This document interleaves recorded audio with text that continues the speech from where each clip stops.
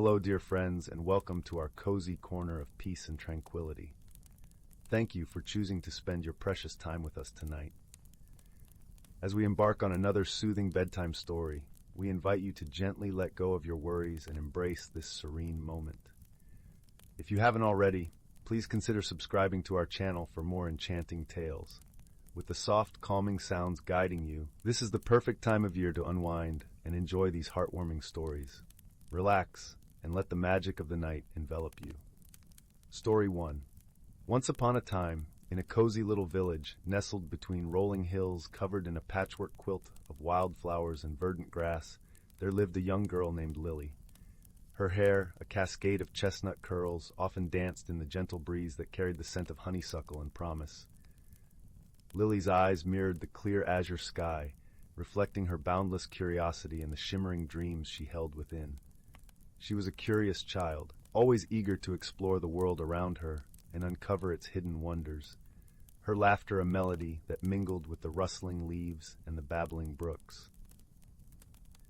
The village itself was a tapestry of vibrant colors and sounds, where every corner held a story waiting to be told. Cobblestone paths wound through cottage gardens bursting with marigolds and lavender, leading to the village square, where elders gathered to share tales of old. Each house had its own distinct scent, a blend of freshly baked bread, simmering stews, and the earthy aroma of burning logs. The villagers, a close-knit community, shared a deep respect for the land, their lives intertwined with the rhythm of the seasons.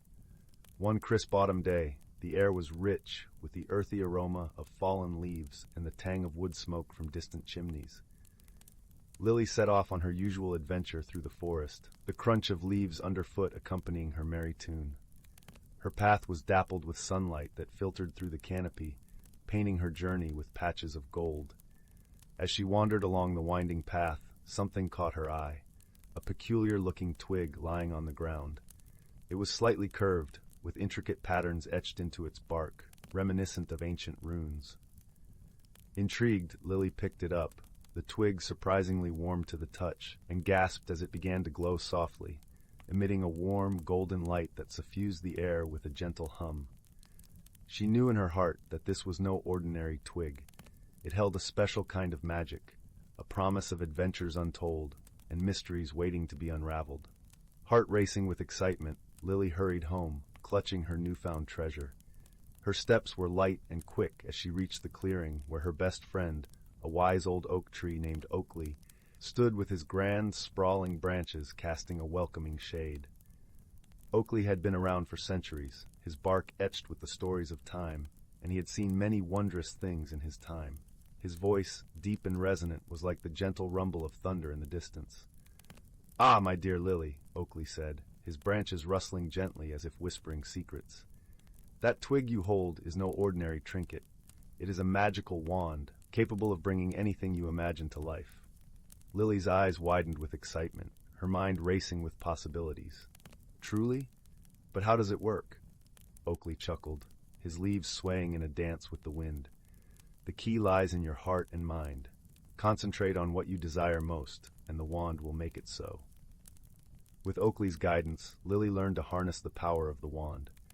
At first she conjured simple things, vibrant wildflowers that nodded in agreement, iridescent butterflies that shimmered in the sunlight, and streams of light that danced like fireflies in the twilight. But as her confidence grew, so did her abilities, each new creation a testament to her burgeoning skill and imagination. Lily's adventures were not just limited to the magical. She often found herself meandering through the village, listening to the villagers' needs and dreams. She spent afternoons learning from the village elder, Old Man Turner, who had a knack for storytelling and a heart full of wisdom. "Remember, Lily," he would say, "magic is not just about making dreams come true. It's about understanding the dreams themselves." One day, Lily's dear friend, a squirrel named Chitter, came to her with a heavy heart. Chitter's usually bright eyes were clouded with worry, and his bushy tail drooped. The forest was facing a terrible drought, and all the animals were struggling to find food and water. Streams had turned to trickles, and the once bountiful trees now stood barren. Lily knew she had to help. With the wand in hand, she closed her eyes and pictured lush, green foliage, sparkling streams, and an abundance of nuts and berries. As she concentrated, the ground beneath her feet began to rumble softly, and plants sprang up all around them, their leaves unfurling to reveal a revived and thriving landscape. The air filled with the scent of fresh earth and new growth, and the forest buzzed with the joyful chatter of grateful creatures. Word of Lily's magical abilities soon spread, like whispers carried on the wind, and she embarked on a journey to bring joy and wonder to all corners of the land. Accompanied by her loyal friends Oakley and Chitter, she encountered many challenges along the way, each a new chapter in her unfolding story. In a dark, twisted forest where shadows seemed to have a life of their own, they met a mischievous trickster spirit who delighted in leading travelers astray. The spirit's laughter echoed eerily, weaving confusion and doubt. But Lily, with her unwavering spirit, saw through his games and used her wand to create a glowing path, its light cutting through the darkness like a beacon, guiding them safely to the other side. In a vast, frozen tundra where the biting wind howled like a mournful wolf, they encountered a family of polar bears struggling to find shelter and food. Their fur, once a proud white, was matted and dull against the stark landscape. With a wave of her wand, Lily created a cozy den that glowed with warmth and an abundant supply of fish that sparkled like silver in the air, ensuring their survival through the harsh winter. Throughout their adventures, Lily learned valuable lessons about the power of imagination, the importance of friendship, and the wisdom of respecting nature's delicate balance. Each challenge honed her skills and deepened her understanding of the world and her place within it. She discovered that true magic lay not in the wand itself, but in the compassion and creativity she wielded. One day, as she rested beneath Oakley's shade, Lily felt a stirring in her heart. It was a yearning for something more, a call to explore beyond the familiar hills and valleys. She spoke with Oakley, whose wisdom always guided her true. "The world is vast, Lily," he said, "and your journey is just beginning. Trust in your heart, for it will lead you to places where your magic can do the greatest good." Before embarking on her new journey, Lily decided to strengthen her bond with the village, understanding that her roots were as important as her wings. She gathered the villagers in the square, proposing a festival to celebrate the magic and unity within their community. The air buzzed with excitement as preparations began, each villager contributing their talents. Bakers kneaded dough with cheerful vigor, painters adorned the cobblestones with vibrant scenes from Lily's adventures, and musicians tuned their instruments for the evening's serenade. As the sun dipped below the horizon, the village square transformed into a wonderland of twinkling lanterns and colorful banners. The scent of freshly baked pastries mingled with the cool night air, creating an atmosphere of warmth and joy. Lily, dressed in a gown woven from the finest silk, stood at the center of the square, her heart swelling with gratitude and love for her home. With the village gathered around her, Lily raised the magical wand, its glow illuminating their eager faces. "Tonight," she began, her voice ringing clear and true, "we celebrate not just magic, but the spirit of friendship and the dreams that bind us." As she spoke, the wand wove images in the air, a tapestry of light and color that danced and shimmered, depicting scenes from her adventures. The villagers watched in awe as they were transported to far-off lands, experiencing the wonders and challenges Lily had faced. Her words painted a picture of unity and hope, reminding them of their shared dreams and the strength found in togetherness. Amidst the festive atmosphere, a soft-spoken villager named Alara approached Lily. Alara was known for her delicate paintings and intricate embroidery, but she rarely spoke in public. Her eyes, usually hidden behind a curtain of auburn hair, shone with an earnest intensity. "Lily," she said softly, "I have a dream of painting the stories of our village. Your adventures inspire me, but I fear others won't understand my vision." Lily, seeing a reflection of her own younger self in Alara's uncertainty, gently took her hands. "Art is another form of magic, Alara. It's about sharing your inner world with others. Just as the wand brings dreams to life, so can your brush. Paint what you feel, let your heart guide you." Alara nodded, a newfound determination lighting up her face. Over the following weeks, she began to paint scenes of the village's history and of Lily's travels. Her canvases captured the warmth of the community, the vibrancy of their adventures, and the enduring spirit of hope that bound them all. Each painting became a cherished testament to the village's legacy, a reflection of the magic that lived in their hearts. As Lily prepared to embark on her new journey, she took one last look at the village, her heart full of love and hope. With Oakley and Chitter by her side, she set forth into the unknown, ready to explore the wonders of the world and share the magic of imagination with all she met.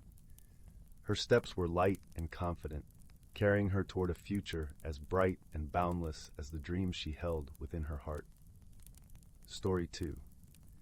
In the heart of a velvety green forest, where the sunlight dappled through leaves like golden lace, there was a little village nestled against the edge of a shimmering lake.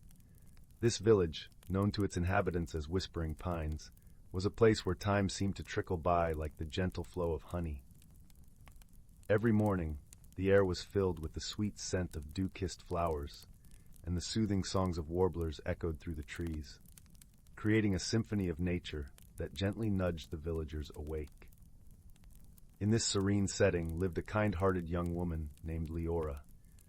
Leora had a curious mind and a caring spirit, but she found herself at odds with the changes that life seemed to be whispering into her ear.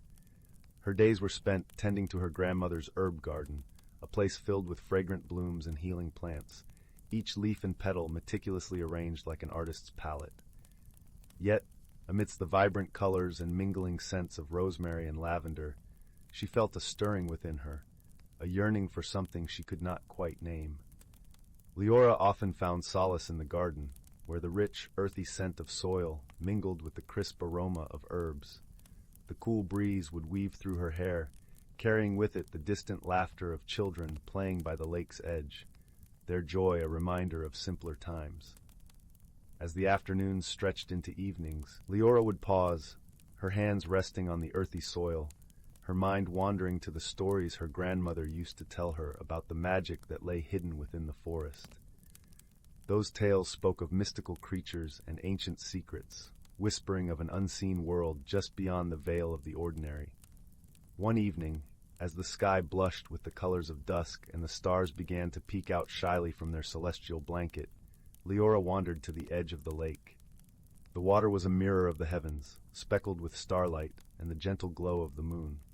She sat quietly on an ancient stone, her toes dipping into the cool, soothing water. The stone was etched with runes worn by time, hinting at its mysterious past. As she gazed into the depths, the reflections began to ripple, and from the water emerged a soft, shimmering light. Out of this light came a small, ethereal creature, its wings like translucent leaves that caught the moonlight. The creature's eyes were deep pools of wisdom, and its presence was as calming as a lullaby sung by a gentle breeze. The creature introduced itself as Neris, a guardian of the lake, who watched over the waters and the lives they touched. Neris spoke in a voice that sounded like the rustling of leaves.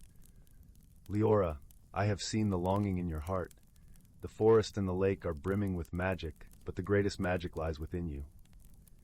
Leora listened, her heart a mix of awe and trepidation. "But how do I find this magic?" she asked, her voice as soft as the petals of a wildflower.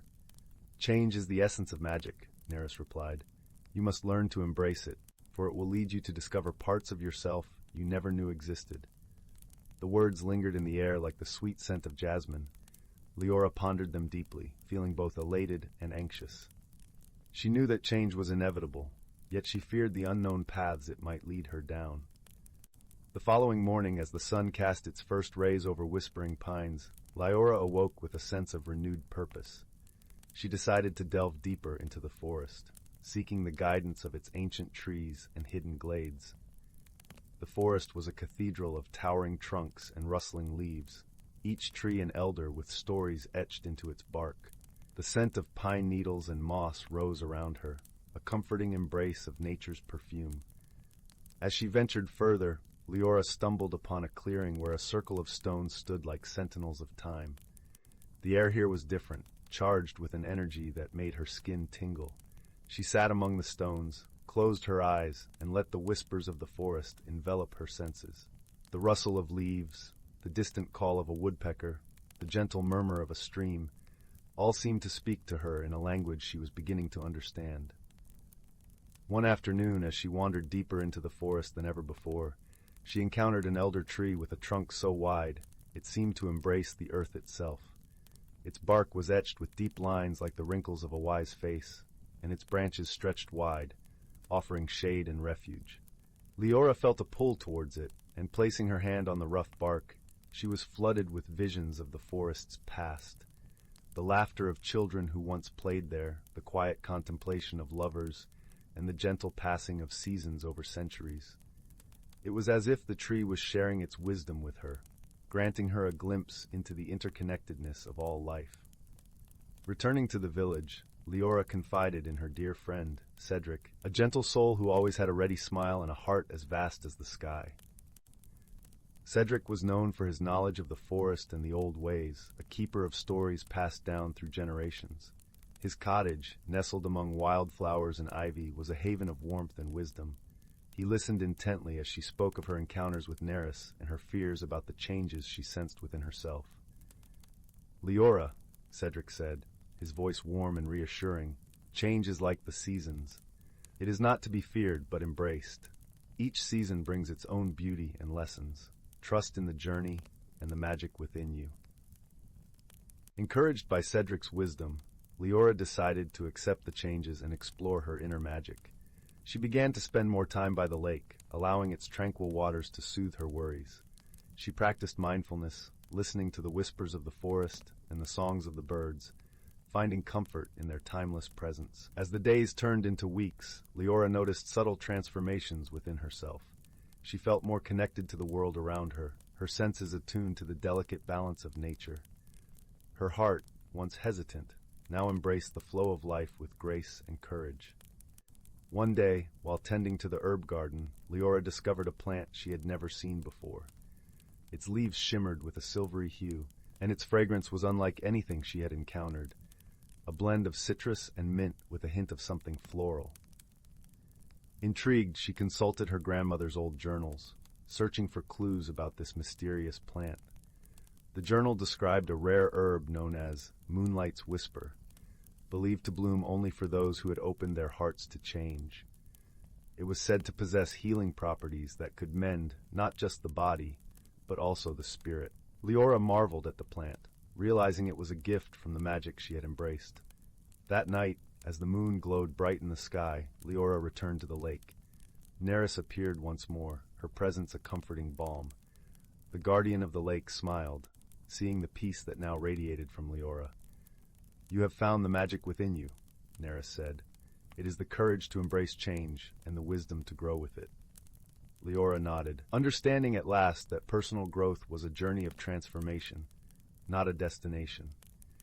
She had learned that by opening her heart to change, she had discovered the beauty of her own spirit. With a gentle farewell, Neris dived back into the shimmering waters, leaving Leora alone with the stars and her newfound serenity. As Leora gazed up at the sky, she felt a profound sense of peace and belonging. The lake's surface mirrored her tranquility, and the stars twinkled as if in agreement with her newfound understanding. From that day on, Leora lived with an open heart and a spirit as free as the wind. She continued to tend to the garden, her hands nurturing each plant with love and care. And when life brought change, she welcomed it as an old friend, knowing that every transformation brought her closer to who she truly was meant to be. In the village of Whispering Pines, where the lake shimmered like a jewel, the story of Leora's magical transformation was whispered among the villagers, reminding everyone of the beauty of personal discovery and the magic that lies within each one of us. And so, the forest sang, the lake sparkled, and Leora's heart soared in harmony with the world around her, a gentle melody of growth and grace. The villagers, inspired by Leora's journey, began to seek out their own magical awakenings, and Whispering Pines thrived as a community woven together by the threads of change and the magic within their hearts. To further explore her newfound path, Leora began organizing gatherings by the lakeside, where villagers would come to share their own stories and insights. These gatherings became a cherished tradition, a tapestry of shared experiences woven together by the magic of connection and understanding. Each story added a new layer to the collective spirit of Whispering Pines, binding the villagers even closer. Through these gatherings, Leora discovered her true calling, to guide others on their journeys of self-discovery and transformation. She became a beacon of light in the village, her gentle wisdom and open heart inspiring all who sought her counsel. As the seasons turned and the years passed, Leora's legacy grew, her story becoming an integral part of the village's lore, a testament to the enduring power of change and the magic that resides within. In the heart of the forest, the elder tree stood as a silent guardian, its branches sheltering countless stories of transformation and growth. The whispers of the forest carried Leora's tale far and wide, a reminder of the courage it takes to embrace the unknown and the wondrous discoveries that lie within. One crisp autumn evening, a young girl named Alara approached Leora during a lakeside gathering. Her eyes were filled with the same curiosity and yearning that Leora once knew. Alara confessed her dreams of exploring the world beyond the village, of seeing the mountains and oceans she'd only heard about in stories. Leora listened, her heart swelling with the familiarity of Alara's dreams. "Your journey will be your own," Leora said, her voice a gentle echo of Neris's wisdom.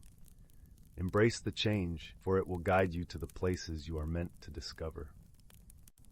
Inspired by Leora's journey, Alara found the courage to pursue her dreams, setting off with the blessings and stories of whispering pines within her heart.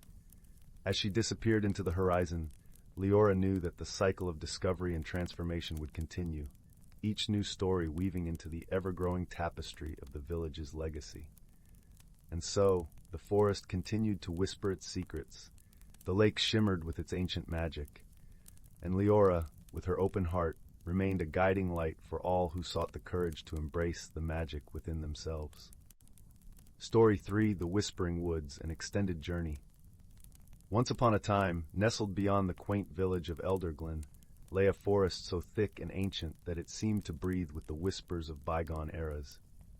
This was the Whispering Woods, a place where sunlight dappled the forest floor like scattered gold, and towering trees stretched their arms towards the heavens, their leaves rustling with secrets of the past.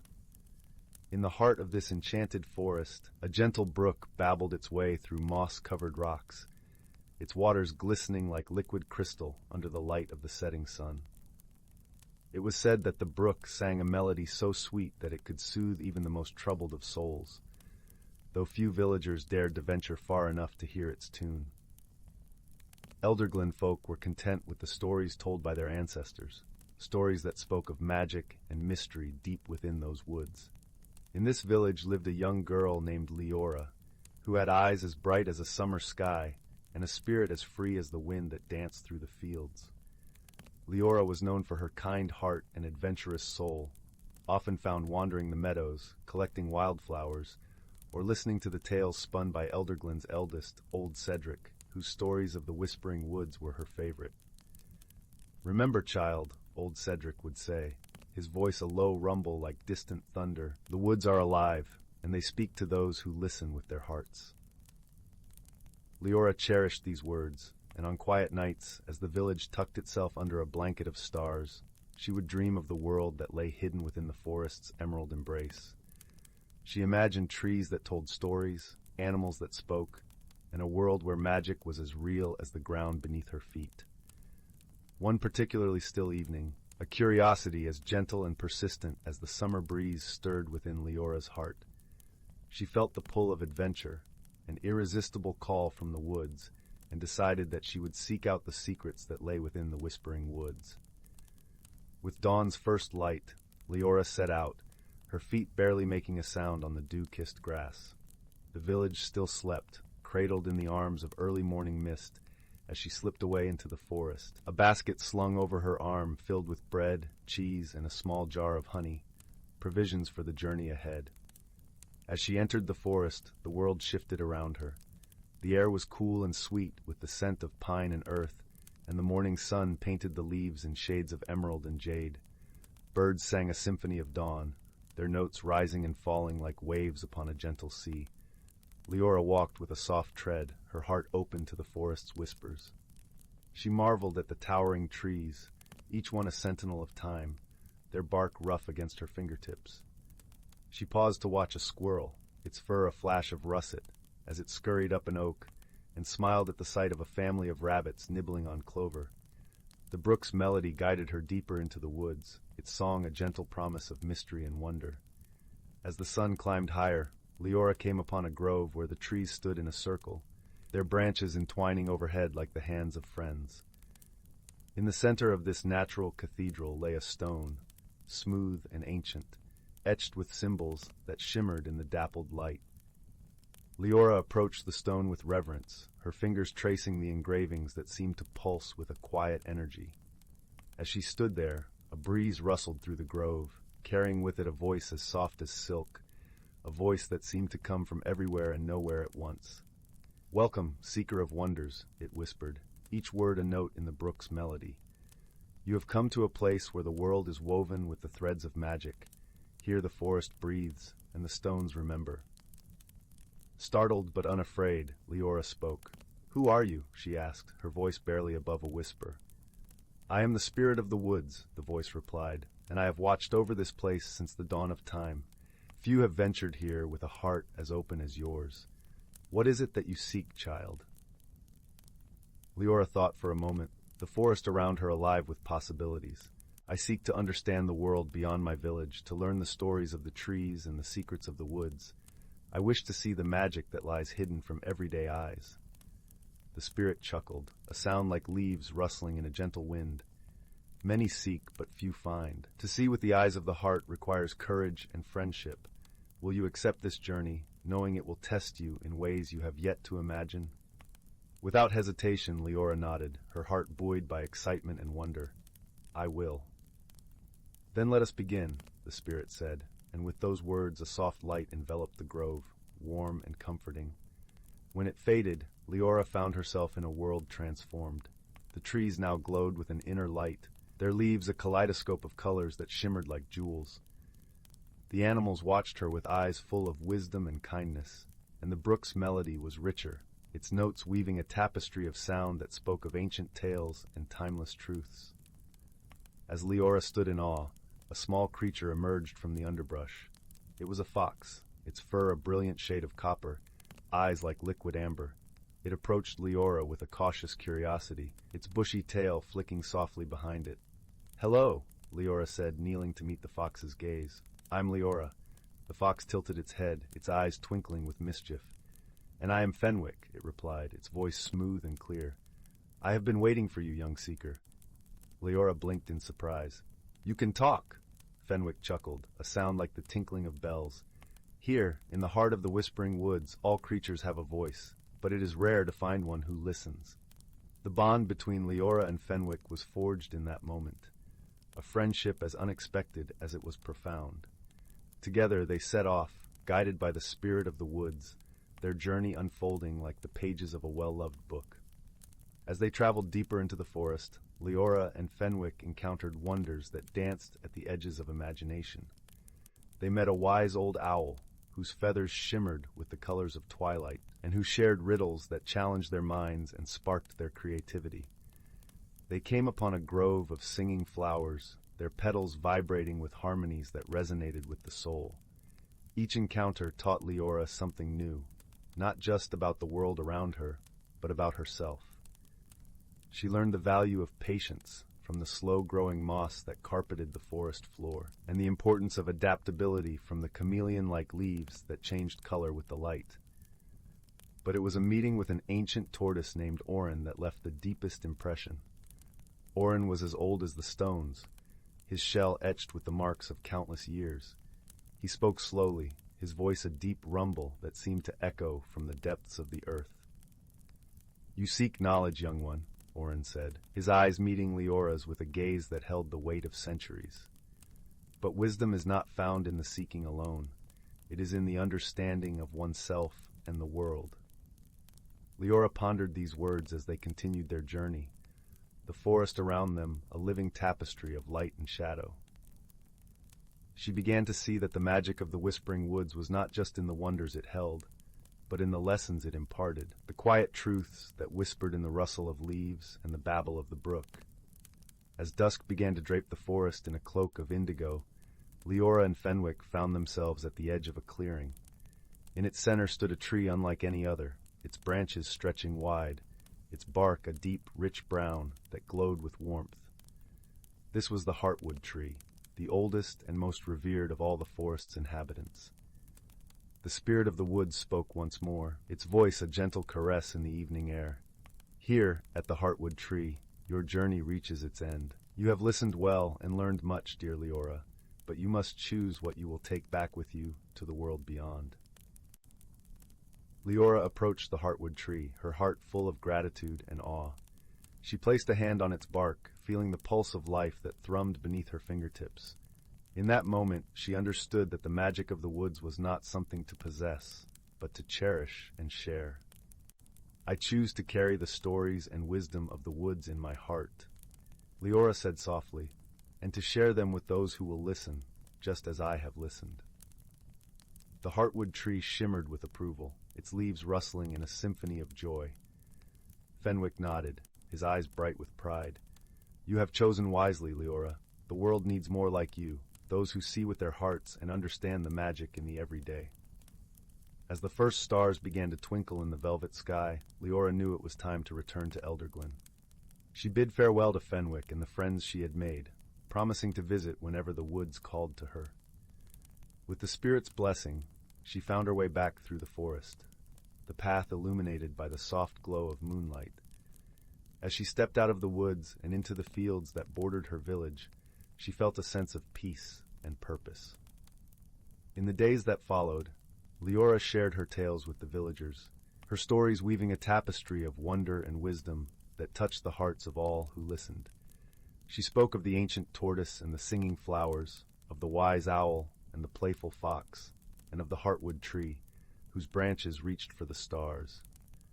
Old Cedric listened with a knowing smile, his eyes twinkling like the night sky.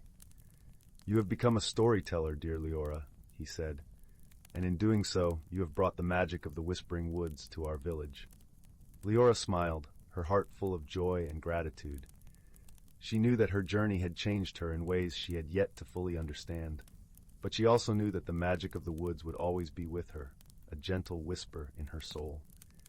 And so, under the watchful gaze of the moon and stars, Leora continued to share her stories, her voice a melody that resonated with the hearts of all who heard it. The Whispering Woods had given her a gift of understanding and connection, of magic seen through the eyes of the heart. In the quiet of the night, as the village slumbered and the forest hummed with life, Leora knew that her journey was just beginning. There were still wonders to discover, stories to tell, and a world of magic that lay waiting for those with the courage to listen. And as the gentle breeze carried the whispers of the woods to her ears, Leora smiled, knowing that she was exactly where she was meant to be, at the beginning of a new adventure, with the forest in her heart and the stars to guide her way. As time passed, Leora grew into a young woman, her understanding of magic deepening with each visit to the Whispering Woods. She often returned to the grove where she first met Fenwick, seeking solace and inspiration in its tranquil embrace. On one such visit, she discovered a hidden path beneath a canopy of trailing vines, a path she had never seen before. Curiosity piqued, Leora followed the path as it wound its way through the forest. The air was thick with the scent of blooming jasmine, and fireflies danced like tiny lanterns in the gathering dusk. The path led her to a secluded glade where a shimmering pond lay still and silent, reflecting the sky like a mirror. There, on the edge of the pond, stood a figure cloaked in shadows. As Leora approached, the figure turned, revealing a face both ancient and familiar, the spirit of the woods. Its eyes were deep pools of understanding, and its presence filled the glade with a sense of calm. "You have returned, seeker of wonders," the spirit said, its voice the gentle rustle of leaves in the wind. "You have grown wise and strong, yet there is still much to learn." Leora nodded, her heart open to the spirit's words. "I have shared the stories of the woods with my village, but I feel there is more to discover, more to understand." The spirit gestured to the pond, its surface rippling with unseen energy. "This pond is the heart of the Whispering Woods, a place where the past, present, and future intertwine. Sit with me and listen to the stories it holds." Together, they sat on the mossy bank, and as Leora gazed into the water, images began to form. visions of the forest's history, of the countless lives that had passed through its embrace. She saw the birth of the heartwood tree, its roots stretching deep into the earth, and the first whispers of magic that had breathed life into the woods. She saw the villagers of Elderglen, their lives intertwined with the forest in ways both seen and unseen, and she understood that the woods were not just a place of wonder, but a living tapestry of connection and harmony. As the images faded, Leora felt a profound sense of peace and purpose. She realized that her journey was not just about discovering magic, but about nurturing the bond between her village and the forest, a bond that was as vital as the air they breathed. The spirit of the woods placed a gentle hand on her shoulder, its touch a warm embrace. "You have seen the truth of the Whispering Woods, Leora. It is a truth that must be cherished and protected, for it holds the key to a future where magic and life are one." With newfound clarity and determination, Leora returned to Elderglen, her heart filled with the stories of the pond and the wisdom of the spirit. She knew that her journey had only just begun, but she was ready to embrace the challenges and wonders that lay ahead, guided by the whispers of the woods and the light of the stars. Years passed, and Leora became a steward of both Elderglen and the Whispering Woods, her life a bridge between the world of everyday life and the world of magic. Her tales grew richer, her wisdom deeper, and through her, the bond between the village and the forest thrived.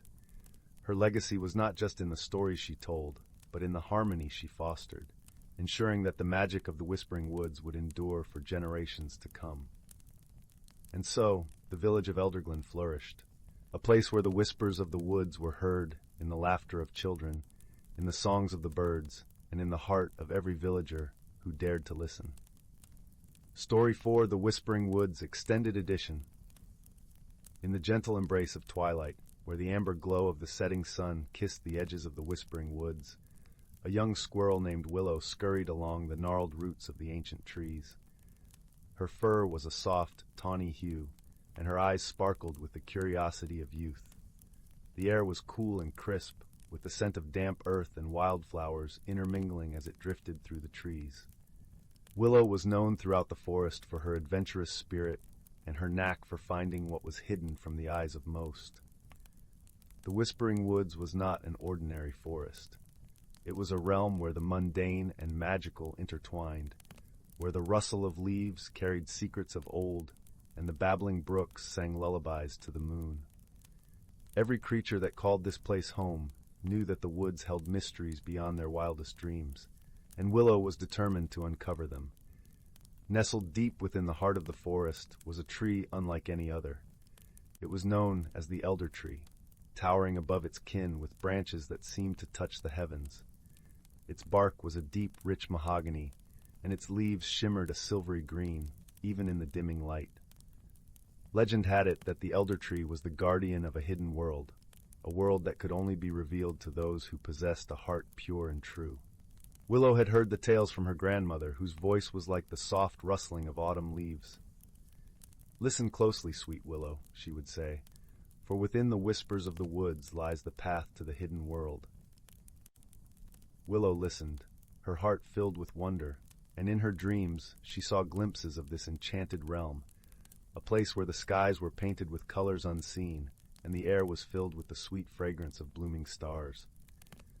One evening, as the shadows grew long and the first stars began to twinkle in the sky, Willow felt a gentle tug at her heart.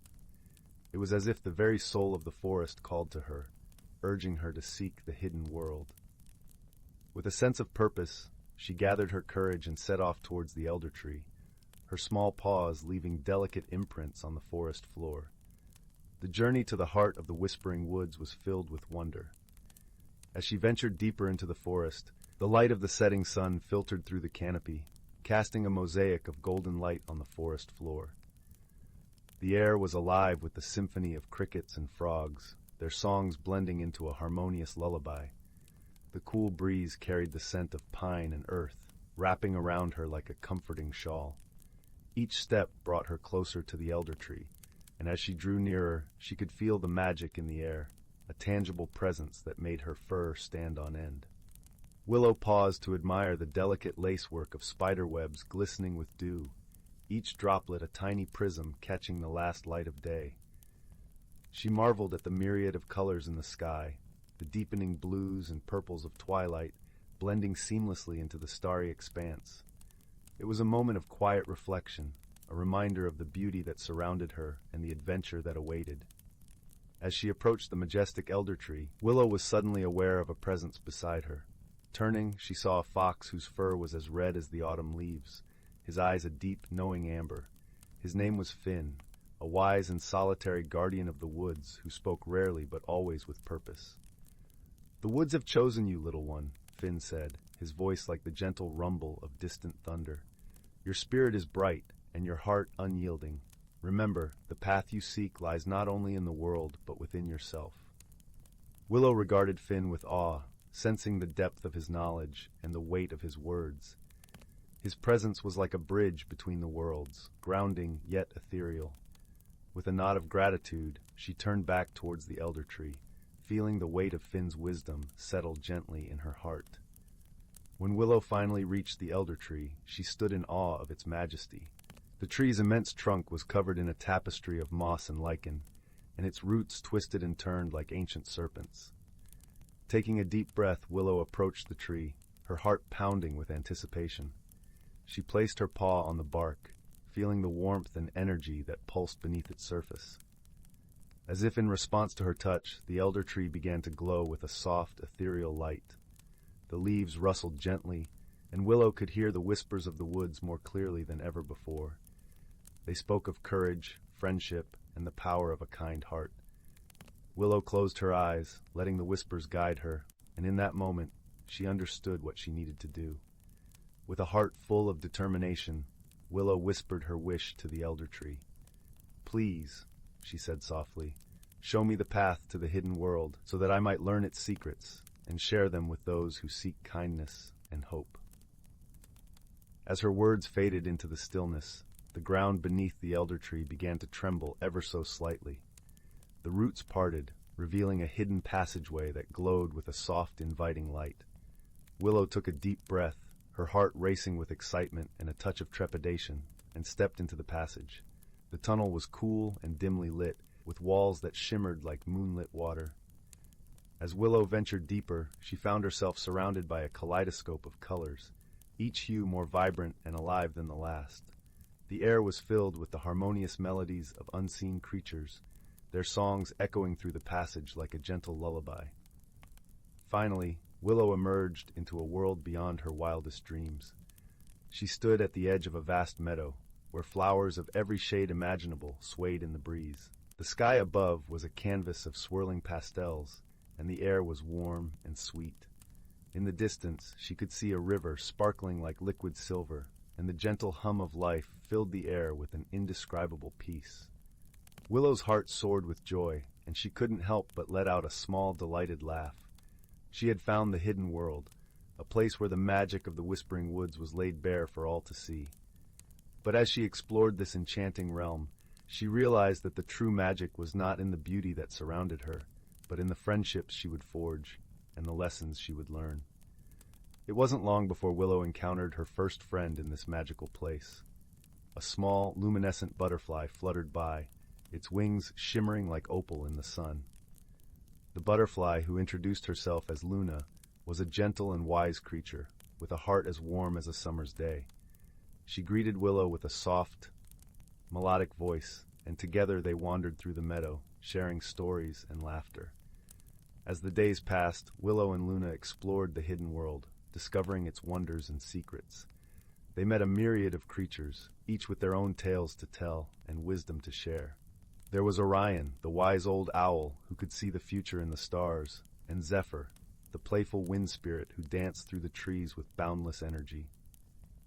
One afternoon, as they ventured near a crystal-clear pond, they witnessed a scene of unexpected magic.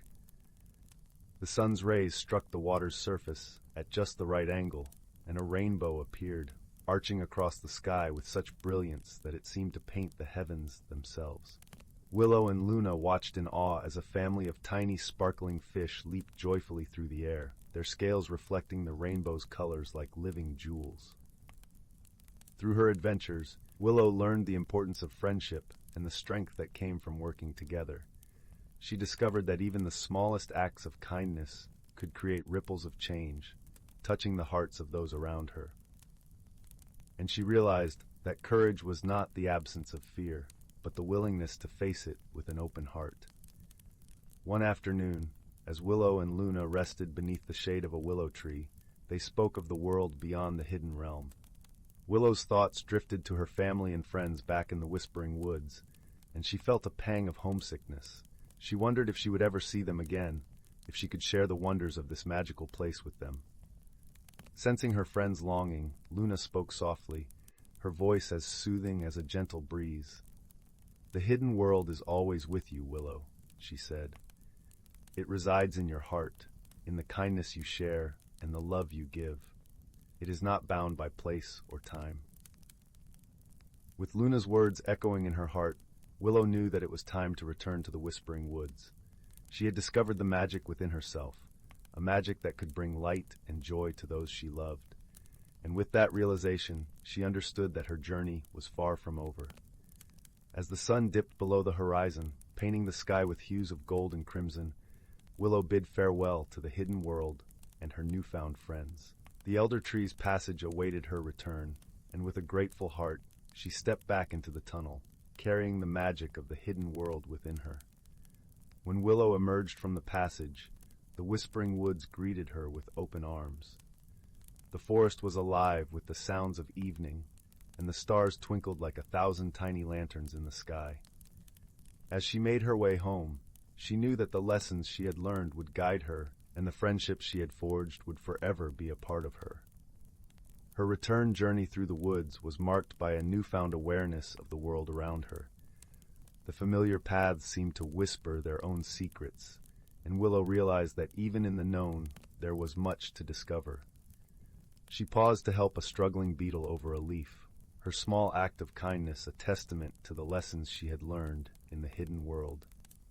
Upon reaching the clearing where her family awaited, Willow was greeted by her grandmother's warm embrace.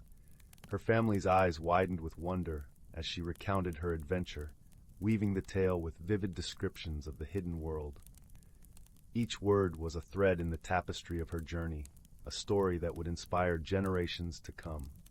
And so, Willow's tale became a cherished story, whispered among the leaves of the Whispering Woods. It was a tale of adventure and discovery, of friendship and courage. But most of all, it was a tale of the magic that resides within each of us, waiting to be shared with the world. As the night settled over the forest, Willow nestled in her cozy nest, the warmth of the hidden world still glowing in her heart. She closed her eyes, and as sleep gently claimed her, she knew that she was never truly far from the magic she had found, for it was a part of her now and always.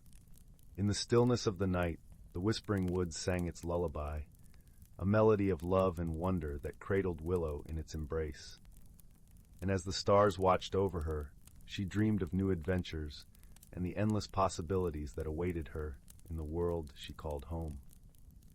She knew her journey had only just begun, and with each new day, she would continue to seek the magic in the world around her. The next morning, as the first light of dawn broke through the canopy, painting everything in hues of gold, Willow awoke with a sense of renewal. She decided to wander deeper into the woods, seeking the hidden corners she had yet to explore. Her heart was open, ready to uncover more of the forest's secrets and share them with the creatures she loved so dearly. On her journey that day, she encountered a grove of ancient oaks, where the air was thick with the scent of moss and history. Here she met an elder turtle named Sage, whose shell was marked with patterns like the rings of time. Sage, with his slow and deliberate manner, shared stories of the forest's past, of times when the world was younger and the magic of the woods was newly born. Listening to Sage, Willow felt a deeper connection to the forest. She realized that every creature, every tree, and even the very soil beneath her paws had its own story, a silent whisper in the grand symphony of life. The knowledge Sage imparted was like a seed planted in her heart, one that would grow and guide her in the days to come. As the sun set on yet another day of exploration, Willow returned to her nest, tired but fulfilled. She knew that she carried within her the stories and wisdom of the whispering woods, and she vowed to honor them by living with kindness, courage, and an open heart. As she drifted off to sleep, the forest sang its gentle lullaby, a reminder of the magic that existed all around her and within her. And so, with each new day, Willow continued her journey, discovering the wonders of the world she called home, her heart forever intertwined with the magic of the whispering woods. Story 5. In the quiet, mist-shrouded village of Willowbrook, nestled at the edge of the whispering woods, there lived a young boy named Oliver. The village, renowned for its quaint thatched cottages and winding cobblestone streets, was equally famous for the way the forest seemed to hum with life, as if the trees themselves whispered secrets to anyone who dared to listen. Oliver was a curious soul, with a mop of unruly brown hair and eyes that sparkled with the light of untold adventures. His days were spent exploring the fields and hills surrounding the village, always on the lookout for something extraordinary. He had an insatiable thirst for the mysterious and the magical, a longing fueled by the stories his grandmother told him by the fireside each night. Her tales of hidden realms and mystical beings wove a tapestry of wonder in Oliver's mind, igniting a passion for discovery that burned bright within him. One crisp autumn afternoon, as golden leaves danced in the gentle breeze, Oliver set out on a new adventure. The forest, with its ancient, towering oaks and rustling canopy, beckoned him. Today he felt a peculiar pull, as though the woods were calling his name. The morning air was crisp, carrying a chill that nipped playfully at his cheeks. The earth beneath his feet was soft with fallen leaves, their colors a brilliant mosaic of amber and crimson, whispering stories of seasons past. As he wandered deeper into the forest, the world around him seemed to hush, the only sound being the soft crunch of leaves beneath his feet. The air was rich with the scent of pine and earth, and the golden shafts of sunlight filtering through the branches cast an ethereal glow on the path ahead. Each breath he took was like inhaling the very essence of the forest, a heady mix of damp earth and crisp leaves. Oliver's heart quickened when he stumbled upon a path he had never seen before. It was narrow and winding, flanked by wildflowers that seemed to shimmer in the afternoon light. Curiosity piqued. He followed it, each step carrying him further from the familiar and deeper into the unknown. As he walked, he noticed the subtle shifts in the forest around him. The trees seemed to lean closer, their leaves whispering secrets to the wind. Shadows played tricks on his eyes, and he felt as though he was being gently guided by an unseen presence. His senses were heightened, and he marveled at how alive the forest felt. After what felt like an eternity, Oliver arrived at a small clearing. In the center stood an ancient oak tree, its gnarled branches stretching skyward like the arms of a wise old wizard. Nestled among its roots was a small, weathered chest, its surface covered in intricate carvings that seemed to tell a story of their own. The carvings depicted a dance of creatures and elements, as if the chest itself was a portal to forgotten legends. With trembling hands, Oliver knelt by the chest, brushing away leaves and dirt. The latch clicked open with surprising ease, revealing a velvet-lined interior. Inside, cradled in the soft fabric, was a small, ornate key. It sparkled with an otherworldly light, its surface engraved with swirling patterns that seemed to shift under his gaze. Oliver's heart raced with excitement. He sensed that this key was no ordinary trinket. It was a magical object. He was sure of it, though its purpose remained a mystery. As he held it, a warmth spread through his fingers, filling him with a sense of hope and wonder. Remembering his grandmother's stories about hidden worlds and enchanted realms, Oliver knew he had to uncover the key's secrets. Perhaps it would open a door to a place beyond imagination, a world where dreams came to life. With the key safely tucked in his pocket, Oliver made his way back to the village, his mind buzzing with possibilities. That night, as he lay in bed beneath a blanket of stars, he dreamed of distant lands and magical creatures, the key clutched tightly in his hand.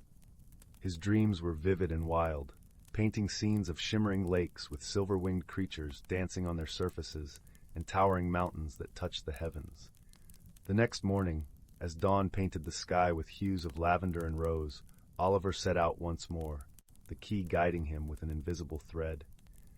He returned to the ancient oak, hoping it might offer some clue. As he circled the tree, he noticed a glimmer between the roots, a small keyhole, perfectly matching the key's intricate design. With a deep breath, Oliver inserted the key and turned it slowly. The ground beneath him trembled, and the air shimmered with a soft, golden light. Suddenly, a hidden door swung open at the base of the tree, revealing a staircase spiraling downward into the heart of the earth. Heart pounding with anticipation, Oliver descended the stairs. The passageway was dimly lit, the walls adorned with glowing runes that pulsed with a gentle energy. As he reached the bottom, he stepped into a world unlike any he had ever imagined. The hidden realm was a place of breathtaking beauty, a tapestry of colors and sounds that danced in perfect harmony. Trees with silver leaves towered overhead, their branches swaying to an unseen melody. Streams of crystal-clear water meandered through the landscape, their surfaces glistening like liquid diamonds. As Oliver wandered through this enchanted world, he encountered creatures both wondrous and strange. There were fireflies that painted the air with trails of light, and gentle deer with antlers that shone like polished ivory. He even spotted a dragonfly with wings that shimmered in every color of the rainbow, its flight a graceful ballet. The inhabitants of this realm were as varied as the landscape itself. He met a family of kindly woodland elves who welcomed him with warm smiles and offered him berries that tasted of sunshine and summer. They told him stories of the ancient magic that flowed through the land, a magic that was both powerful and fragile, dependent on the harmony between nature and its guardians. Oliver learned that the key he carried was one of many, each connecting a guardian to the heart of their realm. These keys were gifts from the great spirit of the forest, entrusted to those who would protect and nurture the world's hidden wonders. As Oliver listened, he felt a deep connection to this place and its people. He realized that his journey was not just about discovering magic, but about understanding the responsibility that came with it. The realm's beauty was a testament to the harmony between all living things, a harmony that needed to be cherished and preserved. Days turned into weeks, and Oliver's visits to the hidden world became more frequent. With each journey, he learned more about the delicate balance that sustained the realm.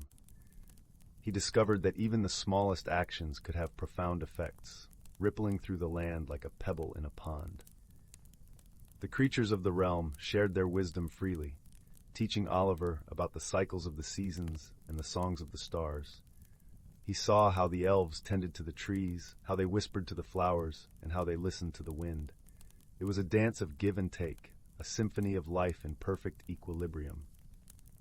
One day, as Oliver sat by a sparkling stream, he was joined by a young elf named Lyra. She was a spirited soul, with laughter in her eyes and a song in her heart. Together, they spent hours sharing stories of their worlds, their friendship blossoming like the wildflowers that grew along the water's edge. Lyra spoke of her dreams to explore beyond the boundaries of her realm, to see the world that Oliver called home. She longed to understand the ways of humans, their hopes and dreams, their struggles and triumphs. Oliver, in turn, shared his love for the forest and his desire to protect its magic. He spoke of the importance of harmony, of finding balance between progress and preservation. Through their conversations, they discovered a shared vision, a world where humans and magical beings could coexist, learning from one another and working together to safeguard the wonders of nature. Their friendship was a testament to the power of understanding and acceptance, a bond that transcended the differences between their worlds. Together they resolved to bridge the gap, to be ambassadors of hope and unity. One evening, as the sun dipped below the horizon and painted the sky with hues of gold and crimson, Oliver knew it was time to return to his village.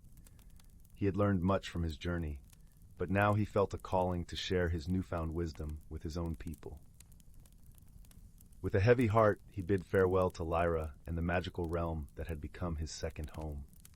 He promised to return, to continue learning and growing, and to nurture the bond between their worlds. As he ascended the staircase and emerged into the familiar embrace of the whispering woods, Oliver felt a sense of purpose. He knew that his journey had changed him, that he was now a guardian of both the magical realm and his own.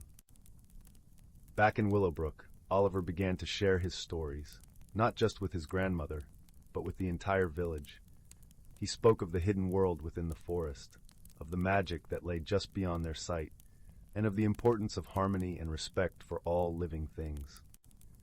His tales inspired others to see the world with new eyes, to find wonder in the everyday, and to cherish the beauty of nature. The villagers began to plant trees, to tend to the earth, and to listen to the whispers of the woods. As the seasons turned and the years passed, Oliver's vision became a reality. Willowbrook flourished, a testament to the power of understanding and the strength of friendship. The village and the magical realm grew closer, their inhabitants learning from one another and living in harmony. Yet, Oliver felt a tug of nostalgia for the realm he had left behind. One day, while walking through the woods, he stumbled upon an old map tucked under a stone, its edges frayed with age. It was a map of the Whispering Woods, but with new paths and hidden nooks marked in ink that shimmered like stardust. Intrigued, Oliver followed the map, discovering secret groves and ancient ruins hidden within the familiar trees. He realized that the forest itself was a living entity, with mysteries yet to unfold. The map led him to a secluded glen, where the air was sweet with the scent of blooming lilacs. Here he found an ancient stone circle, its surface etched with runes that pulsed with a gentle luminescence. As he traced his fingers over the stones, he felt the echoes of stories and songs from ages past. It was a reminder that even within the world he knew, there remained undiscovered wonders awaiting those with eyes to see and ears to hear. One quiet evening, as Oliver sat by the village fountain, an elderly man approached him. His eyes were wise, and his presence commanded a quiet respect.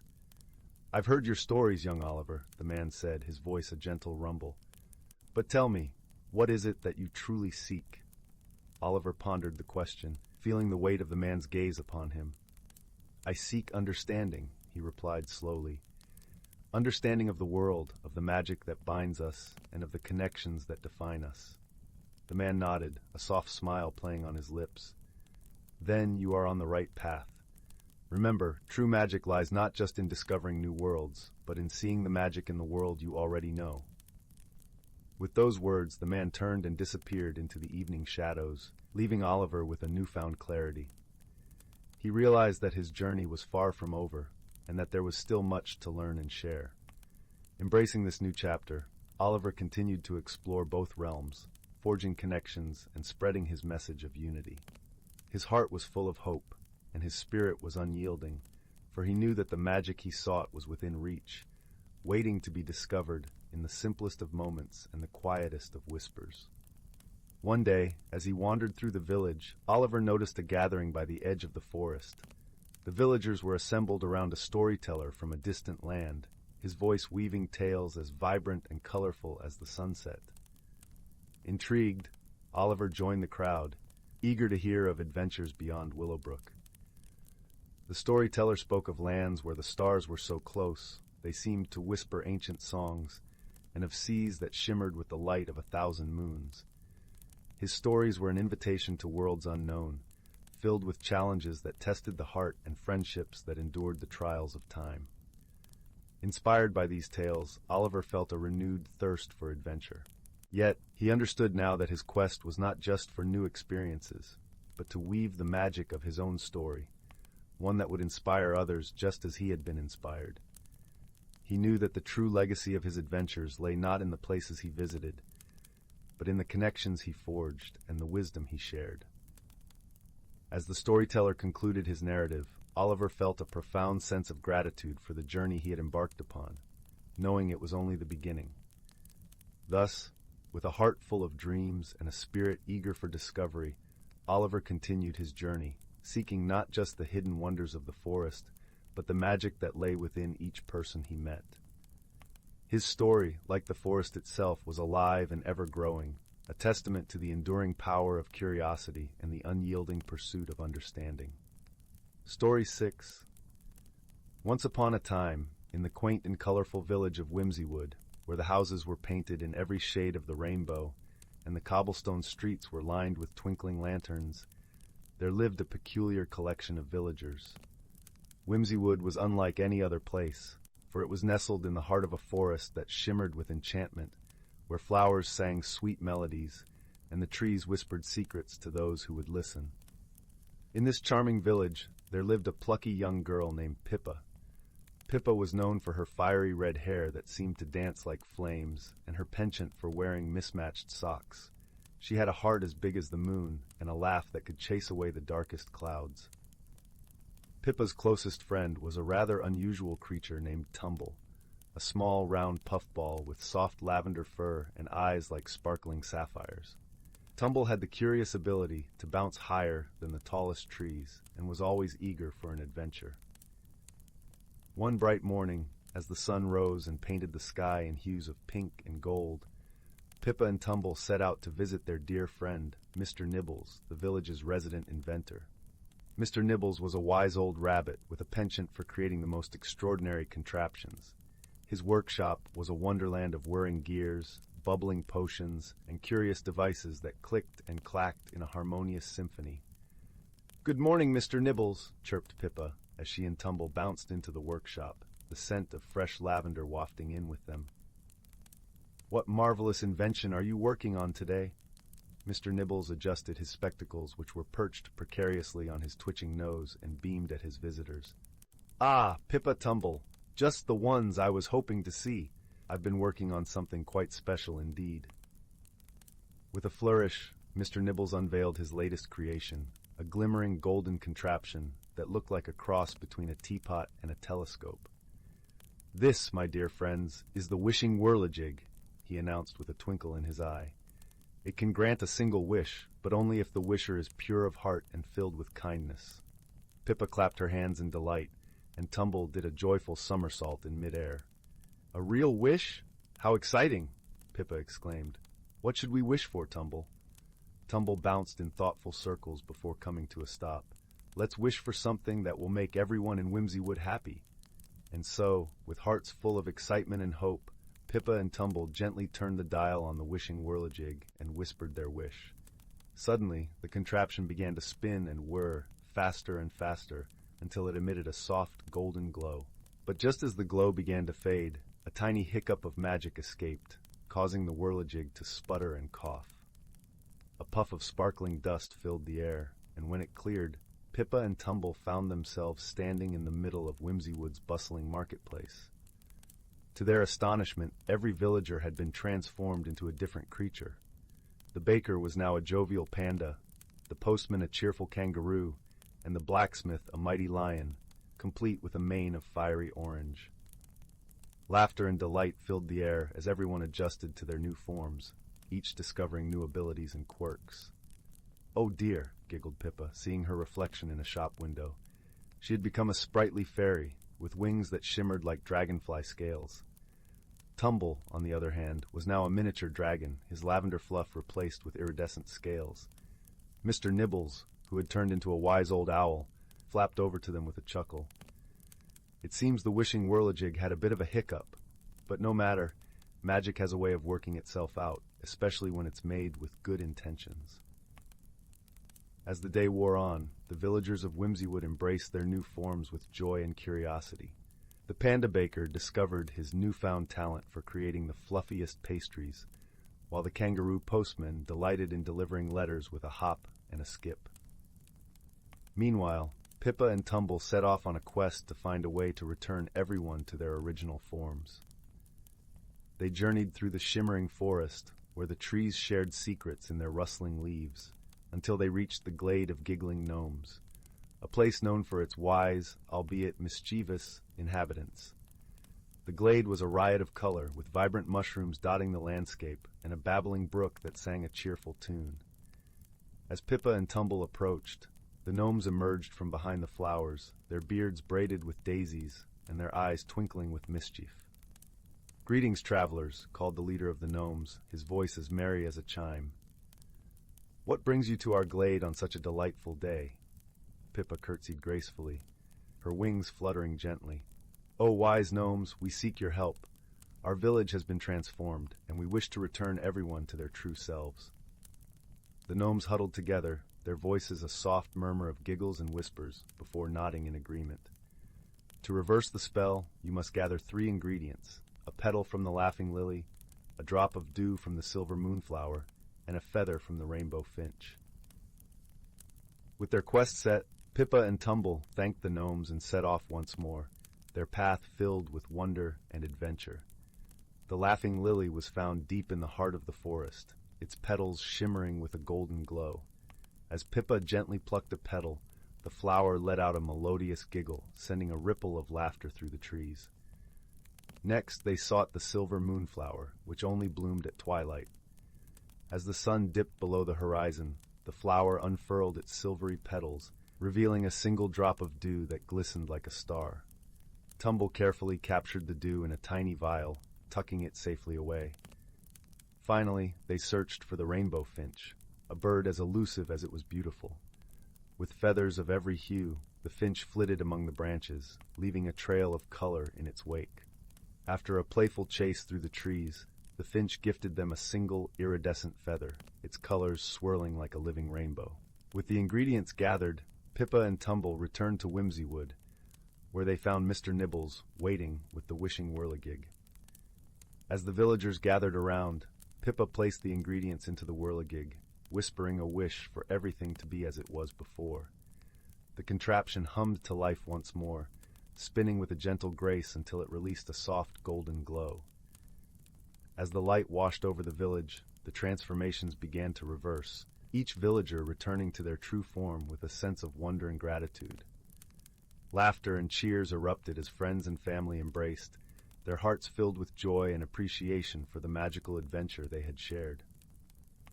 As the sun set over Whimsywood, painting the sky in hues of lavender and gold, Pippa and Tumble sat together on a grassy knoll, watching the stars twinkle into view. The village, alive with the gentle hum of evening, seemed to glow with a newfound warmth. "What a day!" giggled Pippa, her eyes shining with happiness. "We've learned that sometimes the unexpected can lead to the most wonderful adventures." Tumble, now back to his fluffy lavender self, nodded in agreement. And that with a little creativity and a lot of heart, any problem can be solved. As the stars winked down at them, the village of Whimsywood drifted into a peaceful slumber, the dreams of its villagers filled with the magic and joy of the day's adventures. And so, with hearts full of wonder and friendship, Pippa and Tumble snuggled close, ready to dream of new adventures yet to come. Story 7. Once upon a time, in the heart of an ancient forest, there lived a community of wise and gentle creatures. The trees, with their gnarled bark and branches that reached towards the heavens, stood as silent sentinels, guardians of the woodland's secrets. Among the rustling leaves and the melodic songs of birds, a family of squirrels made their home in a grand oak tree. Scampering along the branches, they gathered acorns and nuts, their nimble paws and bushy tails a blur of motion. These industrious creatures were more than just foragers.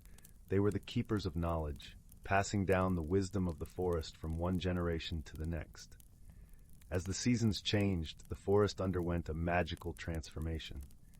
In spring, the trees awakened from their slumber, adorned with delicate blossoms that filled the air with a sweet fragrance. The melodious chirping of birds heralded the arrival of new life, and the forest floor burst forth with vibrant wildflowers. It was during this time that the squirrels taught their young the importance of renewal and growth, for every cycle brought with it the promise of rebirth. Summer brought with it the warmth of the sun's embrace, and the forest became a verdant tapestry of lush greens. The squirrels frolicked among the branches, their laughter echoing through the canopy. It was in these carefree days that they learned the value of balance, for even in the midst of abundance, they understood the need for moderation and respect for the forest's bounty. As autumn arrived, the leaves transformed into a kaleidoscope of crimson, gold, and amber hues. The squirrels busied themselves gathering provisions for the long winter ahead.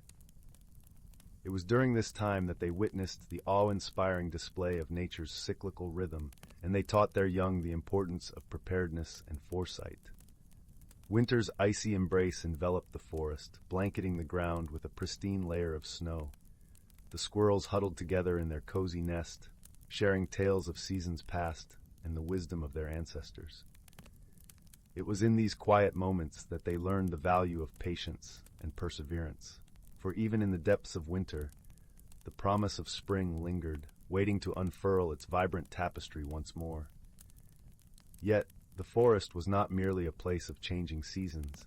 It was also a realm where magic wove its threads through the very fabric of existence.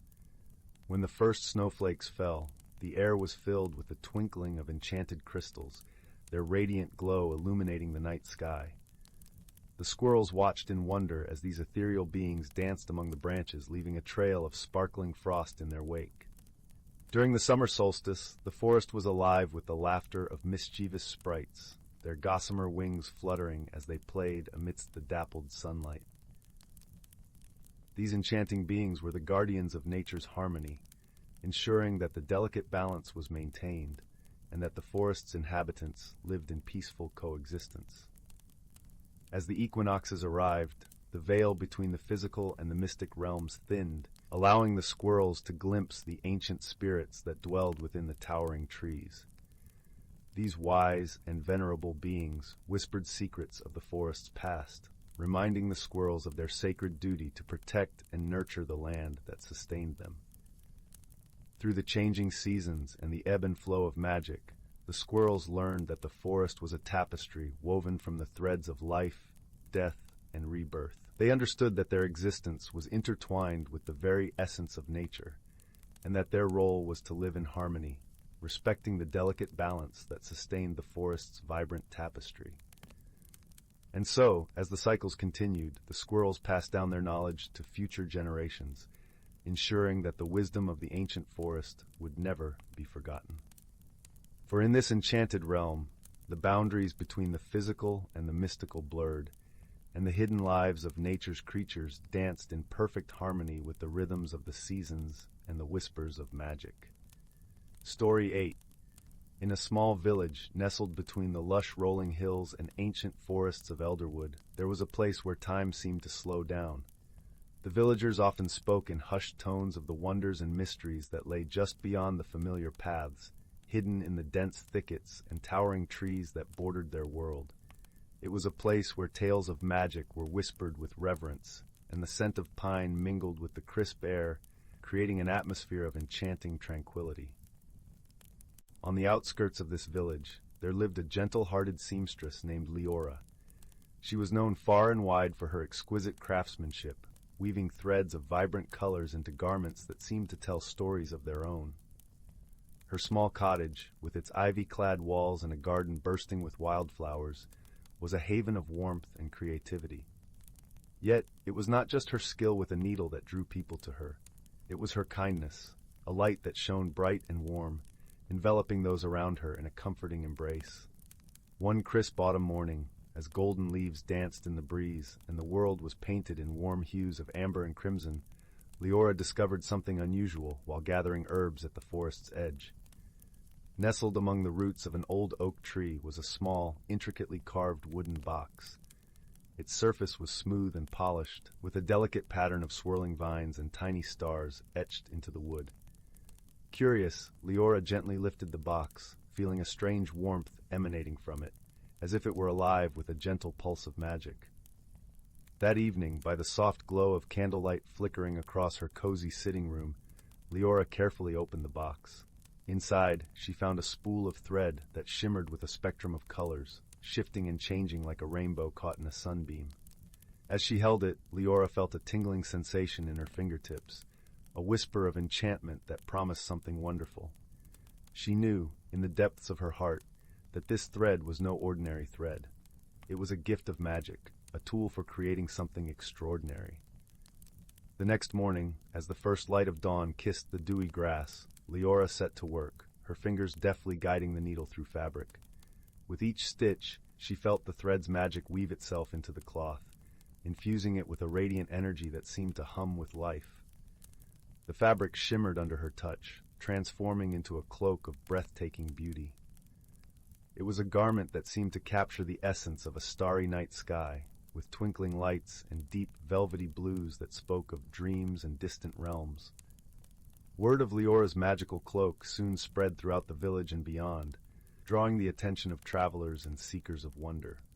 Among them was a young man named Kale, a curious soul with a heart full of wanderlust and dreams of adventure. He arrived at Leora's doorstep one misty afternoon, his eyes alight with curiosity and the hint of a smile playing on his lips. "Good day, Leora," he greeted her with a bow, his voice filled with warmth. "I have heard tales of your wondrous cloak, and I find myself drawn to its magic. Might I see it for myself?"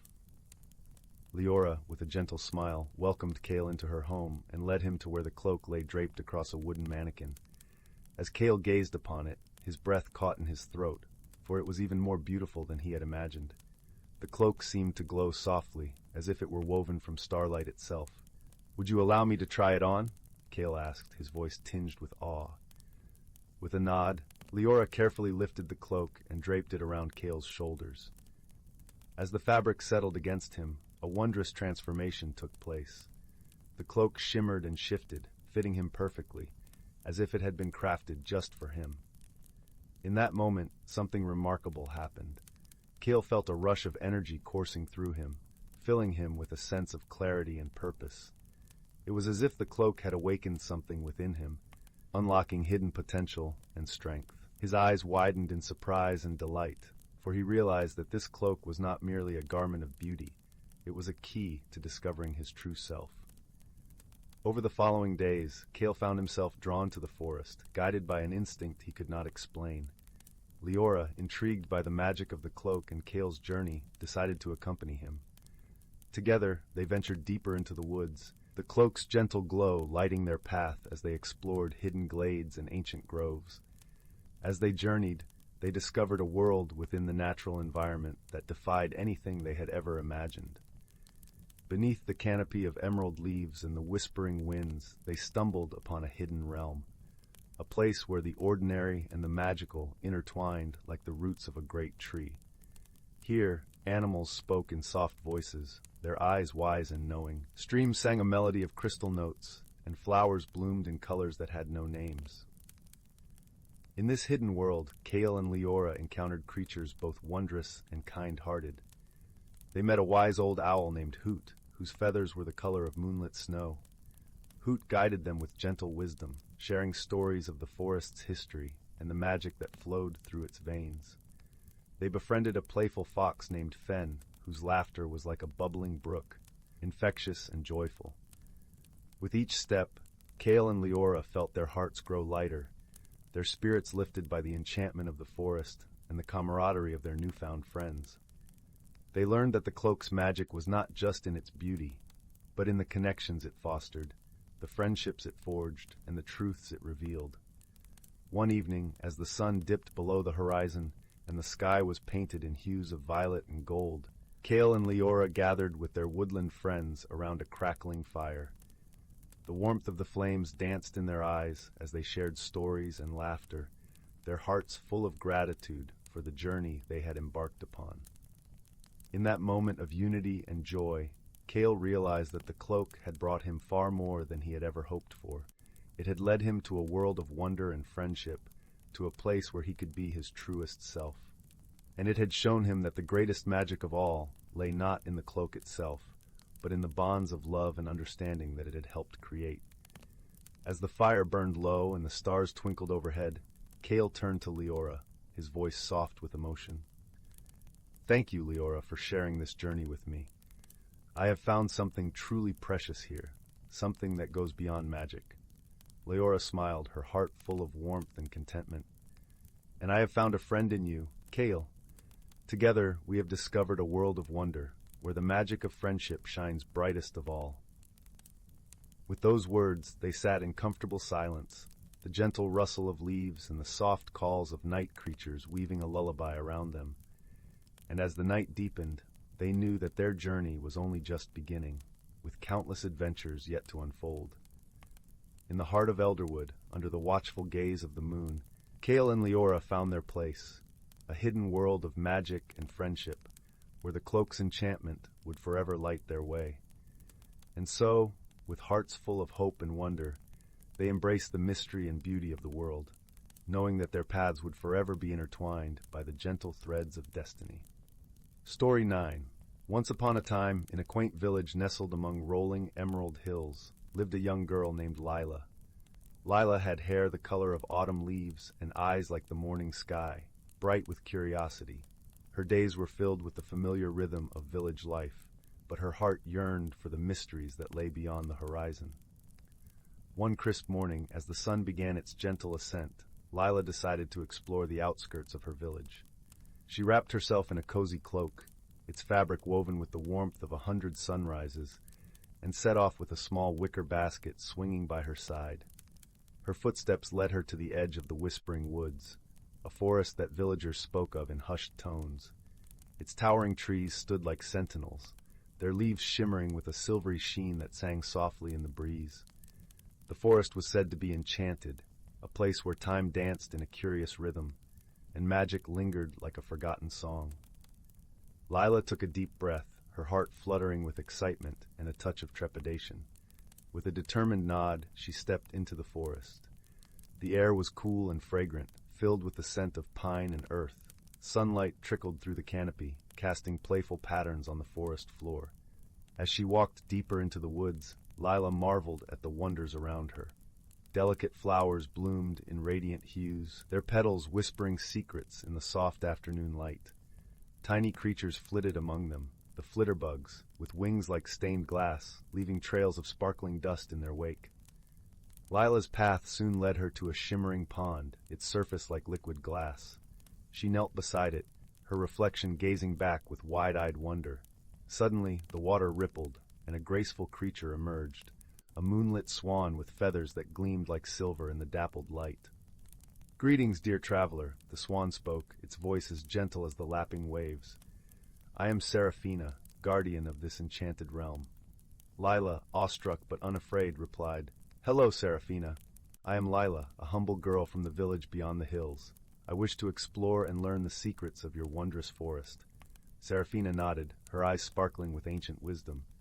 "To explore is to discover the depths of one's own courage. Follow your heart, and it shall guide you." With a graceful bow, Seraphina sank back into the pond, disappearing beneath the surface like a dream. Encouraged by the swan's words, Lila continued her journey. The forest thickened, and soon she stumbled upon a peculiar clearing. In its center stood a towering tree, its trunk entwined with vines of golden flowers. Lila approached, her fingers brushing the bark, which thrummed with a gentle, rhythmic heartbeat. Suddenly, the tree's leaves rustled, and from its branches descended a merry band of woodland creatures, rabbits with fur as soft as clouds, squirrels with bushy tails like plumes, and a pair of foxes with eyes that twinkled like starlight. "Welcome, brave explorer," they chirped in unison. "We are the keepers of the Golden Glade. What brings you to our haven?" "I seek to understand the wonders of your world," Lila replied, her voice filled with earnest wonder. The creatures nodded, their eyes wise and knowing. "Then join us in our dance, for in movement we find harmony and strength." And so, under the canopy of the ancient tree, Lila danced with her new friends. The air was alive with music, a melody woven from the whispers of leaves and the laughter of streams. With each step, Lila's heart swelled with joy, her spirit alight with the courage to embrace the unknown. As the sun began its descent, painting the sky in hues of amber and rose, Lila knew it was time to return home. She bid farewell to her companions, her heart full and her mind rich with newfound wisdom. Seraphina appeared once more at the forest's edge, her presence a comforting reassurance. "You have journeyed well, dear Lila," she said, her voice a soothing lullaby. "Remember, the courage to explore lies not just in the steps you take, but in the heart that guides them." Lila smiled, feeling the truth of Seraphina's words settle within her. With a final wave, she stepped out of the whispering woods, her cloak fluttering like wings behind her. As she returned to her village, Lila carried with her the magic of the forest, the courage to explore, the strength found in friendship, and the comfort of knowing that the world was filled with wonders waiting to be discovered.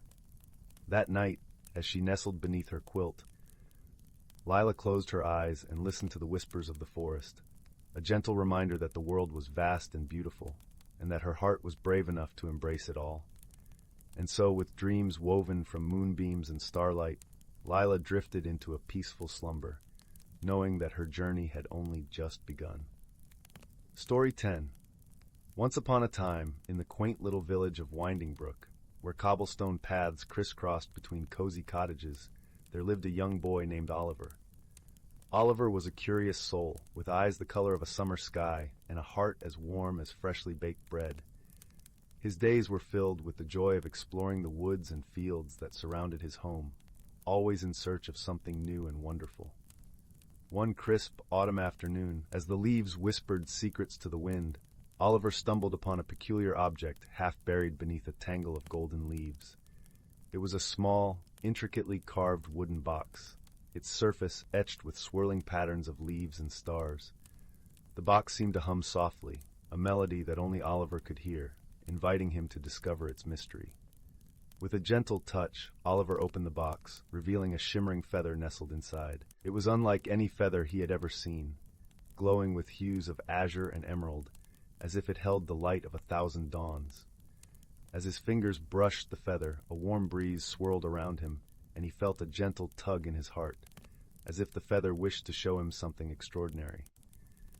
That evening, Oliver shared his discovery with his grandmother, a wise and gentle woman who knew the language of the stars and the stories of the earth. She listened with a twinkle in her eye and told Oliver that the feather was no ordinary find. It was a beacon feather, a gift from the guardians of the forest, meant to guide a pure heart on a journey of understanding and wonder. With her words as his compass, Oliver set out the next morning, the feather tucked safely in his pocket, its glow a soft reminder of the adventure ahead. As he walked through the forest, the trees seemed to lean in closer, their leaves brushing against him like old friends. The path before him was dappled with sunlight, and the air was sweet with the scent of pine and earth. Oliver's journey led him to meet many new friends. First was Fern, a sprightly squirrel with a coat as red as the autumn leaves. Fern had a knack for finding hidden acorns and was always eager to share her bounty with those in need. Then there was Willow, a gentle doe with soft, knowing eyes, who moved through the forest as if she were part of the breeze. Willow had a gift for listening, hearing the whispers of the wind and the songs of the brook. Together they ventured deeper into the forest, guided by the feather's gentle glow. It led them to the heart of the woods, where an ancient oak stood, its branches stretching wide like welcoming arms. At the base of the tree was a shimmering pool, its water as clear as crystal. As Oliver peered into the pool, he saw not just his reflection, but the reflection of all the things he held dear, and all the people and creatures he had met. The challenge presented itself not in the form of a beast or a barrier, but as a question that echoed in the air like a gentle song. What is the true magic of the beacon feather? Oliver closed his eyes, feeling the warmth of the feather, the friendship of Fern and Willow, and the wisdom of his grandmother. The answer came to him not as a thought, but as a feeling. The true magic was not in the feather itself, but in the journey it inspired and the connections it forged along the way. With newfound understanding, Oliver thanked the forest for its guidance and promised to cherish the wisdom he had gained. As he made his way back to Winding Brook, the feather's light dimmed, content in knowing its purpose had been fulfilled. Oliver's heart was full, not just with the magic of the feather, but with the magic of friendship, kindness, and discovery. Back at home, Oliver shared his tale with his grandmother, who embraced him with pride and love. As the fire crackled warmly in the hearth and the stars began to twinkle in the velvety sky, Oliver tucked the feather back into its box, knowing that its true gift was the journey it had taken him on, and the gentle reminder that magic lives in the hearts of those who seek it with kindness and wonder. And so, under the blanket of a peaceful night, Oliver drifted into a dream-filled sleep, his heart aglow with the promise of tomorrow's adventures and the quiet assurance that he was never alone in his journey. The village of Winding Brook settled into its slumber, cradled in the gentle arms of the night, where stories of magic and discovery nourished the souls of those who dared to dream. Story 11. Once, in the quaint village of Willowbrook, nestled between rolling hills and whispering woods, there lived a young girl named Ela. The village was known for its cobblestone streets and charming cottages, each with its own garden bursting with wildflowers. The air was always tinged with the sweet scent of honeysuckle, and a gentle river meandered through, its waters carrying tales of old. Ela was an adventurous soul with a heart as warm as the summer sun. She lived with her grandmother, who was known in the village for her stories, spun with threads of magic and mystery. Every evening they would sit by the hearth, the fire crackling softly as her grandmother wove enchanting tales of worlds unseen. One crisp autumn afternoon, as golden leaves danced down from the trees, Ela decided to explore the attic of their cozy cottage. It was a place filled with forgotten memories and dust-kissed treasures. As she rummaged through an old chest, she discovered an unusual object, a small, intricately carved mirror. The frame was adorned with delicate vines and tiny, sparkling gems that seemed to capture the light in a way that was almost otherworldly. Curious, Ela wiped away the dust and held the mirror up to her face.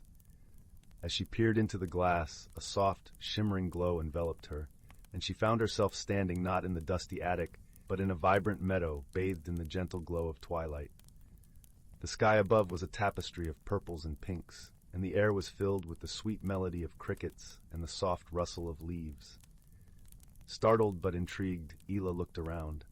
The meadow was unlike any place she had ever seen, with flowers that glowed softly like lanterns and trees that seemed to hum with a quiet, ancient song. As she stood there, marveling at the beauty around her, she heard a gentle voice, melodic and warm. "Welcome, Ela," the voice said. Turning, she saw a small, radiant creature perched on a nearby stone. It was a sprite, its gossamer wings shimmering like moonlit water. "I am Lyra," it introduced itself with a friendly bow, "and you have found the Mirror of Meadows." Ela, though surprised, felt a sense of calm wash over her. "What is this place?" she asked, her voice filled with awe. "This is the realm of reflections," Lyra explained, fluttering closer. "The mirror you found is a portal, one that shows not just the world as it is, but as it could be. It reveals the hidden magic in ordinary things." Excited by the discovery, Ela listened as Lyra explained that the realm was in need of help. A shadow had crept over the land, dimming the light of the flowers and quieting the song of the trees. The only way to restore balance was to find the Heartstone, a gem of pure light hidden deep within the enchanted woods.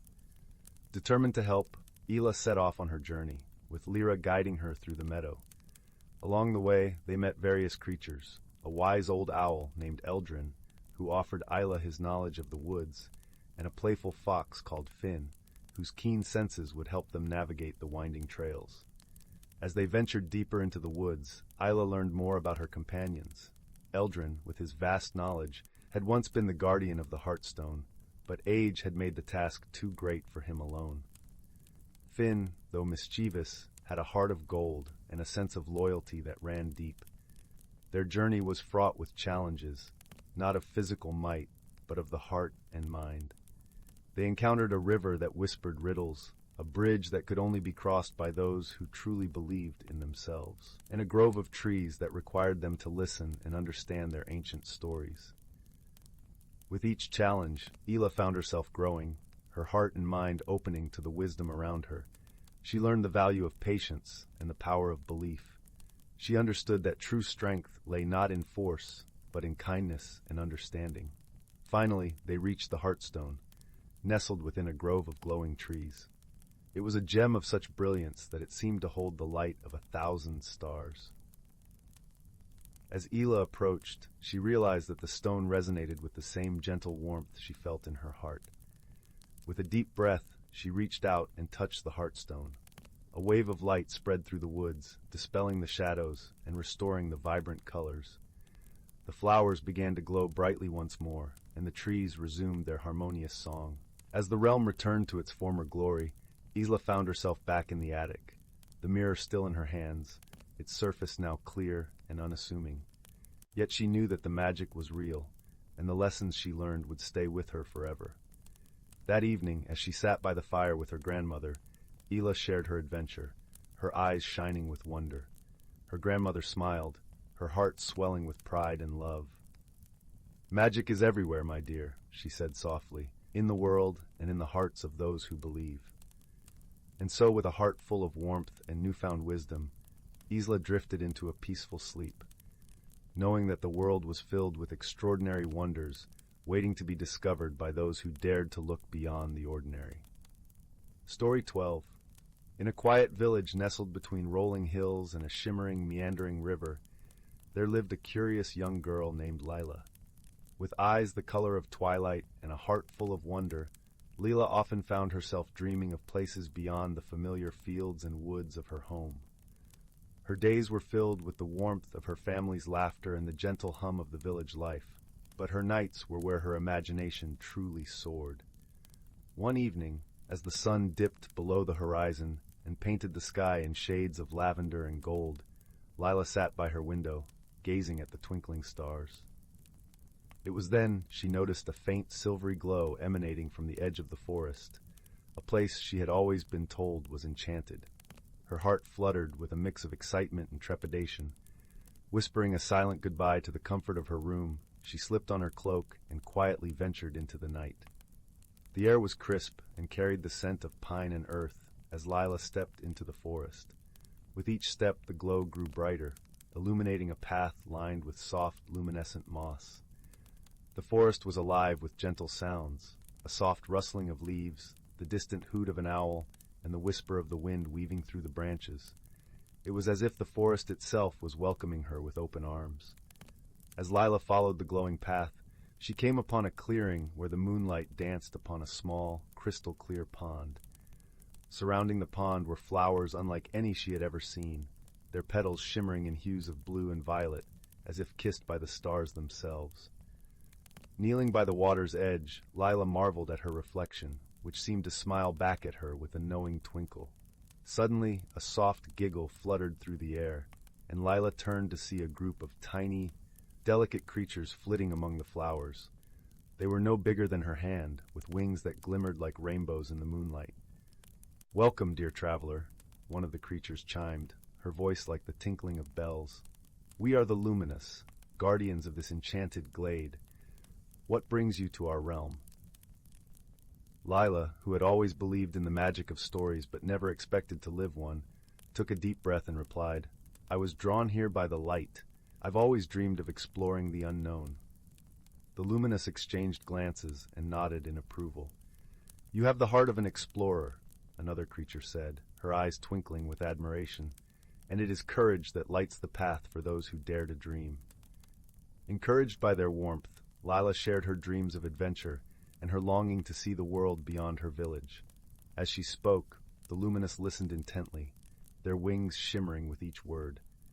They understood that Lila's journey was not just of the feet, but of the heart, a quest for self-discovery and wonder. "Would you like to see more of our world?" the first Lumina asked, extending a tiny hand. Lila nodded eagerly, her curiosity reignited. With a soft flutter of wings, the Luminas guided her deeper into the forest, where the trees grew taller and the air was filled with a sweet, melodious hum. They came upon a grove where the trees were adorned with glowing fruit, each one casting a warm, inviting light. As Lila reached up to touch one, the fruit gently detached from its branch and floated into her hands. The Luminous explained that these were the fruits of courage, grown from the seeds of brave hearts. "They will guide you when darkness seems overwhelming, reminding you of the light within you," they said. As Lila tasted the fruit, a warmth spread through her, filling her with a sense of peace and confidence she hadn't known before. It was as if the very essence of the forest had seeped into her being, whispering secrets of strength and courage. The journey continued, with each step revealing new wonders, a brook that sang with the voices of the forest, trees that whispered ancient tales, and a gentle breeze that carried the scent of adventure. With each discovery, Lila's heart swelled with gratitude and a newfound appreciation for the magic that lay beyond her doorstep. Eventually, the path looped back to the clearing by the pond. The Luminous gathered around Lila, their expressions warm and kind. "Thank you for sharing this journey with us," one said softly. "Remember, the courage you found here is always with you, wherever you go." As the first light of dawn began to paint the sky with shades of pink and gold, Lila knew it was time to return home. With a heart full of memories and a spirit aflame with courage, she bid farewell to her newfound friends, promising to return one day. The path back through the forest seemed shorter, and as she emerged from the trees, her village lay before her, bathed in the gentle light of morning. Lila's heart was lighter, her soul richer for the journey she had taken. She knew that while the mysteries of the world were vast, she had the courage to explore them, step by step. As she slipped back into her cozy room, the echoes of the forest still lingered in her mind. Lila lay down, pulling the soft, familiar quilt over her shoulders, and closed her eyes. The world outside might be full of wonders yet to be discovered, but in her dreams she could journey anew, guided by the light of courage and friendship. And so, with a heart full of stories and a spirit ready for more, Lila drifted into a peaceful sleep, knowing that the world was as magical as she dared to dream. Story 13. In the heart of the whispering woods, where the trees hummed soft lullabies and the moonlight painted the leaves with silver, there nestled a quaint little village called Bramble Hollow. The village was known for its warm-hearted folk and the gentle magic that seemed to weave itself through everyday life, like the intricate lacework of an old woman's shawl. Each morning, the villagers awoke to the sweet scent of honeysuckle, carried by the breeze that danced through the cobblestone streets. Yet for several days now, something peculiar had been stirring in Bramble Hollow. It began with the disappearance of the night stars, as if the sky had hidden them away behind a curtain of velvet dark.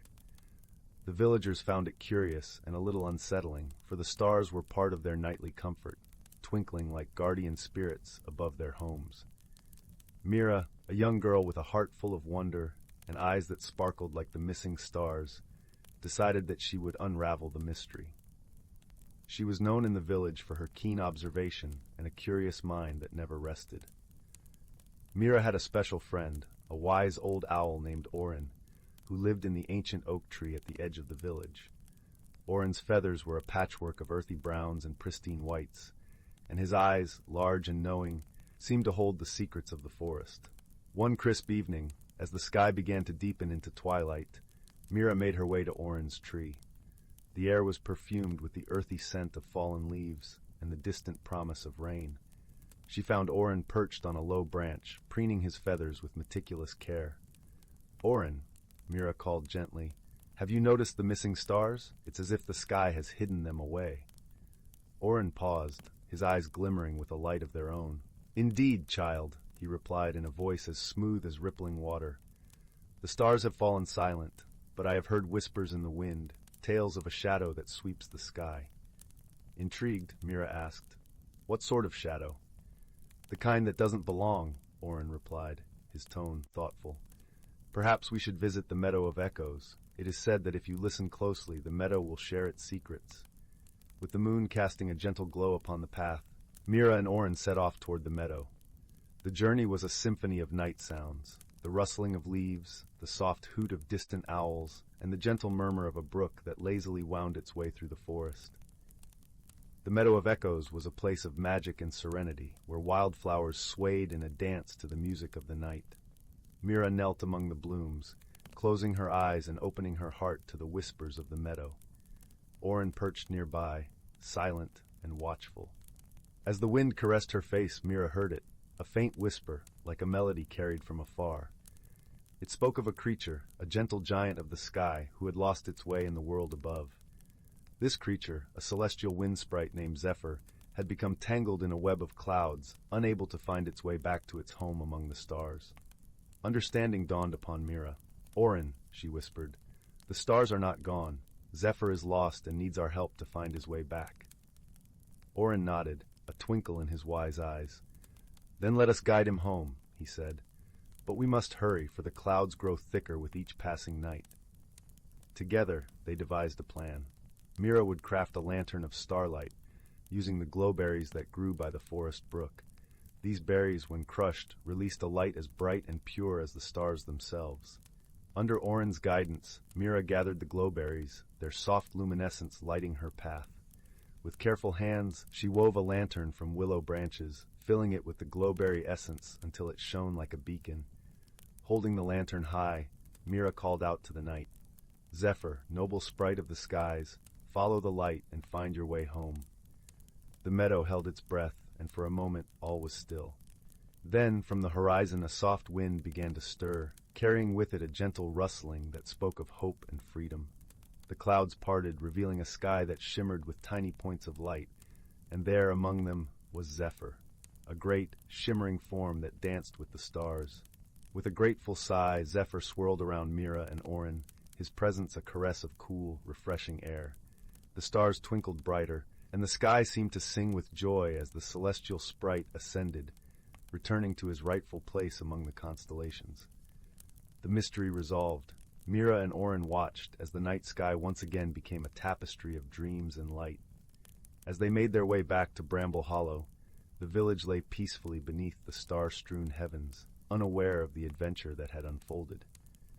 That night, as Mira snuggled into her warm bed, she felt the gentle weight of Orin's presence by her window. The stars, now bright and comfortingly familiar, watched over the village once more.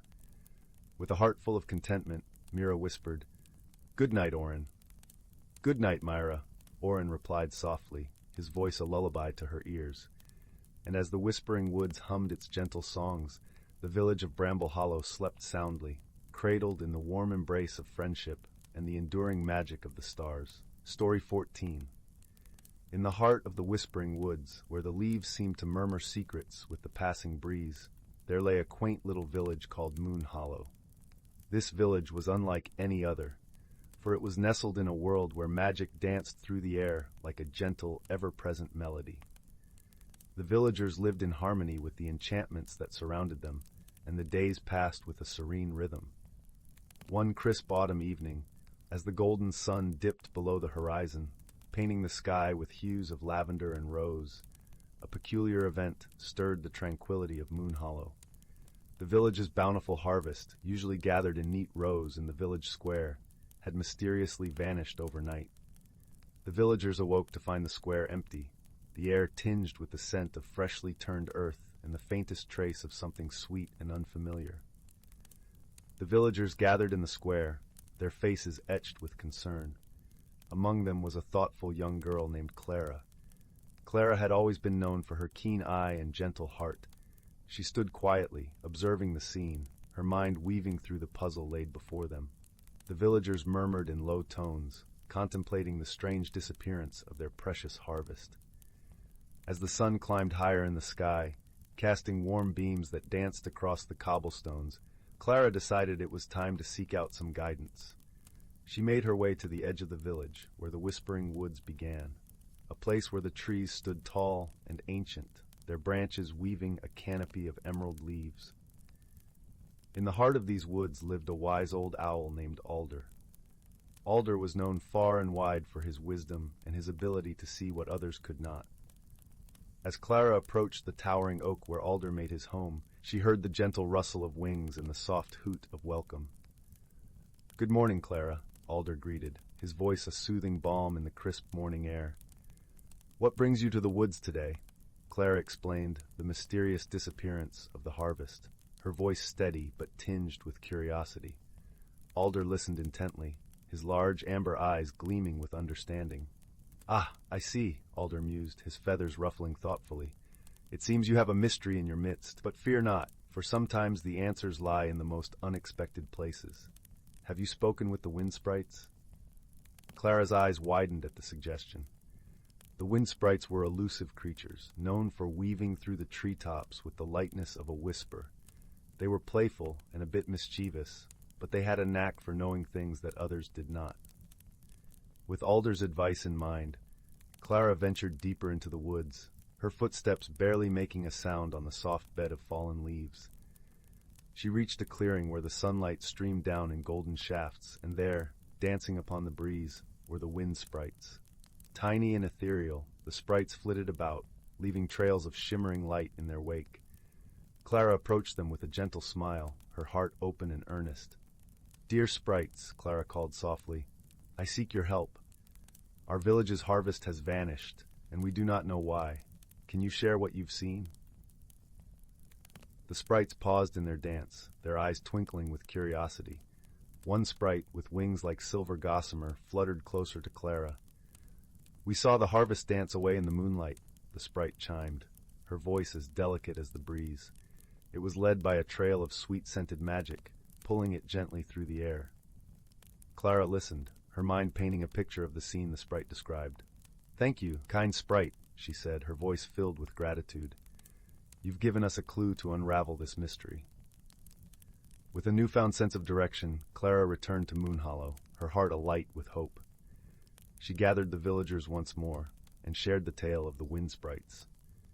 Together they pondered the mystery of the sweet-scented magic that had whisked their harvest away. Just then, an elderly woman named Marigold, known for her knowledge of herbs and potions, stepped forward. "There is a plant that blooms only under the full moon," she said, her voice soft but steady. "The moonflower. Its scent is sweet and enchanting, known to attract all manner of creatures, and sometimes it weaves spells of its own." With this new insight, Clara and a group of villagers decided to venture to the fields where the moonflowers grew. As night fell and the moon rose high, casting its silver glow over the land, they reached the fields. There, under the moon's gentle gaze, they saw the moonflowers in full bloom, their petals shimmering with a light of their own. It was then that Clara noticed a trail of sparkling dust leading from the flowers, winding its way through the fields and into the woods. Following the trail, they discovered their harvest, neatly gathered and resting beneath the boughs of an ancient willow tree. With soft laughter and warm smiles, the villagers realized that the moonflowers, in their innocent enchantment, had called the harvest to join them in a moonlit dance.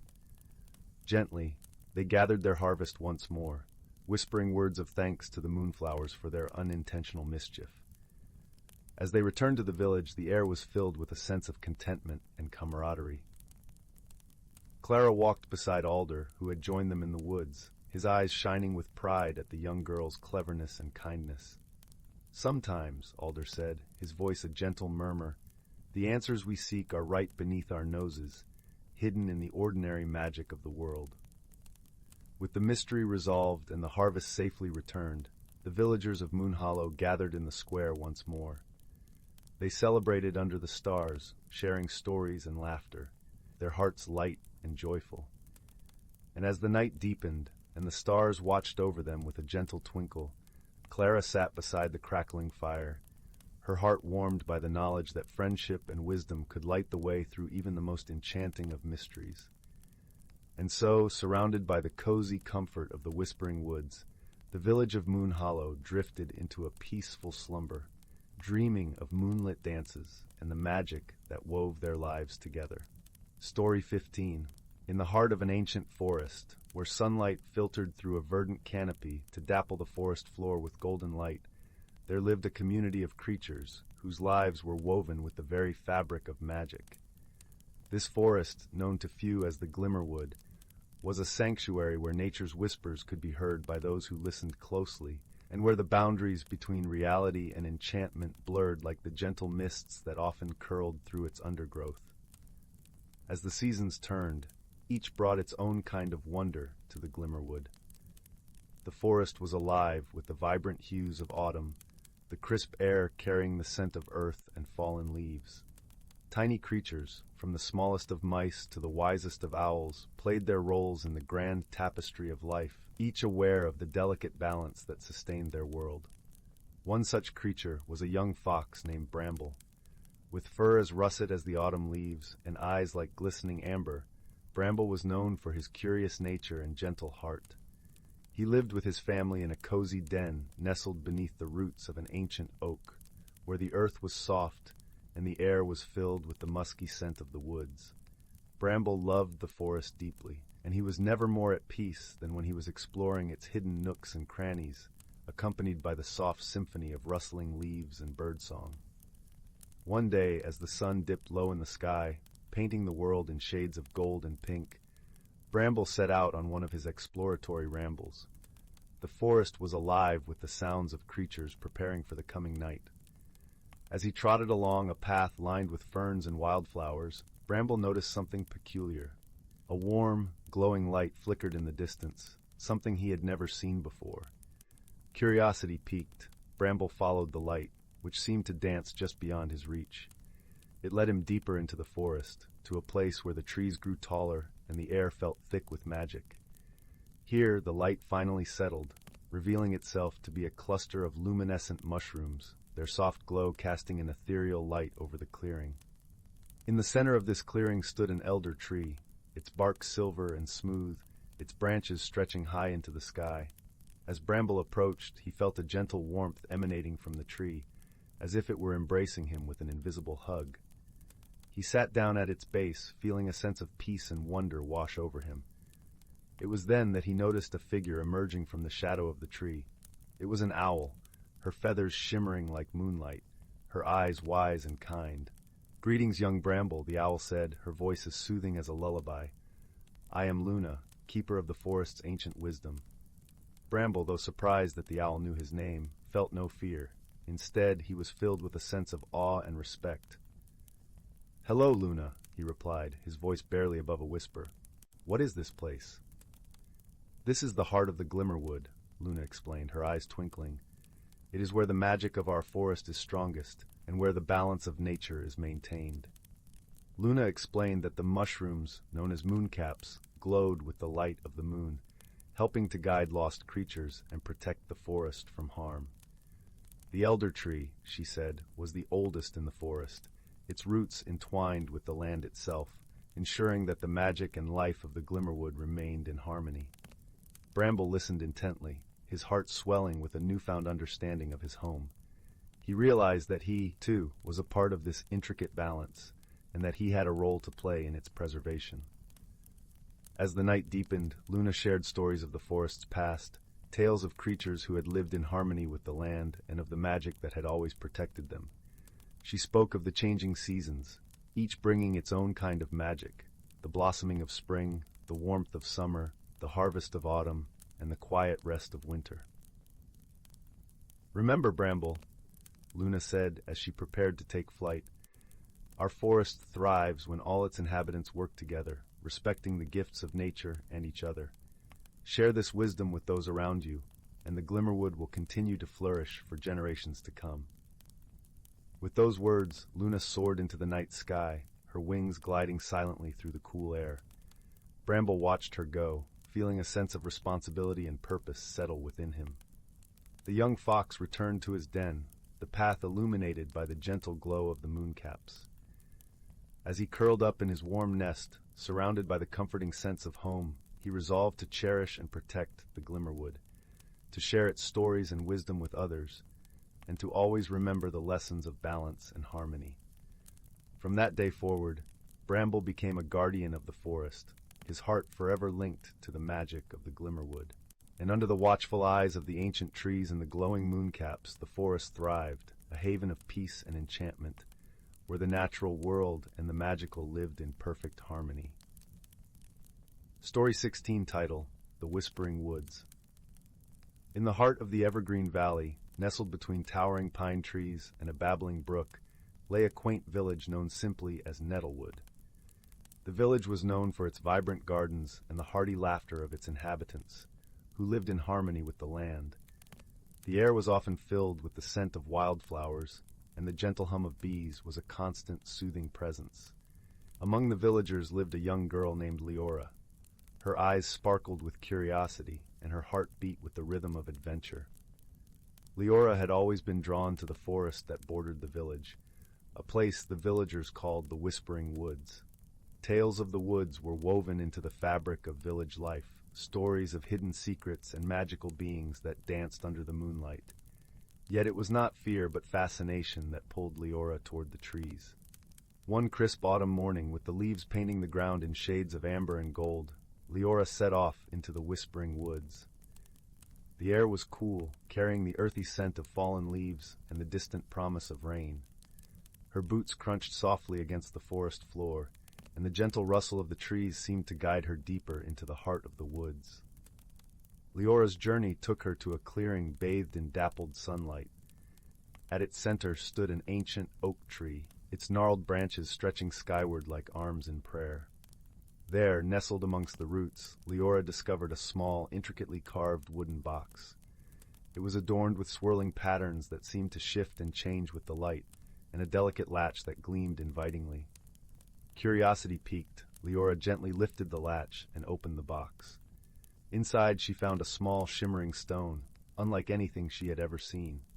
It glowed with a soft, ethereal light, casting a warm glow on her face. As she held it, a gentle warmth spread through her, and she heard a whisper, not in her ears, but in her heart. Find the heart of the forest, the whisper said, and you shall discover your true self. With these words echoing in her mind, Leora felt a sense of purpose awaken within her. She knew she must venture further into the whispering woods to uncover the mystery of the stone and the meaning behind the whisper. As she journeyed deeper, the forest around her transformed. The trees grew taller and denser, their leaves whispering secrets to one another. Sunlight filtered through the canopy, casting playful patterns on the ground. The air was filled with the songs of birds and the gentle breeze that carried the promise of magic. As twilight descended, Leora found herself at the edge of a shimmering lake. The water mirrored the twilight sky, a tapestry of purples and pinks. On the far shore, a mist began to rise, swirling like a living thing. Leora felt drawn to it, her heart fluttering with anticipation. Crossing the lake, she found herself in a hidden glade, lush and vibrant with life. Flowers of every hue bloomed in abundance, their sweet fragrance mingling with the crisp evening air. In the center of the glade stood a majestic stag, its coat silvered by moonlight, and its antlers crowned with stars. The stag regarded Leora with wise, gentle eyes, and she felt a profound connection with the creature. It was as if their souls spoke without words, an understanding deeper than language. The stag bowed its head, and Leora knew it was offering her guidance. "Follow me, child of the forest," the stag seemed to say, and Leora followed, her heart alight with wonder. The stag led her through the glade to a grove where ancient trees formed a natural cathedral. In its center stood a stone altar, upon which lay another stone, identical to the one in Leora's hand. As she placed her stone beside it, a soft light enveloped the grove, and Leora felt the warmth of the forest's embrace. In that moment, she understood the truth of the whisper. The heart of the forest was not a place, but a connection, to the land, to the creatures, and to herself. It was a reminder that she was part of something greater, a thread in the tapestry of life that wove through the whispering woods and beyond. With this newfound understanding, Leora returned to Nettlewood, her heart forever changed. She carried the magic of the forest within her, a light that shone in her eyes and warmed her spirit. Her adventures in the woods had taught her the value of listening, to the whispers of nature, to the wisdom within, and to the voices of those around her. And so, the Whispering Woods became a place of pilgrimage for the villagers, a sanctuary where they too might discover their own truths and the magic that lay hidden within their hearts. Leora's story was told by fireside and in the gentle glow of candlelight, a tale of courage, friendship, and the wondrous journey of self-discovery.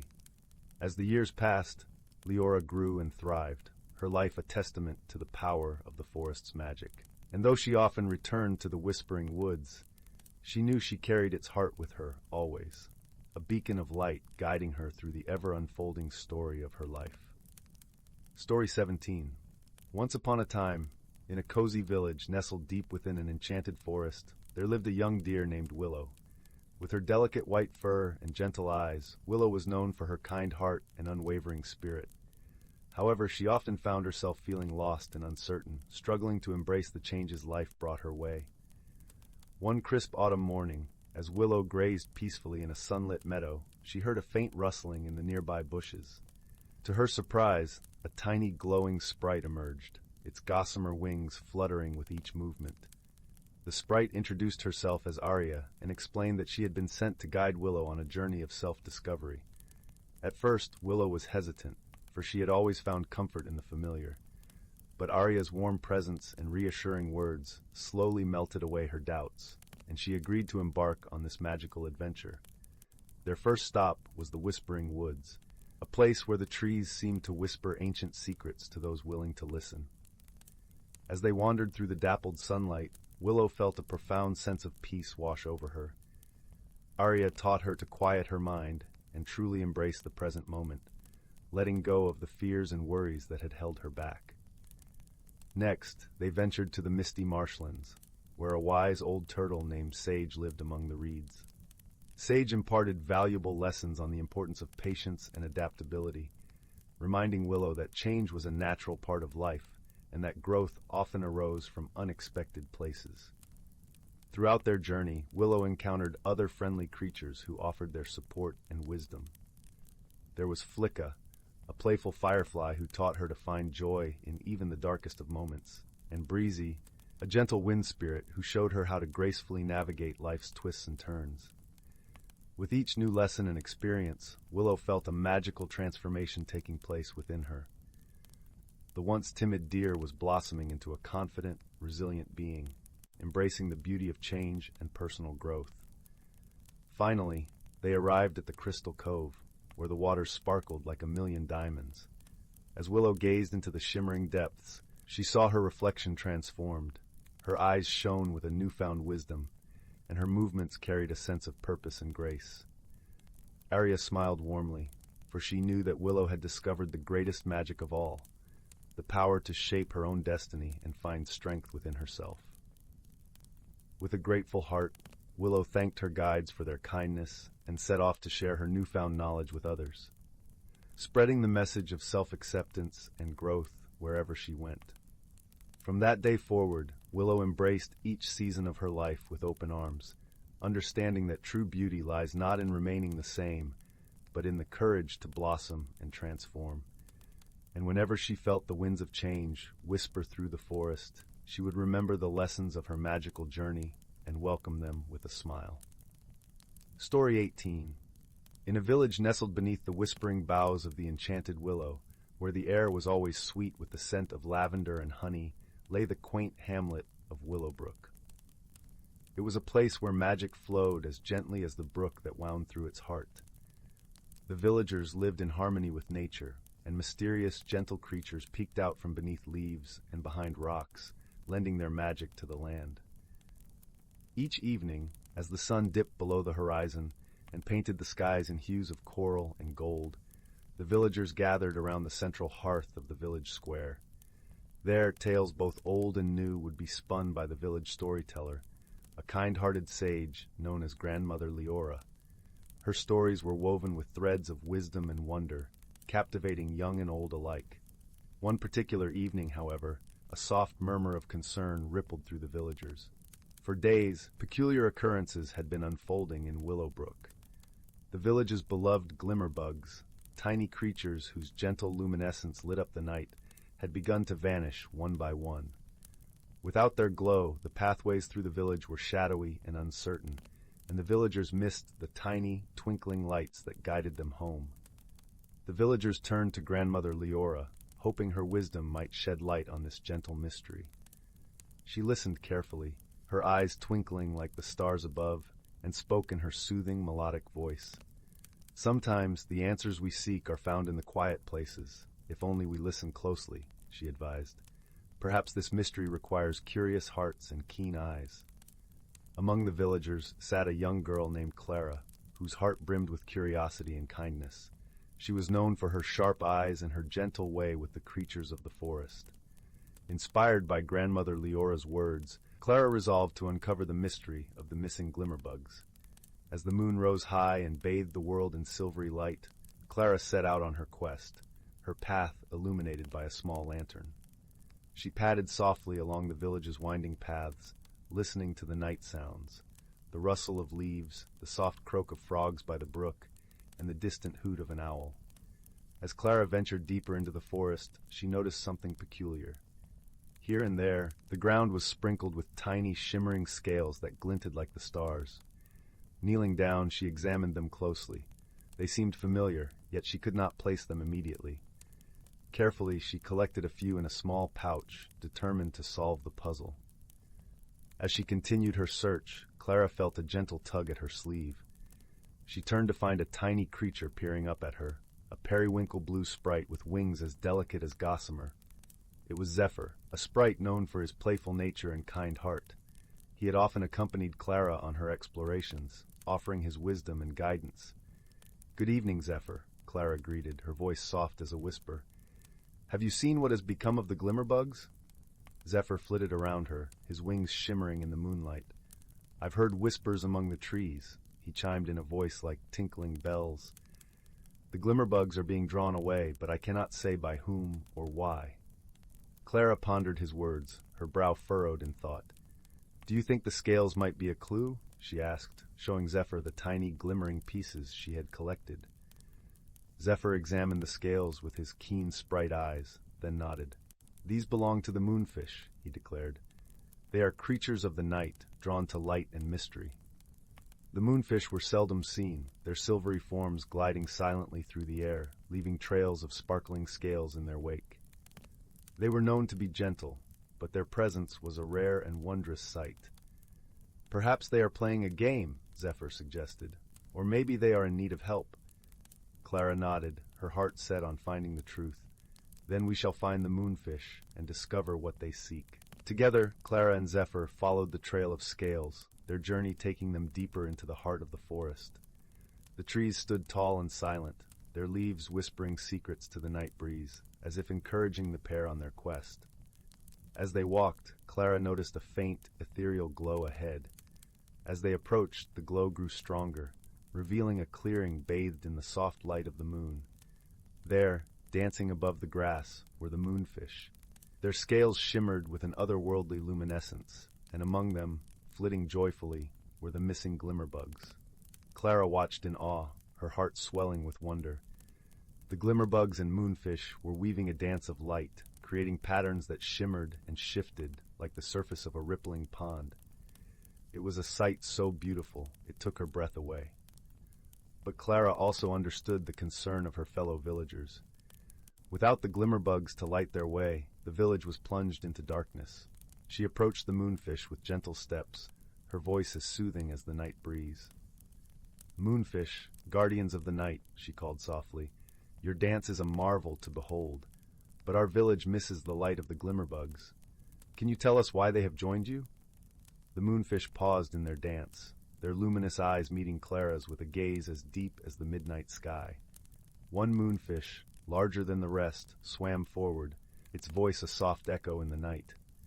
"We are drawn to light, dear child, and the glimmerbug's glow is a song we cannot resist. We did not mean to take them from their home." Clara nodded, understanding their nature. "Perhaps there is a way for you to enjoy their light without taking them from our village," she suggested gently. The moonfish pondered her words, their scales flickering like stars winking in the sky. "We do not wish to cause harm," the leader spoke again. "If we could dance with the glimmerbugs near your village, would that suffice?" Clara smiled, her heart warm with the possibility of harmony. "That would be a beautiful solution," she agreed. "The villagers would be delighted to share in your dance of light." With a flick of their tails, the moonfish agreed, their forms shimmering with joy. Together, they led the procession of glimmerbugs and moonfish back towards Willowbrook, their path a river of light flowing through the forest. As they neared the village, the villagers gathered, their faces alight with wonder at the spectacle unfolding before them. The moonfish and glimmerbugs danced above the square, their light weaving patterns that dazzled the eyes and warmed the heart. It was a festival of light, a celebration of harmony between the creatures of the night and the people of the village. Grandmother Leora watched with a knowing smile, her heart glad for the resolution that had been found. She beckoned Clara to her side, her voice filled with warmth. "You have shown us the power of understanding and kindness, dear one," she praised, her eyes twinkling like the stars above. "In seeking harmony, you have brought light back to our village." Clara beamed, her heart full to bursting with the joy of bringing such beauty and peace to her home. As the dance continued, the villagers joined hands, their laughter and song rising to the sky, mingling with the light in a celebration that would be remembered for generations to come. And so, under the shimmering canopy of stars and the gentle glow of the moon, the village of Willowbrook found itself bathed in a light more brilliant and beautiful than any had ever known, a testament to the power of friendship, understanding, and the magic that lived within every heart. As the night wore on, the villagers drifted back to their homes, their hearts at peace, knowing that even the smallest creatures could teach great lessons if only one listened and observed with an open heart. And in the quiet, as the last notes of song faded into the night, Grandmother Leora's voice could be heard, a gentle whisper on the breeze, telling tales of wonder and wisdom, ensuring that the magic of Willowbrook would live on in the dreams of all who called it home. Story 19. Once upon a time, in a quaint little village cradled between emerald hills and a silvery river, there lived a gentle-hearted young girl named Lila. Her days were filled with the sweet scents of blooming wildflowers and the melodious chirping of birds that danced in the sapphire skies above.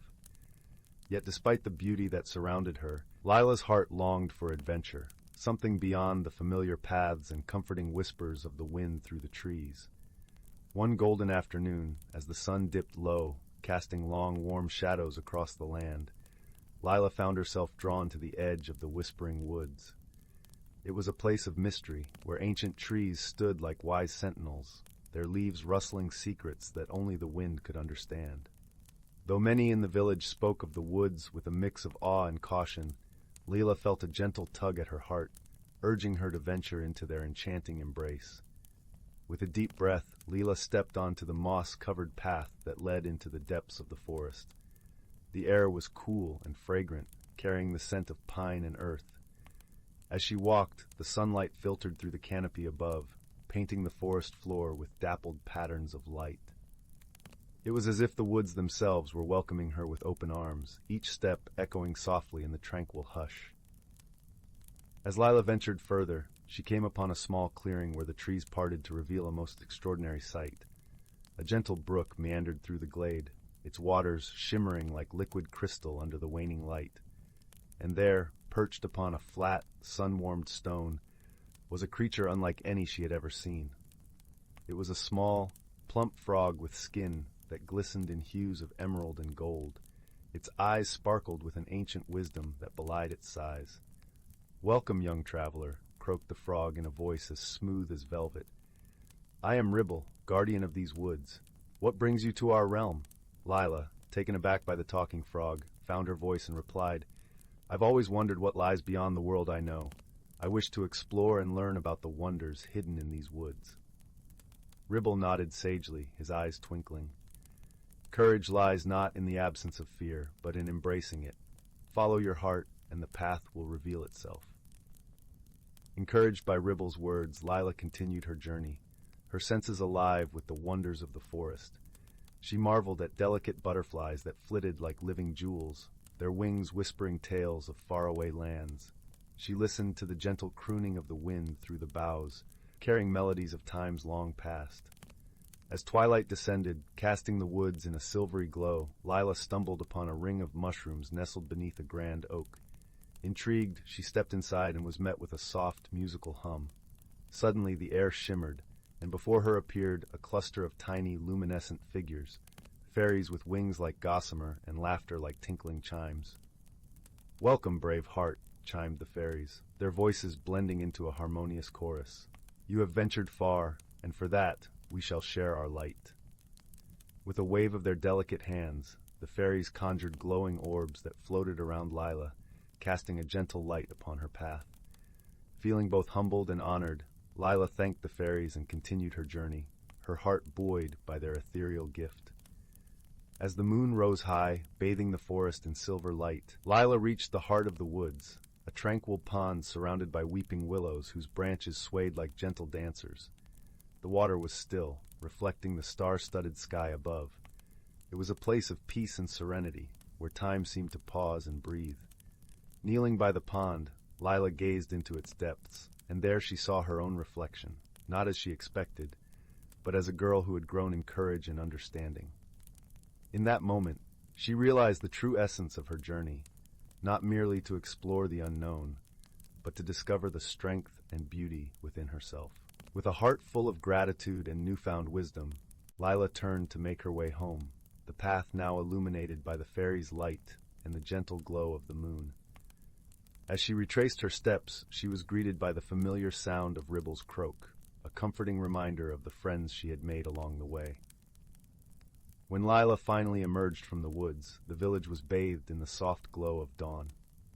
Her adventure had come to an end, but the lessons she had learned lingered like the gentle promise of a new day.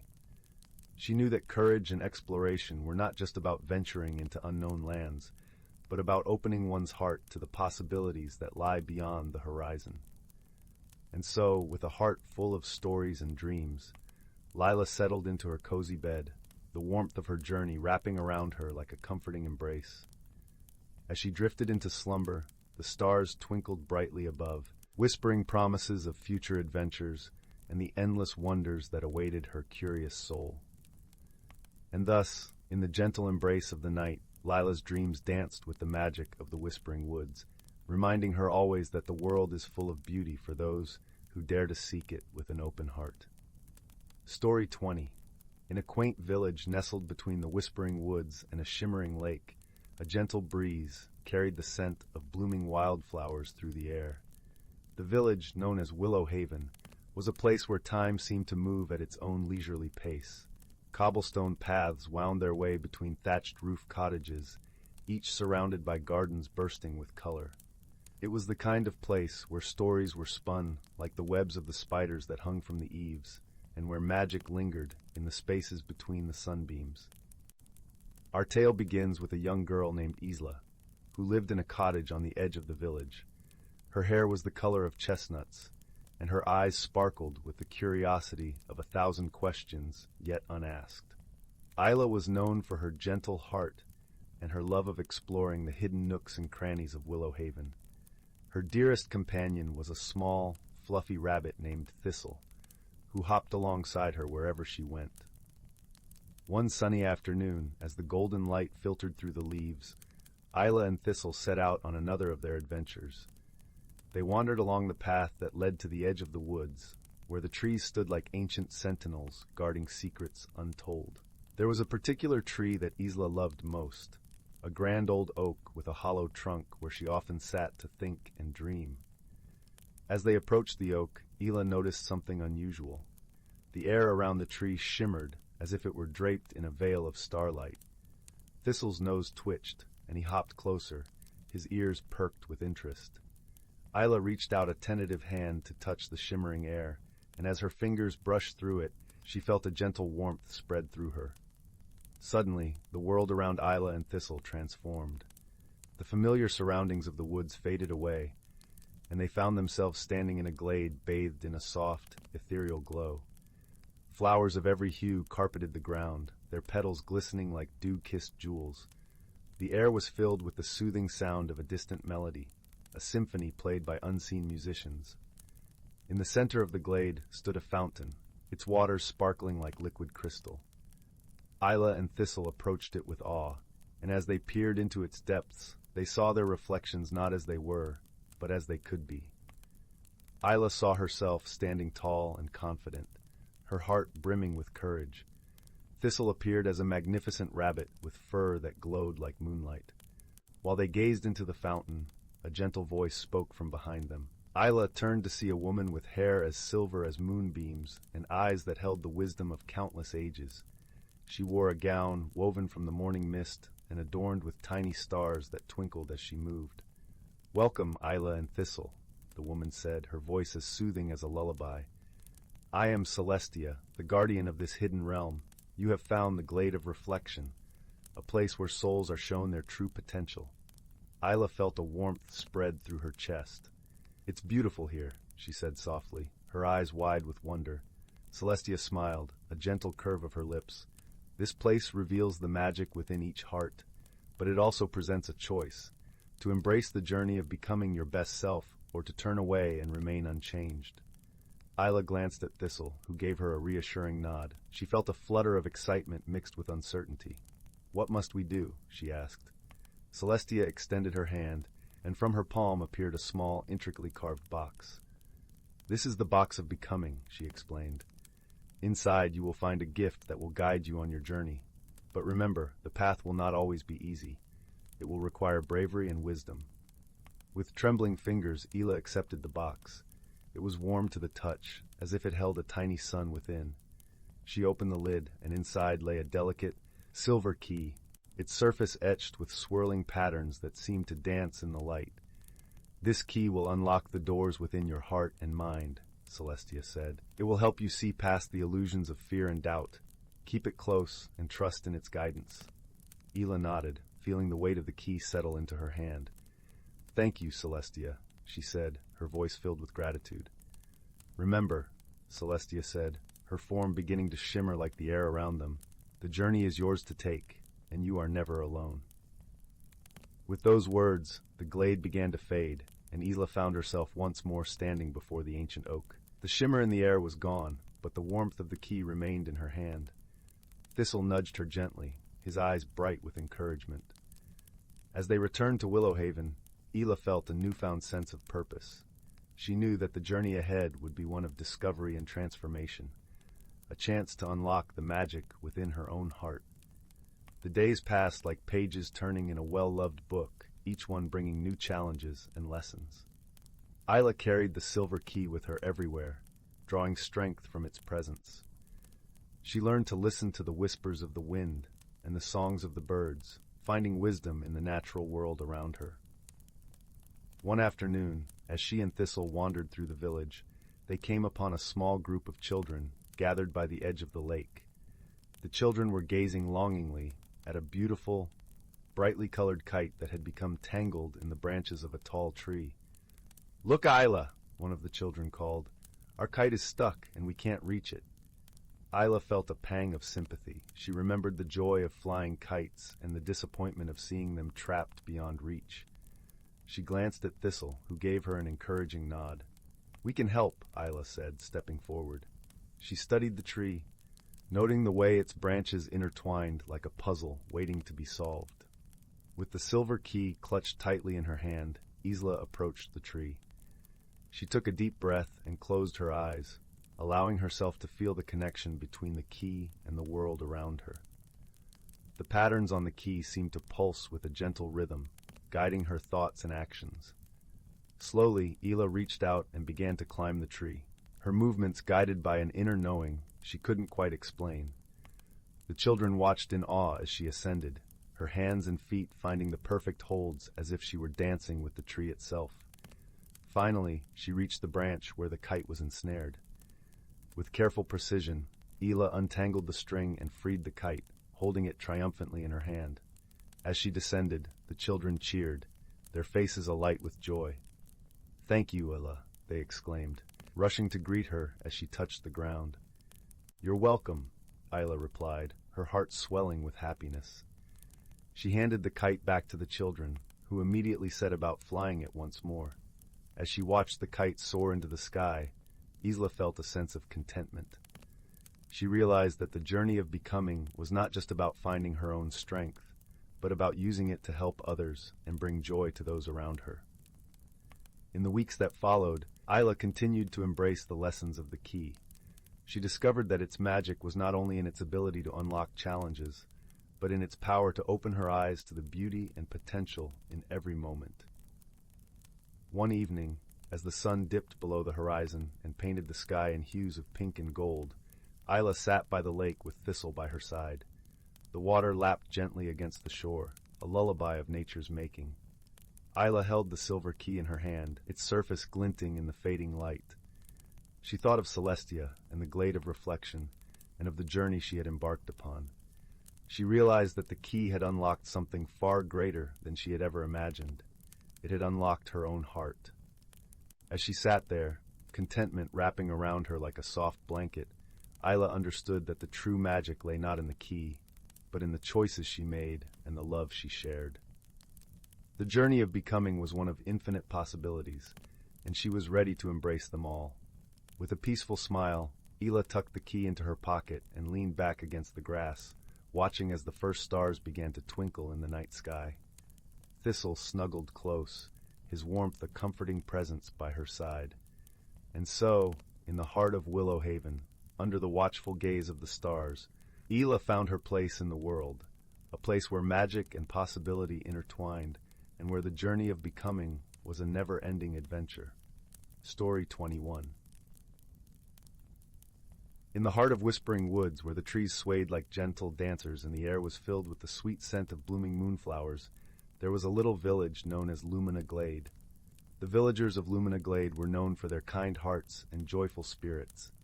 Every evening, as the sun dipped below the horizon, the entire village would glow softly with the light of enchanted lanterns. One crisp autumn evening, as the golden leaves rustled softly in the breeze, something unusual began to happen in Lumina Glade. The villagers noticed that the glow from their beloved lanterns was dimming, casting long shadows that seemed to tiptoe across the cobblestone paths. This mysterious fading of light puzzled everyone, for the enchanted lanterns had always been a reliable source of warmth and comfort. Among the villagers was a wise, gentle soul named Malus, known for her love of stories and her keen sense of observation. With her long, silver hair braided with tiny sprigs of lavender, Malus was often sought after for advice and guidance. When the lanterns began to lose their light, the villagers turned to her for answers. Malus, with her heart full of curiosity and kindness, decided to investigate the strange occurrences. She gathered a small group of friends to join her, including Rowan, a young lad with a quick mind and an eye for detail, and Lyra, a spirited girl who could speak to the woodland creatures. As they set out on their quest, the group treaded softly through the village, their feet crunching on the path of fallen leaves. The air was crisp and carried the faint aroma of sweet apples from the nearby orchards. Malus suggested they start at the lantern grove, where the magical lanterns were tended by the ancient fireflies known as luminettes. Upon reaching the grove, the group was greeted by a symphony of twinkling lights, albeit dimmer than usual. The luminettes, with their tiny wings shimmering like drops of golden dew, flitted anxiously around the lanterns. Malus approached one of the elder luminettes, who perched delicately on the branch of a nearby willow tree. "Elder Lumi," Malus spoke softly, her voice as soothing as the rustling leaves. "Can you tell us what's causing the lanterns to lose their glow?" The elder luminette's voice was a gentle whisper, like the softest breeze. "Dear Malus, we have noticed a strange chill in the air, a shadow that seems to sip away the light we create. It lingers at dusk, just as the stars begin to peek through the night sky." Rowan, with his bright eyes wide with curiosity, suggested they observe the grove at dusk when the shadow appeared. As the sun began to set, the group huddled close, wrapped in soft woolen shawls, their breath visible in the cool evening air. They watched as the sky turned from a vibrant orange to a deep indigo, and the first stars began to twinkle. Just as the elder luminette had described, a shadowy figure appeared, moving stealthily among the lanterns. It was not menacing, but seemed more curious than anything else. With a twinkle in her eye, Lyra whispered, "I have an idea. Let me talk to it." Stepping forward, Lyra sang a gentle, lilting tune, a melody that danced through the air and wrapped around the shadow. Slowly, the shadow began to take shape, revealing a small, timid creature with large, luminous eyes and a cloak woven from the darkest night. "Who are you?" Lyra asked softly, kneeling to meet the creature's gaze. The creature, with a voice as soft as a sigh, replied, "I am Nox, a keeper of the night. I was drawn here by the beauty of your lanterns. I meant no harm. I simply wished to understand their glow." Malus smiled warmly, her heart full of understanding. "Dear Nox, the light of our lanterns is a gift shared by the luminettes and the villagers. It brings warmth and comfort to all who dwell here. Perhaps, instead of dimming their light, you could learn to create your own." Nox's eyes sparkled with delight at the thought. Rowan, ever the problem solver, suggested, "Why don't we teach Nox the art of light weaving? Together, we can create something even more beautiful." And so Malus, with her gentle guidance, and the others spent the following days teaching Nox how to weave light from the silvery threads of moonbeams, with the luminettes eagerly assisting. Under the canopy of whispering woods, a new kind of lantern was born, one that shimmered with the light of friendship and understanding. The villagers of Lumina Glade gathered to celebrate this newfound light, their hearts aglow with joy and gratitude. As the lanterns shone brightly once more, casting their comforting glow over the village, Malus reminded everyone of the lesson they had learned, that sometimes understanding and kindness can light up the darkest corners of our world. And so, with the mystery resolved and Nox now a cherished friend, the villagers of Lumina Glade settled into a peaceful slumber, their dreams filled with the warm glow of their enchanted home. Story 22. In the quiet village of Glenshire, where the cobblestone streets wound through clusters of thatched cottages and wildflowers danced in the gentle breeze, there lay a secret that only a few knew. Beyond the edge of the village, past the sprawling fields where golden wheat swayed like the sea, a dense forest stood, its canopy thick and verdant. To the villagers, It was simply known as the Whispering Woods, named for the soft rustle of leaves that seemed to speak secrets to the winds. At the heart of this forest was a hidden world, a realm untouched by the passage of time. Here the trees were ancient sentinels, their trunks wide and gnarled, and their roots weaving intricate patterns across the forest floor. Moss carpeted the ground like a velvety blanket, and the air was always filled with the sweet scent of blooming jasmine and the distant melody of a babbling brook. The story begins with a young girl named Lila. Lila was known throughout Glenshire for her curious spirit and her kind heart. She had eyes the color of the sky on a clear summer's day, and hair that tumbled in wild curls around her shoulders. Her favorite pastime was wandering through the edges of the Whispering Woods, collecting pine cones and listening to the birds sing their morning songs. One crisp autumn afternoon, as the leaves turned vibrant shades of amber and crimson, Lila ventured deeper into the woods than she had ever gone before. The forest was alive with the sounds of chirping crickets and the rustling of small creatures scampering through the undergrowth. As she walked, Lila noticed something glinting in the dappled sunlight filtering through the branches. Curious, she moved closer to investigate. There, nestled among the roots of a towering oak tree, lay a small, shimmering object. It was a pendant, shaped like a teardrop and made of the clearest crystal she had ever seen. When she picked it up, it felt warm to the touch, as if it held the gentle warmth of a summer sun. Lila slipped the pendant around her neck, feeling a strange yet comforting sensation wash over her, as if the forest itself was embracing her with unseen arms. Unbeknownst to Lila, the pendant was no ordinary jewel. It was a magical object, a gift from the ancient spirits of the forest. This pendant had the power to reveal the hidden world within the Whispering Woods, a world invisible to ordinary eyes. With it, Lila could see the true heart of the forest, a place where magic and reality intertwined. As she continued her journey, Lila noticed subtle changes around her. The air shimmered with a soft, golden light, and the trees seemed to whisper in a language she could almost understand. Birds with iridescent feathers flitted from branch to branch, leaving trails of light in their wake.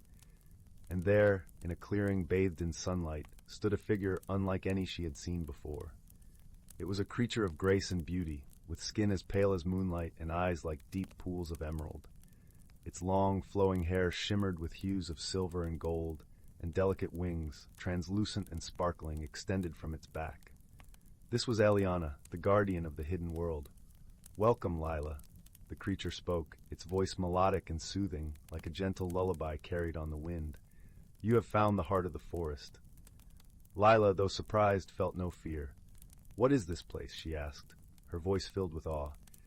"This is the realm of the Everwood," Eliana replied. "It is a sanctuary for all that is magical and pure, a world that exists alongside your own but remains unseen by most." As they spoke, Eliana explained the pendant's power and its significance. It was a beacon of friendship and trust, bestowed upon those who were deemed worthy by the spirits of the forest. The pendant had chosen Lila because of her pure heart and deep connection to nature. "Will you help us, Lila?" Eliana asked, her eyes searching Lila's. "The balance of our world is fragile, and there are those who would seek to disrupt it." Lila nodded, feeling a sense of purpose stir within her. "I will help," she promised. "What must I do?" Eliana led Lila deeper into the Everwood, showing her the wonders and challenges that lay within. Together they journeyed through glistening meadows where flowers bloomed in colors not seen in the waking world, and along streams that sang with the voices of the forest. Lila learned the language of the trees and the songs of the birds, her heart swelling with joy and wonder at each discovery. But it was not all beauty and light. Lila soon learned of the shadows that lurked within the forest, dark forces that threatened to upset the delicate harmony of the Everwood. Creatures twisted by greed and malice sought to claim the magic of the forest for themselves, caring little for the destruction they left in their wake. Lila and Eliana knew they had to act swiftly to protect the forest. They called upon the aid of other guardians, beings of light and wisdom who had watched over the Everwood for centuries. Together, they devised a plan to restore peace and balance to the forest. The plan required courage and cunning. Lila, guided by Eliana's wisdom, led the Guardians in a daring quest to reclaim the stolen magic. They ventured into the heart of darkness, where the shadows lay thick and heavy, facing trials that tested their resolve and friendship. Through it all, Lila remained steadfast and true, her spirit unyielding even in the face of despair. She learned the value of patience and the strength that comes from unity and trust. With each challenge, her bond with the Everwood grew stronger, and her understanding of the world deepened. In the end, it was not might or magic that triumphed over the shadows, but the power of love and friendship. Lila's unwavering belief in the goodness of the forest and its creatures inspired others to join their cause, and together they drove the darkness away. The Everwood was saved, its magic restored, and its harmony renewed. Lila had found a place within its heart, a place where she belonged and was cherished. Her journey had changed her, teaching her the importance of kindness and the strength that lies in compassion and unity. As the sun set over the whispering woods, casting a golden glow over the village of Glenshire, Lila returned home, her heart full and her spirit at peace. She knew that she would always be a part of the Everwood, and that it would remain a part of her.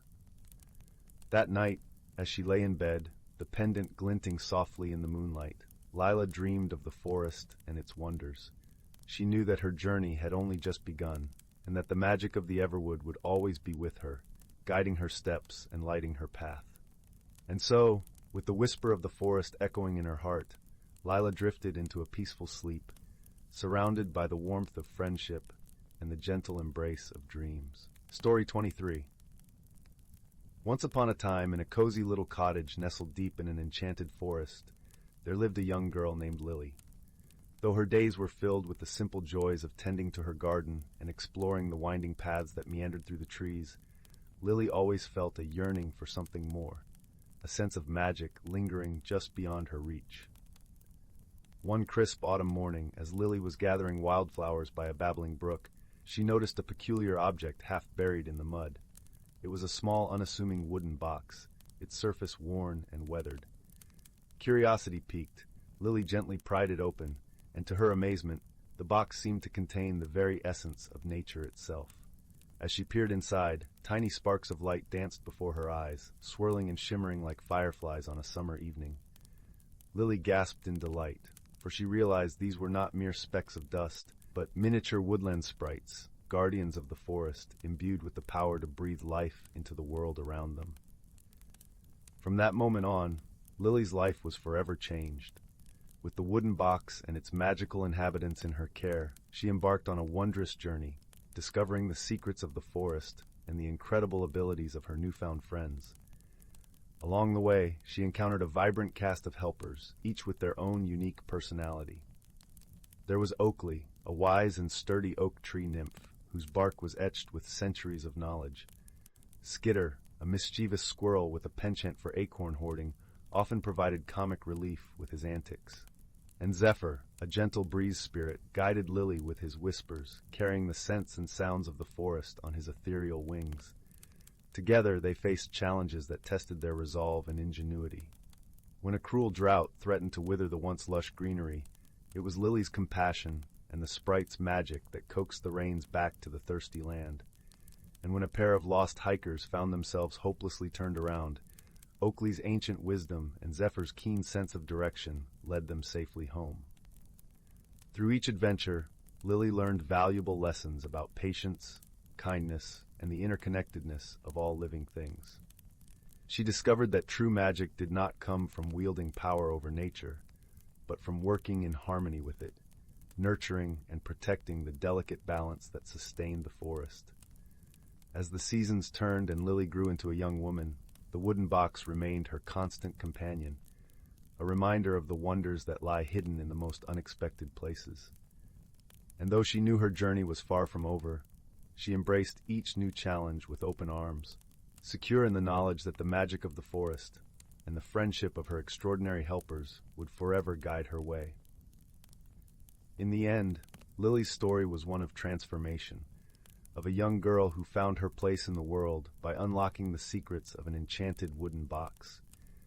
And as she drifted off to sleep each night, nestled beneath the canopy of stars, she knew that the true magic lay not in the box itself, but in the boundless beauty of nature and the enduring power of wisdom, courage, and love.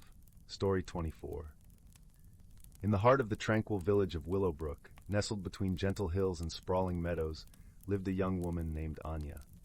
Her home, a quaint cottage with ivy curled around its stone walls, sat at the edge of an ancient forest known as the Whispering Woods. The woods were said to be alive with magic, a place where the trees shared secrets and the streams sang soft lullabies. Anya had lived in Willowbrook all her life, surrounded by friends and family. She was known for her kindness and her gentle spirit, always eager to lend a helping hand. Yet, despite her sunny disposition, Anya found herself wrestling with a deep-seated unease. Change was afoot in her life, and she resisted it with all her might. Her parents had decided to move to a distant town, and they wanted her to come along. But the thought of leaving Willowbrook, her sanctuary, filled Anya with dread. One crisp autumn morning, as the leaves began their transformation into a tapestry of gold and crimson, Anya wandered into the Whispering Woods. She often sought solace there, hoping the serenity of the forest would quiet her troubled heart. As she walked along the familiar path, the soft rustle of leaves underfoot and the scent of pine wrapped around her like a comforting shawl. It was in a sun-dappled clearing that Anya encountered something she had never seen before. A small, iridescent butterfly fluttered down to rest on a nearby fern. Its wings shimmered with every color imaginable, casting tiny rainbows on the forest floor. Anya watched in awe as the butterfly danced in the air, its movements mesmerizing and otherworldly. Drawn to its beauty, Anya reached out a gentle hand. To her surprise, the butterfly alighted on her finger. As it did, a warm, tingling sensation spread through her, as if the creature was sharing some of its magical essence with her. In that moment, Anya felt a connection to the butterfly, a creature that embodied transformation and change. The butterfly lingered for a moment longer before taking flight, leading Anya deeper into the woods. She followed, her heart light with curiosity. The path wound through towering oaks and whispering streams until it brought her to a place she had never seen before, a grove bathed in ethereal light, where the trees seemed to hum with a gentle energy. In the center of the grove stood an ancient tree, its branches reaching toward the sky like welcoming arms. Beneath the tree, a circle of stones created a natural sanctuary. Anya felt a pull to sit within the circle, and as she did, a sense of peace enveloped her. The air was filled with the soft murmur of leaves and the distant call of a nightingale. It was here that Anya met the first of her guides, a wise old tortoise named Thaddeus. Thaddeus emerged slowly from behind one of the stones, his eyes twinkling with wisdom and kindness. His shell was adorned with patterns that seemed to shift and change like the seasons. "Welcome, dear child," Thaddeus spoke in a voice that was as soothing as the forest itself. "I see you carry the burden of reluctance on your shoulders." Anya nodded, her heart full of questions and fears. "I don't want to leave Willowbrook," she confessed, her voice barely a whisper. "This place is my home." Thaddeus nodded, understanding her plight. "Change is a natural part of life, Anya," he said. "Like the seasons that come and go, it brings growth and new beginnings, but it is not an easy journey." As they talked, Anya began to feel the gentle influence of the grove. The trees seemed to lean in, listening with compassion. Thaddeus shared stories of transformation, tales of creatures who had embraced change and flourished. He spoke of the caterpillar, who must let go of its old self to become the butterfly. Anya listened, her heart opening to the possibilities that lay ahead. Over the next few days, Anya returned to the grove, each time welcomed by a different guide. There was Luna, the silver-furred fox, whose playful spirit and clever insights brought laughter and clarity. Then came Aurora, the graceful swan, who taught Anya about the beauty of letting go and the elegance of embracing the unknown. With each visit, Anya felt herself changing, her fears softening like ice in the warmth of spring. She began to see that Willowbrook would always be a part of her, no matter where she went. The forest, with its whispering winds and ancient secrets, had gifted her with wisdom and courage. Finally, the day came when Anya stood at the edge of the Whispering Woods, ready to say goodbye. Her heart was no longer heavy with fear, but light with the promise of new adventures. She understood now that change was not something to resist, but to welcome with an open heart. As she turned to leave, the iridescent butterfly appeared once more, circling around her like a gentle farewell. Anya smiled, knowing that the magic of the Whispering Woods would always be with her, guiding her through life's transformations. With a heart full of gratitude, Anya stepped forward, ready to embrace the journey ahead. She knew that wherever she went, she would carry the lessons of the forest, the strength to change, the courage to grow, and the wisdom to find beauty in every new beginning. And so, surrounded by the love of her family and the gentle whispers of the woods, Anya embarked on her new adventure, her spirit as free and vibrant as the butterfly that had set her on this path of discovery. As the sun dipped below the horizon, casting a golden glow over Willowbrook, Anya felt at peace, knowing she was exactly where she was meant to be. Story 25.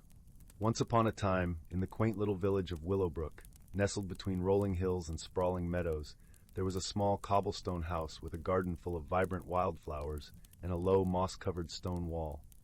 Inside the house lived a young girl named May, who had an insatiable curiosity and a heart full of dreams. May loved to explore the world around her, from the babbling brook that wound its way through the village to the ancient oak tree that stood proudly in the center of the village square.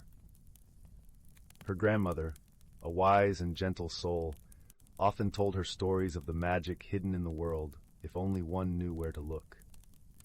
One crisp autumn afternoon, as golden leaves danced through the air and the scent of cinnamon and apples lingered from nearby orchards, May found herself wandering further than usual. Her feet carried her to the edge of the village, where an old wooden bridge arched over a serene pond, its surface reflecting the cotton candy hues of the setting sun. As May leaned over the bridge, watching the gentle ripples in the water, she noticed something peculiar. A glint of light caught her eye, and as she squinted, she saw a small, ornate key resting on the muddy bank. It was unlike any she had ever seen, with intricate engravings that seemed to shimmer with a soft, warm glow. Feeling a flutter of excitement, May carefully picked up the key and tucked it into her pocket.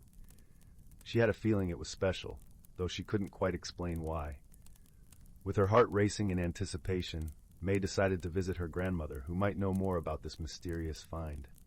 Her grandmother's cottage was a cozy haven, filled with the comforting aroma of herbal tea and the crackling warmth of a fireplace. As May entered, her grandmother looked up from her knitting with a smile that was as warm as the sun on a summer's day. "Ah, May, my curious little traveler," she greeted. "What brings you here on this lovely evening?" May produced the key from her pocket, its metal now cool to the touch. "I found this by the pond. It feels magical." Her grandmother's eyes widened with a knowing twinkle. "Indeed it might be," she mused, taking the key and examining it closely. "This is a key of discovery, my dear. It is said to unlock that which is hidden, revealing secrets that lie beneath the surface." Intrigued, May listened intently as her grandmother continued. "But remember, my child, the greatest journeys are those that lead us back to ourselves. This key will guide you, but it is your heart that must do the seeking." With these words echoing in her mind, May thanked her grandmother and set off on a journey that would take her beyond the familiar paths of Willowbrook. Her first stop was the ancient oak tree, a towering guardian of the village with branches that stretched like welcoming arms. There, she met Oliver, a squirrel whose bushy tail flicked with curiosity. Oliver was known for his wisdom and wit, and May hoped he might offer some guidance. "Hello, May," chirped Oliver, his eyes twinkling like stars. "What brings you to my oak today?" May showed him the key, explaining her desire to uncover its secrets. Oliver considered her words, then nodded thoughtfully. "The key you hold is indeed special, but its power lies in the questions you ask and the truths you seek. Let your heart be your compass, and you will find your way." Encouraged by Oliver's advice, May continued her journey, feeling the cool breeze on her face and hearing the soft rustle of leaves beneath her feet. She wandered into the heart of the forest, where the sunlight filtered through the canopy in dappled patterns, creating a tapestry of light and shadow. There she encountered Luna, a gentle deer with eyes as deep as the forest itself.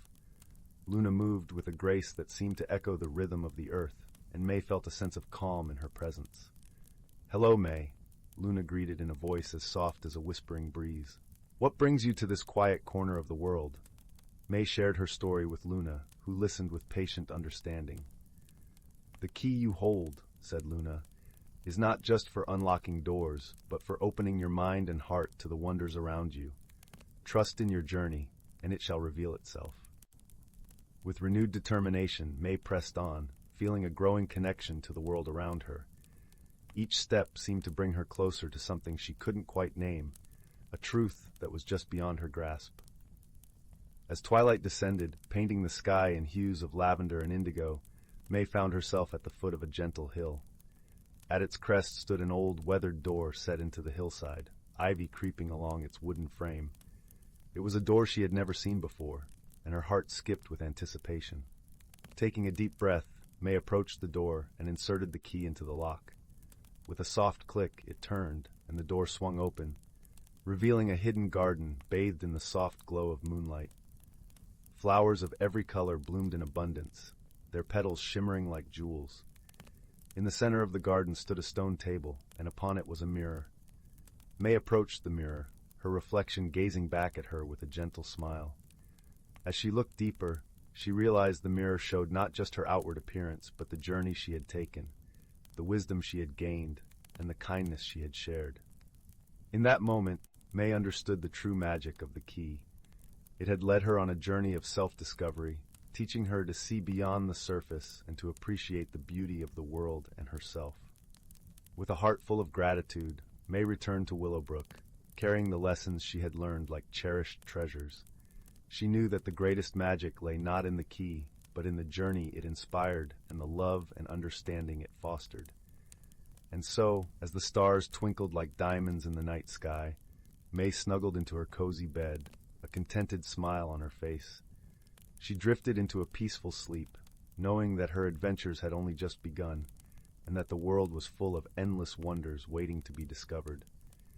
And in the quiet of the night, the key rested on her bedside table, its glow a gentle reminder of the journey that had changed her forever.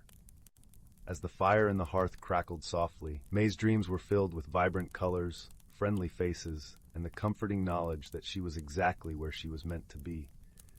And so ends our tale, dear listener, with the warmth of the hearth and the promise of new adventures on the horizon. Sleep well, and may your dreams be filled with magic and wonder. Story 26. In the heart of the whispering woods, where the trees seemed to hum soft lullabies to the breeze, there lived a young villager named Leora. She was known for her gentle spirit and her eyes that sparkled with dreams as vast as the sky. Yet despite her kind heart, she found herself struggling with the winds of change that seemed to sweep through her life like the autumn leaves that danced and twirled around her.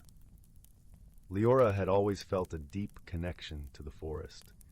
It was a place where she could escape the bustling demands of the village and listen to the rustling leaves sharing secrets only the woods could understand. However, as the seasons turned, so too did the circumstances of her life, and she found herself at a crossroads. Her family needed her to take over their small apothecary shop, but her heart longed for something more, something undefined and shimmering just beyond her reach. One afternoon, as the sun dappled the forest floor with patches of light, Leora wandered deeper into the woods than she ever had before. The air was crisp with the scent of pine and earth, and as she walked, she felt a gentle tug within her chest, as if the forest itself was guiding her. It wasn't long before she stumbled upon a hidden glade, its beauty so ethereal that it seemed to exist out of time. In the center of the glade stood an ancient oak, its branches stretching wide like welcoming arms. As Leora approached the oak, she noticed a soft glow emanating from a hollow in its trunk. Curiosity piqued. She peered inside and found a small, intricately carved box. It was warm to the touch, as if cradled by the very heartbeat of the earth. With a mix of awe and wonder, she opened it and discovered a delicate crystal, shimmering with all the colors of the dawn. The moment she held the crystal, a gentle voice filled the glade. "This is the heart of the forest," it whispered, "a gift to those who seek their true path. It will guide you, Leora, as you learn to embrace change and discover the beauty within your heart." Over the following days, Leora carried the crystal with her everywhere. She found that when she focused on its glow, it mirrored her emotions. shimmering brightly when she felt hopeful and dimming when doubt clouded her mind. Slowly, she began to understand that the crystal was not just a magical artifact, but a reflection of her own inner journey. Whenever uncertainty loomed, Leora would return to the glade, seeking the quiet wisdom of the ancient oak. On one such visit, she met a wise old tortoise named Thaddeus, who had lived in the forest for as long as anyone could remember. Thaddeus became a dear friend, and he shared stories of the forest, tales filled with lessons of patience and the quiet strength found in embracing one's own pace. "You see, Leora," Thaddeus would say, with eyes twinkling like stars, "change is like the river's flow. Sometimes it rushes, sometimes it meanders, but it always knows where it's going. Trust in your journey and let the current of your heart guide you." Buoyed by Thaddeus's wisdom and the forest's gentle magic, Leora began to bloom like a flower kissed by the morning sun. She started experimenting in the apothecary, blending herbs with a creativity that seemed to flow directly from her soul. Her concoctions became renowned for their soothing effects, and she discovered a love for healing that she had never anticipated. One evening, as the sky blushed with the colors of dusk, Leora sat at the base of the ancient oak, cradling the heart of the forest in her hands. She realized that the change she had feared was not an ending, but a beginning, a transformation as natural and beautiful as the forest itself. She had learned to listen to the whispers of her heart, to trust in the gentle guidance that had always been there, waiting for her to notice. With a heart full of gratitude, Leora returned to the village, not as a reluctant apothecary, but as a healer whose spirit was as boundless as the sky. She knew that her journey was only just beginning, and with each step she carried the lessons of the forest, the wisdom of Thaddeus, and the shimmering light of the crystal that had mirrored her transformation.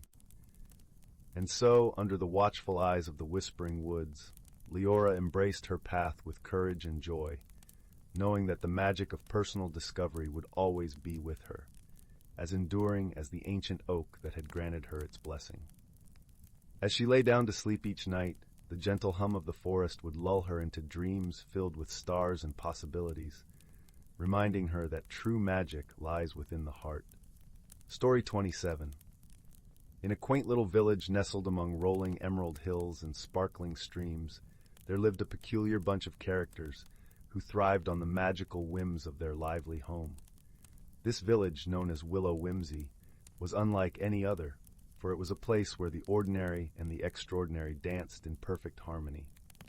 At the heart of the village stood an ancient oak tree, its branches stretching high into the sky like a wise old giant with stories to share. Beneath its sprawling canopy lived Jasper, a delightful gnome with a penchant for collecting odd socks. Jasper had a brilliant red cap that bobbed with every step and a beard that seemed to be woven from silver moonlight. His home, carved into the base of the oak, was a jumble of colorful socks, each with its own tale to tell. Jasper's best friend was Mabel, a merry little mouse who always wore a tiny pair of spectacles perched on her nose. Mabel had a knack for solving puzzles and loved nothing more than a good riddle. She was known in the village for her warm heart and infectious giggle, which echoed through the meadow like a gentle breeze. One sunny morning, as the village awoke to the sweet scent of blooming honeysuckle, Jasper and Mabel gathered with their friends for their weekly breakfast picnic. There was Tilly the toad, who wore a jaunty bow tie and could leap higher than anyone else, and Finn, a young fox with a bushy tail that always seemed to wag in rhythm to his cheerful humming. As they settled beneath the oak tree, a curious shimmer filled the air. The villagers watched in awe as a trail of twinkling lights danced around them, spiraling towards the sky. It was the Great Willow Whimsy Festival, a magical event that happened once every 100 years, where the village's magic was at its most vibrant. But this year, something was amiss. The lights began to flicker and fade, and the villagers gasped as they watched the magic dim. The festival's enchantment was waning, and without its glow, Willow Whimsy's magic would vanish, leaving the village in stillness and shadow. Oh dear, fretted Tilly, adjusting his bow tie nervously. What are we to do? Jasper scratched his head, his cap tilting to one side. We need to find the source of this magic hiccup. Perhaps it's a missing sock that's causing all the trouble. Mabel tapped her spectacles thoughtfully. Or maybe it's a riddle that needs solving. Magic loves a good riddle, you know. Determined to save their home, the friends set off on an adventure through the village, following the trail of fading lights. They visited the flower fields, where blossoms sang soft lullabies, and the whispering woods, where trees shared secrets with the wind. In the center of the village, they discovered a curious sight. A small, mischievous cloud had taken up residence above the fountain, giggling as it playfully snatched the magical lights and tucked them away. The cloud, known as Pippin, was a well-meaning but forgetful spirit who delighted in collecting shiny things. "Pippin!" Mabel called, adjusting her spectacles. "Why are you gathering the festival lights?" Pippin floated down, his fluffy form shimmering with hues of pink and gold. "Oh, I'm terribly sorry," he mumbled sheepishly. "I thought they were gifts for me. I just love their sparkle." Jasper chuckled, his cap bobbing. "No harm done, dear Pippin. Perhaps you could help us return the lights to their rightful place?" Pippin beamed, bursting with excitement. "Of course, let's make it a game." With a wave of Pippin's cloudy hand, the village was transformed into a playground of magic. The friends danced and twirled, working together to catch the twinkling lights as they tumbled from Pippin's fluffy grasp. Tilly leaped and bounded, catching lights with his bow tie. Finn, with his swift paws and wagging tail, gathered them in heaps. As they played, Mabel crafted a riddle, weaving it into the air with her words. What sparkles without being seen, and shines a light on the unseen dream? The lights seemed to understand and began to glow brighter, their magic growing stronger with each joyful laugh and playful leap. Soon the village was awash with the vibrant colors of the festival, the magic restored and more brilliant than ever. With the festival lights returned, the villagers gathered once more beneath the ancient oak, their hearts light and full of joy. Pippin, the once mischievous cloud, now floated happily above, a gentle rain of laughter and light cascading from his fluffy form. "Thank you, dear friends," Pippin chimed, his voice like a melody. "I've learned that sharing the sparkle makes the world twice as bright." As the festival continued, the villagers danced into the evening, their spirits high and their bonds of friendship stronger than ever. Jasper, Mabel, Tilly, and Finn basked in the warmth of the moment, knowing that together they could overcome any magical mishap.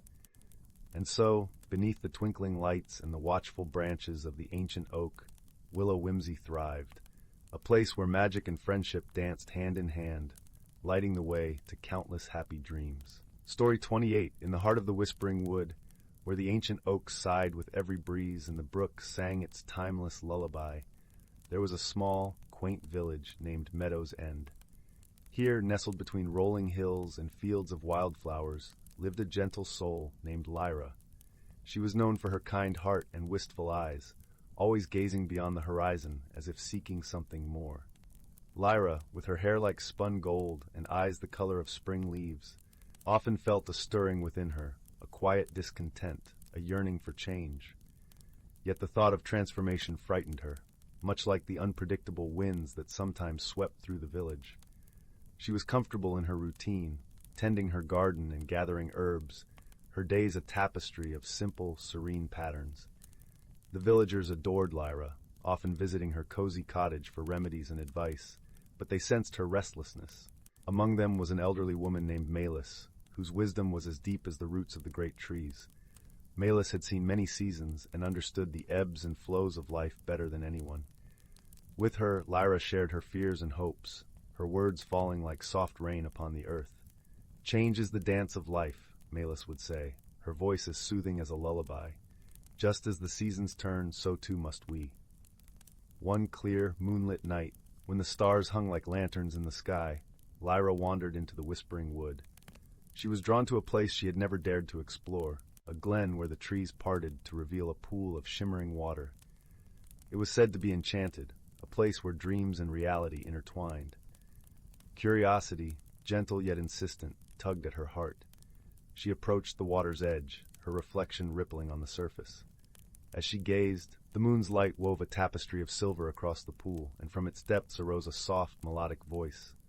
"Lyra," it whispered, as if the water itself knew her name.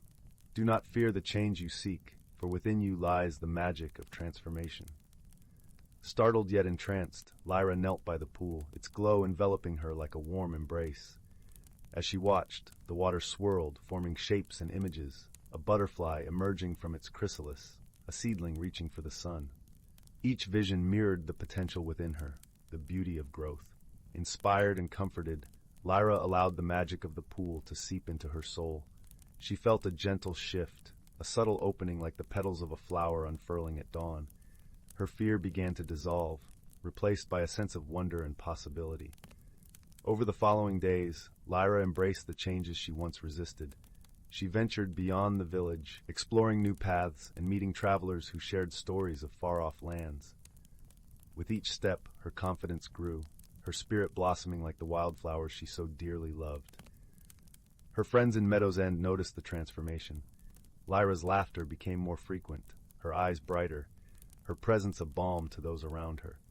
She shared her newfound wisdom, teaching others the importance of embracing life's ebb and flow. Malus watched with pride, her heart warmed by Lyra's journey. She knew that true growth came from within, nurtured by courage and curiosity. And so she continued to guide others, her gentle words sowing seeds of understanding. In time, Lyra came to realize that change was not something to be feared but celebrated. She learned to trust the whispers of her heart, to dance with the winds of change rather than resist them.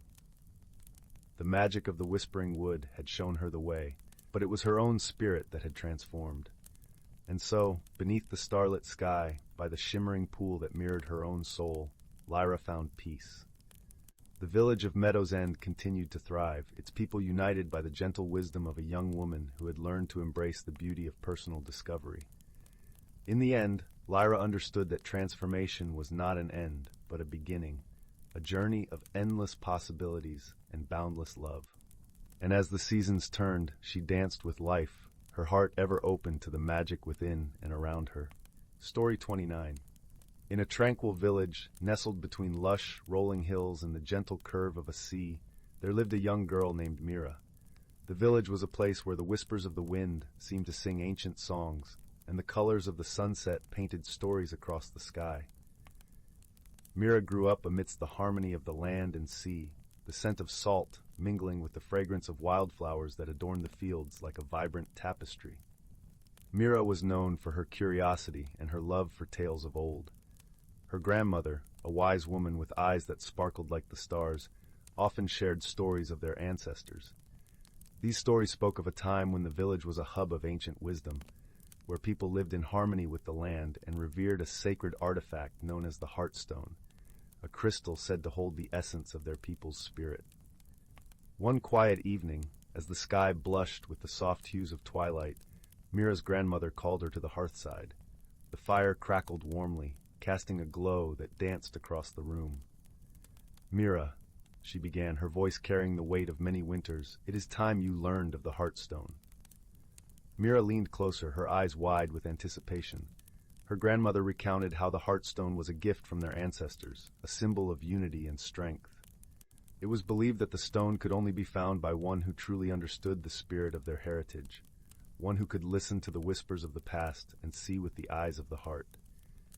Entranced by the tale, Mira felt a stirring within her, a longing to uncover the legacy that lay hidden beneath the veil of time. As the last embers of the fire faded into a gentle glow, Mira resolved to seek the Heartstone and learn more about her roots. The following morning, Mira set out with a heart full of hope and a mind eager for discovery.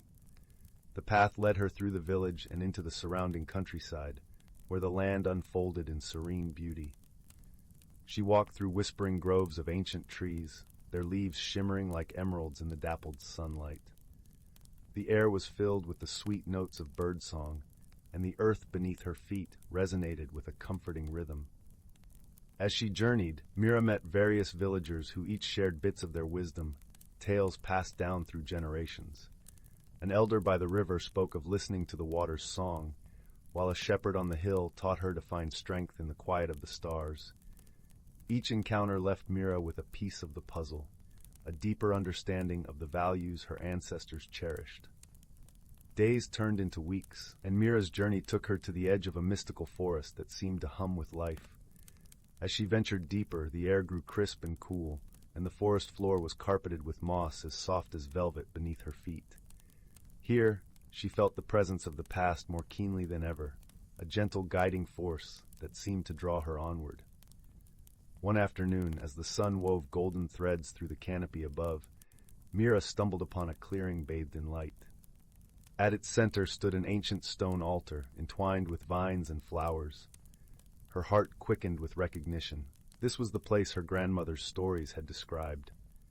Approaching the altar, Mira noticed a small, weathered chest nestled among the roots. With trembling hands, she opened it to reveal a crystal of unparalleled beauty, the heartstone. It shimmered with a soft, inner light, as if holding within it the essence of countless dawns and sunsets, laughter and tears. As Mira cradled the heartstone, a sense of peace enveloped her. She understood now that the heartstone was more than an artifact. It was a reminder of the love and wisdom woven through her heritage. The lessons she had learned on her journey, the kindness of strangers, the strength found in silence, the beauty of nature, were the true legacy of her ancestors. With the heartstone in hand and her heart full of newfound understanding, Mira returned to her village. She shared her journey with her grandmother, who smiled with a knowing warmth. Together they placed the heartstone upon the hearth, where it cast a gentle glow that seemed to brighten the entire room. As the village gathered to hear Mira's tale, the heartstone shone as a beacon of unity and hope. It reminded everyone of the strength found in their shared history and the love that connected them all. Mira felt a deep sense of belonging, knowing she was part of something greater, a tapestry woven through time.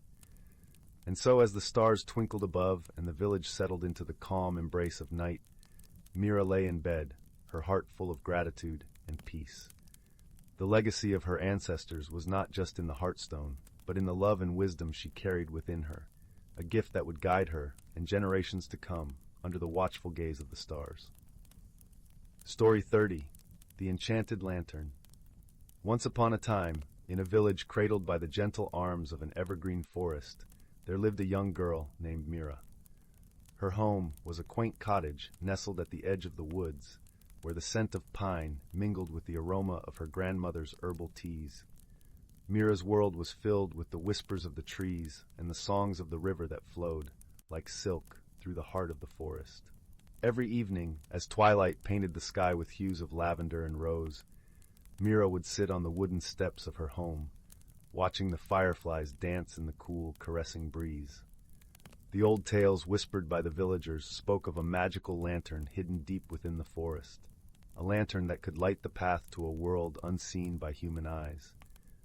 This lantern was said to be a gift from the forest spirits, a beacon of hope and wonder that could only be found by those pure of heart. Mira's heart brimmed with curiosity, a flickering flame that no amount of grandmotherly caution could extinguish. She often imagined herself finding the lantern, its light guiding her to adventures beyond her wildest dreams. And so, one evening, as the stars began to twinkle like diamonds scattered across a velvet sky, Mira made a decision. She would seek the lantern and discover the hidden world the tales spoke of. With a small satchel packed with bread, cheese, and a flask of her grandmother's soothing chamomile tea, Mira set out under the watchful gaze of the moon. The forest was a symphony of sounds, the distant hoot of an owl, the rustle of leaves, and the soft gurgling of the river that mirrored the starlit sky above. Mira's heart raced with excitement and a tinge of fear, the thrill of the unknown tugging at her every step. As she ventured deeper into the forest, the world around her began to change. The trees seemed to lean closer, their branches forming intricate patterns against the moonlit sky. The air was rich with the scent of earth and moss, and Mira felt a strange calm wash over her, as if the forest itself was welcoming her. She walked for hours, guided by intuition and the occasional glimmer of a firefly that seemed to beckon her forward. Just as the first light of dawn began to kiss the horizon, Mira stumbled upon a clearing. In the center stood an ancient oak, its gnarled branches stretching wide, as if to embrace the very sky. Hanging from one of these branches was a lantern, its surface etched with delicate runes that shimmered with a soft, golden light. Mira approached with reverence, her breath catching in her throat. This was the enchanted lantern of legend, more beautiful than she had ever imagined. As she reached out to touch the lantern, a gentle voice filled the clearing, resonating with the melody of the forest. "Welcome, Mira," it said, warm and kind like the embrace of the morning sun. "You have found the lantern, and with it, the path to the hidden world." Mira's eyes widened, a mixture of awe and joy lighting up her face. "What is this hidden world?" she asked, her voice barely a whisper. "The hidden world is a place where the natural and magical coexist in harmony," the voice replied. "It is a realm of endless possibilities, where kindness and wisdom are the greatest treasures." With a gentle flick of her wrist, Mira lifted the lantern from its branch. As she did, the clearing transformed. The trees shimmered with iridescent colors, and the ground beneath her feet seemed to glow with a soft, welcoming light. A path unfurled before her, leading into the heart of this new, wondrous world. Mira took a deep breath, her heart swelling with anticipation and a newfound sense of purpose.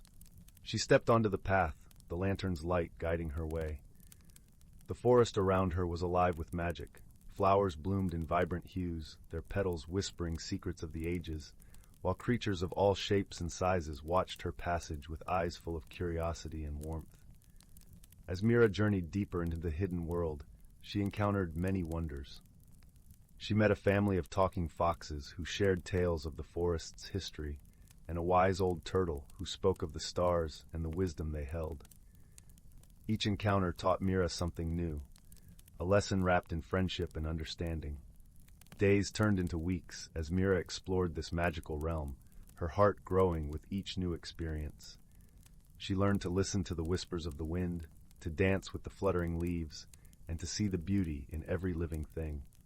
The hidden world was not just a place of magic, but a mirror reflecting the kindness and courage she carried within herself.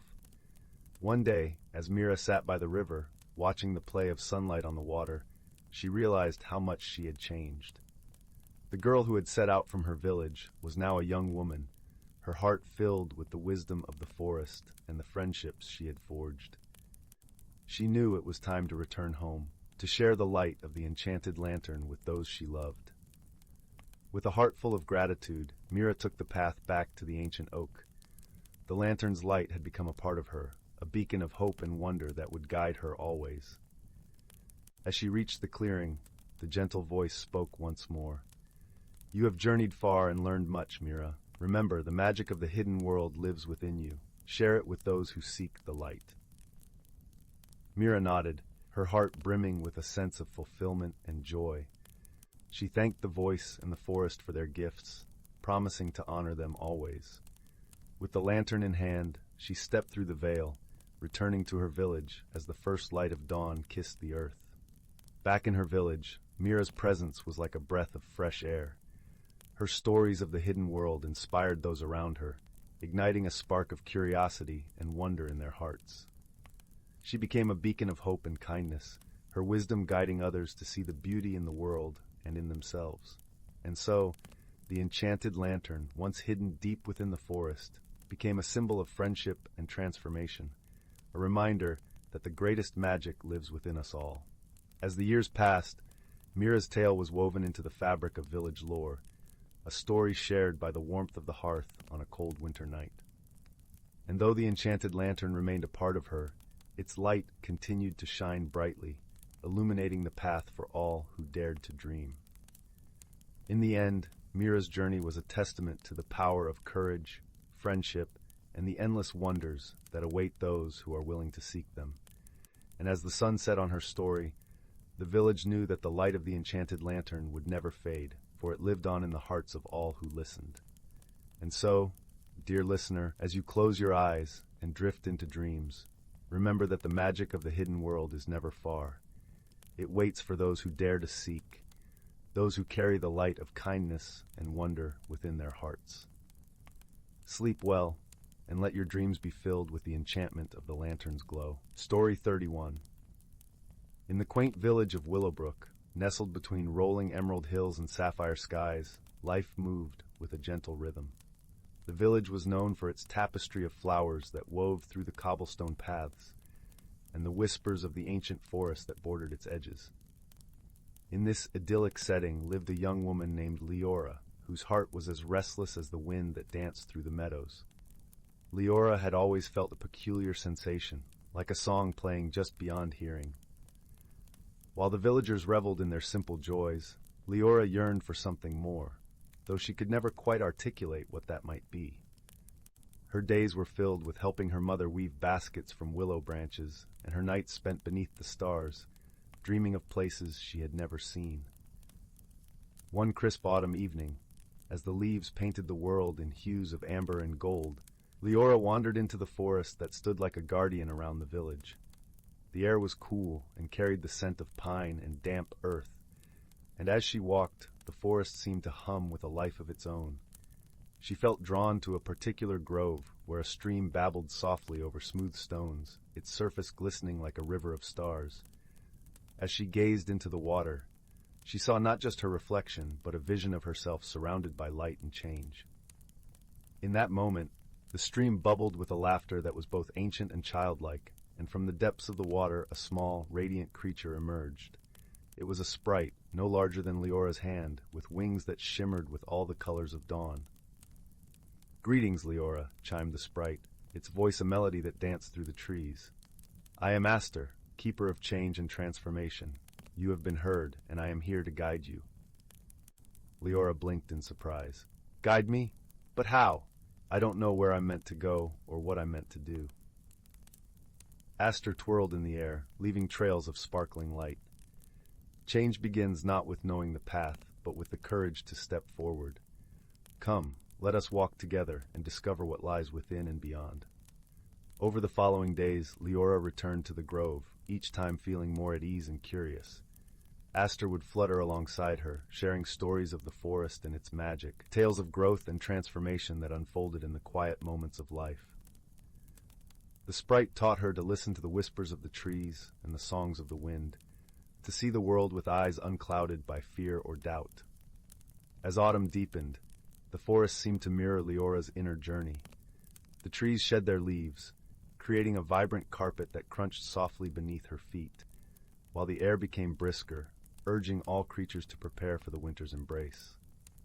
Leora found herself reflecting on the nature of change and growth, realizing that just as the forest transformed with each season, so too could she. In the village, Leora began to notice small shifts within herself. She felt more present, her senses more attuned to the beauty in everyday moments, the laughter of children, the warmth of her mother's smile, the delicate patterns of frost on the window panes. She started weaving baskets with newfound creativity, integrating designs inspired by the forest's intricate patterns. One evening, as snowflakes began to drift lazily from a sky of soft gray, Leora confided in her dearest friend, Bryn, who had always been a steadfast presence in her life. They sat together by the fireplace, the room filled with the scent of cinnamon and the gentle crackling of burning logs. "Bryn," Leora began, "I've been learning so much about change and growth. It's like the forest has opened my eyes to a different way of seeing, but it's not always easy to embrace these changes." Bryn, with her kind eyes and thoughtful demeanor, nodded. "Change can be daunting, Leora, but it's also where we find our true selves. Remember, it's okay to feel unsure. What matters is that you're exploring and growing." Encouraged by Bryn's words, Leora felt a warmth spread through her. Her friend's wisdom was like a gentle nudge, reminding her that transformation was a journey, not a destination. Winter unfolded in a serene hush over Willowbrook, and the world seemed to pause, blanketed in soft white. Leora continued her visits to the grove, her heart now a little lighter, her spirit more attuned to the dance of life around her. Aster's guidance had become a cherished part of her days, the sprite's presence a reminder that magic lay in the simplest of moments. As the first hints of spring began to weave through the air, Leora stood by the stream, watching the ice melt and the water flow freely once more.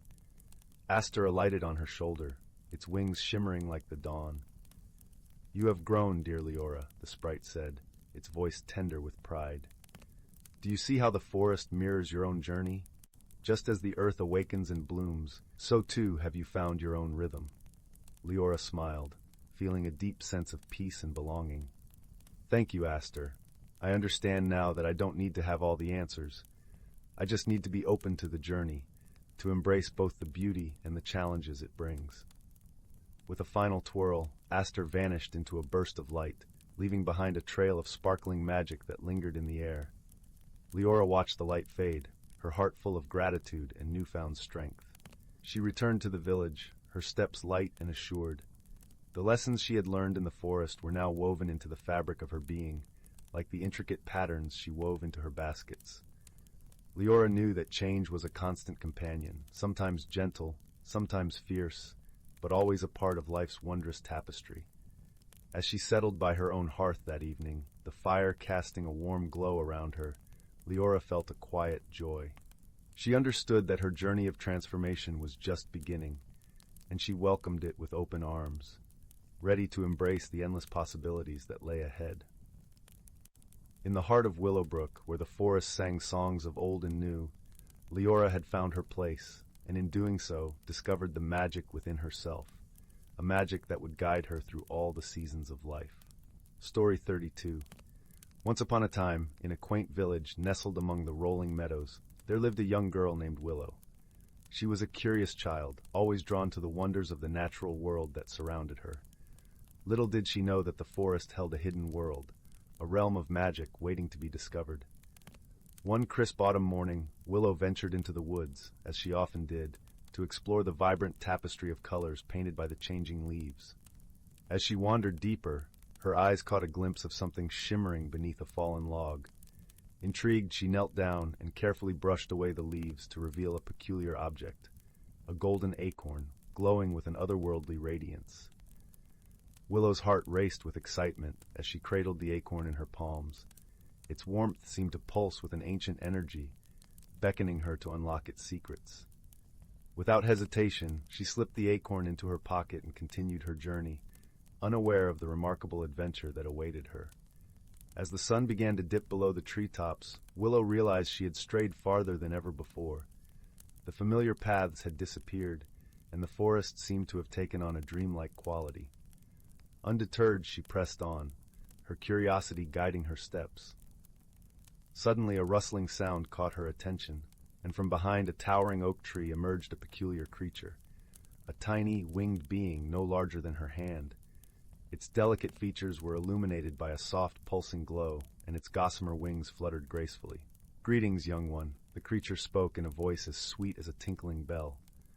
"I am Zephyr, a guardian of the evergreen realm. You have discovered a rare and powerful artifact, the golden acorn of renewal." Willow's eyes widened in wonder as Zephyr explained the acorn's significance. This acorn holds the power to reveal the hidden world that exists within the forest, a realm of enchantment and magic. But beware, for with great power comes great responsibility. Nodding solemnly, Willow listened intently as Zephyr instructed her to clutch the acorn tightly and make a wish with all her heart.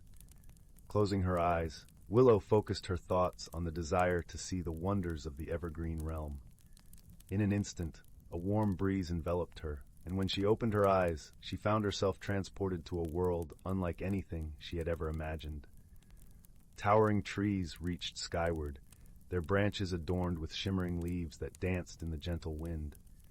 Crystalline streams trickled over mossy rocks, and vibrant flowers bloomed in every crevice, their petals unfurling in a kaleidoscope of colors. As Willow marveled at the splendor around her, she noticed a group of winged beings similar to Zephyr flitting among the branches. They beckoned her to follow, and without hesitation, she set off on a journey through this enchanted realm. Along the way, Willow encountered a myriad of wondrous creatures, playful pixies weaving tapestries of light, wise old tree nymphs whispering ancient tales, and mischievous forest sprites leading her on delightful detours. Each encounter taught her valuable lessons about the beauty and fragility of nature, the importance of friendship, and the power of belief. One day, as Willow wandered through a sun-dappled glade, she came across a peculiar sight. A group of fairies huddled around a fallen tree, their wings drooping with sadness. Concerned, she approached them and learned that their beloved elder, Oak Mother, was gravely ill, and the once vibrant tree she called home was withering away. Willow knew she had to help, for the evergreen realm and all its inhabitants had become dear to her heart. Remembering the power of the golden acorn, she gently placed it at the base of the ailing tree and made a heartfelt wish for Oak Mother's recovery. To everyone's astonishment, the acorn began to glow with a brilliant radiance, and tendrils of golden light snaked their way up the trunk of the tree. Slowly but surely, the bark regained its rich hue, and new leaves unfurled, bursting with vibrant life. Oak Mother's eyes fluttered open, and she smiled warmly at Willow, her strength renewed. The fairies rejoiced, and Willow was celebrated as a true friend of the evergreen realm. She had not only witnessed the magic of this hidden world, but had played a pivotal role in preserving its beauty and harmony. As the days turned into weeks, Willow found herself undergoing a profound transformation. She had grown wiser, her eyes now attuned to the intricate web of life that bound all living beings together. Her heart was filled with compassion and a deep reverence for the natural world, and she vowed to share the wonders she had experienced with others. One day, as Willow sat by a shimmering pool, gazing at her reflection, she realized her journey in the evergreen realm had come full circle. It was time to return home, armed with the knowledge and wisdom she had gained. With a heavy heart, she bid farewell to her newfound friends, promising to cherish their lessons and keep the magic of the evergreen realm alive within her heart.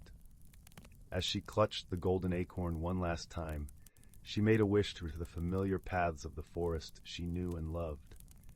In a swirl of golden light, Willow found herself back in the woods near her village, the evergreen realm now hidden from sight, but forever etched in her memory. As she emerged from the trees, she noticed a group of children playing nearby, their laughter echoing through the autumn air. Without hesitation, Willow approached them, her eyes sparkling with excitement. "Would you like to hear a story?" she asked, her voice brimming with the wonder and magic she had experienced.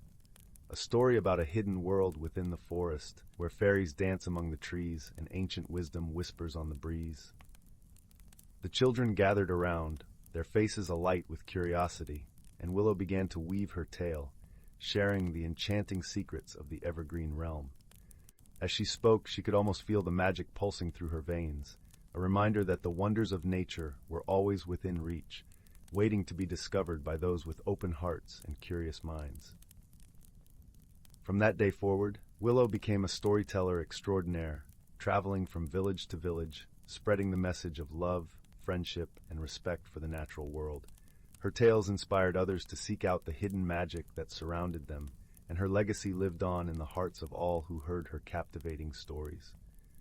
For in the evergreen realm, and in the embrace of nature itself, true magic resided, the magic of wonder, of transformation, and of finding one's place in the intricate tapestry of life. Story 33. Once upon a time, nestled in a quaint village where every house had a story to tell, there lived a young girl named Lila. Lila was a curious soul with a heart as warm as the summer sun and eyes that twinkled like stars in the midnight sky. Her days were spent exploring the lush, rolling meadows that surrounded the village, where wildflowers danced in the breeze and streams whispered ancient secrets. One quiet afternoon, as the golden light of the setting sun painted the world in hues of amber, Lila stumbled upon an old wooden chest, half buried beneath a gnarled oak tree.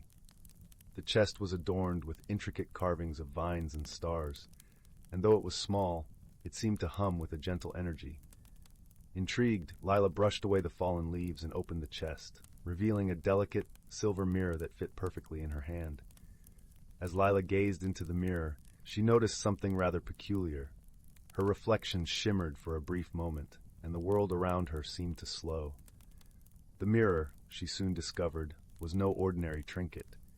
It was imbued with a special magic, allowing her to glimpse the hidden wonders of the world, things that were invisible to the human eye.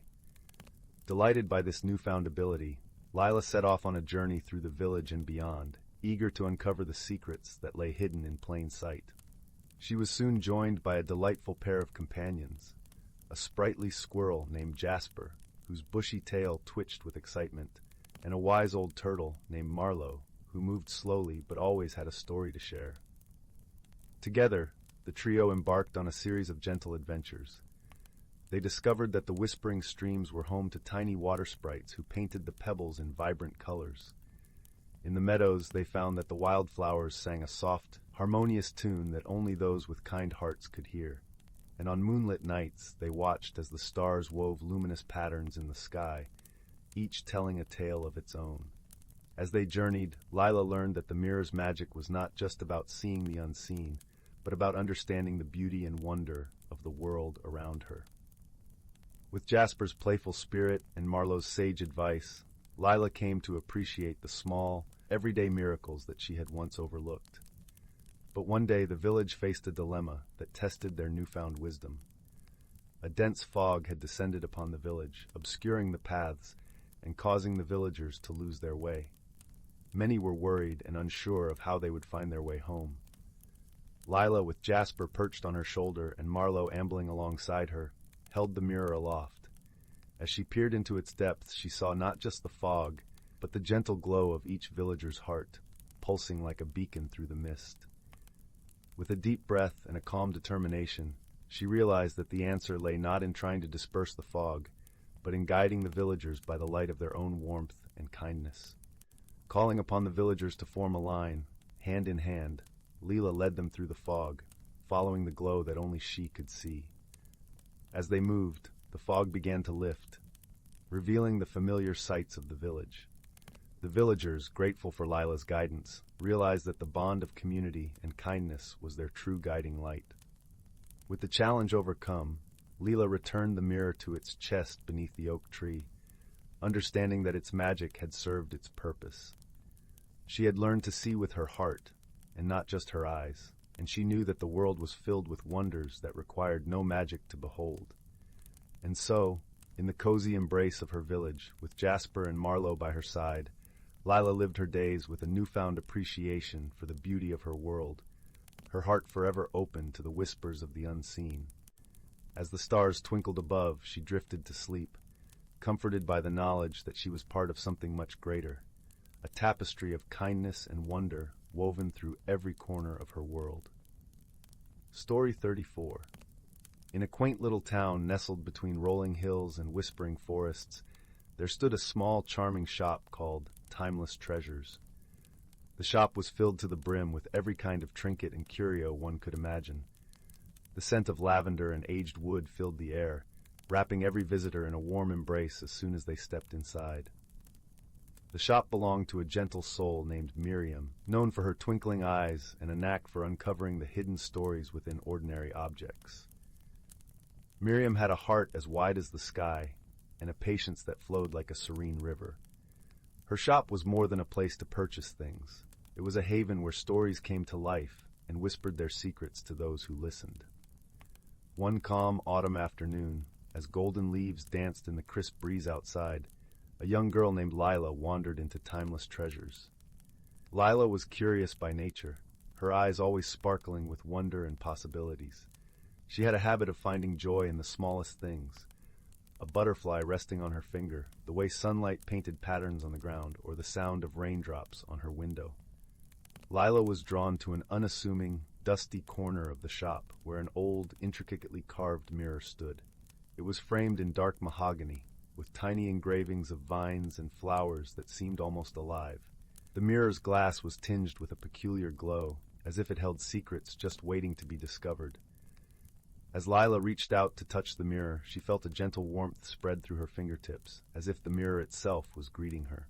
A soft, melodious voice like the rustle of leaves spoke to her from within the glass. "Hello, dear one," it said. Startled yet intrigued, Lila whispered back, "Who are you?" "I am the Keeper of Whispers," responded the mirror, its voice soothing as a lullaby. "I hold the stories of those who seek to find themselves." Lila's heart fluttered with excitement. She had always longed for an adventure, a journey that would change her in ways she could not yet understand. "What do I need to do?" she asked eagerly. The Keeper of Whispers shimmered gently. "Simply listen, dear Lila, and let your heart guide you." With those words, the mirror's surface rippled like a pond touched by a gentle breeze, revealing a scene that beckoned Lila closer. She saw a path winding through an enchanted forest, where the trees whispered secrets, and the air was sweet with the scent of wildflowers. Gathering her courage, Lila stepped closer to the mirror, finding herself magically transported into the scene. The forest welcomed her with open arms, its canopy filtering sunlight into a kaleidoscope of colors that danced at her feet. As she ventured further, Lila met her first helper, a wise old owl named Hoot, perched on a low-hanging branch, his feathers a mosaic of browns and whites. "Greetings, young traveler," Hoot said, his voice deep and resonant. "I am here to guide you through the forest. Trust in your heart and in the friends you will meet along the way." Lila nodded, feeling a sense of comfort in Hoot's presence. Together, they journeyed deeper into the forest, where the path twisted and turned like a ribbon unfurling in the breeze.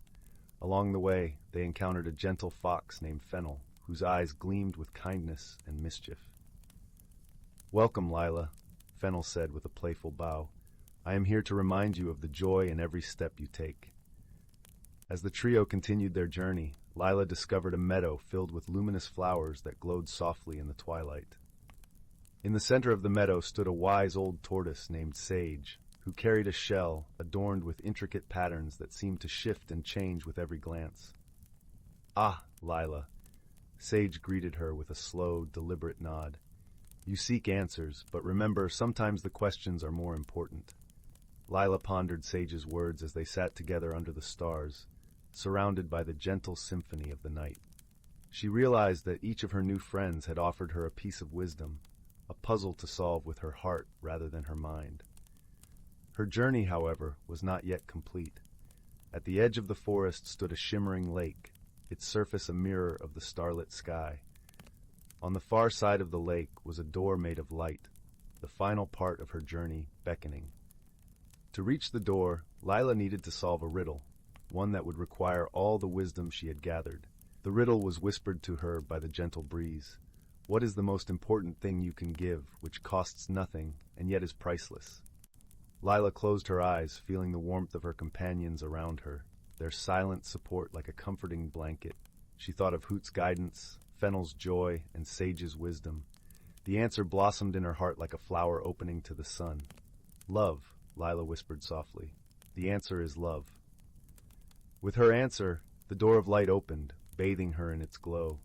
She stepped through and found herself back in the shop, standing once more before the mirror.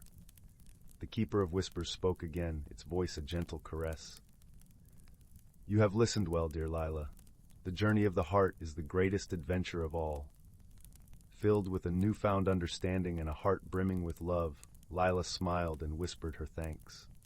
She left timeless treasures, knowing that the world was full of magic and wonder, hidden in the most ordinary places, waiting to be discovered by those who dared to listen. And so, with each step she took, Lila carried the lessons of her journey, her heart a beacon of light in the world. She knew that love was the greatest gift of all, a gift she could share with everyone she met. As she walked through the town, the sun setting in a blaze of colors, Lila felt a sense of peace and fulfillment. Her journey had changed her, showing her the power of friendship, the importance of wisdom, and the boundless magic of love. And so, dear listener, as you drift into the gentle embrace of sleep, remember that the greatest treasures often lie within. Like Lila, may you find the courage to explore the wonders of your own heart and share its light with the world. Sweet dreams. Story 35. In the heart of a land where the air was always filled with the scent of pine and the gentle hum of bees, there lay a quaint little village named Willowbrook. It was nestled snugly in a valley surrounded by rolling hills that were draped in lavender and dotted with ancient oak trees. The villagers of Willowbrook were known for their warm smiles and their love of storytelling, which they shared by the fireside on chilly nights. One crisp autumn evening, as the golden leaves danced in the breeze and the sun dipped low behind the hills, something curious began to happen. The village's prized apple orchard, which had always yielded the juiciest, most delicious apples, was found to be mysteriously bare. Not a single apple remained, and the villagers were puzzled. They had always celebrated the Harvest Moon Festival with a bountiful crop, and the absence of apples left them scratching their heads and whispering in wonder. Among the villagers was a young girl named Lyra. Lyra was a spirited soul with bright eyes and a curious heart. She was known for her keen observation and her ability to notice what others might overlook. As the villagers gathered in the town square to discuss the missing apples, Lyra listened intently, her mind racing with possibilities. "I think," she began, her voice clear and steady, "that we need to investigate this mystery. There must be a reason the apples have vanished." The villagers nodded in agreement, their eyes filled with trust in Lyra's instincts. With the approval of the villagers, Lyra set out on her quest. She was accompanied by her faithful companion, a small wise owl named Wisp. Wisp had feathers as soft as the first snow, and eyes that twinkled with ancient knowledge. Together, they made their way to the orchard, the crisp leaves crunching beneath their feet. As they approached the orchard, Lyra noticed something peculiar. The grass was still dewy, and there were faint footprints leading away from the trees. They weren't human, nor did they belong to any animal she recognized. They were small and delicate, almost as if made by a creature of magic.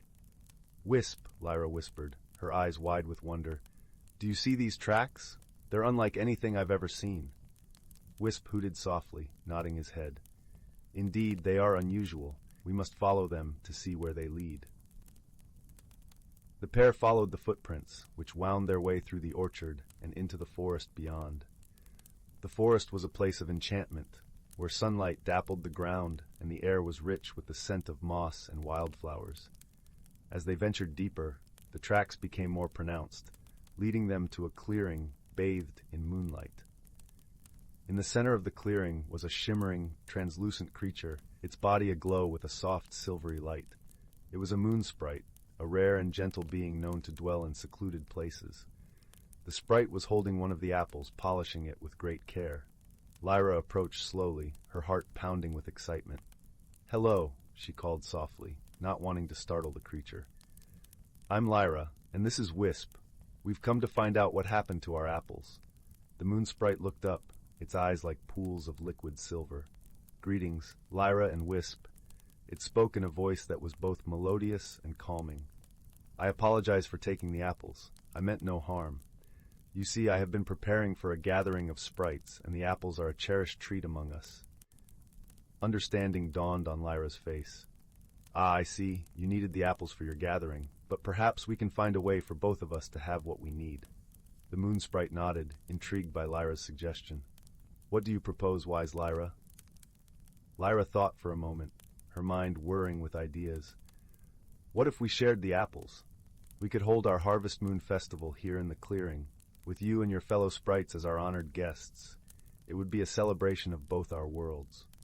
The moon sprite's face lit up with delight, its light growing even brighter. "That is a wonderful idea. We would be honored to join your festival." And so, with the help of the moon sprite, Lyra and Wisp returned to the village to share the news. The villagers were thrilled at the prospect of a joint celebration and worked together to prepare for the festival. They gathered food and decorations, while the moon sprite and its kin helped by illuminating the village with their ethereal glow. The night of the Harvest Moon Festival arrived, and the village was transformed into a magical wonderland. Lanterns hung from the trees, casting a warm glow, and tables were laden with delicious foods, including the now plentiful apples. The air was filled with music and laughter as villagers and sprites danced together beneath the light of the full moon. As the evening drew to a close, Lyra stood with Wisp by her side, watching the joyful scene unfold. She felt a deep sense of contentment, knowing that kindness and understanding had bridged the gap between their worlds. From that night on, the villagers of Willowbrook and the sprites of the forest shared a special bond, celebrating together each year under the harvest moon. And Lyra, with her gentle heart and keen mind, became a beloved figure in both worlds, her story told by the fireside for generations to come. And so, wrapped in the warmth of friendship and the glow of moonlight, the tale of the missing apples came to a peaceful and satisfying end, leaving a legacy of unity and shared joy that would never be forgotten. Story 36. In a snug little village, nestled at the heart of a vast, whispering forest, there lay a curiosity that had puzzled its residents for generations. Every few years, when the autumn leaves blushed crimson and gold, peculiar things began to happen. It was as if the air itself crackled with mischief, and the villagers would find themselves scratching their heads at the oddities that unfolded. The village itself was a patchwork of cozy cottages with thatched roofs and chimneys that puffed gentle wisps of smoke into the crisp air. Cobblestone paths meandered through gardens bursting with the last blooms of the season, leading to the village square where a great old oak stood sentinel. This year, as the days shortened and the nights grew cool, the mystery began anew. It started innocuously enough. Mrs. Wren, the baker, awoke one morning to find her sourdough loaves floating serenely in midair. They hovered just above her kitchen table, turning slowly as if to inspect their surroundings. Meanwhile, Mr. Pippin, the blacksmith, found his tools rearranged in curious patterns on the floor, forming what seemed like an intricate map. The villagers, though puzzled, were not frightened. They had long since come to accept these quirks as part of the fabric of their home, but this year the occurrences seemed more frequent and pronounced.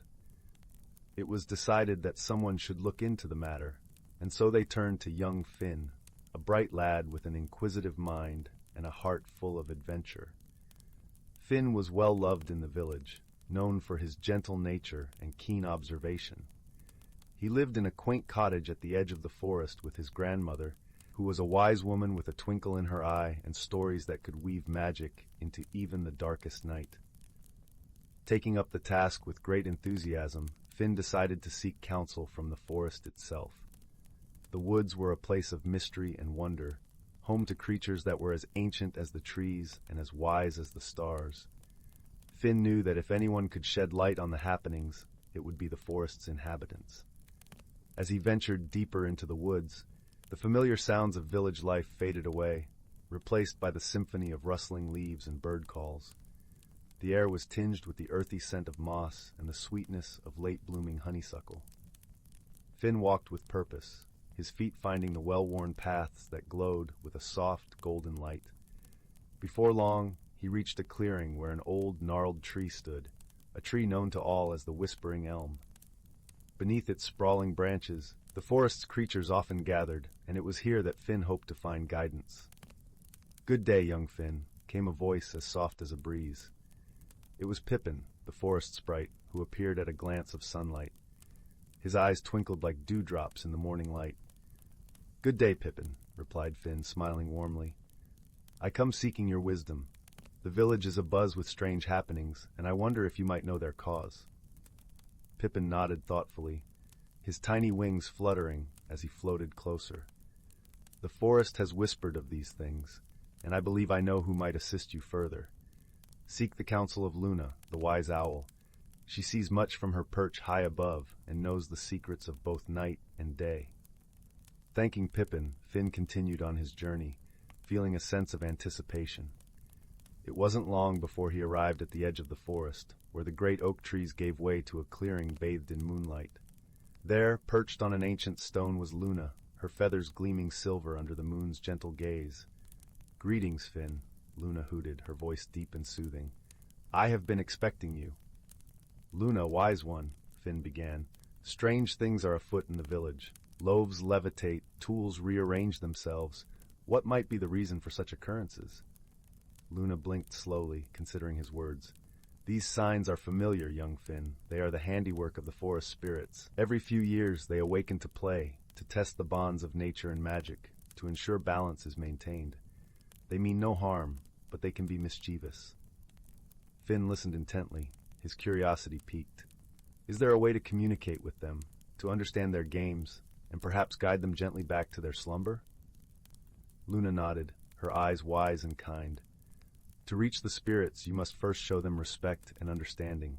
They respond to sincerity and heart. Create a gift of nature, something that represents the harmony between your world and theirs." Thanking Luna for her guidance, Finn made his way back to the village, his mind awhirl with ideas. He decided to create a mosaic in the village square, a gift of art and nature, using pebbles, leaves, and flowers. Each piece was placed with care, forming a pattern that celebrated the beauty of the world around them. As the villagers gathered to watch Finn at work, a sense of calm and unity washed over them. They began to help, adding their own touches and colors, until the square was transformed into a tapestry of nature's own making. The forest spirits, seeing the love and effort, were moved. The air shimmered with a gentle, magical light, and the mysterious happenings ceased as quietly as they had begun. That night, as Finn lay in bed, he felt a sense of peace and accomplishment. The village had come together, not just to solve a mystery, but to celebrate the connection they shared with the magical world around them. As he drifted into a deep, restful sleep, the gentle rustling of the forest seemed to whisper a lullaby, a promise of harmony and friendship that would endure through the seasons. And so, in the cozy village by the whispering forest, the mystery was solved, leaving behind a story of wonder and unity that would be told by the fireside for generations to come. Story 37, title: The Whispering Grove. In the quaint village of Elderglen, nestled snugly between lush, rolling hills and a forest that seemed to hum with secrets, there lived a gentle-hearted young woman named Leora. Her days were filled with tending to the village's herbal garden, where a symphony of colors and scents danced in the air, and her evenings were often spent weaving tales for the village children by the flickering light of the hearth. One particular evening, as the sun dipped below the horizon and painted the sky with hues of soft lavender and rose, Leora noticed something glimmering beneath the old willow tree at the edge of the garden. With curiosity piqued, she dusted off her apron and made her way over to the tree, the cool earth soft beneath her feet. There, nestled among the roots, was a small, intricately carved wooden box. Its surface was adorned with delicate patterns of leaves and vines, and it seemed to emanate a gentle warmth. Leora's fingers tingled as she picked it up, her heart fluttering with the thrill of discovery. She felt a strange pull, an invitation to explore whatever mysteries lay within. Carefully, she opened the box and found a shimmering stone nestled inside, a stone that seemed to pulse with a life of its own. As she held it, a whisper-like breeze rustled through the leaves of the willow tree, carrying with it a melody that seemed to speak directly to her soul. Entranced, Leora closed her eyes and listened, feeling a connection to the world around her that was deeper than anything she had ever known. The following morning, Leora woke with a sense of purpose that had been missing from her life. The stone, now safely tucked in her pocket, had imbued her with an understanding, a gift of listening not only to the words spoken around her, but to the whispers of the earth itself. She felt an urge to venture beyond the village, to uncover the hidden secrets of the forest that had been whispering to her. With a satchel packed with essentials and a heart full of anticipation, Leora set off at dawn, the morning dew clinging to her boots as she made her way into the forest. The path was dappled with sunlight, and the air was rich with the scent of pine and earth. As she walked, she could hear the gentle rustle of leaves, the soft calls of birds, and the babbling of distant streams, all mingling in a harmonious symphony. As she ventured deeper into the forest, Leora encountered creatures she had only ever heard of in stories.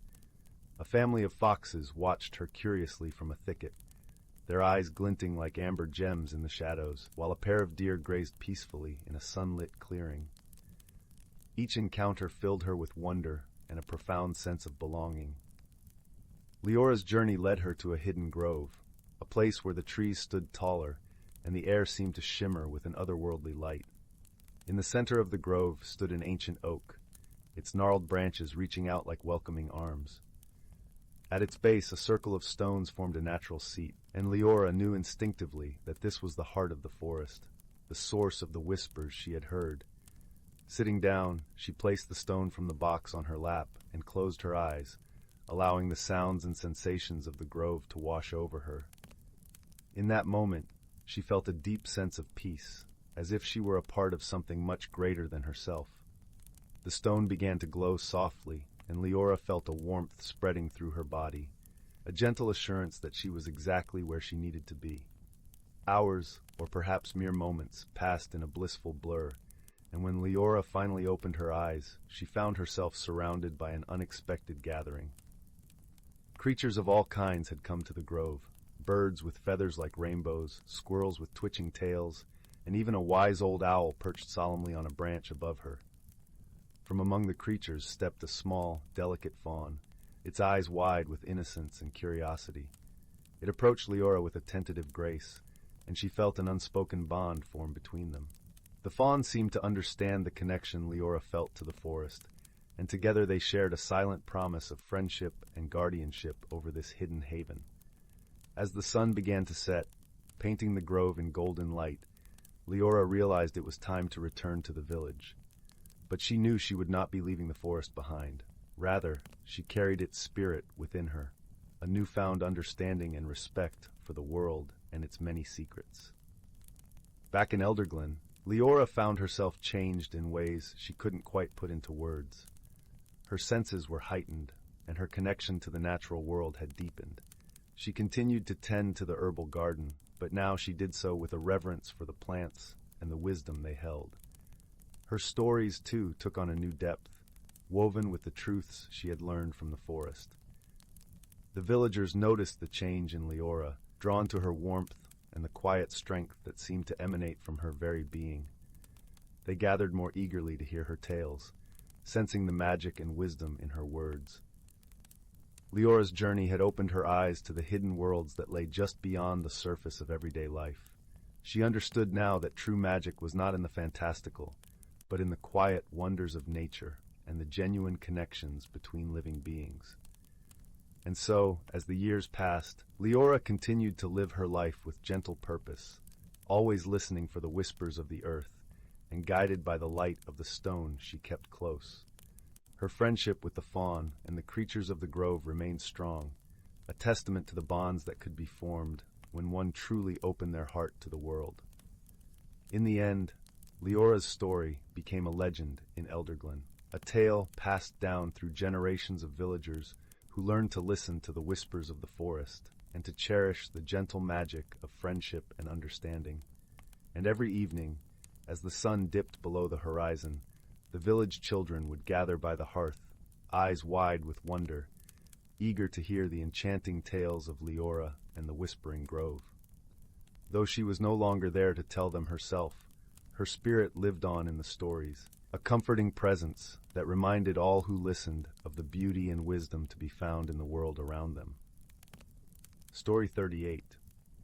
In a quaint village nestled between rolling hills and whispering woods, there lay a small, unassuming cottage with ivy-clad walls and a garden brimming with wildflowers.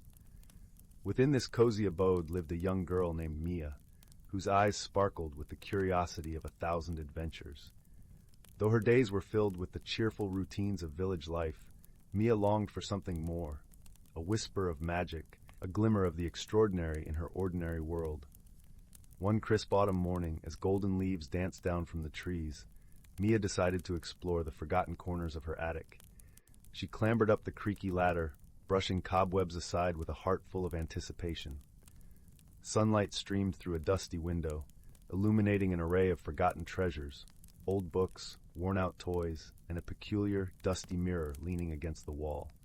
Drawn to its mysterious allure, Mia stepped closer to the mirror, wiping away layers of dust with her sleeve. As she gazed into its depths, something remarkable happened. The mirror shimmered, and a gentle glow spread across its surface.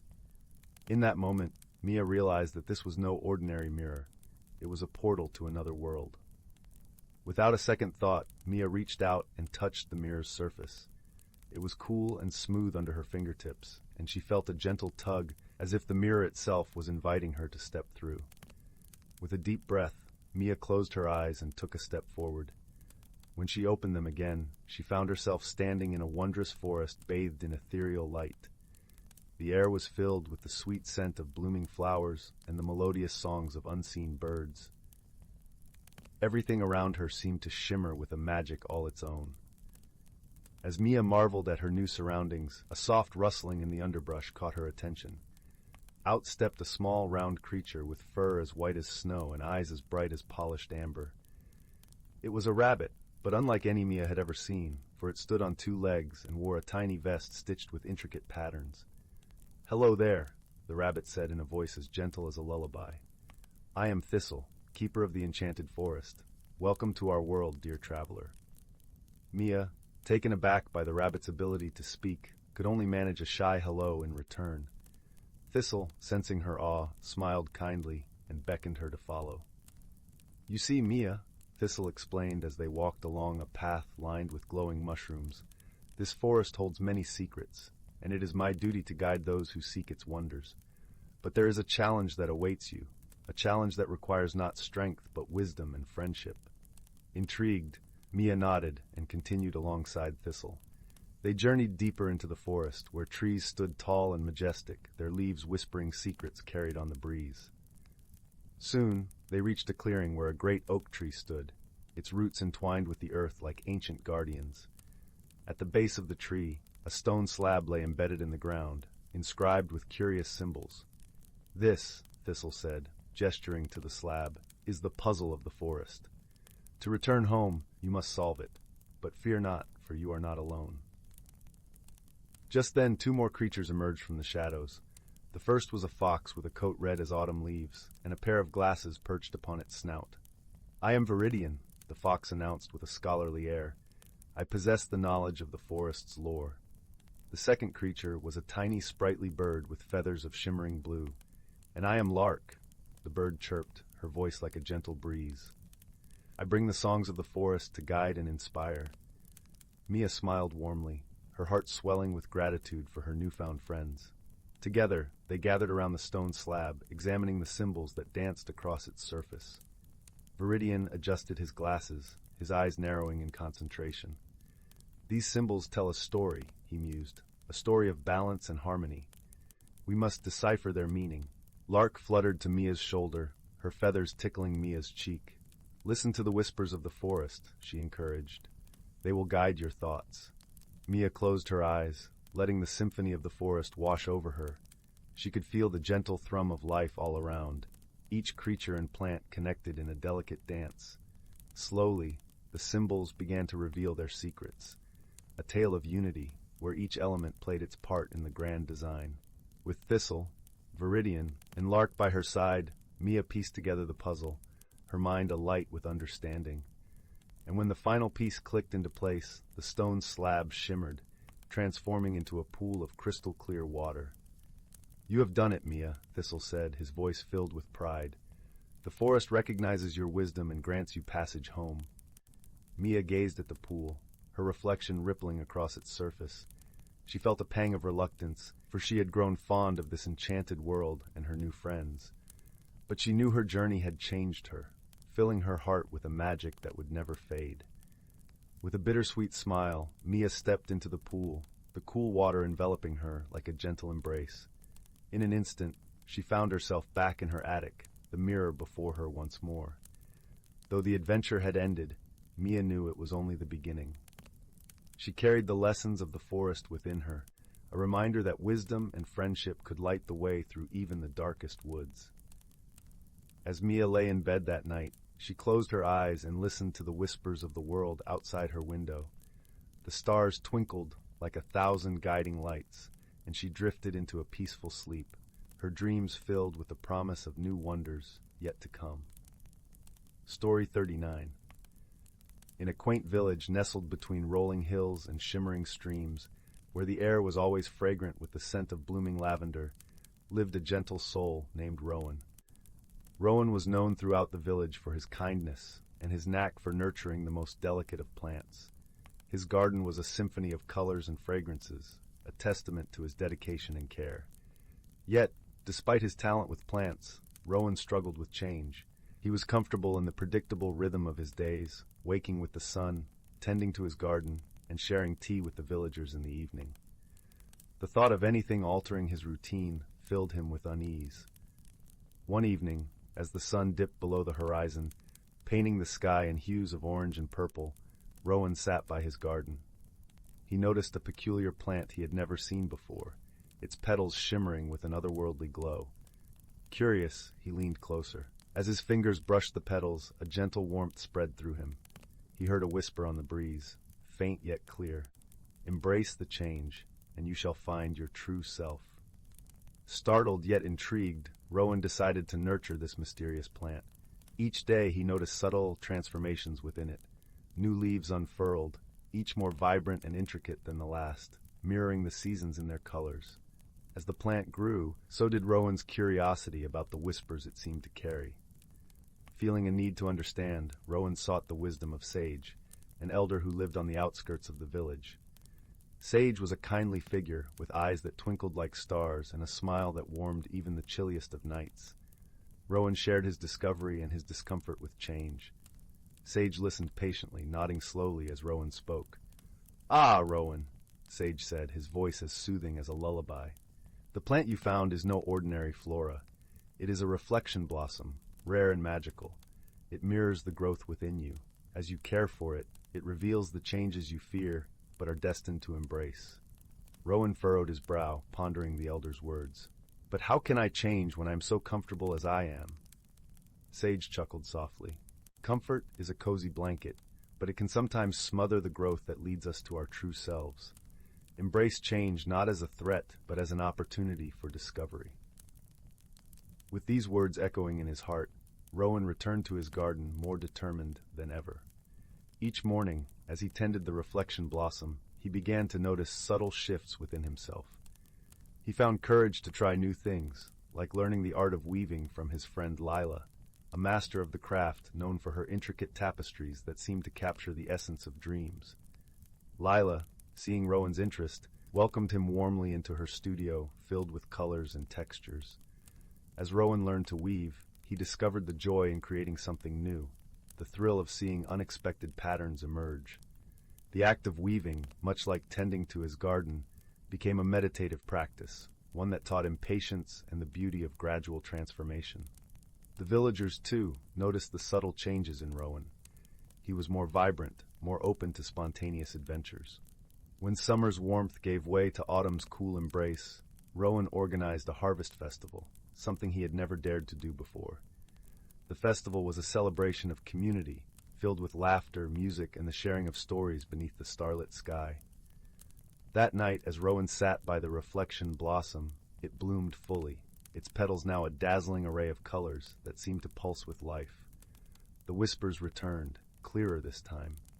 "You have grown, dear Rowan. You have embraced change and discovered new facets of yourself." Rowan smiled softly, understanding now what Sage had meant. Change was not something to be feared, but a journey to be embraced.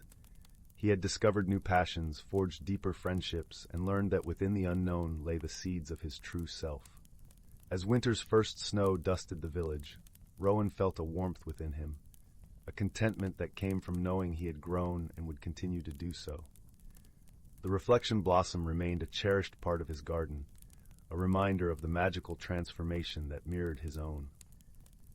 And so, in the heart of that peaceful village, Rowan found comfort in the ever-changing tapestry of life, woven with threads of discovery, friendship, and gentle wisdom. As the fire crackled in his hearth, he knew that with each passing season he would bloom anew, just like his beloved reflection blossom. Story 40. In a quiet corner of the galaxy, where stardust drifted like snowflakes through the velvet darkness, there lay a small yet vibrant planet known as Lyrelia. Its skies shimmered with hues of emerald and gold, and its forests whispered gentle secrets carried by the soft winds. This was the home of a curious being named Leora, a gentle creature with skin that glistened like the surface of a pond kissed by moonlight. Leora was known for her kindness and her insatiable curiosity about the universe beyond her tranquil world. One day, as Leora wandered through the verdant canopy of the Whispering Woods, she stumbled upon something utterly unexpected, a sleek, silver spacecraft nestled awkwardly among the ancient trees. Its surface shone as if polished by the stars themselves, and from within it emerged a figure unfamiliar to Lyrelia. Eric, a traveler from the distant and chilly planet of Varenthia.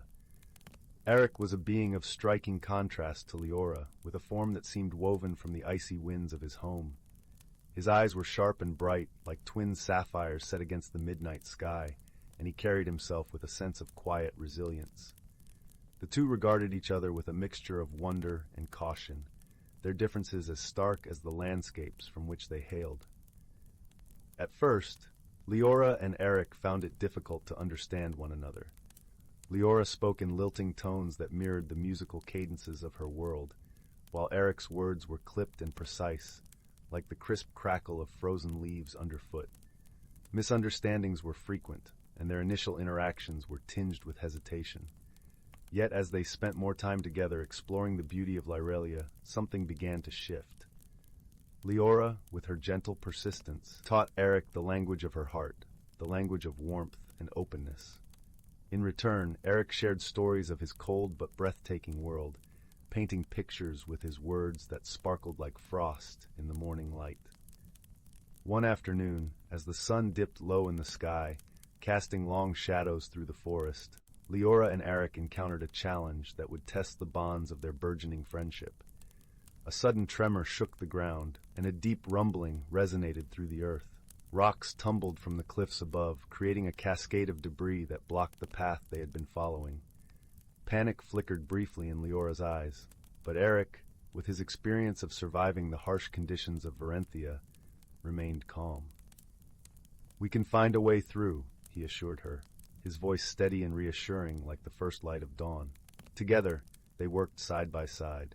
Leora used her knowledge of the forest to find sturdy branches and vines, while Eric, with his strength and ingenuity, crafted a makeshift tool to clear the path.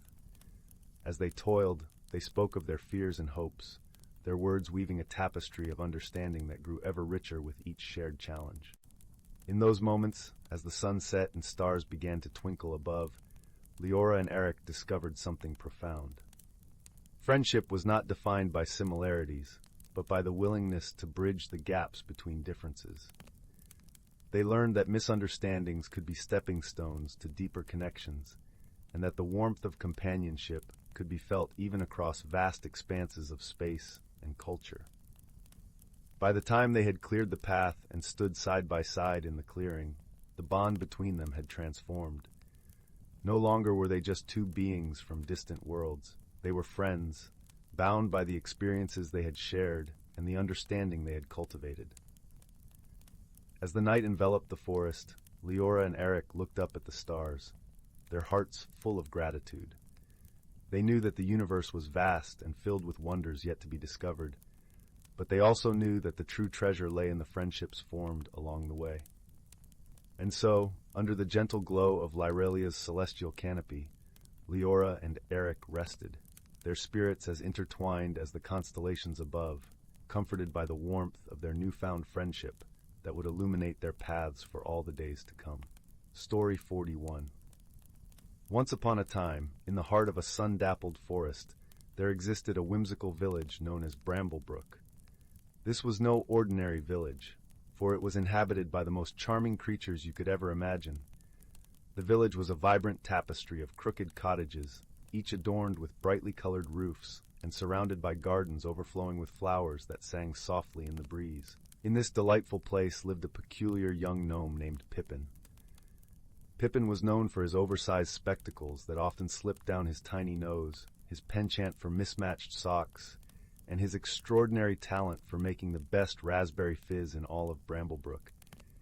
He had an infectious laugh that could melt even the grumpiest of hearts, and a curious mind that often found him in the most unexpected of predicaments. Pippin's best friend was a sprightly squirrel named Nibbles, who had a bushy tail that was almost as large as he was. Nibbles had a knack for solving puzzles and an insatiable appetite for acorns. Together, they made a pair as inseparable as jam and bread, always on the lookout for their next adventure. One bright and cheerful morning, as the golden sun began to peek over the horizon, a peculiar problem arose in Bramblebrook. The magical fountain at the center of the village square, which bubbled with a sparkling lavender liquid that kept the village in perpetual bloom, had stopped flowing. This was a cause for great concern, as without the fountain's magical waters, the flowers would cease to sing, and the village would lose its vibrant charm. Gathering at the village square, the residents of Bramblebrook were in a flurry of worry. The wise old owl, Professor Hoot, who usually had an answer for everything, was at a loss. "We must find out what has caused this disruption," he hooted, his feathers ruffled with concern. Pippin, adjusting his spectacles, felt a tingling of excitement. "Nibbles, this sounds like just the sort of adventure we've been waiting for," he exclaimed. Nibbles twitched his nose in agreement, already imagining the acorns they might discover along the way. With their minds made up, Pippin and Nibbles set off towards the Enchanted Woods, where they believed the source of the fountain's magic lay. The path was lined with towering trees whose leaves shimmered like emeralds, and the air was filled with the sweet scent of honeysuckle. As they ventured deeper into the woods, they stumbled upon a curious sight, a meadow filled with flowers that seemed to be giggling. The flowers swayed and twinkled in the sunlight, and as the duo approached, they heard soft murmurs of laughter. It was the laughing lilies, known for their ability to spread joy and cheer. "Perhaps they know something about the fountain," Pippin suggested. They approached the lilies with a polite greeting, and the flowers giggled in response. "Oh, hello there, Pippin and Nibbles. We've been giggling because the fountain's magic has gone to take a nap." "A nap?" Nibbles repeated with a puzzled tilt of his head. Yes, yes," the lilies chimed in unison. "The magic sometimes gets tired and needs a bit of a rest. But don't worry, there's a way to wake it up." Intrigued, Pippin asked, "How do we do that?" The lilies swayed and whispered, "You must find the key of laughter and unlock the chest of giggles. It lies just beyond the twinkling glade." With new purpose, Pippin and Nibbles thanked the laughing lilies and continued on their way. The path led them to a glimmering clearing known as the Twinkling Glade, where the grass sparkled as if dusted with stars. In the center of the glade stood a peculiar chest, decorated with ornate carvings of smiling faces. Upon closer inspection, they found the key of laughter, a tiny golden key nestled within the petals of a particularly jovial daisy.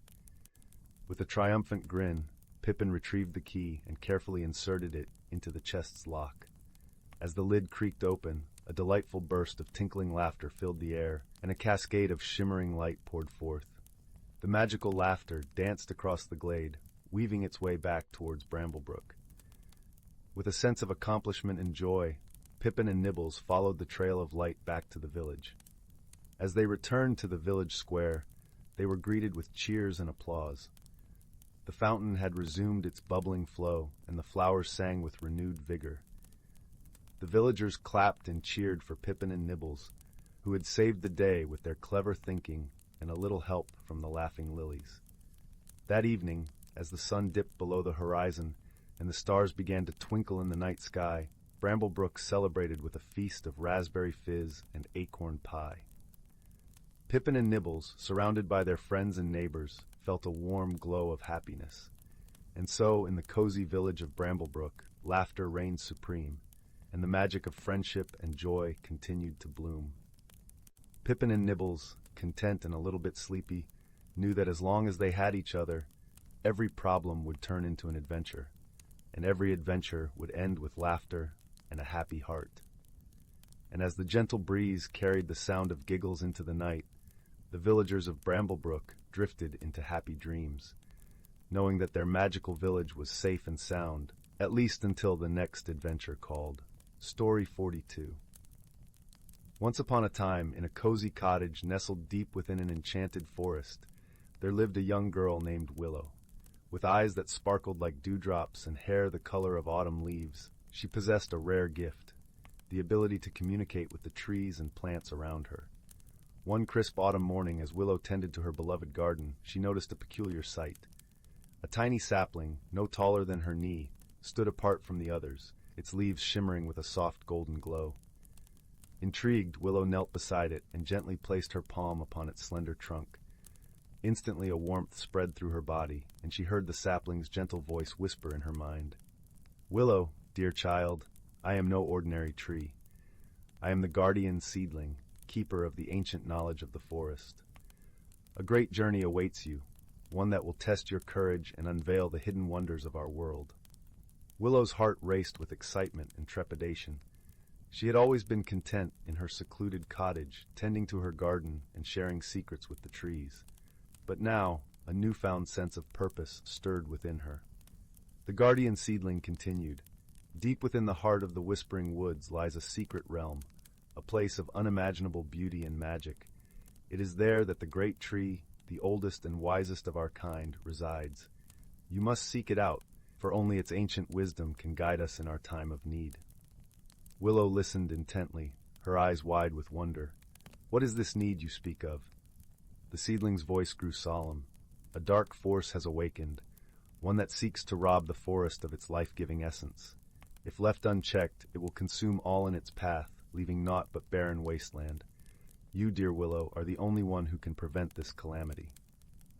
Willow felt a weight upon her shoulders, but her determination burned brightly. I will do whatever it takes to protect our home, she vowed. With a grateful nod, the guardian seedling bestowed upon Willow a shimmering acorn. This is the key to the hidden realm. Guard it well, for it will guide you on your journey. Bidding farewell to her beloved garden, Willow set off into the depths of the whispering woods, the acorn clutched tightly in her hand. As she ventured deeper, the forest seemed to come alive around her, the trees whispering their secrets and the forest floor blanketed in a carpet of vibrant wildflowers. It wasn't long before Willow encountered her first challenge, a vast, gurgling river that barred her path. As she pondered how to cross, a melodious voice called out to her, "Little one, do you seek passage across the rushing waters?" Willow turned to find a majestic swan gliding towards her, its feathers gleaming like freshly fallen snow. "I do, noble swan," Willow replied. "I am on a quest to seek out the great tree and protect our forest from a dark force." The swan regarded her with wise eyes. "Then climb upon my back, and I shall ferry you across. But beware, little one, for the path ahead is fraught with peril."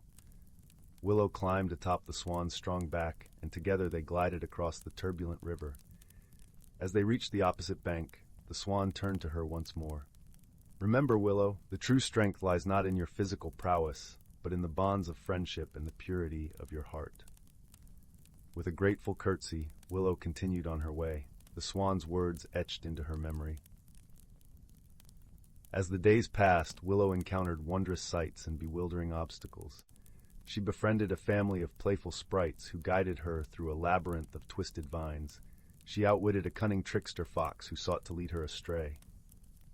And she marveled at the ethereal beauty of the glimmering glade, where fireflies danced amongst the ancient trees like tiny stars. Yet the further she ventured, the more she sensed the ominous presence of the dark force the guardian seedling had warned her about. The once vibrant foliage seemed to wilt and wither, an oppressive gloom hung heavy in the air. It was then that Willow stumbled upon a most peculiar sight, a young fawn trapped beneath a fallen tree, its leg pinned beneath the weight of the tangled branches. Without hesitation, Willow rushed to its aid, her small hands struggling to free the helpless creature. But try as she might, the branches refused to budge. Tears of frustration stung Willow's eyes as she slumped to the ground, feeling utterly helpless. "Do not lose heart, dear friend," a gentle voice whispered. Willow looked up to see a magnificent stag standing before her, its antlers adorned with twinkling lights that seemed to defy the gloom. "The strength you seek lies not in brute force, but in the magic that flows through all living things," the stag continued. "Close your eyes and listen to the heartbeat of the forest." Willow did as instructed, and as she stilled her mind, she could sense the pulsing energy that flowed through every leaf, every blade of grass, every creature that called the woods their home. Opening her eyes, she placed her hands upon the fallen tree and focused all her energy, willing the branches to untangle themselves. Slowly but surely, the tree shifted and creaked, its grip loosening until the fawn was freed. The fawn regarded Willow with gratitude, its eyes shining with wonder. "You possess a rare gift, little one. The forest flows through your veins, and its magic is yours to command." Renewed with purpose, Willow pressed on, her steps now imbued with a newfound confidence. She navigated treacherous ravines and scaled towering cliffs, her bond with the forest growing stronger with each obstacle she overcame. At last, after what seemed like an eternity, Willow found herself standing before a colossal tree, its trunk thicker than a dozen oak trees, its branches stretching towards the heavens like gnarled fingers. This was the great tree, the heart and soul of the Whispering Woods. As Willow approached, the ancient tree seemed to awaken, its bark shifting and groaning as if stirring from a deep slumber. "Welcome, young Willow," a deep, resonant voice rumbled. "I have been awaiting your arrival." Willow stood in awe, the guardian seedling's acorn clutched tightly in her hand. "Great tree, I have journeyed far to seek your guidance," she began. "A dark force threatens our beloved forest, and I fear I may not be strong enough to stop it." The great tree let out a low, rumbling chuckle. "Ah, but you underestimate yourself, my child. The true strength lies not in physical might, but in the bonds of friendship and the purity of one's heart. As the great tree spoke, Willow felt a warmth spreading through her body, a connection to the very essence of the forest itself. "Look around you, Willow," the tree continued. "The creatures of the woods have rallied to your cause, united by your unwavering spirit and compassion." It was then that Willow noticed the gathering around her, the sprites, the fawn, the stag, and countless other beings, all drawn by the light that shone from within her. "Together, you possess the power to banish the darkness and restore balance to our home," the great tree declared. "But you must have faith in yourself and in the bonds you have forged." Emboldened by the great tree's words, Willow stepped forward, the acorn held aloft like a beacon of hope. Closing her eyes, she reached out to the forest, feeling the ebb and flow of life that coursed through every living thing. A brilliant light erupted from the acorn, bathing the clearing in a warm, golden radiance.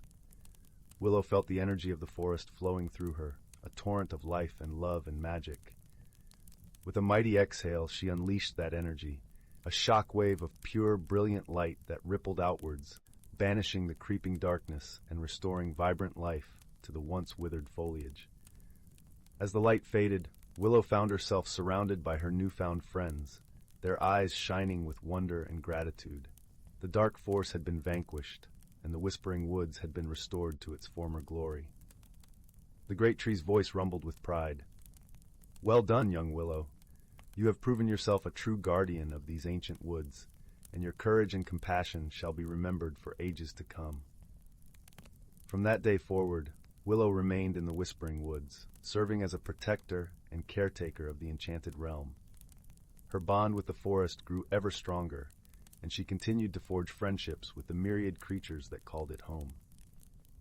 And whenever a new challenge arose, threatening the delicate balance of nature, Willow would stand tall, her heart filled with the magic and wonder of the hidden world she had vowed to protect. For in the end, it was not physical might that triumphed, but the unbreakable bonds of friendship, the purity of the soul, and the unwavering belief in the power of love and magic to conquer even the darkest of shadows. Story 43. In the heart of the luminous galaxy, where stars twinkled like scattered jewels against the velvet darkness, there existed a small, verdant planet named Xylor. Its skies shimmered with hues of lavender and teal, and its surface was a tapestry of emerald forests and crystal-clear lakes. It was here that the gentle Tilmari people lived, known for their soft, iridescent fur and eyes that glowed like moonlit pools. On the outskirts of a peaceful Tilmari village, nestled near the whispering leaves of the great emerald forest, lived a young Tilmari named Lyra. Her days were filled with the soothing songs of wind chimes and the sweet scent of blooming starflowers. Lyra was curious and adventurous, often venturing into the forest to explore its hidden wonders. One cool, starlit evening, as the forest was bathed in a silvery glow, a peculiar object streaked across the sky, trailing sparks of light. It landed softly in a meadow, its metal hull glinting under the moon. From it emerged a being quite unlike the Tilmari, an angular metallic creature with eyes like luminescent sapphires. This was Zephyr, a robot from the distant, tech-laden world of Mecharon. Zephyr had come in search of resources to repair his damaged spacecraft. However, the flora and fauna of Xylor were utterly foreign to him, and he soon found himself lost amidst the towering trees and dense foliage. As he wandered, his logic circuits whirred with calculations, yet his surroundings seemed to defy his understanding. Lyra, drawn by the unusual sight and her ever-present curiosity, approached cautiously. Her heart beat with a mix of fear and intrigue. She watched as Zephyr examined a cluster of glowing mushrooms with a mix of confusion and fascination. "Hello," Lyra called softly, her voice like the gentle rustle of leaves. Zephyr turned, his eyes flickering with surprise. "Greetings," he replied, his voice smooth and metallic. "I am Zephyr from Mecharon. I mean no harm. I am lost." Lyra's heart softened at the sight of the bewildered robot. "I am Lyra," she said, her fur catching the moonlight. "Let me guide you through the forest." As they walked, Lyra explained the wonders of Xylor's flora and fauna. Zephyr listened intently, his circuits recording and analyzing her words. Yet despite his logical nature, he found himself charmed by Lyra's gentle enthusiasm and the melodic cadence of her voice. In the days that followed, Zephyr and Lyra faced many challenges. There were misunderstandings. Zephyr's attempts to use logic in a world driven by nature's whimsy often led to comical mishaps. Once he attempted to create a bridge using his engineering skills, only for it to collapse under the weight of a passing breeze. "It seems my calculations were insufficient," Zephyr admitted, his tone tinged with embarrassment. Lyra laughed softly, her eyes twinkling. "Sometimes you have to feel rather than think," she advised, showing him how to balance on the natural rock bridge hidden beneath the sparkling stream. In turn, Zephyr shared his knowledge of technology, teaching Lyra how to harness the power of the stars to create light during the darkest nights. Together, they crafted a small, glowing orb that pulsed with a gentle, warm light, symbolizing their growing friendship. Through shared challenges and moments of mutual support, they grew closer. Lyra taught Zephyr the value of intuition and trust, while Zephyr introduced Lyra to the wonders of science and innovation. Each learned to see the world through the other's eyes, their differences weaving a tapestry of understanding and companionship. One day, a fierce storm swept through the forest, battering the trees with relentless winds and torrents of rain. Lyra and Zephyr sought refuge in a cave, huddling together as the storm raged outside. In the safety of the cave, Lyra shared stories of her ancestors, tales of bravery and unity that warmed the chill air. As the storm subsided, Zephyr spoke, his voice soft and thoughtful. "In my world, we value efficiency and logic above all. But here, I have learned that there is more to existence than equations and data. Friendship, it is a new algorithm to me, one of warmth and connection." Lyra smiled, her heart full. "And I have learned that wisdom comes not only from nature, but also from the stars. We are more alike than we are different." With the storm past, they emerged from the cave to find the forest glistening and renewed, the air fresh with the scent of rain. Together they returned to the village, Paw, where the Tilmari welcomed Zephyr with open arms, intrigued by the stories of their unlikely friendship. In time, Zephyr repaired his spacecraft, but chose to remain on Xylor a while longer. He had found a home among the Tilmari and a true friend in Lyra. Together they explored the mysteries of the universe, hand in hand, heart to heart, learning that the bonds of friendship could transcend even the vast distances between stars. And so, under the watchful gaze of the twinkling cosmos, Lyra and Zephyr discovered the true meaning of companionship, a melody of harmony that resonated throughout the galaxy, forever echoing the warmth of their shared journey. Story 44. In the heart of an ancient forest, where the trees whispered secrets and the moon cast silver beams upon the mossy ground, there nestled a small village named Willowbrook. This village was known for its gentle folk and kind hearts, where even the smallest creature found a friend. But among all the enchanting tales that Willowbrook held, none was as magical as the story of Little Finn and the enchanted acorn. Little Finn was a curious boy with eyes the color of emeralds and hair that danced like golden wheat in the sunlight. He lived with his grandmother, a wise old woman who wove tales of enchantment and wonder as she sat by the fire, her knitting needles clicking softly in rhythm with her voice. Finn loved these stories, for they filled his dreams with adventures and his heart with courage. On a crisp autumn morning, as leaves of amber and gold pirouetted from the trees, Finn set out on a path less trodden, deep into the forest. He had heard whispers of a hidden world woven into the fabric of the woods, a place where magic lingered like the dew on a spider's web at dawn. Finn's heart thudded with excitement as he wandered past ancient oaks and babbling brooks, each step a symphony of crunching leaves beneath his feet. He followed the trail of sunlight that danced through the branches, leading him deeper into the heart of the forest than he had ever dared to venture before. It was there, in a sun-dappled clearing, that Finn discovered the enchanted acorn. It lay nestled among the roots of an old oak, its surface glimmering with a soft, golden light. Finn knelt down, his fingers brushing against the acorn's warm surface. As he picked it up, a gentle voice echoed in his mind, as soft as the whispering breeze. "Guard me well, young Finn, for I hold the power of the forest within."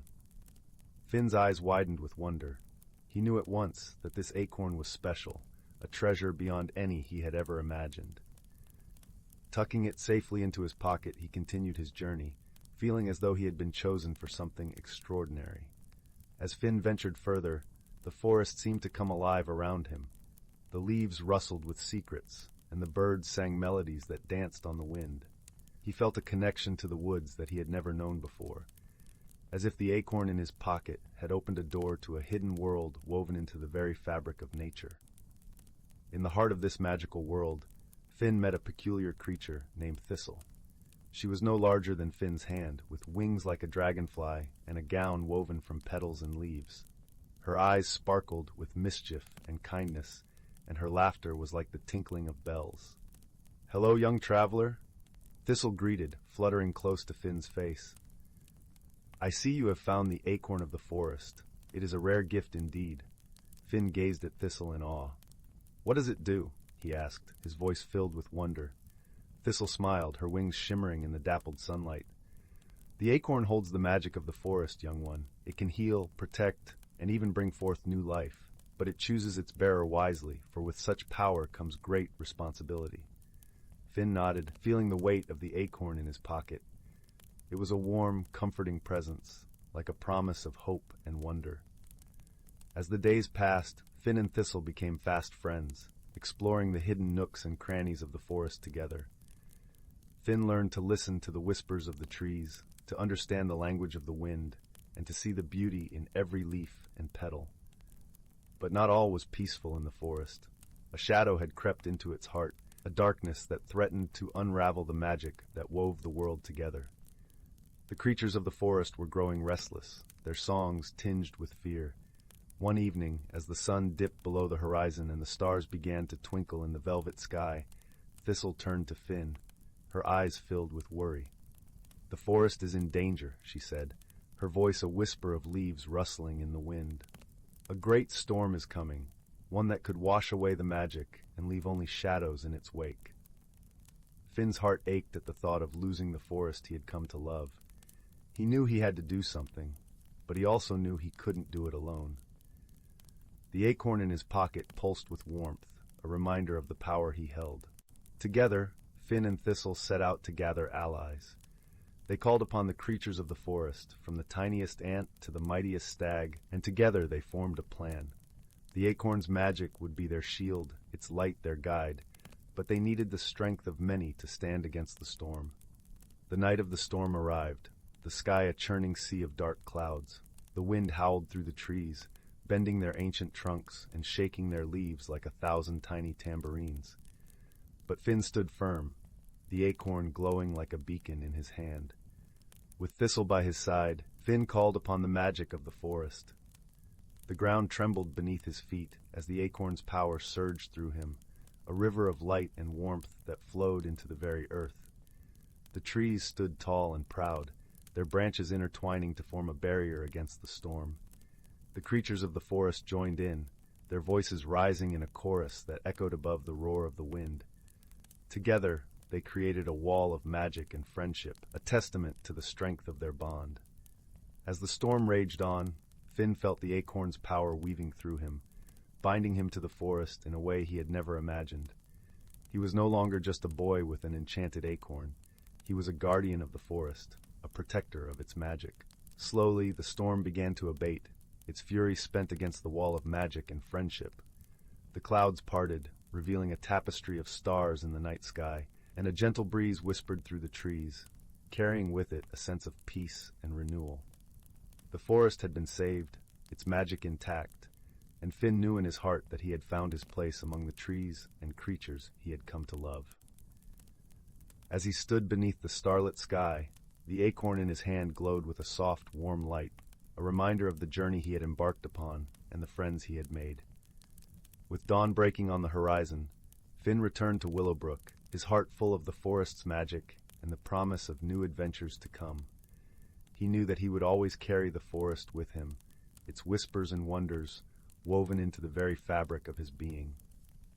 And so, as the village awoke to a new day, Finn's story became a part of Willowbrook's tapestry of tales, a reminder that even the smallest among us can hold the greatest power, and that friendship and courage can overcome even the darkest of storms. Story 45. In the cozy, idyllic village of Meadowbrook, nestled between rolling hills and lush, whispering forests, lived a young boy named Oliver. He had a curious mind and a heart as kind as the gentle summer rain. Oliver had an insatiable thirst for adventure, though his adventures were often limited to the pages of books he borrowed from the village library, a quaint old building that smelled of parchment and possibility. One crisp autumn morning, with leaves twirling down in a dance of reds and golds, Oliver wandered into the library, seeking a new tale to spark his imagination. As he browsed, a peculiar volume caught his eye. It was unlike any other. Its cover was a shimmering blue, like the surface of a pond kissed by moonlight, and it emitted a faint hum as if whispering secrets to those who dared to listen. Intrigued, Oliver carefully opened the book.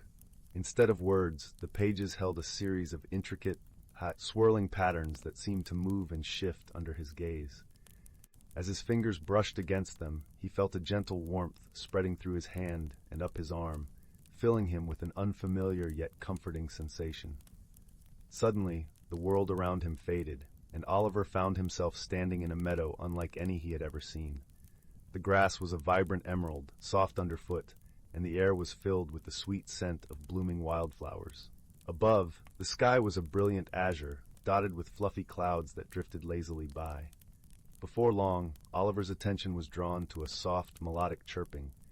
There, perched on the branch of a nearby tree, was a tiny creature, a bird with feathers that shimmered like opals, catching the light in a kaleidoscope of colors. The bird tilted its head, regarding Oliver with curious, intelligent eyes. "Welcome, young traveler," the bird chirped in a voice as soothing as a lullaby. "I am Celestine, guardian of the Meadow of Whispers. You have unlocked the secret of the Book of Journeys, and it has brought you here. What is it you seek?" Oliver, though startled by the talking bird, felt an inexplicable sense of trust. "I didn't mean to intrude," he replied softly, "but I suppose I'm seeking adventure and knowledge. The world beyond my village seems so vast and mysterious." Celestine fluttered down to rest on Oliver's shoulder, her feathers as soft as the gentlest breeze. "You have a noble heart, Oliver. The meadow is full of wonders and challenges that will teach you more than you can imagine. But remember, true wisdom often lies not in the strength of the body, but in the courage and kindness of the heart." With that, Celestine guided Oliver through the meadow. They walked past babbling brooks that sang of ancient tales, under trees whose leaves whispered secrets when the wind stirred. Along the way, they met a variety of creatures, each with their own stories and lessons. First, they encountered a wise old tortoise named Terence, whose shell was etched with the patterns of time. Terence shared the story of his long, patient journey across the meadow, teaching Oliver the value of persistence and the beauty of the slow, deliberate path. Next, they met Luna, a graceful deer with eyes that held the wisdom of the forest. Luna taught Oliver the importance of listening to the whispers of the trees, the songs of the brook, and the silent language of the stars. From her, Oliver learned that true understanding often comes from quiet reflection and an open heart. As the sun began to set, painting the sky with hues of lavender and rose, Oliver and Celestine reached the heart of the meadow, where a challenge awaited. Before them stood a grand archway, woven from branches and vines, glowing with a soft, ethereal light. Beyond it lay a path shrouded in mist. "This is the Path of Echoes," Celestine explained. "It holds the memories and voices of those who have walked it before. To pass through, you must face a challenge of the heart, a question only you can answer." Oliver approached the archway, feeling a gentle tug at his heart. As he stepped through, the mist enveloped him, filling his mind with images of his family, his friends, and the village he loved. A soft voice echoed around him, asking, "What gives life its true meaning?" Standing in the mist, Oliver thought of all he had learned that day, from the patience of Terence, the listening heart of Luna, and the gentle guidance of Celestine. He realized that life's true meaning lay in the connections we forge, the kindness we share, and the wisdom we gain through love and understanding. With newfound clarity, Oliver spoke his answer aloud, and the mist began to part. The path ahead was clear, and as he stepped forward, he found himself back in the library, the shimmering book still open in his hands. The hum of the book faded as Oliver gently closed it, his heart filled with warmth and a sense of peace. He knew now that the greatest adventures were those that taught him about himself and the world around him. As he made his way home, the sun setting in a blaze of color, Oliver felt grateful for the magical journey and the friends he had met along the way. He knew that the lessons of the Meadow of Whispers would stay with him, guiding him through life's challenges with wisdom, kindness, and courage. And so Oliver returned to his village, not with tales of mighty battles or grand conquests, but with a heart full of gentle wisdom and a spirit ready for the quiet adventures of everyday life. As he drifted off to sleep that night, the melody of Celestine's song lingered in his dreams, a reminder that the world was indeed vast and full of wonder, waiting to be discovered by those with open hearts. Story 46. In the heart of the whispering woods, where the trees hummed soft lullabies and the moon hung like a gentle lantern, there lay the quaint village of Willow Hollow. Cobblestone paths wound their way between cottages with thatched roofs, each nestled like a bird in its nest. Lanterns flickered warmly in the windows, casting a golden glow that danced upon the street. This village was known for its serene beauty and for the curious happenings that often puzzled its kind-hearted residents. On this particular day, a peculiar mystery began to unfold. It started at the crack of dawn when the villagers discovered that their morning dew, which usually adorned every leaf and blade of grass like tiny crystal beads, had inexplicably vanished. The villagers gathered in the square, their breaths visible in the crisp morning air, concerned murmurs rippling through the crowd like a gentle breeze. Among them was young Finn, a boy with a heart full of wonder and eyes that sparkled with curiosity. Finn had always been fascinated by the magic that wove itself through the fabric of their world, and he felt a tingle of excitement at the thought of unraveling this new mystery. Finn's first thought was to consult with his dear friend, Old Whiskers, an ancient owl who resided in the tallest oak tree in the forest's heart. With a silent promise to uncover the truth, Finn set off down the winding path, the cool earth soft beneath his feet and the scent of pine filling the morning air. As Finn approached the grand oak, he spotted Old Whiskers perched on a low branch, his feathers ruffled against the chill. The wise owl hooted softly in greeting, his eyes deep as pools of ink, twinkling with warmth.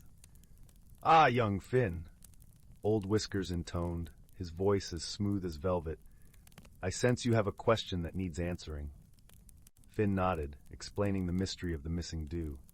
Old Whiskers listened intently, occasionally nodding, the gentle breeze rustling through his feathers like a soft whisper. "The dew, you say? This is indeed curious," Old Whiskers mused, his voice thoughtful. "Have you noticed anything else amiss in the woods?" Finn thought for a moment, his mind sifting through the morning's sights and sounds. Then he recalled the peculiar absence of birdsong. "The birds," he said, his voice tinged with realization. "They've been unusually quiet." Old Whiskers nodded, his eyes narrowing slightly. "Nature speaks in many ways, young Finn. We must listen closely."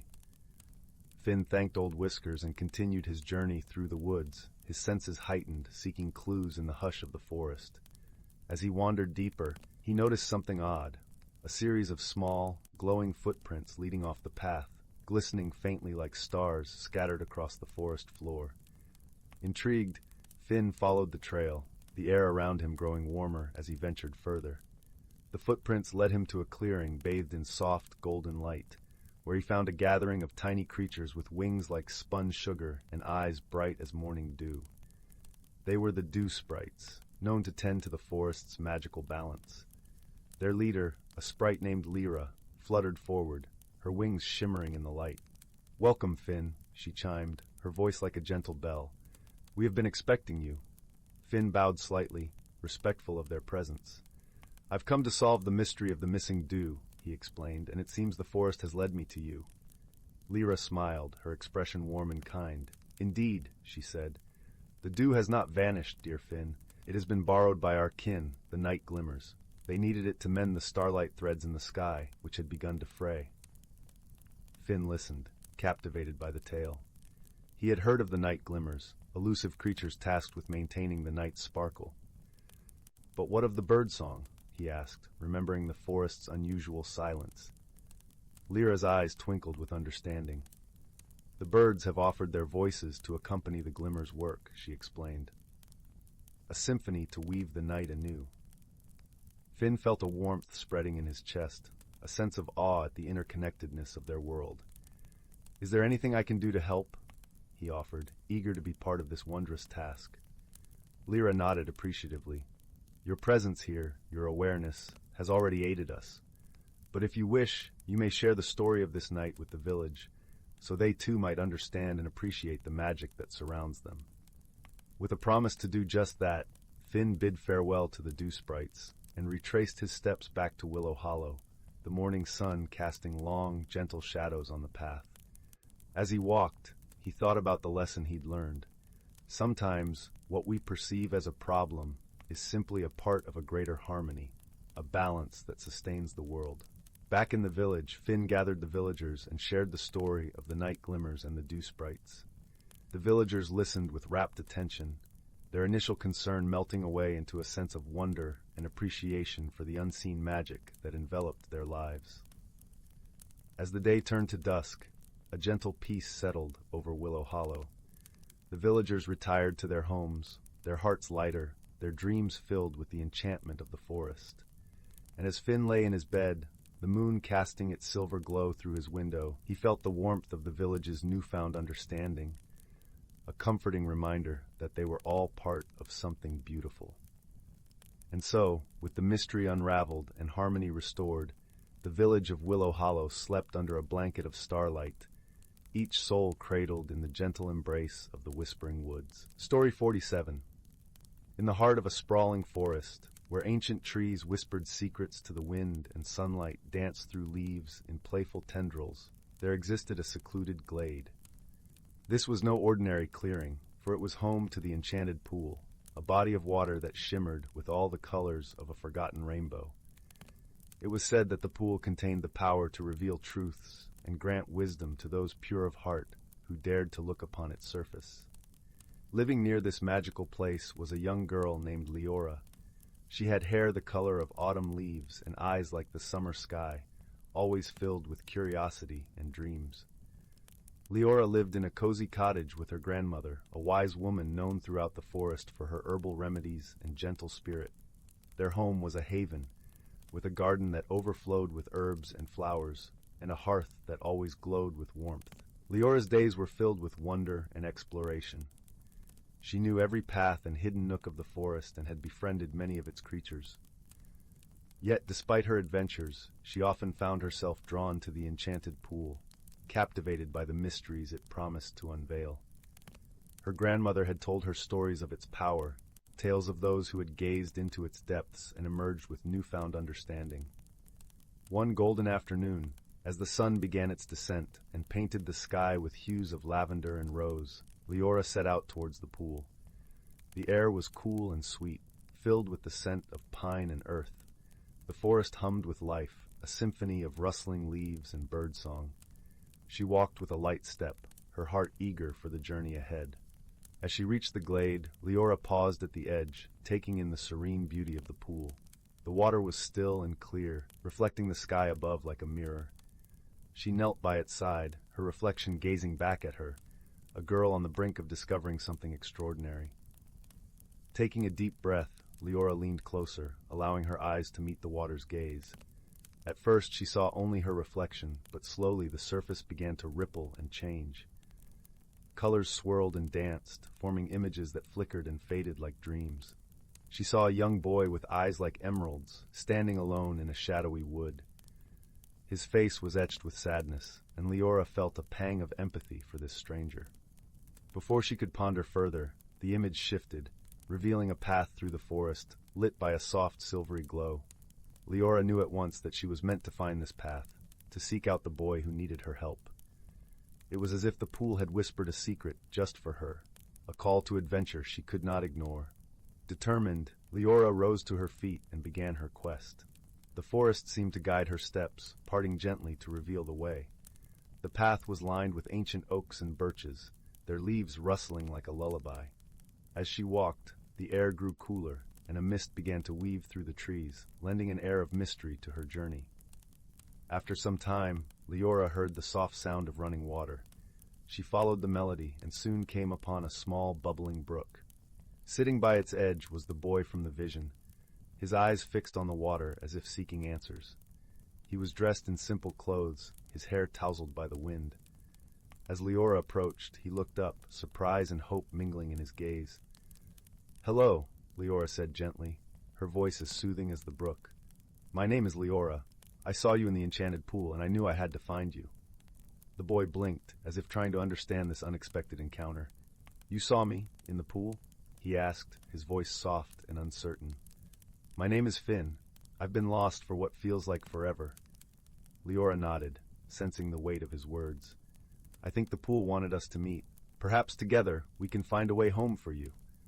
Finn's eyes brightened with a glimmer of hope. "I would like that very much," he murmured, a small smile touching his lips. And so the two set off together, guided by the gentle pull of the forest. As they walked, they spoke of their lives and dreams, sharing stories that wove a tapestry of friendship between them. Leora learned that Finn had come from a distant village, drawn into the forest by a mysterious light that led him astray. He had been searching for a way back ever since, his heart heavy with worry for his family. Their journey took them deeper into the heart of the forest, where the trees grew taller and the air was tinged with a sense of magic. The path was not always easy, but they faced each challenge with courage and kindness. When the way grew dark, Leora would sing, her voice lifting their spirits like a beacon. When the path was rough, Finn would find the smoothest stones and clear the way, his hands gentle and sure.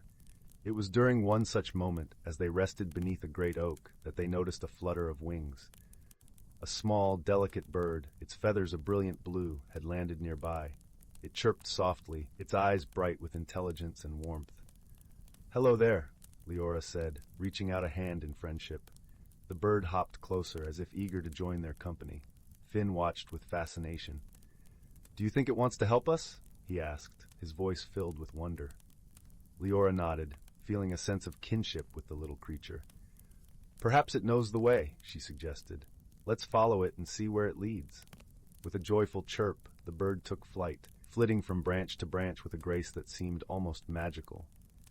Leora and Finn followed, their hearts light with anticipation. The forest opened up before them, revealing hidden paths and secret glens, each more beautiful than the last. As they journeyed on, Leora noticed that the bird would pause now and then, waiting for them to catch up. It seemed to guide them not just with its flight, but with an understanding that surpassed words. In its presence, they felt a sense of peace and purpose, as if they were part of a grand design. The sun began to dip below the horizon, painting the sky with shades of amber and violet. The forest was bathed in a golden light, and Leora felt a warmth spread through her heart. She knew that they were drawing closer to their destination, that the answers they sought were within reach. Finally, they emerged into a clearing unlike any they had seen before. A gentle hill rose before them, crowned by an ancient stone circle. The air was filled with a sense of timelessness, as if the stones had stood watch over the forest for centuries.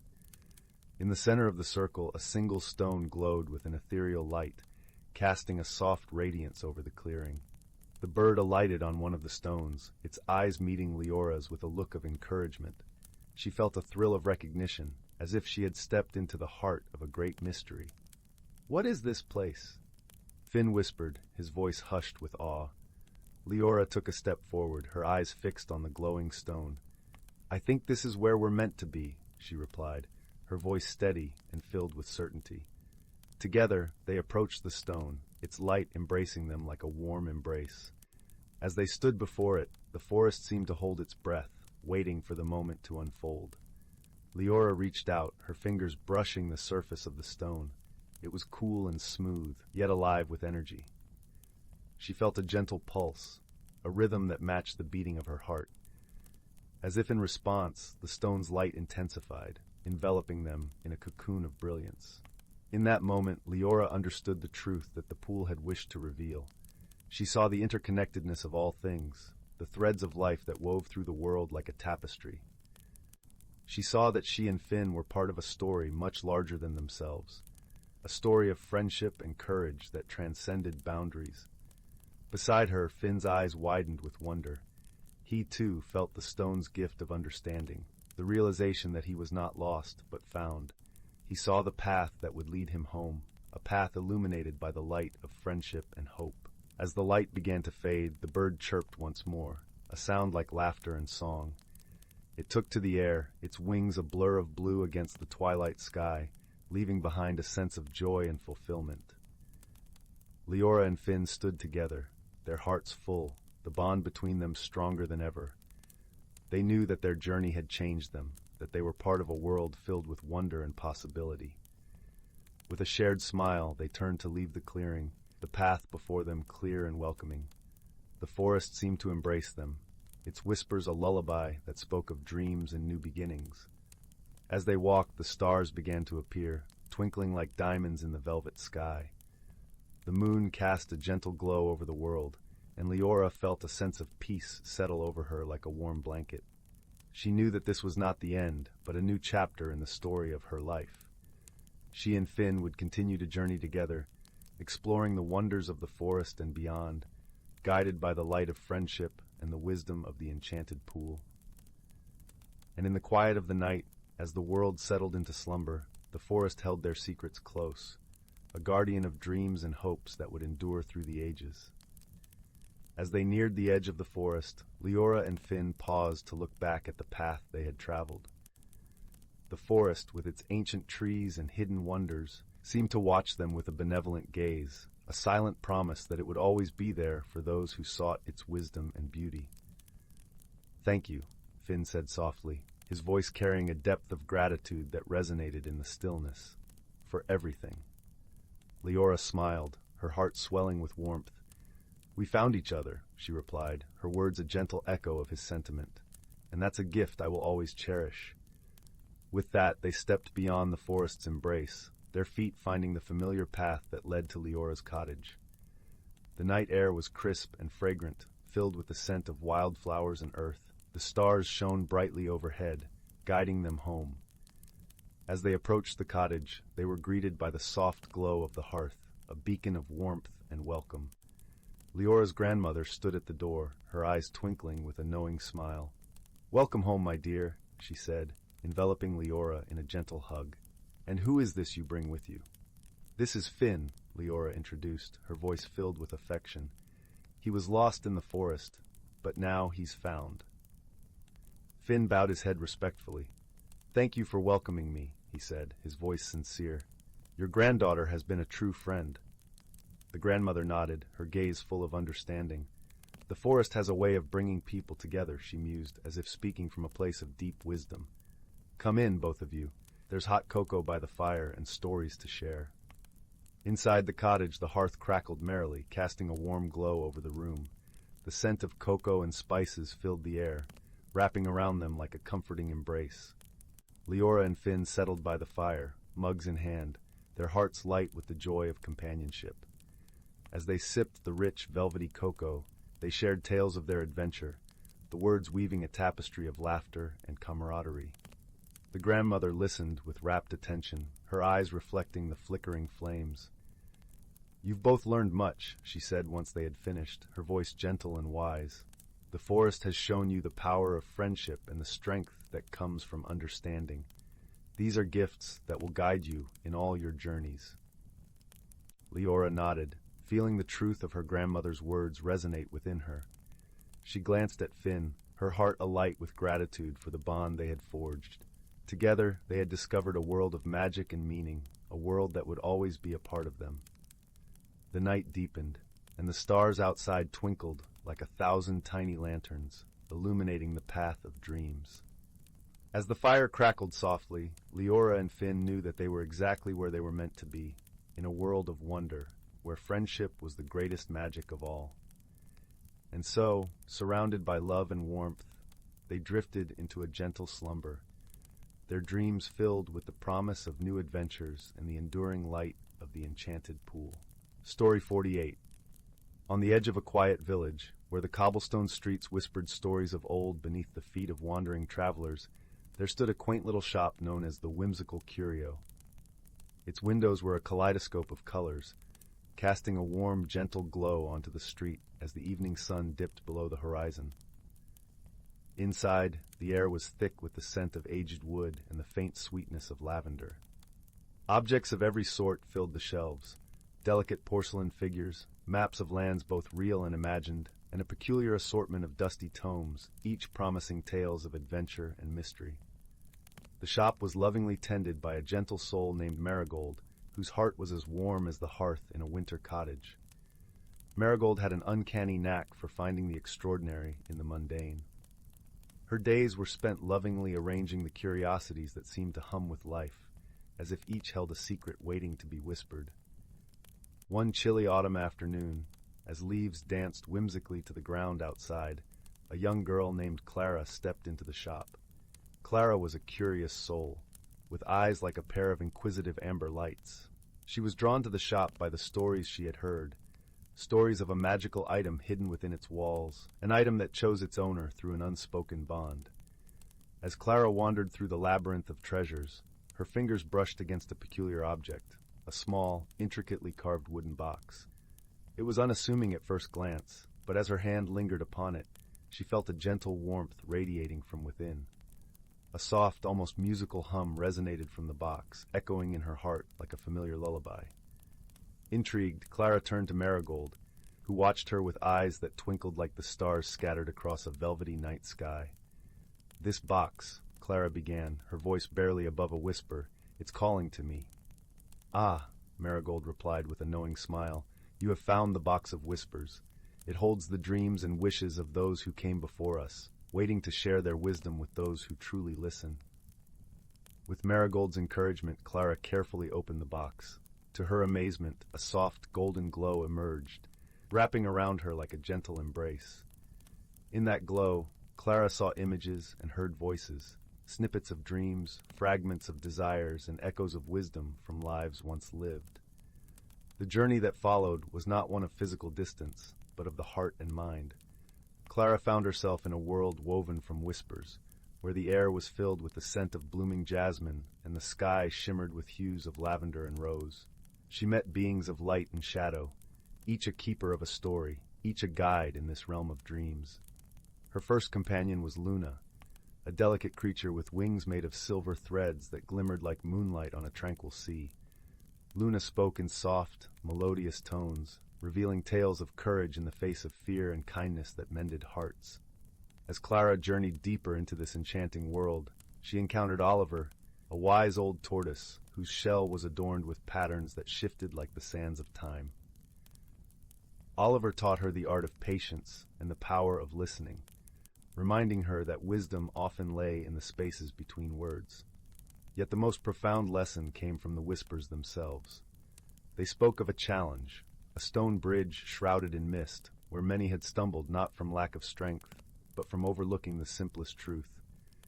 As Clara stood before the bridge, its gray stones slick with dew, she remembered Luna's tales and Oliver's guidance. She closed her eyes and listened, not with her ears, but with her heart. In the silence, the whispers grew, revealing a path that danced across the stones like a soft melody. Guided by the whispers, Clara stepped lightly, her feet finding the rhythm of the bridge. With each step, the mist parted, and she crossed with ease, feeling the gentle reassurance of the box of whispers at her side. When she finally returned to the shop, the golden glow of the box faded, but its warmth lingered in her heart. Marigold welcomed her with a gentle smile, knowing that Clara's journey had changed her in ways words could not capture. As Clara stepped into the cool evening air, she realized she carried more than just the echoes of dreams and whispers. She held a newfound wisdom and a heart open to the wonders of the world around her. And as she walked home beneath the starlit sky, the village seemed to hum with a magic all its own, as if every stone and leaf held a whisper waiting to be heard. And so, in the gentle embrace of night, Clara found her dreams woven with whispers, a tapestry of wonder that would guide her through the days to come. The box of whispers, nestled on her bedside table, lay silent, but Clara knew its magic was ever present, a reminder that the most profound journeys are those that lead us within. Story 49.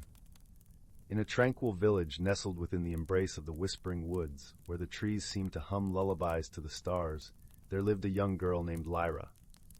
Her home was a snug cottage with a thatched roof, always warmed by the glow of a hearth where her grandmother, Nana Willow, would weave tales of wonder and wisdom. Lyra loved the woods, with its carpet of soft moss and canopy of leaves that danced with sunlight. But one morning, as the first light of dawn kissed the treetops, a curious thing occurred. The villagers awoke to find their doorsteps sprinkled with twinkling, silvery dust. Some thought it was a gift from the woodland fairies, while others speculated it was the mischief of the playful sprites known to reside in the nearby glen. Intrigued by the shimmering mystery, Lyra decided to uncover the truth.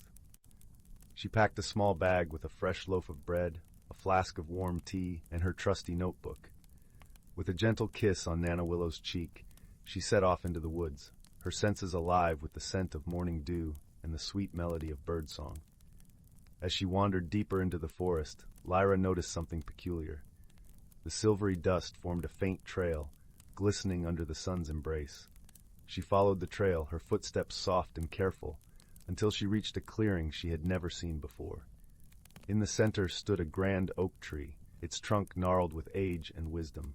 Perched on one of its branches was a creature unlike any Lyra had ever seen. It was a small, delicate dragon, its scales shimmering like moonlit water. Its eyes, wise and warm, watched her with gentle curiosity. "Greetings, young seeker," the dragon spoke, its voice a soothing rumble. "I am Solandra, the keeper of the woods. What brings you to this hidden grove?" Lyra, her heart fluttering with awe, replied, "I seek the origin of the silvery dust that has appeared in our village. The villagers are puzzled, and I wish to understand its mystery." Solandra smiled, a soft, knowing smile. "Ah, the stardust. It is a rare gift from the night sky, carried on the wings of the wind spirits. They visit once a year to celebrate the harmony of our realm, leaving behind traces of their joy." "Why does it come to our village?" Lyra asked, her curiosity piqued. "The wind spirits cherish the kindness and harmony your village radiates," Solandra explained. "They are drawn to places where hearts are open and welcoming, where laughter and love echo through the air." Lyra pondered this, a gentle smile spreading across her face. "But why was it left so suddenly, and why have we never noticed it before?" Solandra's eyes twinkled with mischief. "Because this year the spirits danced more exuberantly, and their joy overflowed. It is a reminder to cherish the bonds you share, and to nurture the light within your hearts." With newfound understanding, Lyra thanked Solandra for her wisdom. She promised to share this knowledge with her village, to remind them of the beauty of their connections and the magic of their kindness. As Lyra made her way back home, the forest seemed even more alive, its secrets whispering in the rustling leaves. She arrived at the village just as the sun began to set, painting the sky with hues of gold and pink. Gathering the villagers, Lyra recounted her encounter with Solandra and the tale of the wind spirits. As the villagers listened, their hearts warmed by the tale, they realized the stardust was not merely a mystery to solve, but a message to embrace. That night, under a blanket of stars, the village held a celebration. They danced and sang, their joy mingling with the night air, as if in harmony with the wind spirits themselves. Lyra watched, her heart full, knowing that the true magic lay not in the stardust, but in the love and friendship they shared. And so, the village continued to thrive, its heart open and bright, ever ready to welcome the stardust and the magic of the Whispering Woods. Story 50. Once upon a time, in the quaint little village of Willowbrook, nestled between rolling hills and a lazily winding river, there was a young girl named Clara. Clara was a curious soul, with eyes that sparkled like the morning dew on the village's lush greenery. She lived in a cottage with her grandmother, who was known for her stories of magic and wonder. Every evening, as the sun dipped below the horizon, casting a warm golden glow over the village, Clara would sit by the fireplace, her head resting on her grandmother's knee, listening intently to tales of enchantment. One such evening, her grandmother spoke of a legendary object known as the Whispering Key, a key said to unlock the hidden magic in ordinary things. The Whispering Key, according to legend, was crafted by an ancient sorceress who infused it with the power to reveal the unseen wonders of the world. It had been lost for centuries, waiting for the right person to uncover its secrets. Clara's heart brimmed with excitement as she imagined the possibilities. Little did she know that her life was about to change forever. The very next morning, as Clara wandered through the village market, her eyes caught a glimmering object lodged in a crack between two cobblestones. Curious, she knelt down and discovered an ornate key, its surface etched with intricate patterns that seemed to dance in the sunlight. It was no ordinary key, and Clara's heart raced as she realized it could be the whispering key of legend. With the key safely tucked in her pocket, Clara returned home. That night, she lay awake, her mind buzzing with thoughts of adventure. What secrets could the key unlock? What wonders awaited her discovery? The following day, Clara set off on a journey through Willowbrook, determined to uncover the magic within her surroundings. Her first stop was the village's ancient, towering oak tree, its branches stretching toward the sky like welcoming arms. Clara gently pressed the key against the tree's bark, and to her amazement, the oak began to speak in a soft, rustling voice. "Child of curiosity," the oak murmured, "I am the keeper of time. Within my rings are tales of those who have come before you. Listen and learn." Clara listened intently as the oak shared stories of the village's history, of love and loss, joy and sorrow, each tale woven into its very being. The stories filled Clara with a deep sense of connection to her home, a bond that strengthened her resolve. As Clara continued her journey, she encountered a cast of charming characters, each with their own unique gifts. There was Beryl, the wise old tortoise who had seen more than 100 summers. With the whispering key, Clara learned to understand Beryl's slow, deliberate speech, filled with sage advice and gentle humor. Then there was Pippa, the mischievous squirrel with a heart of gold, whose quick wit and nimble paws were always ready to help a friend in need. Pippa led Clara to the hidden paths of the forest, where the trees whispered secrets and the air was thick with the scent of pine and earth. Together, Clara, Beryl, and Pippa faced a challenge that required wisdom rather than force. The river that flowed through Willowbrook had ceased its gentle babbling, its water locked in an icy stillness despite the summer sun. The villagers were worried, for the river was their lifeline. Clara, guided by her newfound friends, ventured to the river's source, a secluded spring high in the hills. There they found the river guardian, a majestic fish with shimmering scales that mirrored the colors of the dawn. "The river has stopped," the guardian lamented, its voice a mournful melody. "Fear and doubt have frozen its flow. It is only through understanding and compassion that its waters will run free once more." Clara pondered the guardian's words, her mind whirring with thoughts. She remembered the tales shared by the oak, the wisdom imparted by Beryl, and the playful spirit of Pippa. It dawned on her that the river's stillness mirrored the villagers' own fears and uncertainties. With a heart full of empathy, Clara returned to Willowbrook and gathered the villagers by the riverbank. She shared the stories of the oak, reminding them of their shared history and the strength found in unity. She spoke of Beryl's wisdom, encouraging patience and understanding, and of Pippa's joy, urging them to embrace the beauty of their world. As Clara's words wove a tapestry of hope and harmony, the villagers' fears began to melt away like the morning frost under the sun's gentle warmth. Slowly, the river began to stir, its icy surface breaking into 1,000 sparkling shards that danced in the sunlight. The river flowed once more, bringing life and laughter back to Willowbrook. The villagers celebrated, their hearts light and their spirits renewed, grateful for the magic that Clara and her friends had brought into their lives. As the sun set, painting the sky in hues of orange and pink, Clara returned the whispering key to its place in the cobblestones, knowing that its magic was not meant for one person alone. It was a gift for all who dared to look beyond the ordinary and see the extraordinary. With a heart full of wonder and a spirit kindled by the magic of the world, Clara returned to her grandmother's cottage.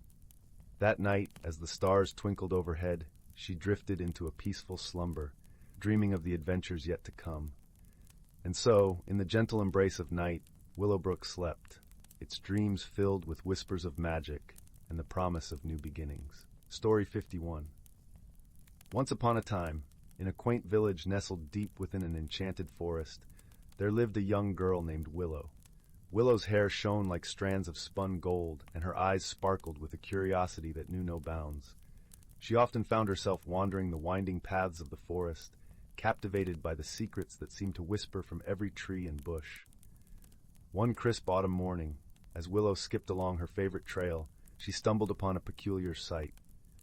Tucked beneath the gnarled roots of an ancient oak tree lay a tarnished brass lantern.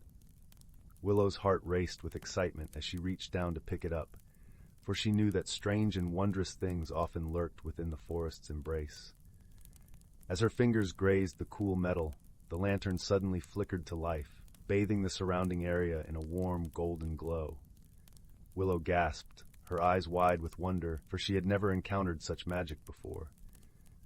Clutching the lantern tightly, she scurried back to her humble cottage, eager to unravel its secrets. Over the following days, Willow discovered that the lantern possessed an extraordinary power. It could grant her wish to journey into the hidden realms that existed within the forest. With each flicker of the flame, a new world would unfold before her eyes, inviting her to explore its wonders. The first realm Willow visited was a vast meadow blanketed in a sea of vibrant wildflowers. Butterflies danced across the petals, their wings shimmering like jewels in the sunlight. In the distance, a crystal-clear stream trickled merrily, its waters singing a soothing melody. Willow frolicked through the meadow, her laughter mingling with the gentle breeze, and she understood the true magic of nature's beauty. On another adventure, the lantern led Willow to a mystical glade where towering trees twisted and intertwined, forming a labyrinth of wonder. Beneath the canopy of leaves, tiny glowing sprites darted to and fro, their laughter like tinkling bells. Willow followed their lead, weaving through the intricate maze of branches, her heart swelling with a sense of childlike delight. Yet, not all the realms she encountered were filled with joy and merriment. One particularly unsettling journey took Willow to a shadowy forest where the trees seemed to whisper secrets best left unheard. An eerie mist clung to the ground, obscuring her path, and she could hear the faint echoes of strange, haunting melodies drifting through the gloom. Willow's courage wavered, but she pressed on, determined to uncover the mystery that lurked within. As she ventured deeper into the murky depths, Willow stumbled upon a peculiar sight. A lone figure sitting on a moss-covered log, their face shrouded in shadow. The figure beckoned her closer, and as Willow approached, she realized it was a wise old woman with kind, twinkling eyes. "I've been expecting you, child," the woman spoke, her voice rich and melodic. "You possess a rare gift, the ability to traverse realms that most can only dream of. But with this gift comes a great responsibility." Willow listened intently as the woman imparted her wisdom, revealing that each realm held a lesson, a piece of the puzzle that would help Willow grow and find her true purpose. The shadowy forest, she explained, represented the fears and doubts that lurked within one's heart, and only by facing them could Willow truly understand the strength of her own spirit.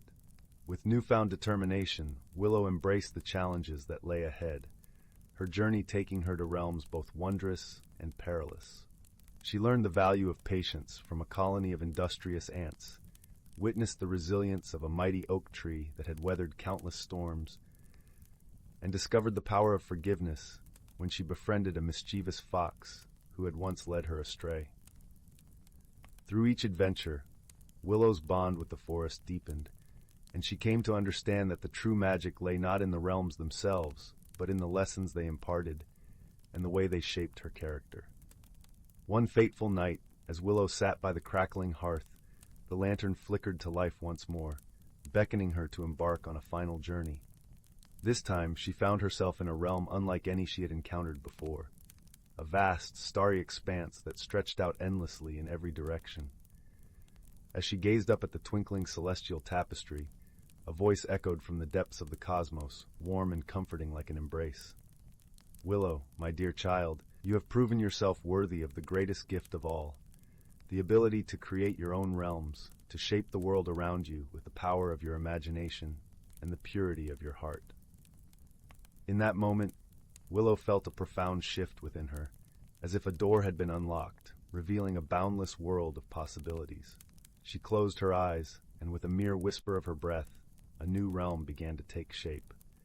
A lush, verdant paradise where crystal-clear waterfalls cascaded into sparkling pools, and vibrant flora bloomed in kaleidoscopic hues.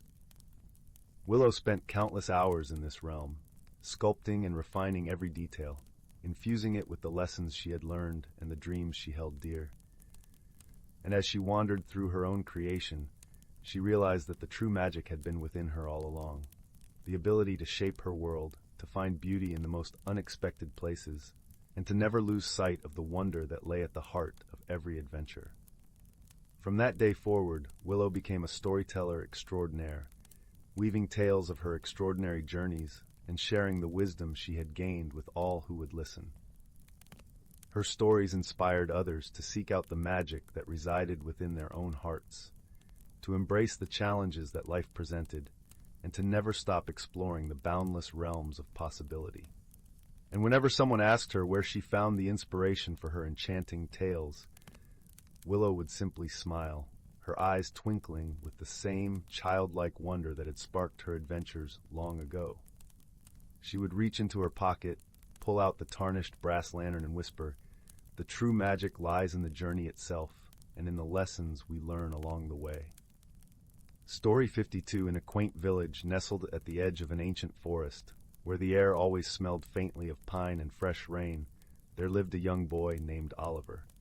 His days were spent exploring the wooded trails and listening to the whispering leaves, often wondering what secrets the forest held. He was a curious soul, his heart as vast as the sky stretching above the towering trees. One crisp autumn afternoon, as golden leaves carpeted the forest floor, Oliver stumbled upon something peculiar. Nestled beneath a sprawling oak tree was an old battered lantern. Its glass was clouded with dust, and it seemed like it hadn't been used in ages. Yet there was something enchanting about it, as though it was waiting patiently to be discovered. With a gentle tug, Oliver freed the lantern from the clutches of the earth. As he wiped away the grime, the lantern began to glow faintly, casting a warm, inviting light. The glow was unlike anything Oliver had seen before, soft yet vibrant, as if the lantern held a piece of the sun itself. Excited and intrigued, Oliver cradled the lantern carefully and made his way back to the village. The path home was familiar, yet under the lantern's glow, the world seemed different, more alive. Shadows danced playfully across the ground, and the trees whispered secrets only the lantern could awaken. Back in his cozy little room, Oliver placed the lantern on his windowsill. He watched as its light spilled across his walls, painting them with hues of comfort and dreams. That night, as he drifted into slumber, he dreamt of places he had never seen, of adventures waiting to unfold. The next morning, Oliver awoke with a sense of purpose. He felt drawn to the lantern, sensing it had more to offer. As he held it once more, a gentle voice seemed to emanate from its glow, soft like the rustling of leaves. "Seek the whispering willow," it murmured, "and you shall find your answers." Intrigued and filled with wonder, Oliver decided to embark on a journey to the heart of the forest, where the whispering willow stood. The path ahead was long and winding, but Oliver felt no fear. He knew he would not journey alone. As he set out, Oliver was joined by a host of woodland friends. First came Luna, a wise old owl with feathers as soft as down and eyes that twinkled like stars. She perched on Oliver's shoulder, offering guidance and tales of the forest's past. Next was Thistle, a playful squirrel with fur the color of autumn leaves. Thistle darted ahead, scouting the path and bringing back acorns as tokens of friendship. He chattered endlessly, filling the journey with laughter and light-heartedness. Lastly, there was Brooke, a gentle deer with a coat that shimmered in the dappled sunlight. She walked alongside Oliver, her presence a soothing balm against the uncertainties that lay ahead. Together they traveled deeper into the forest, where the trees grew taller and the air hummed with an ancient magic. As they neared the whispering willow, the forest seemed to hold its breath, as if aware of the momentous encounter about to unfold. The whispering willow was unlike any tree Oliver had ever seen. Its trunk was wide and gnarled, its branches stretching out like welcoming arms. The leaves rustled in a breeze that seemed to come from nowhere, creating a melody both haunting and beautiful. Oliver approached the tree, the lantern in his hand glowing brighter with each step. "Why did you call me here?" he asked softly, his voice mingling with the whispering leaves. The tree responded in a language only the heart could understand. Images filled Oliver's mind, of the village, of the forest, and of the interconnectedness of all things. He saw the importance of harmony and the gentle balance that sustained life. The lantern, the tree conveyed, is a keeper of light, a reminder of the warmth and hope within each soul. Its glow is a gift, but it is your heart that must guide it. Understanding dawned upon Oliver. The lantern's magic was not in its light alone, but in the way it connected the hearts of those who shared its glow. It was a beacon of friendship and understanding, a gentle nudge to see the world through eyes of kindness. With newfound wisdom, Oliver returned to the village, the lantern's light casting a comforting glow. He shared its warmth with everyone he met, spreading tales of the whispering willow and the lessons learned beneath its branches. As the days turned to weeks and weeks to months, the village thrived under the lantern's gentle glow. Neighbors gathered in its light, sharing stories and laughter, their hearts bound by a common warmth. The forest, too, seemed to embrace this harmony, its beauty deepening with each passing season. Oliver's journey had changed him, but it had also changed those around him. The lantern was a magical object, yes, but its true magic lay in the bonds it illuminated, the connections it fostered. And as Oliver lay in bed each night, the lantern casting soft shadows on his walls, he felt a deep sense of peace. The world was a wondrous place, filled with secrets waiting to be discovered, and he knew that with kindness and understanding, any challenge could be overcome. And so, beneath the watchful glow of the lantern, Oliver drifted into dreams woven with light and love, knowing that the warmth of friendship would always guide him home. Story 53. In a quaint little village nestled among rolling hills and lush meadows, where the air was filled with the scent of blooming lavender and the gentle hum of bees, there was a place known as Whispering Hollow. It was a magical world, where the sun always seemed to cast a golden glow, and the nights were illuminated by the soft light of 1,000 twinkling stars. In this serene village lived a young girl named Lila, who was known for her bright eyes and curious spirit. Lila loved her home, with its cobblestone paths lined with wildflowers and the small cottages that seemed to be plucked from a storybook. The village was small, with only a few dozen families, but it was filled with life and laughter. One summer's eve, as the sun dipped below the horizon and the sky turned a dusky purple, something peculiar began to happen in Whispering Hollow. The villagers noticed that small, round stones, smoother than polished glass, were appearing in the most unexpected places. One day, a stone might be found nestled among the roots of the village's oldest oak tree. The next, it might appear on the windowsill of the bakery, glistening like a pearl in the morning light. The stones were enchanting, each one a different color, ranging from deep sapphire blue to brilliant emerald green. They seemed to pulse with a gentle warmth, and when held close, they emitted a soft, musical hum that resonated in the heart. Curiosity piqued. Lila decided to uncover the mystery of these magical stones. With her trusty satchel slung over her shoulder and a twinkle of determination in her eyes, she set off to explore the village and beyond, determined to find the source of the stones and their significance. Her first stop was the home of Old Man Thistle, the village's wise elder, known for his vast knowledge of the world and its wonders. His cottage was hidden beneath a canopy of ivy, and the air was rich with the scent of herbs and spices that he used in his potions and remedies. "Ah, Lila!" Old Man Thistle greeted her with a warm smile, his eyes twinkling with wisdom. "I wondered when you might come to visit me about these curious stones." Lila smiled back, feeling the warmth of his welcome. "Do you know where they come from, Old Man Thistle?" she asked, her voice filled with wonder. The old man chuckled softly, a sound like rustling leaves. "The stones, my dear, are gifts from the Whispering Woods," he explained, gesturing toward the dense forest that bordered the village.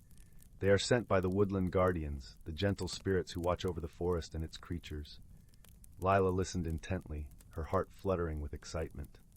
"But why are they sending the stones to us?" she inquired, eager to understand the purpose behind this enchanting phenomenon. Old Man Thistle leaned closer, his voice dropping to a conspiratorial whisper. "The woodland guardians are signaling that something is amiss in the balance of nature. They need our help, Lila, and they know that you are clever and kind-hearted, just the sort of person who can solve the mystery." Feeling a sense of purpose welling up within her, Lila thanked Old Man Thistle for his guidance and set off toward the whispering woods, her heart buoyed by the task ahead. As she entered the forest, the world seemed to hold its breath. The towering trees stood like sentinels, their leaves whispering secrets to the wind. The air was cool and fragrant, filled with the earthy scent of moss and the sweet perfume of wildflowers. Lila followed a winding path, her footsteps soft on the forest floor, until she reached a clearing bathed in silver moonlight. There, she found a gathering of woodland guardians, ethereal creatures with shimmering wings and eyes like liquid starlight. One of the guardians, a creature with wings that glittered like dew-kissed spiderwebs, stepped forward. "Welcome, Lila," it said, its voice as soft as a breeze through the trees. "We are grateful for your presence." Lila inclined her head in greeting, feeling honored to be in the company of such magical beings. "I have come to help," she said simply, her voice steady and sincere. The guardian nodded, its expression one of gratitude. "The stones you have found are heart stones, imbued with the essence of the forest. They are sent to guide those with pure hearts to the source of our distress." Lila listened, her mind attentive and open. "What is the source?" she asked gently, eager to bring peace to the forest. The guardian gestured toward a thicket where the trees grew thick and tangled. "There lies a hidden spring, the heart of the forest's magic. It has been disturbed by a wayward spell, cast by accident by a wandering sprite. The spell has caused the spring to falter, disrupting the harmony of our world." Understanding dawned upon Lila like the first light of dawn. "What must be done to restore the spring?" she asked, her voice a blend of determination and compassion. The guardian smiled, a soft, serene expression. "A simple act of kindness and understanding will break the spell.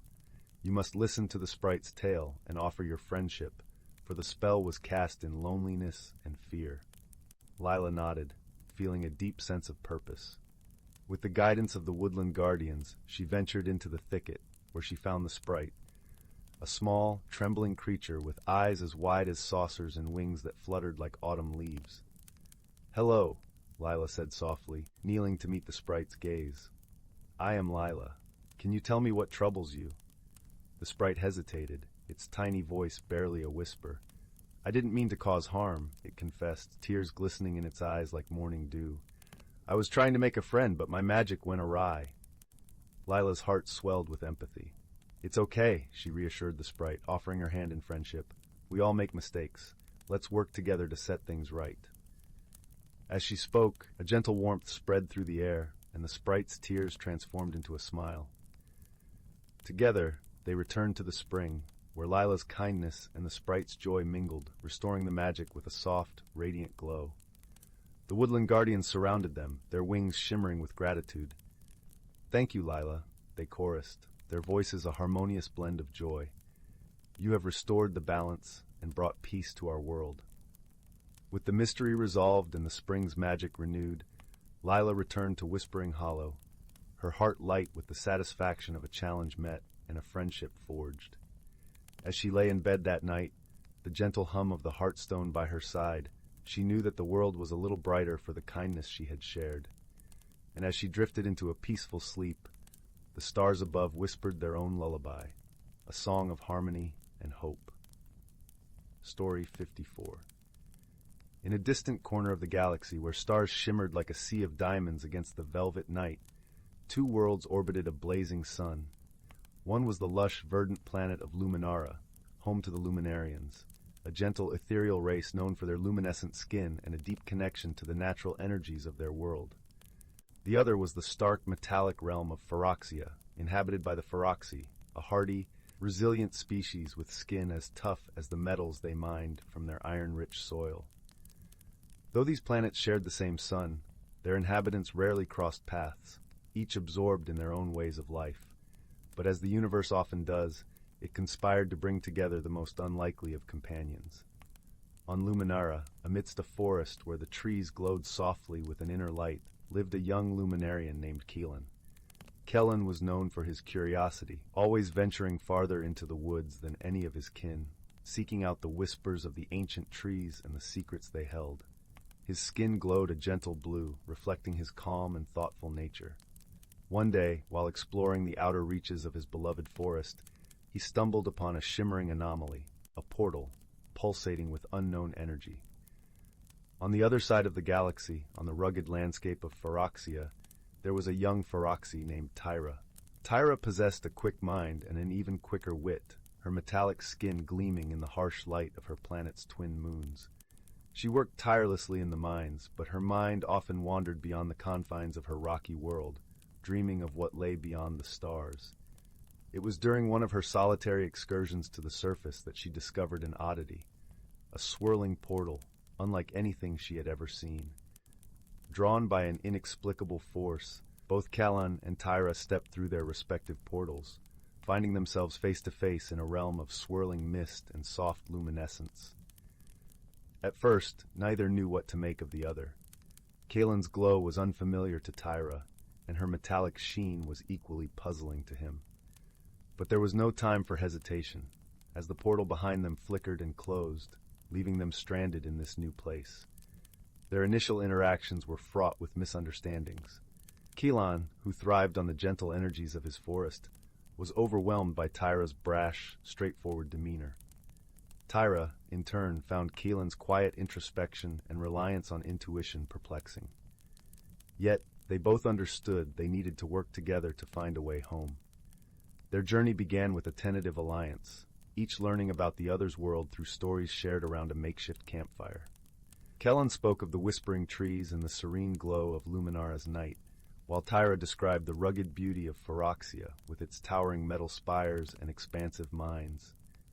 As they traveled, they encountered various challenges: a river of celestial light that needed crossing, a field of shifting shadows that required navigation. Each obstacle demanded cooperation, pushing them to rely on one another's strengths. One evening, as they rested beneath a canopy of stars, Keelan noticed Tyra struggling to keep warm. The nights in this strange land were colder than any she had experienced on Phyrexia. Without a word, Keelan extended his hand, allowing his warmth to envelop her. Surprised, Tyra accepted the gesture, feeling a deep sense of comfort in his glow. It was a moment of mutual understanding, a silent acknowledgement of the bond that was forming between them. As days turned into weeks, the two travelers found that their differences complemented each other. Kellan's patience and empathy balanced Tyra's decisiveness and pragmatism. In moments of uncertainty, Keelan taught Tyra to listen to the world around her, to sense the subtle energies that could guide them. In return, Tyra showed Kellan how to be bold, how to forge paths where none seemed to exist. Their final challenge came in the form of a great storm, a swirling vortex of cosmic winds and stardust that threatened to tear the very fabric of their newfound realm. Together, they devised a plan. Tyra would use her knowledge of structure and support to create a shelter, while Keelan harnessed the energy of the storm to stabilize their haven. It was a delicate dance of trust and cooperation, each relying on the other to succeed. When the storm finally passed, they emerged to find a new portal shimmering in the air, a gateway home. Yet as they stood before it, neither was eager to leave. In their time together, they had discovered a friendship that transcended the boundaries of their worlds, a bond forged through shared challenges and mutual respect. As they prepared to part ways, Tyra gifted Keelan a small polished stone from Phyrexia, a reminder of their journey and the strength they had found in each other. Keelan, in turn, offered Tyra a leaf from the luminescent trees of Luminara, its glow a symbol of the light they had brought into each other's lives. With a final embrace, they stepped through the portal, each returning to their world, forever changed by their time together. The lessons they had learned, of understanding, cooperation, and friendship, remained with them, guiding their steps and lighting their paths. And though they were separated by the vastness of space, Keelan and Tyra knew that their friendship would endure, as enduring as the stars that twinkled above them, a beacon of warmth and hope in the endless expanse of the universe. Story 55. In the heart of a small, peaceful village nestled between rolling hills and lush, green forests, there lived a curious young girl named Anwen. With eyes as bright as the morning sun and a heart full of wonder, she loved nothing more than exploring the world around her. Anwen would often wander through the meadows and woods, discovering hidden nooks and crannies where the light danced with the shadows. One crisp autumn morning, As the leaves painted the landscape in hues of gold and amber, Anwen set out on a new adventure. She had heard tales of a mysterious glade deep within the whispering woods, a place where the air was sweet with the scent of wildflowers and the light shimmered like 1,000 tiny stars. It was said that this glade held secrets that could only be revealed to those brave enough to venture into its depths. Anwen, with her trusty satchel slung across her shoulder and a soft woolen scarf wrapped snugly around her neck, entered the woods. The path was dappled with sunlight that filtered through the canopy, creating a patchwork of light and shadow. The forest was alive with the gentle rustling of leaves and the soft calls of birds, each sound a comforting melody to Anwen's ears. As she journeyed deeper into the woods, Anwen noticed something peculiar. The trees began to change, their trunks growing more slender and their leaves a vibrant shade of silver. The air was filled with the scent of honey and lavender, and the ground beneath her feet was as soft as a quilt of moss. It was as if she had stepped into a world woven from dreams. Suddenly, Anwen heard a gentle giggle, like the tinkling of a bell. She turned to see a group of tiny, whimsical creatures peering at her from behind a cluster of ferns. They were no taller than a blade of grass, with wings that sparkled like dew-drenched petals. Their eyes twinkled with mischief and kindness, and their laughter was as light as a summer breeze. "Hello, Anwen," chimed one of the creatures, her voice as sweet as a lullaby. "We've been waiting for you."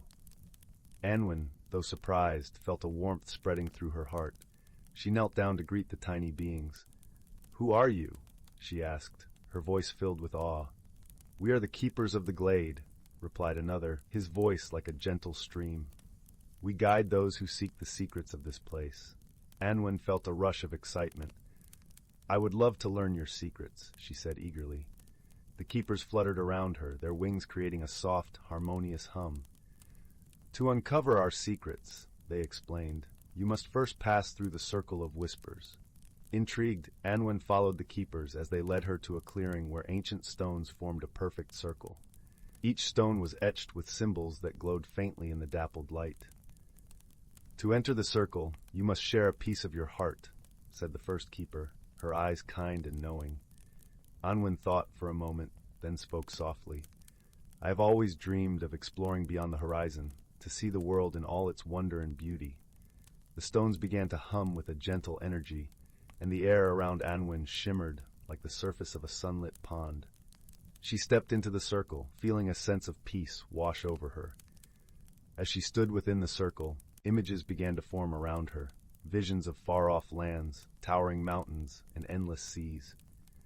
Anwen felt a deep connection to these places, as if she were part of a vast, intricate tapestry. The keeper's whispers filled her mind, encouraging her to embrace her dreams and let her heart guide her journey.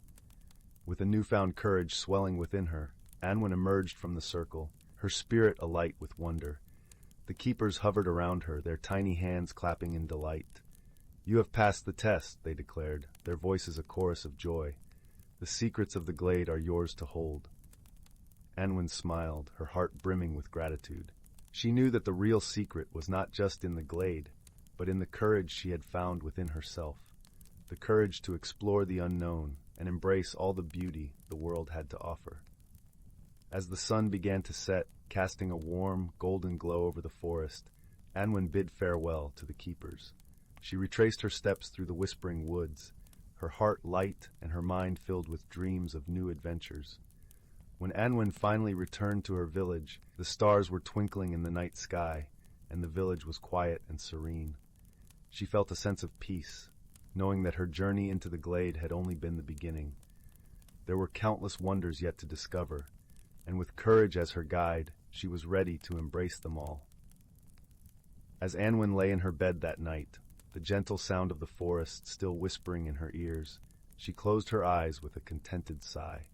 She knew that wherever her adventures would lead her, she would always carry the magic of the glade in her heart, a reminder that with courage and curiosity, the world was full of endless possibilities.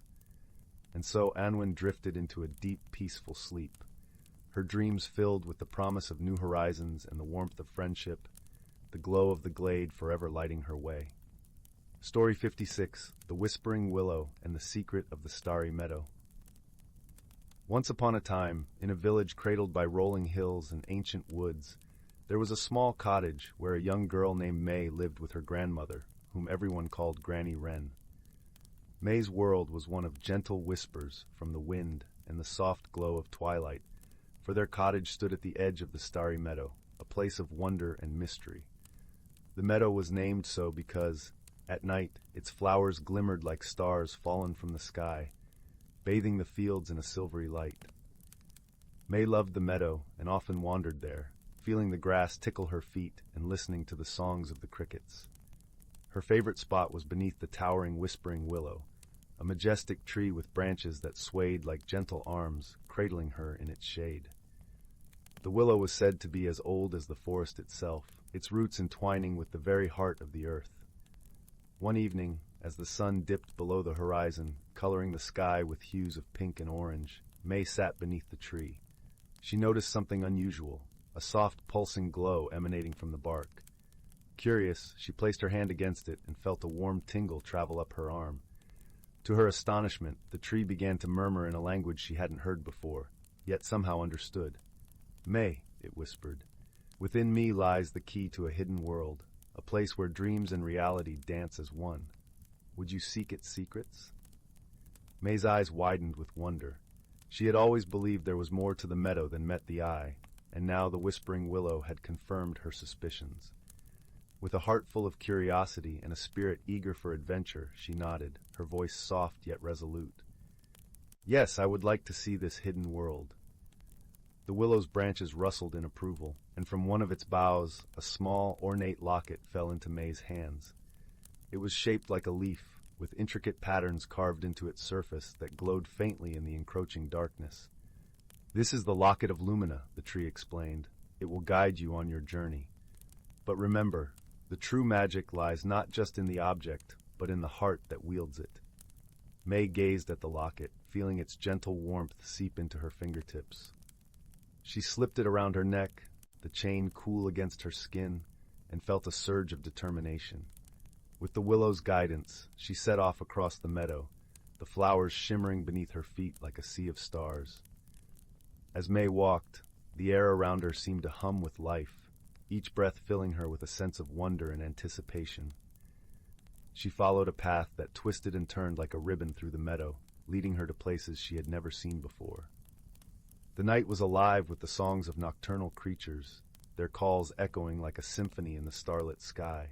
Suddenly, the meadow opened up to reveal a hidden grove, its entrance veiled by cascading vines that sparkled with dew. May hesitated, feeling a thrill and a tinge of trepidation, but the locket pulsed gently against her chest, reassuring her. She stepped through the curtain of vines and into the grove. Inside, the world was transformed. Moonbeams danced across a crystal-clear pond, casting ripples of light that shimmered like liquid silver. The air was fragrant with the scent of night-blooming flowers, their petals unfurling like tiny stars. At the center of the pond stood a figure, ethereal and graceful, with eyes that glinted like the surface of the water. "Welcome, May," the figure spoke, its voice as soft as the breeze. "I am Alara, guardian of the Starry Meadow's hidden realm. You have been chosen to embark on a journey that will change you, as it has changed all who came before." May felt a sense of awe wash over her. "What must I do?" she asked, her voice a whisper in the quiet night. "The meadow is in peril," Alara said, her expression gentle yet serious. "A shadow has crept into our world, and it seeks to dim the light of the stars. You must find the source of this shadow and restore the balance." May's heart fluttered with both fear and excitement. She knew this task would be daunting, yet the thought of adventure and the chance to help the meadow filled her with purpose. Alara gestured to the locket. "This will help you see what is hidden and guide you through the challenges ahead. Remember, May, the greatest magic lies in friendship and courage." With a nod, May turned back towards the path, Alara's words echoing in her mind. The locket glowed brighter, illuminating the way forward. As she ventured deeper into the grove, she felt a presence beside her, a gentle companionship that eased her worries. To her surprise, a small creature emerged from the shadows, a fox with fur the color of autumn leaves and eyes as bright as the morning sun. It trotted up to her, its gaze friendly and inquisitive. "Hello there," May greeted, crouching down to the fox's level. "Are you here to help?" The fox nodded, its eyes twinkling with intelligence. May smiled, feeling a warmth blossom in her chest. She reached out a hand, and the fox nuzzled against it, a silent promise of friendship. Together they journeyed through the grove, each step drawing them closer to the heart of the meadow. They encountered many wonders: a waterfall that sang with the voice of the forest, a field of flowers that glowed like tiny lanterns, and a glade where the air shimmered with 1,000 fireflies. As they traveled, May learned to listen to the whispers of the wind, to see the hidden paths that only the locket could reveal. She discovered that the meadow was alive with stories, each one a thread in the tapestry of the world.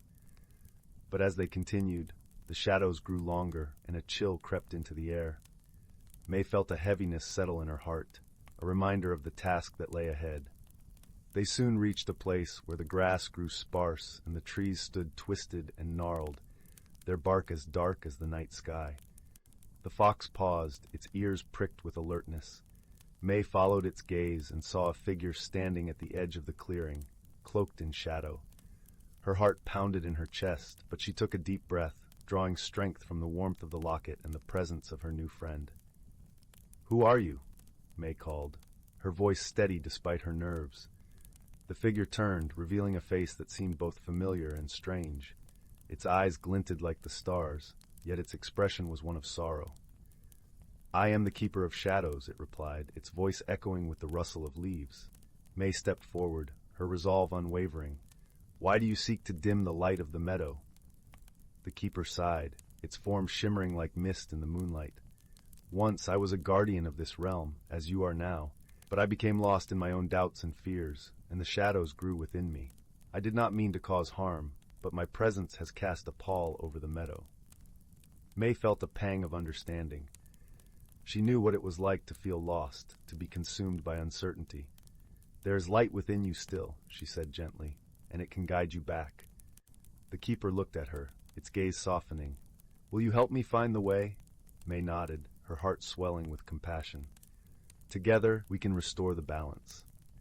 With the fox by her side and the locket glowing like a beacon, May reached out to the keeper. As their hands touched, a warmth spread through the clearing, a light that banished the shadows and filled the air with a sense of peace. The keeper's form shifted, its darkness melting away to reveal a figure of light and grace. It smiled, a gentle, grateful expression that touched May's soul. "Thank you," it whispered, "for reminding me of who I truly am." May smiled back, knowing that the journey had changed her too. She had learned that strength lay not just in the heart, but in the bonds of friendship and the courage to face the unknown. As dawn broke over the meadow, bathing it in golden light, May, the fox, and the keeper returned to the grove. Alara awaited them, her eyes shining with pride. "You have done well, May," she said, her voice like a melody on the breeze. "The meadow is safe, and the balance restored." May felt a sense of fulfillment, a warmth that filled her from head to toe. She knew that she had found not just a hidden world, but a part of herself that she hadn't known existed. With the locket still glowing around her neck, May returned to the whispering willow, her heart full of gratitude and joy. The tree's branches swayed gently, a silent acknowledgement of her journey.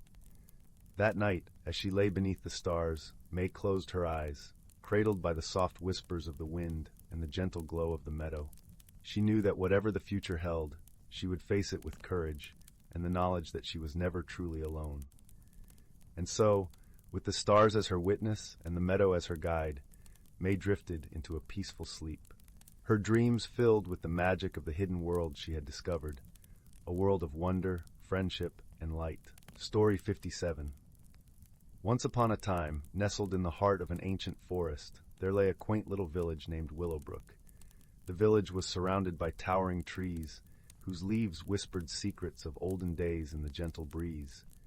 The air was always filled with the sweet aroma of wildflowers, and the villagers were known for their warm smiles and kind hearts. In this village lived a young girl named Clara. Clara had a curiosity as boundless as the sky and a heart as gentle as the morning dew. She lived with her grandfather in a small cottage at the edge of the village, where the forest began to weave its emerald tapestry. Her grandfather, a wise and gentle man, was the village storyteller, and his tales often spoke of the hidden magic in everyday things. One crisp autumn morning, as the golden leaves fluttered to the ground, Clara's grandfather handed her a peculiar object wrapped in a cloth. "This," he said with a twinkle in his eye, "is an old family heirloom. It holds secrets that reveal themselves only to those who seek them with an open heart." Clara unwrapped the cloth to find a simple wristwatch, its face adorned with delicate engravings of stars and moons. It seemed ordinary at first, but as she held it, she felt a warm, comforting presence, as if the watch were whispering to her. Her grandfather smiled. "Go, take a walk into the forest, and listen to what the watch tells you." Eager to uncover its secrets, Clara set off into the forest, the watch snug on her wrist. The path was dappled with sunlight, and the rustling leaves sang soft melodies. As she wandered deeper, she noticed the watch's hands moving of their own accord, pointing her towards a narrow trail she'd never seen before. Intrigued, Clara followed the trail, which led her to a serene clearing where the sunlight danced upon a crystal-clear pond. At the edge of the water sat a little fox with fur as red as autumn leaves and eyes that sparkled with mischief. "Hello there," the fox greeted warmly. "I am Finley, the guardian of this forest. What brings you to this hidden glade?" Clara, surprised but delighted by the talking fox, showed him the watch. "I'm following its guidance. My grandfather said it holds secrets to discover." Finley nodded knowingly. "Ah, the watch of the stars. It reveals the wonders of the world to those who listen. But to unlock its true magic, you must learn to see beyond what is visible." With Finley by her side, Clara embarked on a magical journey through the forest. They visited ancient trees that whispered stories of the past and met a wise old owl named Eleanor, who shared the secrets of the stars. "The watch," Eleanor explained, "connects you with the universe. Listen to it, and you will find answers to questions you didn't know you had." Clara learned to listen not with her ears, but with her heart.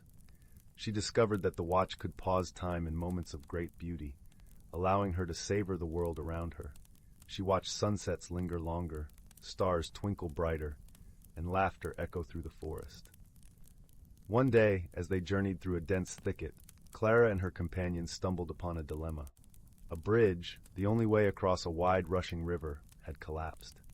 The villagers depended on the bridge to gather wild berries and herbs from the other side, and without it, they would face a difficult winter. Clara, Finley, and Eleanor pondered the problem. "We could rebuild it," suggested Finley, "but it would take too long, and the first snows are due soon." Eleanor hooted softly.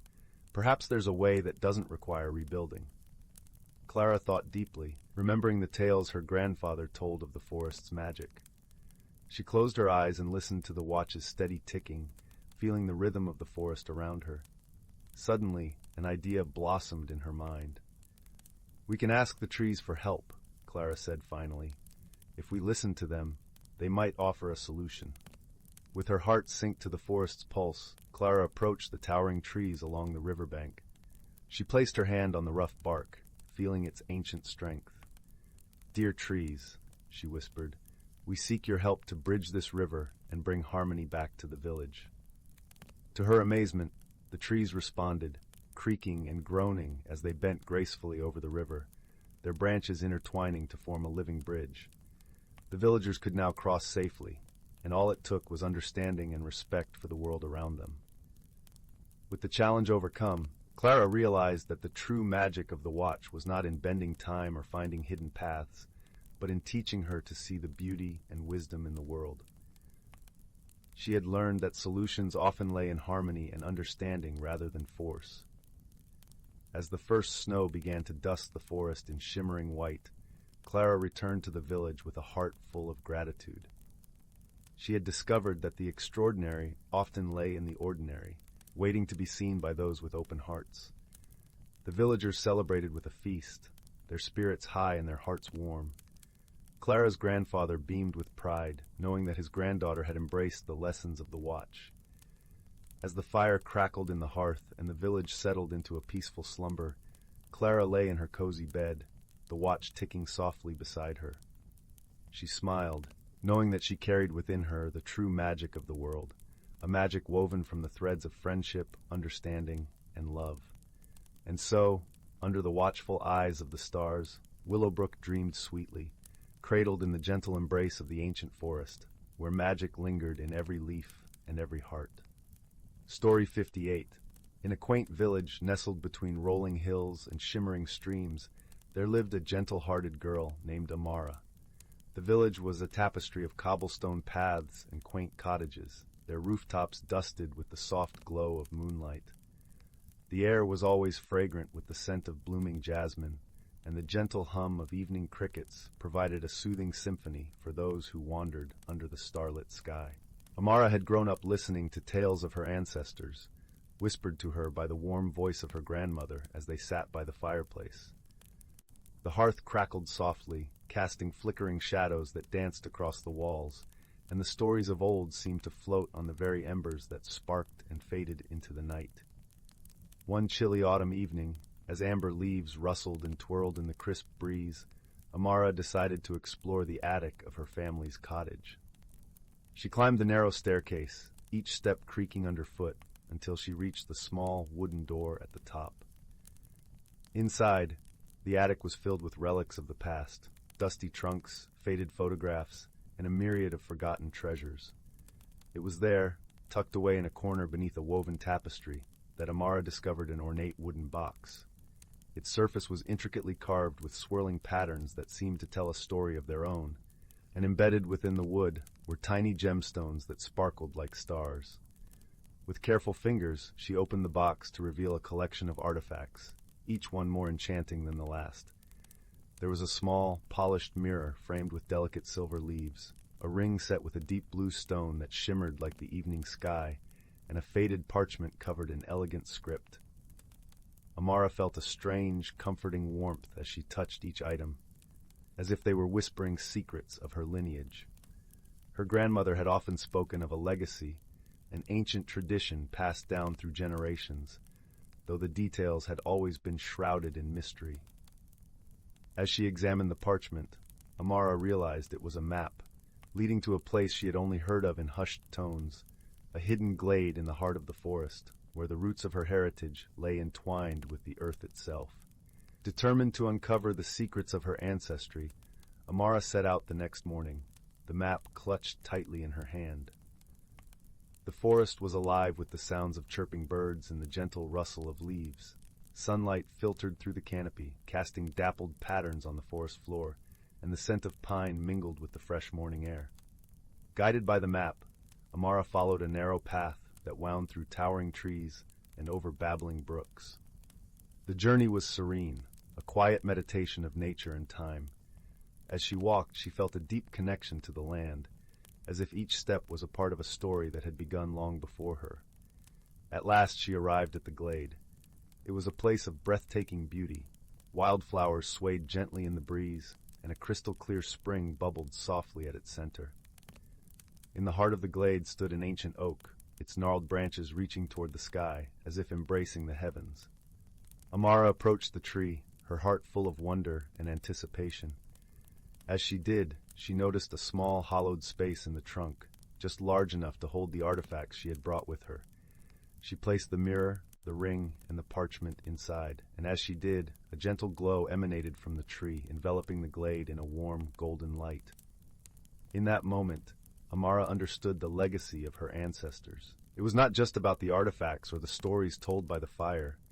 It was about the connection to the natural world, the wisdom passed down through generations, and the love that bound them all together. She realized that she was a part of this timeless tapestry, a thread woven into the fabric of her family's history.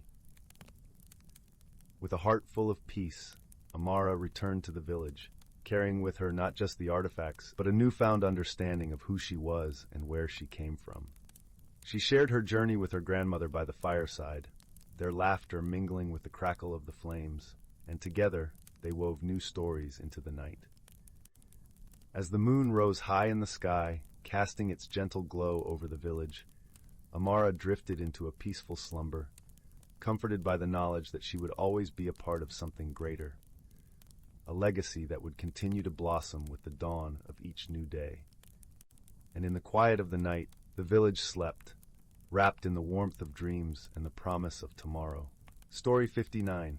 In a realm where wonder danced on every breeze, there was a little village nestled among the rolling emerald hills. This was the home of young Willow, a curious child with eyes that sparkled like dewdrops in the morning sun. Willow's favorite spot was a cozy nook beneath an ancient willow tree, where she would spend hours reading tales of magic and mystery. One crisp autumn morning, Willow awoke to find her bedroom in disarray. Books were scattered across the floor, and her prized quill lay broken in two. "How peculiar," she murmured, her brow furrowing. As she set about tidying up, a glimmer of light caught her eye. A trail of shimmering dust led from her windowsill out into the garden. Willow followed the sparkly path, her heart racing with anticipation. It led her deep into the forest, where the trees seemed to whisper secrets in their rustling leaves. Suddenly, a tiny voice piped up from a nearby hollowed log. "You're getting warmer, dear Willow." Peering inside, Willow gasped at the sight of a minuscule creature with gossamer wings and a benevolent smile. "A pixie!" she exclaimed. The pixie giggled, her laughter like the tinkling of bells. "Indeed, I am Thistle, keeper of the woodland realm. I've been hoping you'd visit, for we're in need of your keen eye and courageous spirit." Willow listened, rapt, as Thistle spun a tale of strange happenings throughout the forest. Treasured belongings had gone missing from the homes of pixies, fauns, and dryads alike. The magical folk were at a loss, for no culprit could be found. "Will you lend us your powers of observation, dear Willow?" Thistle implored. "For you possess a gift that we lack, the curiosity and wonder of a human child." Without hesitation, Willow agreed, and so began her mission to unravel the mystery plaguing the woodland residents. With Thistle as her guide, she ventured deeper into the forest, her eyes peeled for any clue or irregularity.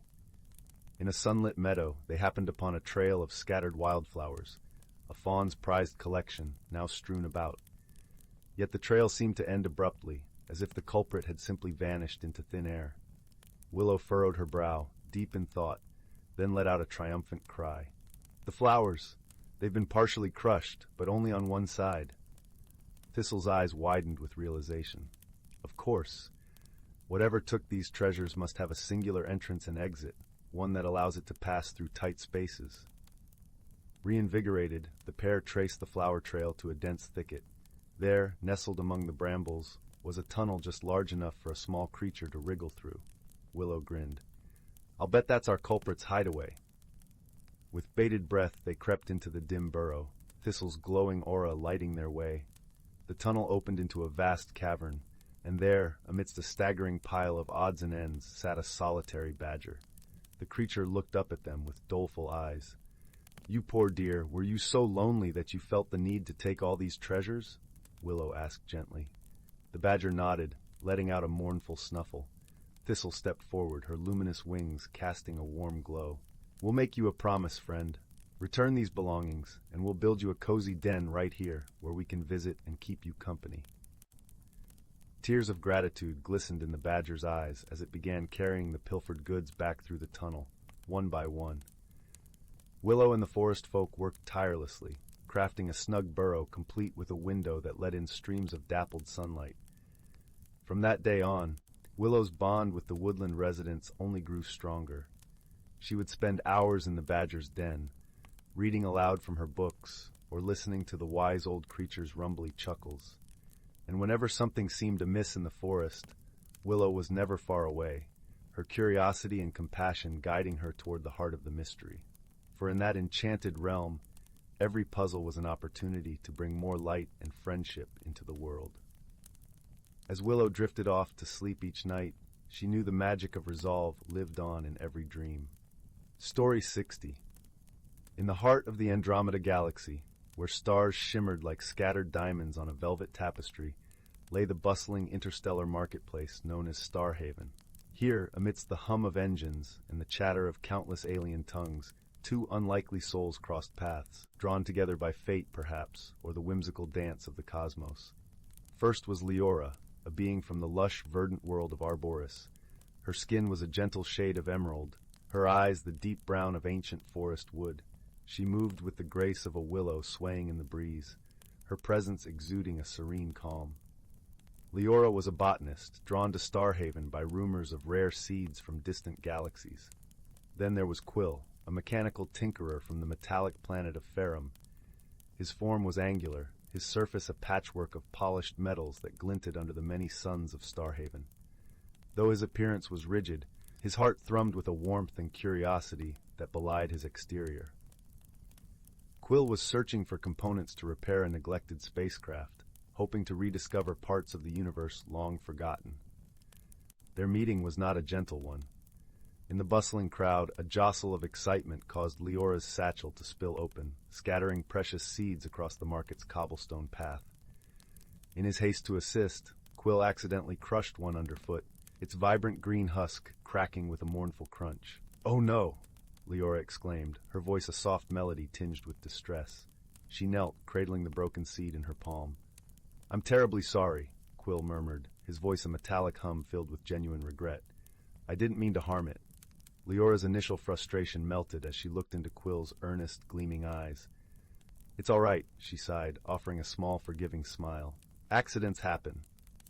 Despite their rocky introduction, a spark of understanding ignited between them.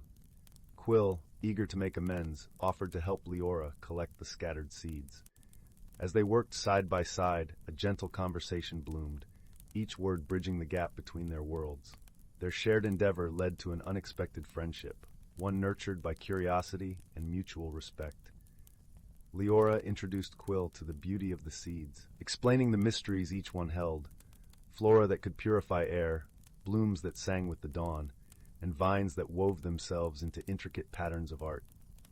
Quill, in turn, shared stories of his mechanical creations, machines that danced with light and instruments that sang the songs of distant stars. Over time, their bond deepened, and they discovered that they complemented each other perfectly. Leora's gentle wisdom tempered Quill's sometimes overzealous enthusiasm, while his inventive spirit inspired her to see the world in new, wondrous ways. One evening, as twin moons rose over Starhaven, painting the market in hues of silver and sapphire, Leora and Quill faced a challenge that would test the strength of their friendship. An unexpected solar storm swept across the station, its electromagnetic currents threatening to disrupt the delicate balance of life and technology. The storm's approach was swift, the air crackling with energy. Leora felt the disturbance in the natural rhythms, her senses tingling with urgency. "We must act quickly," she said, her voice steady but urgent. Quill nodded, his mind a whirl of calculations and possibilities. "We need to shield the core systems from the surge," he replied, already envisioning a plan. Together they raced through the bustling corridors of Starhaven, their steps a harmonious blend of purpose and resolve. Leora's knowledge of organic networks guided them to the heart of the station, where Quill's engineering skills transformed raw materials into a protective barrier. As the storm raged outside, Leora and Quill worked in tandem, their trust in each other unwavering. The air hummed with tension, but in their shared labor, they found a rhythm, a dance of creation and protection that bound them closer together. When the storm finally passed, leaving the station unharmed, a quiet stillness settled over Starhaven. The market resumed its lively chatter, unaware of the quiet heroes who had safeguarded its heart. In the aftermath, Leora and Quill sat together beneath the luminescent glow of the starry night, their bond stronger than ever. Leora turned to Quill, her eyes reflecting the starlight. "Thank you for standing by me," she said softly. "I couldn't have done it without you." Quill's metallic frame shimmered with warmth. "And I without you," he replied. "Together, we are more than the sum of our parts." Through their journey, Leora and Quill discovered the true essence of friendship, a connection that transcended planets and species, forged through shared challenges and mutual understanding. It was a friendship that taught them the value of patience, the joy of discovery, and the strength found in unity. As the twin moons dipped below the horizon, Leora and Quill knew their adventure had only just begun. With hearts full of hope and wonder, they looked to the stars, ready to face whatever the cosmos had in store, together. Story 61. In a distant corner of the galaxy, where stars twinkled like diamonds scattered across a velvet canvas, lay the serene, yet bustling planet of Zalara. Here, amidst the lush emerald forests and glimmering sapphire lakes, lived the Zolarians, a gentle race known for their wisdom and harmony with nature. They glided gracefully through their world on shimmering wings, communicating with the flora and fauna in a symphony of lilting melodies. One bright morning, a curious event took place on Zolara. A peculiar vessel, unlike any the Zolarians had ever seen, descended from the sky. It was shaped like a giant seashell, its surface iridescent and alive with swirling colors. The vessel belonged to a traveler from a distant planet, a young explorer named Lyric. Lyric hailed from the arid, sun-baked world of Atraxis, where the inhabitants were known for their ingenuity and resilience. They resembled tall, slender sculptures carved from golden sand, with eyes that shimmered like molten metal. As Lyric stepped out of the vessel, the Zolarians watched with a mixture of curiosity and apprehension. Lyric's appearance was so different from their own, and the Zolarians had heard tales of explorers who plundered worlds for resources.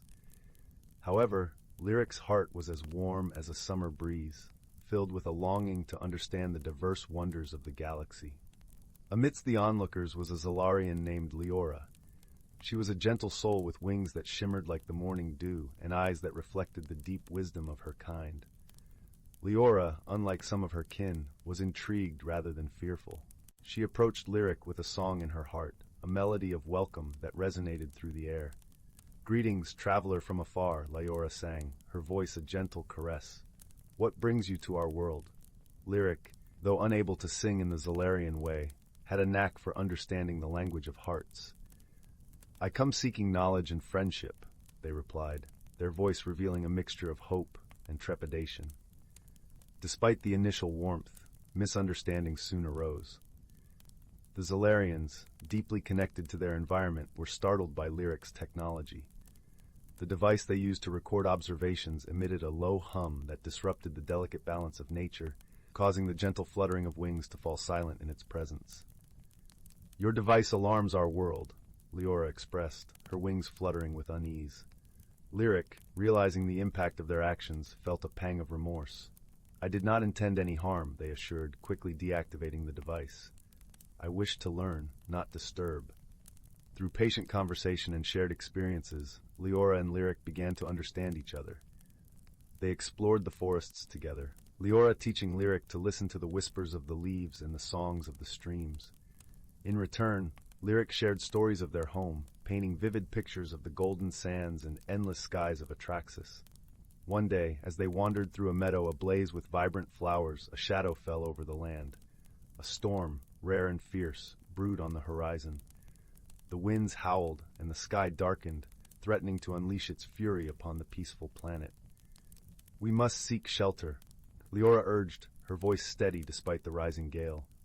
Together they hurried to a nearby cave, its mouth a dark, yawning entrance in the side of a hill. Inside, the air was cool and damp, echoing with the distant drip of water. As the storm raged outside, Leora and Lyric huddled near the entrance, watching the lightning dance across the sky. In that moment of shared vulnerability, a deeper bond formed between them. Leora, sensing Lyric's unease, began to hum a soothing lullaby, a melody of the stars that calmed the spirit and eased the mind. Lyric, touched by the gesture, closed their eyes and listened, feeling the warmth of friendship blossom in their heart. As the storm subsided, leaving behind a world refreshed and sparkling with rain, Lyric spoke with newfound understanding. "Thank you, Leora. I've learned that true friendship is like this storm. It may begin with uncertainty, but it ends with clarity and beauty." Leora smiled, her eyes reflecting the gentle light of the returning sun. "And I've learned that differences can be the seeds of the strongest bonds," she replied. "We are like the sun and the rain, different yet essential to the growth of a vibrant world." With the storm behind them, Leora and Lyric emerged from the cave, feeling the warmth of the sun on their faces and the soft earth beneath their feet. The world around them seemed to echo their newfound understanding, the flowers nodding in agreement as the breeze whispered through the trees. Their time together taught them that friendship transcended the boundaries of planets and species. It was a connection of the heart, a shared journey through the unknown, where each misunderstanding was an opportunity for growth and every challenge a chance to stand together. As Lyric prepared to depart, their vessel once again shimmering in the morning light, Leora placed a hand on their shoulder. "Remember, dear friend, you are always welcome on Zalara," she said, her voice a gentle melody that lingered in the air. "And you on Atraxis," Lyric replied, their eyes glowing with gratitude. "Our worlds are brighter for the friendship we found." With a final embrace, Lyric boarded their vessel, the shell-like craft lifting gracefully into the sky. Leora watched as it disappeared among the stars, her heart filled with the warmth of a friendship that would span the cosmos. And so, in the quiet aftermath of the storm, amidst the emerald forests and sapphire lakes, the tale of Leora and Lyric became a cherished story on Zalara, whispered among the leaves and sung by the streams, a reminder that true friendship knows no bounds, and that understanding is the bridge that unites all beings beneath the endless sky. Story 62. Once upon a time, in a cozy little village nestled among rolling hills, there lived a young girl named Lily. She was a curious child, always eager to explore the wonders of the world around her. Little did she know, her curiosity would soon lead her on an extraordinary adventure. One crisp autumn day, Lily was playing in her backyard when she stumbled upon a peculiar object, half buried in the fallen leaves. It was an old, leather-bound book, its pages yellowed with age. As she brushed away the dirt, an intricate design on the cover began to glow faintly, pulsing with a warm, golden light. Lily gasped in delight, her eyes wide with wonder. She had never seen anything like it before. Carefully, she opened the book, and to her amazement, the pages were filled with beautiful illustrations of fantastical creatures and enchanted landscapes. As she turned the pages, the images seemed to come alive, their colors dancing and swirling before her very eyes. Lily was captivated, and without realizing it, she had embarked on a journey that would change her life forever. That night, as Lily slept soundly, the book's magic wove its way into her dreams. She found herself transported to a wondrous realm, where talking animals, friendly giants, and wise old trees roamed freely. It was a world beyond her wildest imagination, and she couldn't wait to explore it further. In the days that followed, Lily became inseparable from the magical book. She would spend hours poring over its pages, marveling at the incredible sights and sounds it conjured. But as time passed, she realized that the book held more than just enchanting illustrations. It was a gateway to a world of adventure and discovery. One evening, as Lily was lost in the book's enchanting pages, a tiny creature emerged from the illustrations, fluttering its delicate wings. It was a fairy named Zephyr, and she had been sent to guide Lily on a quest. Zephyr explained that a dark force had invaded the realm within the book, threatening to extinguish the magic that sustained it. Only Lily, with her pure heart and boundless imagination, could restore balance and save the wondrous world from fading away. Lily was hesitant at first, unsure if she possessed the courage and wisdom required for such a daunting task. But with the encouragement of her newfound fairy friend and the support of other magical companions she met along the way, she found the strength to embark on this extraordinary journey. Their quest took them through enchanted forests, across sparkling rivers, and over towering mountains. Along the way, they encountered friendly trolls who taught them the value of patience, wise owls who imparted ancient knowledge, and mischievous imps who reminded them to find joy in even the smallest of moments. At every turn, Lily and her companions faced challenges that tested their resolve and ingenuity.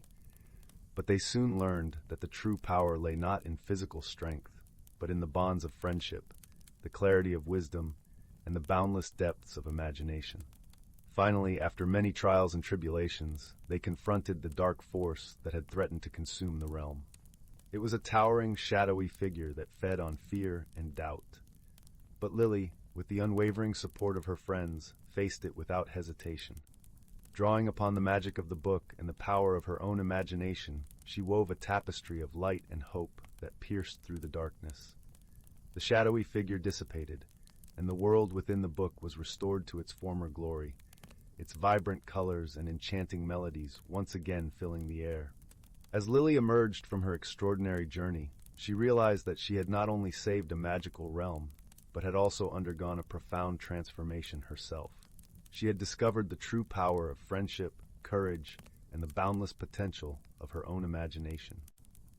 From that day forward, Lily cherished the magical book, understanding that within its pages lay not just fantastical tales, but invaluable lessons about the wonders of the world and the strength that lies within each of us. And whenever she opened its pages, she was reminded of the extraordinary journey that had changed her life forever, and the incredible magic that can be found in the most unexpected of places. Story 63. In a realm where the sky shimmered with hues of lavender and gold, nestled deep within the whispering woods, stood the quaint little village of Willowmere.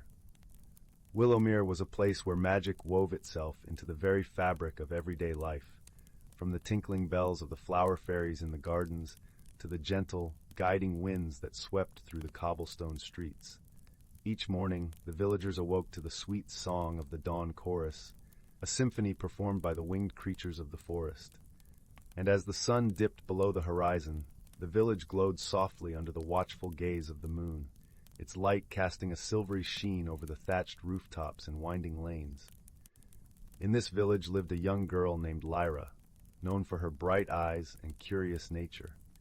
Lyra loved nothing more than to explore the mysteries of the woods with her faithful companion, a fluffy squirrel named Pip.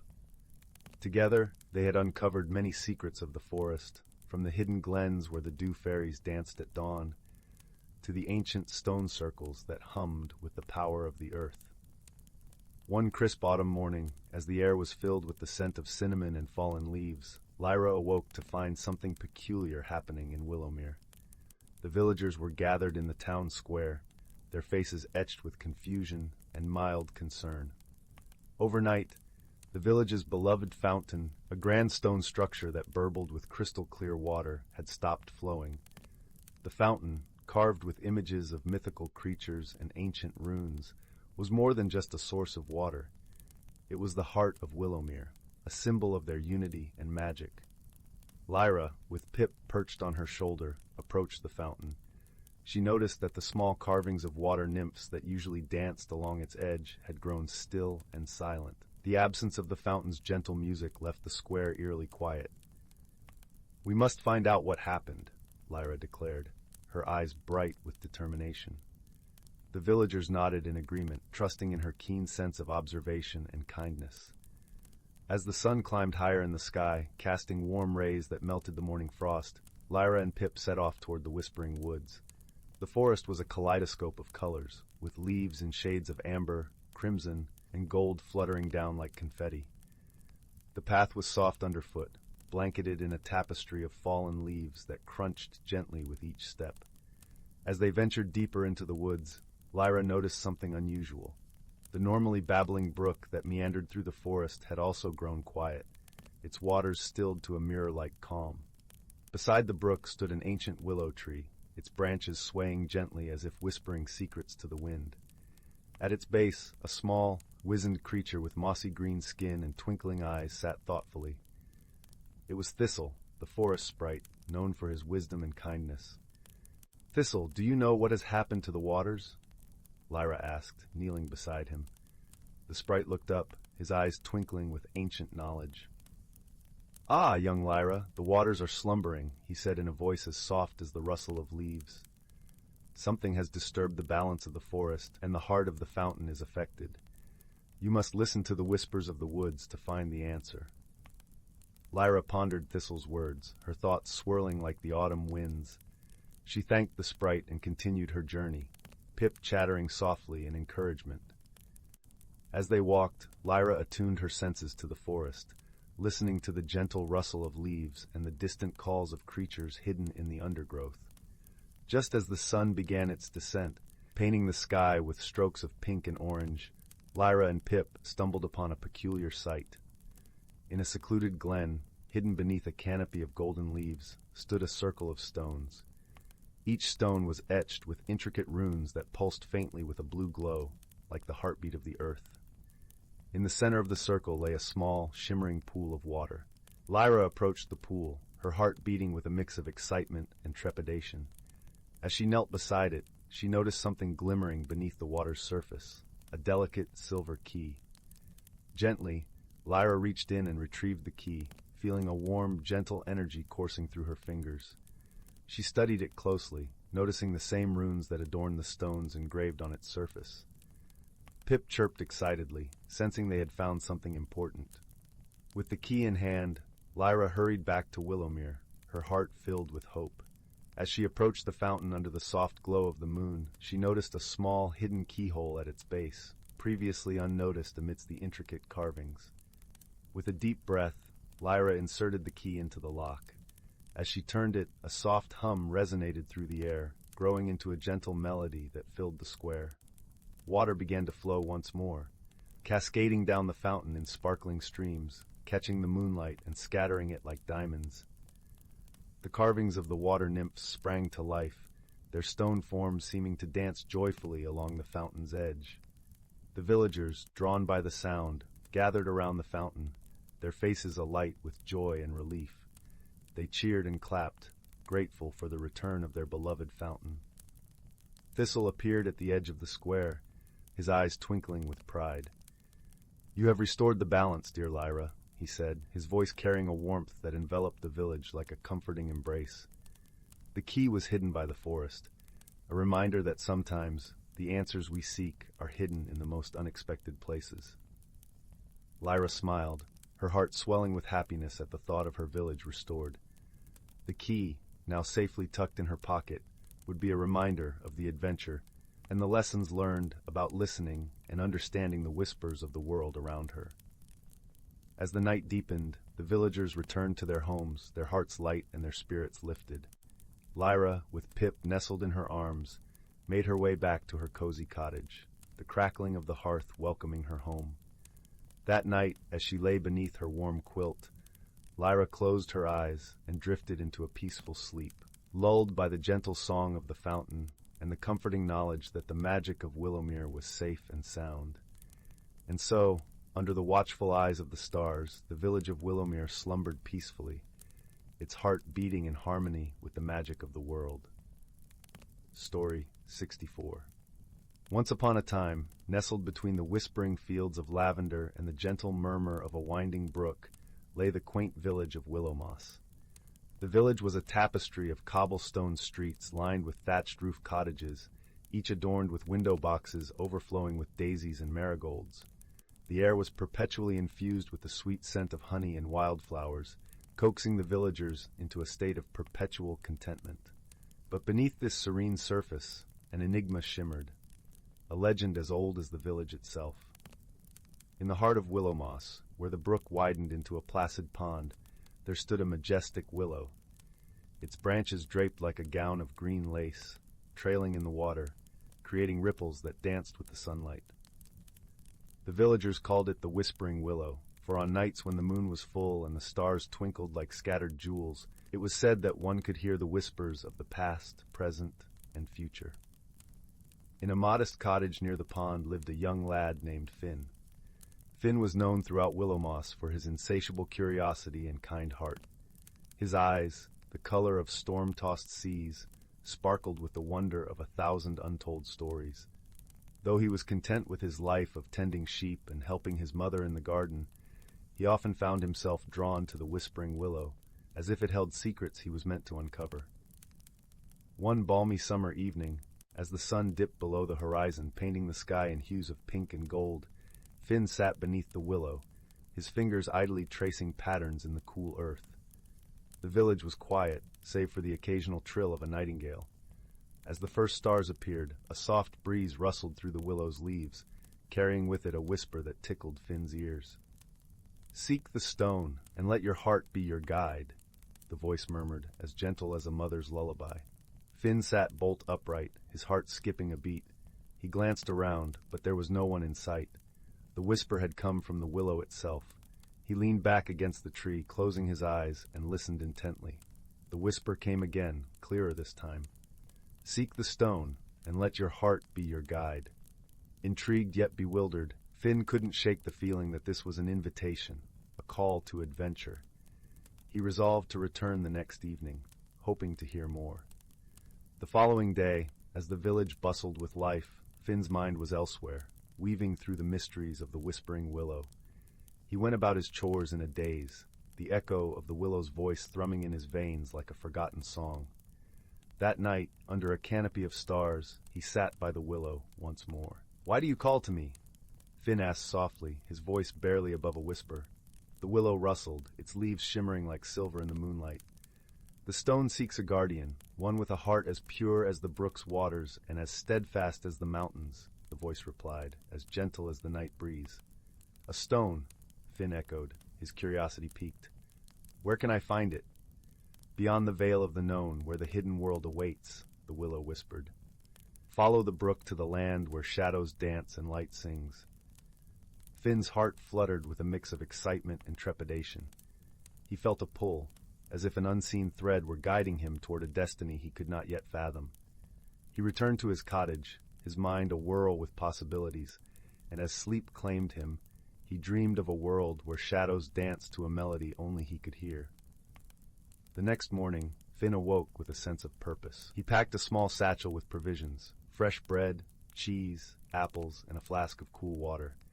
He bid his mother farewell, promising to return soon, and set off along the path that wound beside the brook.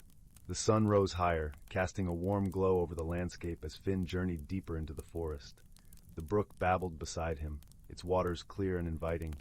He followed its course, his footsteps light and sure, as if guided by an unseen hand. As the day wore on, the forest thickened, the trees growing taller and their foliage denser, filtering the sunlight into shafts of golden light.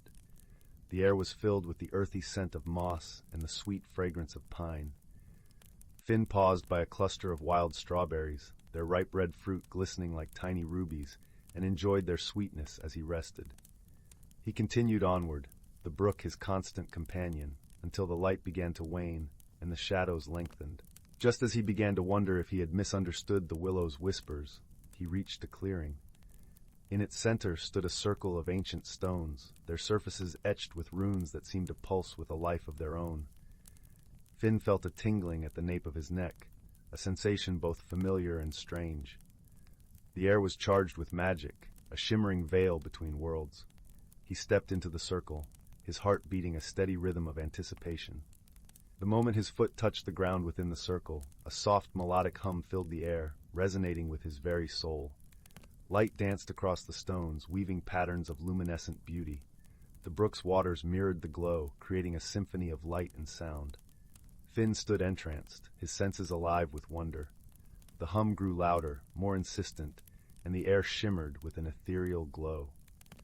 Before his eyes, the world shifted, the forest fading into a realm of vibrant colors and gentle breezes. He found himself standing in a meadow of flowers that sang in harmony with the wind.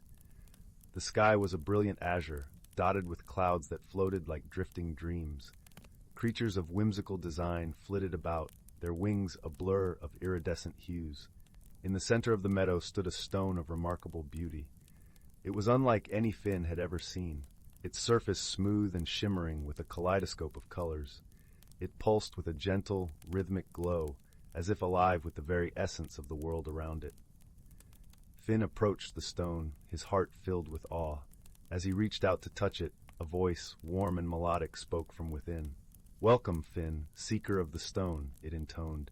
"You have been chosen to protect the balance between worlds, to guard the harmony of light and shadow." Finn's heart swelled with a sense of purpose and belonging. "But how?" he asked, his voice tinged with wonder. "What must I do?" The stone pulsed softly, its colors shifting in a mesmerizing dance. "Listen to the whispers of your heart, and let them guide you. The path is not always clear, but friendship and wisdom will light your way." As the words resonated within him, Finn felt a warmth spread through his chest, a connection to the world around him, as if he were a part of something greater than himself. He knew, in that moment, that this was his destiny, to be a guardian of the hidden world, a bridge between realms. The journey back to Willowmoss was a blur of vibrant colors and joyful melodies. Finn felt a lightness in his step, a sense of peace and fulfillment.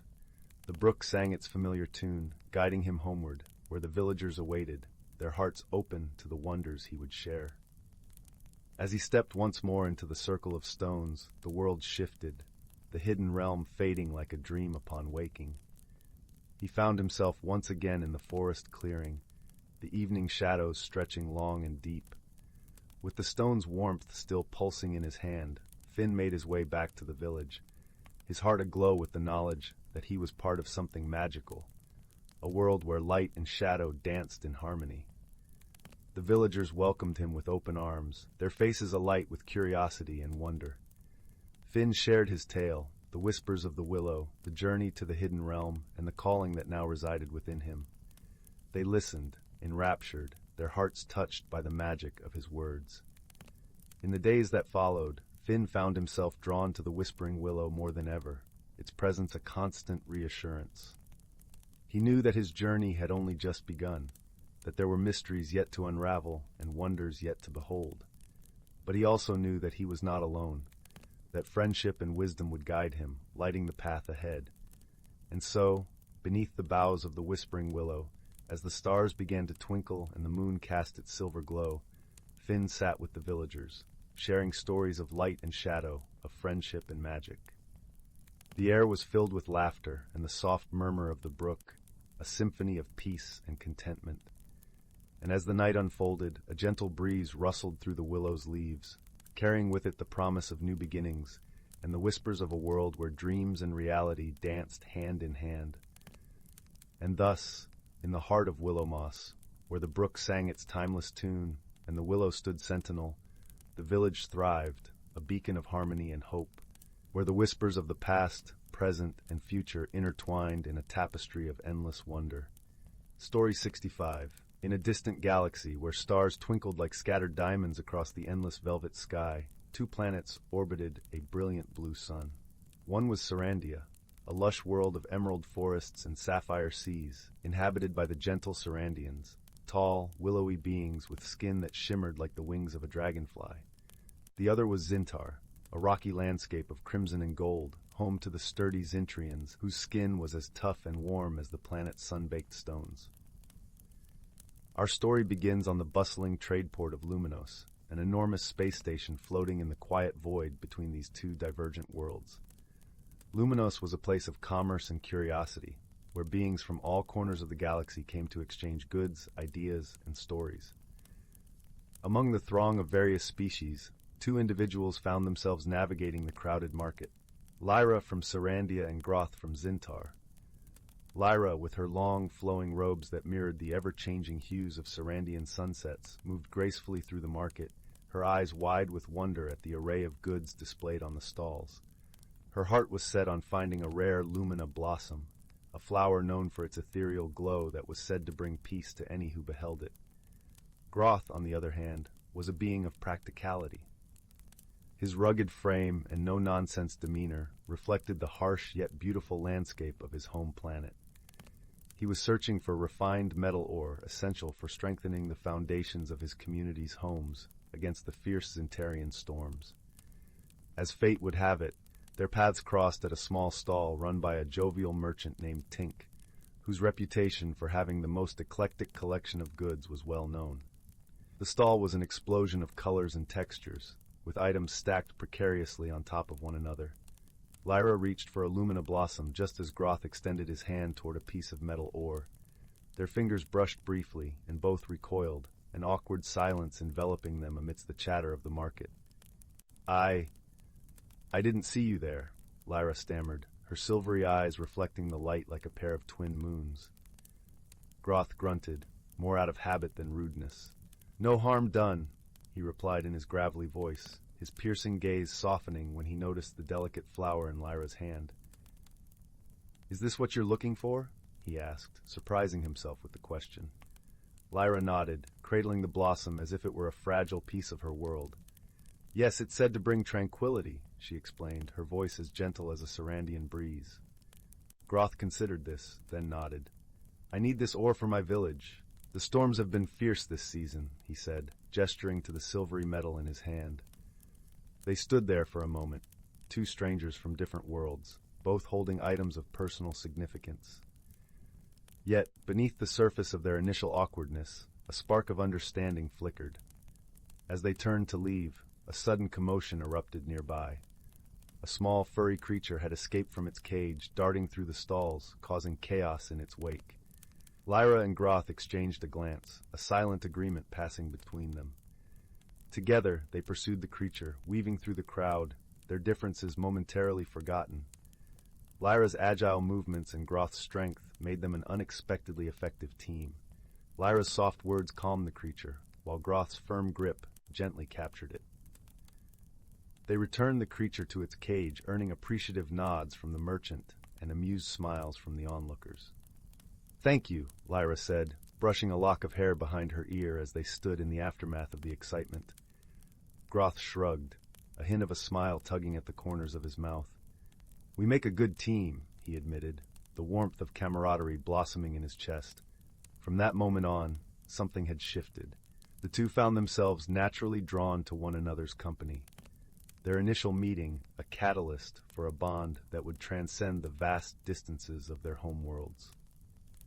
As the days on Luminos passed, Lyra and Groth encountered several more challenges that tested their growing friendship.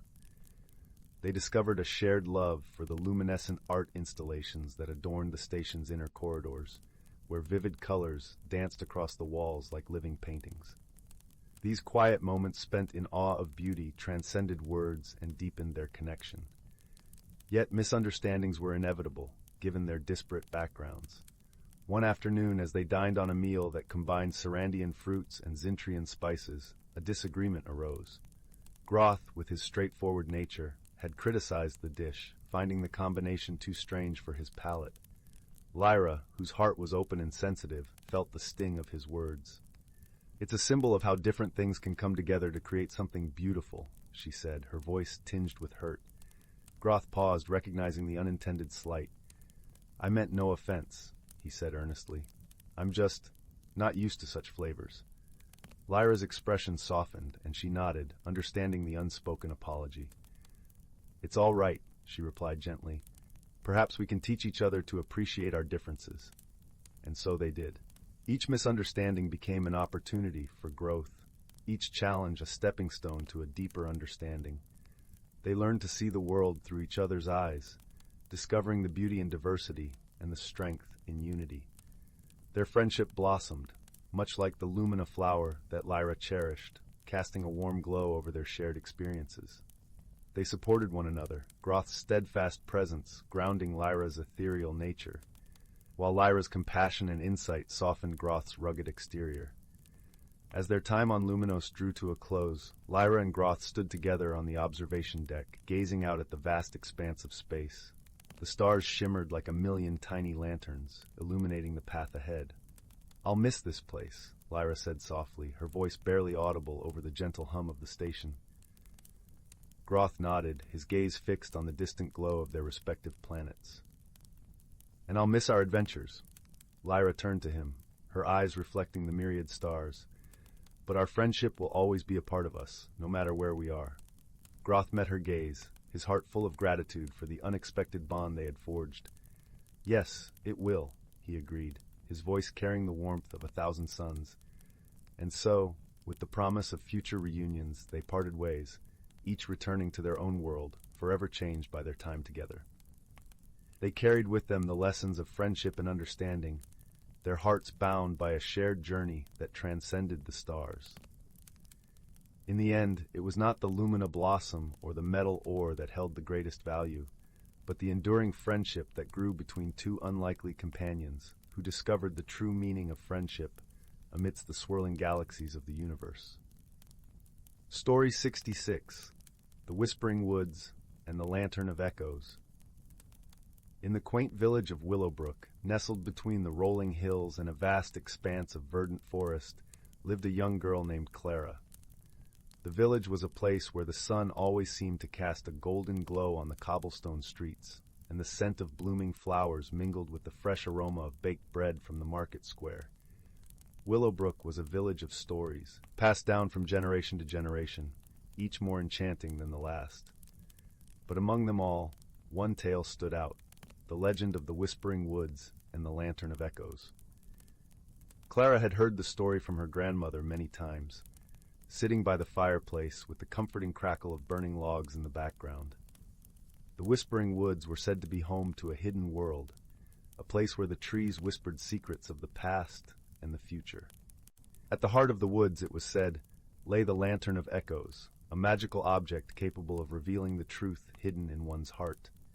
One crisp autumn morning, as leaves painted in hues of amber and gold danced in the breeze, Clara decided that she would uncover the truth of the Whispering Woods for herself. With a heart full of curiosity and a small satchel packed with essentials, she set off on her journey, leaving the familiar warmth of her village behind. As Clara ventured deeper into the forest, the path became less distinct, swallowed by a carpet of fallen leaves. The air was filled with the earthy scent of moss and the sweet fragrance of wildflowers. Sunlight filtered through the canopy in soft, dappled patterns, and a gentle rustle accompanied her every step. It was as if the forest itself was alive, breathing and listening. After what felt like hours, Clara paused beside a babbling brook, its water clear as crystal, reflecting the sky above. She sat on a smooth rock, allowing herself a moment of rest. As she closed her eyes, the soft murmur of the brook seemed to blend with the whispers of the trees, creating a melody both soothing and mysterious. It was then she noticed a small, fluffy creature watching her from the underbrush, a fox with eyes as bright as polished amber. The fox stepped into the clearing, its bushy tail swaying gracefully. Clara felt no fear, for there was something in the creature's gaze that spoke of kindness and understanding. "Hello there," Clara whispered, her voice barely louder than the rustle of leaves.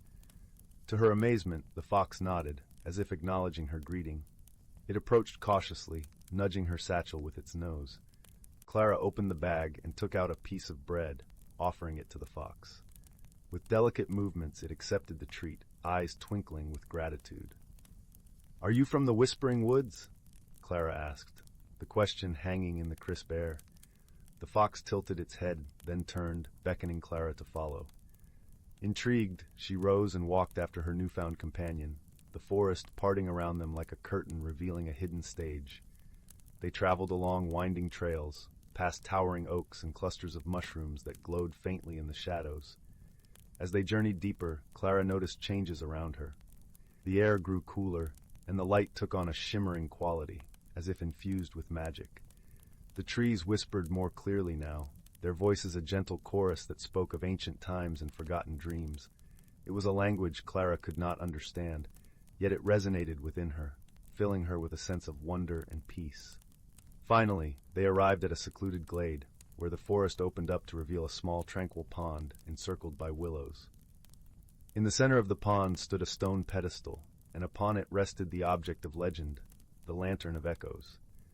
Its surface was etched with intricate patterns that seemed to dance in the shifting light, and it glowed with a soft, ethereal luminescence. Clara approached the lantern with reverence, her heart pounding in anticipation. She reached out, her fingers brushing against the cool surface. As she did, the whispers grew louder, forming a harmonious symphony that enveloped her senses. She closed her eyes, allowing the music to guide her thoughts. In that moment, Clara saw visions, glimpses of her past, moments of joy and sorrow, laughter and tears. She saw her grandmother's gentle smile, felt the warmth of her mother's embrace, and heard the echoes of her father's stories. Each memory was a thread, weaving a tapestry that told the story of her life. But the lantern revealed more than just memories. It showed Clara her own potential, the strength and kindness within her that she had yet to fully embrace. It whispered of paths she could take, choices yet to be made, and the impact she could have on the world around her. With a newfound clarity, Clara opened her eyes and stepped back from the lantern. The fox watched her with a knowing gaze, as if understanding the transformation that had taken place within her heart. Clara knelt beside her companion, gently running her fingers through its soft fur. "Thank you," she whispered, her voice filled with gratitude. The fox nuzzled her hand, then turned and began to lead her back through the forest. The journey home felt different, the woods no longer a mystery but a friend, sharing its secrets with those willing to listen. As they emerged from the forest, the sun was setting, casting a warm glow over Willowbrook. Clara paused at the edge of the village, looking back at the path she had traveled. The fox stood beside her, its presence a comforting reminder of the bonds formed in unexpected places. Clara returned to her village, her heart light and her mind full of dreams. She knew that the lessons of the Whispering Woods and the Lantern of Echoes would stay with her, guiding her through life's challenges with wisdom and friendship. The people of Willowbrook noticed the change in Clara, for she carried herself with a quiet confidence and a gentle kindness that touched everyone she met. She shared her stories with the villagers, passing on the wisdom she had gained, and in doing so she inspired others to seek out their own truths. And so, the legend of the Whispering Woods continued, woven into the fabric of Willowbrook, a tale of friendship, transformation, and the enduring power of the human heart. As Clara lay in bed each night, the whispers of the forest lulled her to sleep, a reminder that the magic of the world was always just a whisper away. Years passed, and Clara grew into a young woman, her days filled with purpose and joy. She became a storyteller, sharing tales of adventure and wonder with the children of Willowbrook, ensuring that the magic of the Whispering Woods would never be forgotten. Her stories were like seeds, planting dreams in the minds of those who listened, encouraging them to explore their own paths. One evening, as the village was bathed in the silvery light of the full moon, Clara gathered the children around the fireplace, where the warmth and glow created a cocoon of comfort. The flames danced merrily, casting playful shadows on the walls, and the gentle crackling of burning wood filled the air. "Tonight," Clara began, her voice soft and inviting, "I will tell you a story about a hidden world within our very own Whispering Woods." The children leaned forward, their eyes wide with anticipation, as Clara wove a tale of wonder and enchantment. She spoke of creatures that lived just beyond the veil of reality, where streams flowed with starlight and flowers bloomed with the colors of the rainbow. She described a place where dreams took shape and the impossible became possible. As the story unfolded, Clara watched the children, their faces reflecting the magic of the tale. She saw in their eyes the same curiosity and wonder that had once led her to the heart of the forest, to the lantern of echoes and the fox who had guided her. It was a reminder that the spirit of adventure and discovery was a gift to be cherished and shared. When the story came to an end, the children clapped and cheered, their imaginations ignited by Clara's words.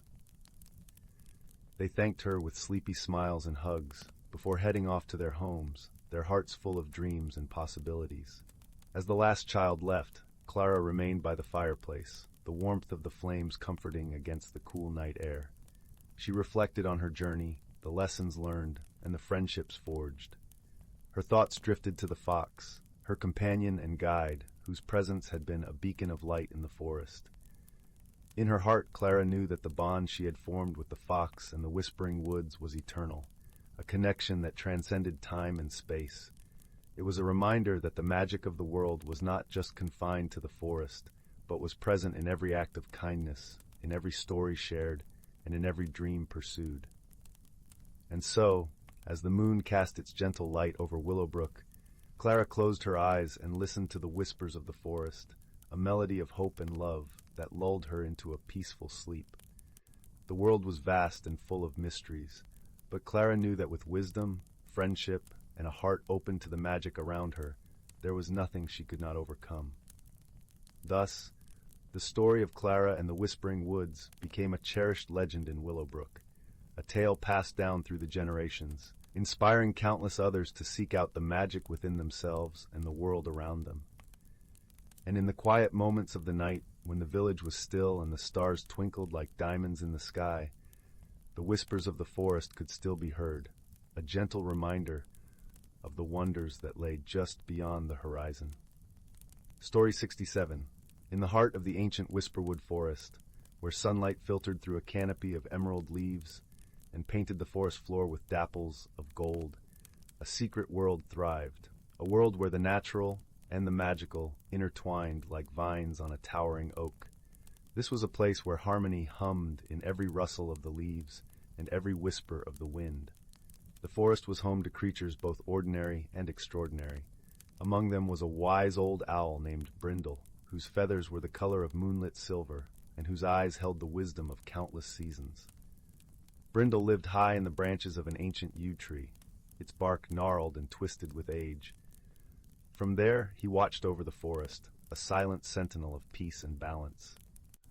One cool autumn evening, as the air turned crisp and the scent of pine mingled with the earthy aroma of fallen leaves, Brindle noticed something amiss. The gentle streams that once sang with the laughter of water nymphs had grown quiet, their beds parched under an unseasonable drought. The trees, too, wore the signs of distress, their leaves curling with thirst. Brindle, with a heart full of concern for his beloved forest, called upon his friends, the gentle squirrel named Hazel and the curious fox called Rowan. Hazel, with her fur as soft and russet as the autumn leaves, had a knack for finding hidden treasures among the forest litter. Rowan, with eyes like twin pools of amber, was known for his quick wit and nimble feet. Together they gathered at the base of the yew tree, the cool evening breeze ruffling their fur and feathers. "The balance of our forest is in jeopardy," Brindle hooted softly, his voice like the gentle rustle of a silk scarf. "We must discover the cause and restore harmony." Hazel and Rowan nodded, their eyes reflecting the flickering glimmers of concern. "But how?" Hazel chattered, her tiny paws clasped in earnestness. "The forest is vast, and the answer's hidden." Rowan tilted his head thoughtfully. "Perhaps the answer lies in the ancient tales, the ones whispered by the elders and carried by the wind." Brindle's eyes twinkled with a knowing light. "Ah, yes, the tales of the season's guardians.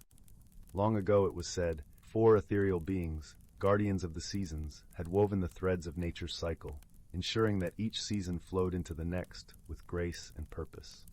Spring brought renewal, summer warmth, autumn harvest, and winter rest.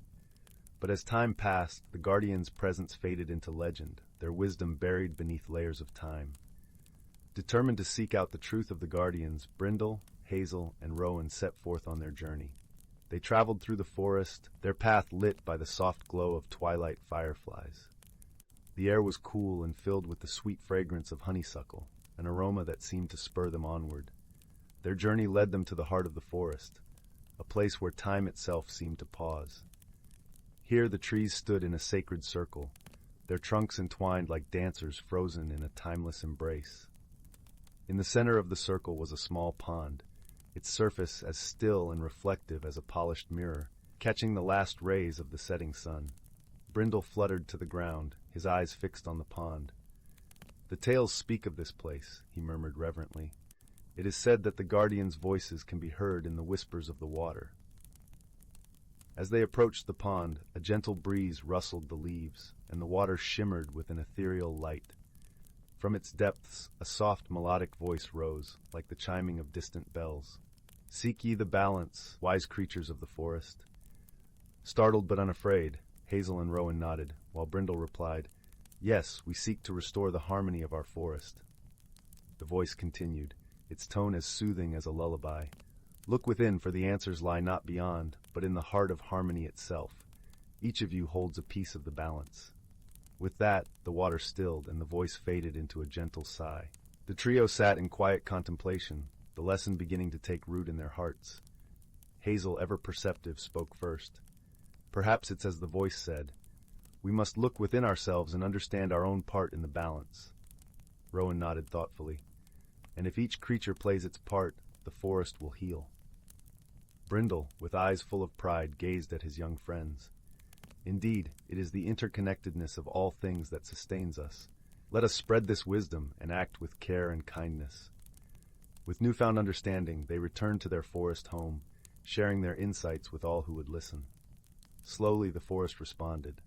The streams began to trickle once more, their gentle music returning to the air. The leaves unfurled, vibrant and full of life, as creatures great and small worked together, mindful of their shared responsibility.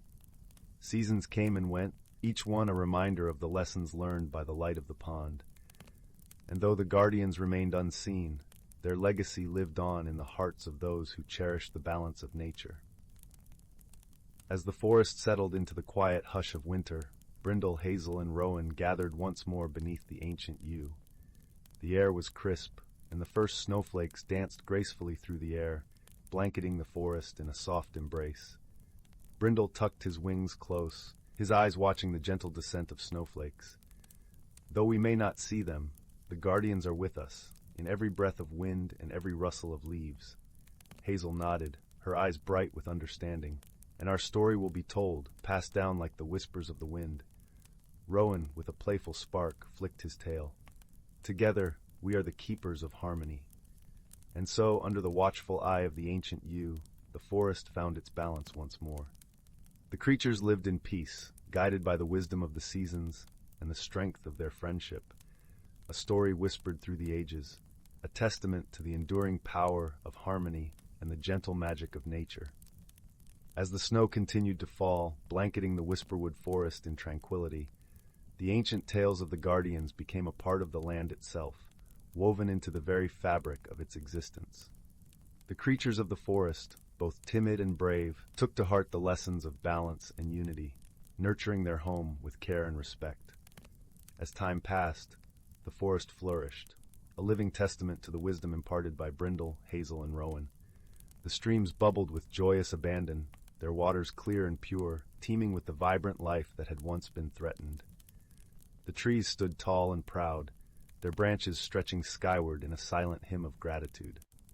In the springtime, the forest awoke with a symphony of color and song. Blossoms unfurled their petals, painting the landscape with hues of pink, white, and lavender. The air buzzed with the gentle hum of bees, diligently gathering nectar, their dance a testament to the interconnected web of life. Summer brought with it the warmth of the sun, casting a golden glow over the forest. Leaves rustled in a gentle breeze, carrying the sweet scent of wildflowers and fresh earth. The creatures of the forest, from the smallest ant to the majestic deer, moved in harmony, their lives intertwined in a delicate balance. As autumn arrived, the forest donned its cloak of fiery reds and oranges, a breathtaking tapestry woven by nature's hand. The air grew crisp and cool, and the ground was littered with fallen leaves, each crunch underfoot a reminder of the cycle of life and renewal. When winter returned, the forest became a silent wonderland, its beauty captured in the stillness of snow-covered branches and the soft glow of the moonlight. The creatures of the forest found warmth and companionship, gathering together to share stories and dreams by the light of the hearth. Through it all, the wisdom of the guardians remained a guiding force, a gentle reminder of the power of unity and respect for the natural world. The creatures of the Whisperwood Forest knew that they were part of something greater, a tapestry of life that thrived only when nurtured with kindness and understanding. Generations passed, and the tales of Brindle, Hazel, and Rowan became legend, their story woven into the songs of the wind and the whispers of the trees. The forest remained a sanctuary of peace and harmony, a place where magic lingered in every leaf and blade of grass, a testament to the enduring legacy of friendship and wisdom. And so, as the sun set each day, casting its warm glow over the ancient trees, the Whisperwood Forest stood as a beacon of hope and inspiration, a reminder that even in the face of adversity, the bonds of friendship and the wisdom of the ages could restore balance and harmony to the world. Story 68. Once upon a time, in a quaint village nestled beneath towering oak trees, there lived a young girl named Willow. Her eyes sparkled with curiosity, and she had a heart that longed for adventure. Every night, as she drifted off to sleep, her dreams were filled with whispers of an enchanted world just beyond the boundaries of her quiet hamlet. One crisp autumn morning, Willow's life took an unexpected turn. As she wandered through the forest, collecting vibrant leaves for a craft project, a soft glow caught her eye. Beneath a twisted willow tree, half buried in the earth, was an old wooden chest. Willow's heart raced as she brushed away the fallen leaves, revealing intricate carvings of vines and flowers adorning the surface. With trembling hands, she unlatched the chest, and a warm golden light spilled forth, enveloping her in its radiant embrace. Inside, nestled on a bed of velvet, was a simple silver key. Willow's fingers closed around its coolness, and a shiver of anticipation ran down her spine. That night, as Willow lay in bed, the key seemed to call to her, whispering secrets only she could hear. She clutched it tightly, and without warning, the world around her began to shift and swirl. The walls of her bedroom melted away, replaced by a canopy of twisted branches and twinkling stars. Willow found herself standing in a clearing unlike any she had ever seen. The trees were impossibly tall, their leaves glittering like gemstones in the moonlight. Delicate flowers bloomed in vibrant hues, their petals unfurling and closing as if breathing. A gentle breeze carried the scent of honeysuckle and wild berries, and Willow's senses were overwhelmed by the beauty that surrounded her. As she turned, she noticed a small door carved into the base of a massive oak tree. Without hesitation, she inserted the silver key, and the door swung open, revealing a winding path that seemed to beckon her forward. Willow's heart pounded with excitement as she stepped onto the path, her bare feet sinking into the soft moss. The air was alive with the hum of unseen creatures, and glowing fireflies danced around her, their lights flickering like tiny lanterns. She wandered deeper into the enchanted forest, marveling at the wonders that unfolded before her. Towering mushrooms dotted the landscape, their caps as wide as umbrellas. Tiny woodland creatures scurried about, their fur shimmering with iridescent hues. Willow even caught glimpses of what she thought were fairies darting between the trees, their gossamer wings leaving trails of shimmering dust. As she pressed onward, the path led her to a bubbling stream, its waters sparkling like liquid diamonds. On the opposite bank, a curious creature sat perched on a mossy log. It was unlike anything Willow had ever seen, a peculiar mix of rabbit and squirrel, with large, luminous eyes and velvety fur. "Hello, little one," the creature said in a gentle voice. "Welcome to the evergreen realm." Willow's eyes widened in disbelief. "You can talk?" The creature chuckled, its whiskers twitching. "Of course, dear child. All beings in this realm possess the gift of speech." "What is this place?" Willow asked, her voice barely above a whisper. "The evergreen realm is a world hidden within the natural world you know," the creature explained. "It is a sanctuary for all that is magical and wondrous, a place where the boundaries between reality and imagination blur." Willow listened, enraptured, as the creature, who introduced itself as Moss, shared tales of the evergreen realm. She learned of the guardians who protected the forest, the mischievous sprites who played tricks on unsuspecting visitors, and the ancient trees that stood as sentinels, their roots intertwined with the very fabric of the realm. As the night wore on, Willow found herself forming an unlikely friendship with Moss. They laughed and shared stories, and Willow felt a sense of belonging she had never experienced before. For the first time in her life, she truly felt at home. But as the first rays of dawn began to peek through the canopy, Willow knew her time in the evergreen realm was drawing to a close. With a heavy heart, she bid farewell to Moss and retraced her steps back to the tiny door carved into the oak tree. As she turned the silver key, the world around her began to shift once more, and she found herself back in her cozy bedroom. But something had changed within her. A spark had been ignited, a newfound sense of wonder and appreciation for the magic that surrounded her every day. From that day forward, Willow's outlook on life was forever transformed. She saw the world through new eyes, marveling at the beauty in the simplest of things. She cherished her friendships, both old and new, and embraced the adventures that came her way. And every night, as she drifted off to sleep, the silver key would grow warm in her hand, a reminder of the extraordinary journey she had taken and the enchanted world that awaited her return. For in the evergreen realm, magic was not a fleeting dream, but a living, breathing reality. A place where the boundaries of possibility were ever expanding, and where the power of friendship and imagination knew no bounds. Story 69. In a distant corner of the galaxy, where stars twinkled like tiny playful fireflies against the ink-black canvas of space, there existed a peculiar planet known as Luminara. It was a world of bioluminescent flora and shimmering crystal lakes, where the night sky was perpetually aglow with the soft hues of alien auroras. This celestial wonderland was home to the gentle Lumian, a species known for their translucent, ethereal forms and the ability to communicate through harmonious melodies that resonated with the very vibrations of their planet. One particularly luminous evening, as the twin moons of Luminara cast a silvery glow over the landscape, a small metallic object streaked across the sky, trailing a tail of sparks like a falling star. It crash-landed with a gentle thud in the midst of a meadow filled with flowers that glowed in shades of blue and purple. The Lumian, curious by nature, gathered around the smoking crater with wide, shimmering eyes. From the silvery pod emerged a visitor from the neighboring planet of Zephyria, a stout, furry creature named Quillo. The Zephyrians were a resilient folk, resembling a cross between a bear and a squirrel, with soft, earth-toned fur and eyes like amber gems. Quillo, shaken but unhurt, peered out of the pod and blinked in surprise at the sight of the Lumion who surrounded him. "Hello," he ventured, his voice rumbling softly like distant thunder. But the Lumion, who communicated through song rather than words, merely tilted their heads, their crystalline bodies reflecting Quillo's image in a kaleidoscope of colors. Misunderstandings arose immediately.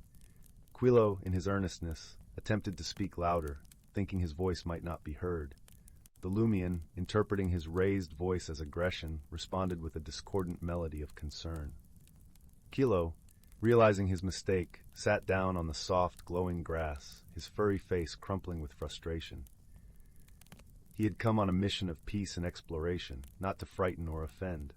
It was then that a young Lumion named Lyra stepped forward. Her form shimmered with the colors of dawn, and her song was gentle, like the first notes of a lullaby. She approached Quillo with slow, deliberate movements, hoping to convey peace and understanding. Quillo, sensing her intentions, smiled, a broad, warm expression that spread across his furry face like sunrise over a quiet forest. Though words were a barrier, Lyra and Quillo found common ground in gestures and expressions. Lyra sang a soothing tune, a melody of welcome and friendship, and Quillo responded by whistling a soft melodic tune from his home planet. In that exchange, a bridge was formed, a bridge of music and emotion that transcended the limitations of language. As days turned into weeks, Quillo and Lyra spent their time exploring the wonders of Luminara together. They discovered hidden groves where the trees sang with the wind, and caverns where the walls glowed with vibrant, living murals. Each adventure brought new challenges that tested their burgeoning friendship. Once, when Quillo found himself stuck in a narrow crevice, it was Lyra who sang a song that called the gentle breeze to help free him. In another instance, when Lyra became disoriented in a dense, glowing mist, Quillo used his keen sense of smell to guide her back to safety. Through these shared challenges, the two companions grew closer, their bond strengthened by mutual support and understanding. Quillo learned to appreciate the Lumion's silent yet expressive language, while Lyra discovered the warmth and sincerity in Quillo's actions. They realized that friendship was not bound by words or appearances, but was instead built on trust, kindness, and the willingness to understand one another's hearts. One evening, as the luminous petals of the flowers closed gently with the setting of the second moon, Quillo and Lyra sat side by side on a hill overlooking the shimmering crystal lake. The sky was a tapestry of stars, and the auroras danced above them in silken waves of color. Quillo, feeling a sense of peace he had never known, turned to Lyra and rumbled softly with gratitude. "Thank you," he said, his voice a deep, gentle hum, "for being my friend." Lyra responded with a melody that sang of joy and companionship, her notes echoing across the tranquil landscape like the sweetest of lullabies. In that moment, beneath the vast star-filled sky, they understood that they had found something truly special, a friendship that defied the stars themselves. As the night embraced them with its soft, comforting cloak, Quillo and Lyra knew that their journey together was only just beginning. No longer strangers from distant worlds, they were now companions on a shared path, guided by the light of friendship that glowed brighter than any star in the galaxy. And so, in the warm embrace of Luminara's endless night, they drifted into a peaceful slumber, dreaming of new adventures and the countless wonders they would discover together. For in the vast universe, they had found not only each other, but the true meaning of friendship, a bond that warmed the heart like a crackling fire on a cold, starry night. Story 70, title, The Whispers of Willow Glen. In a quaint village nestled amidst the rolling emerald hills and golden fields of the countryside, there lay a hidden gem, known only to those who dared to wander beyond the beaten path. This was Willow Glen, a serene and secretive grove where the whispers of the wind carried the wisdom of ages, and the rustle of the leaves played a symphony that only the open-hearted could hear. It was said that Willow Glen held a secret, a magical object that could reveal the hidden strengths of those who sought it with pure intentions. The villagers often spoke of a shimmering, dew-kissed leaf that appeared only to those in true need, a leaf that could grant the power to see into one's heart and discover the courage that lay dormant within. The tale begins with a gentle soul named Finn, a young lad with hair like spun gold and eyes the color of the summer sky. Finn was known throughout the village for his kindness, yet he was shy, often retreating into the shadows of his own self-doubt. He longed to be brave, to find the voice that seemed to elude him whenever he tried to speak his heart. One evening, as the sun dipped below the horizon, painting the sky in hues of lavender and rose, Finn found himself drawn to the edge of the village. The air was sweet with the scent of jasmine and honeysuckle, and the gentle murmur of the brook sang a lullaby known only to the creatures of the night. It was here, at the threshold of the forest, that Finn's journey began. With a heart full of hope and a spirit eager for adventure, Finn stepped into the embrace of Willow Glen. The path was soft beneath his feet, blanketed with the fallen leaves of seasons past. As he walked deeper into the grove, the world around him seemed to breathe with life, the trees swaying in a rhythm only they understood. Finn's presence did not go unnoticed, for the creatures of the glen were as curious as they were kind. A wise old owl, perched high atop an ancient oak, hooted softly in greeting, its eyes twinkling like stars in the moonlit sky. A family of rabbits paused in their frolics, their noses twitching as they sensed the gentle aura of the newcomer. As Finn wandered further, he came upon a clearing bathed in the silvery glow of the moon. In the center stood a majestic willow tree, its branches cascading like a waterfall of emerald silk. Beneath its boughs, the air shimmered with an ethereal light, and the ground was carpeted with delicate flowers that seemed to sigh with every breeze.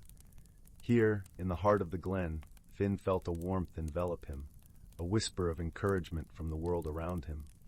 He closed his eyes and listened, truly listened, to the whispers of Willow Glen.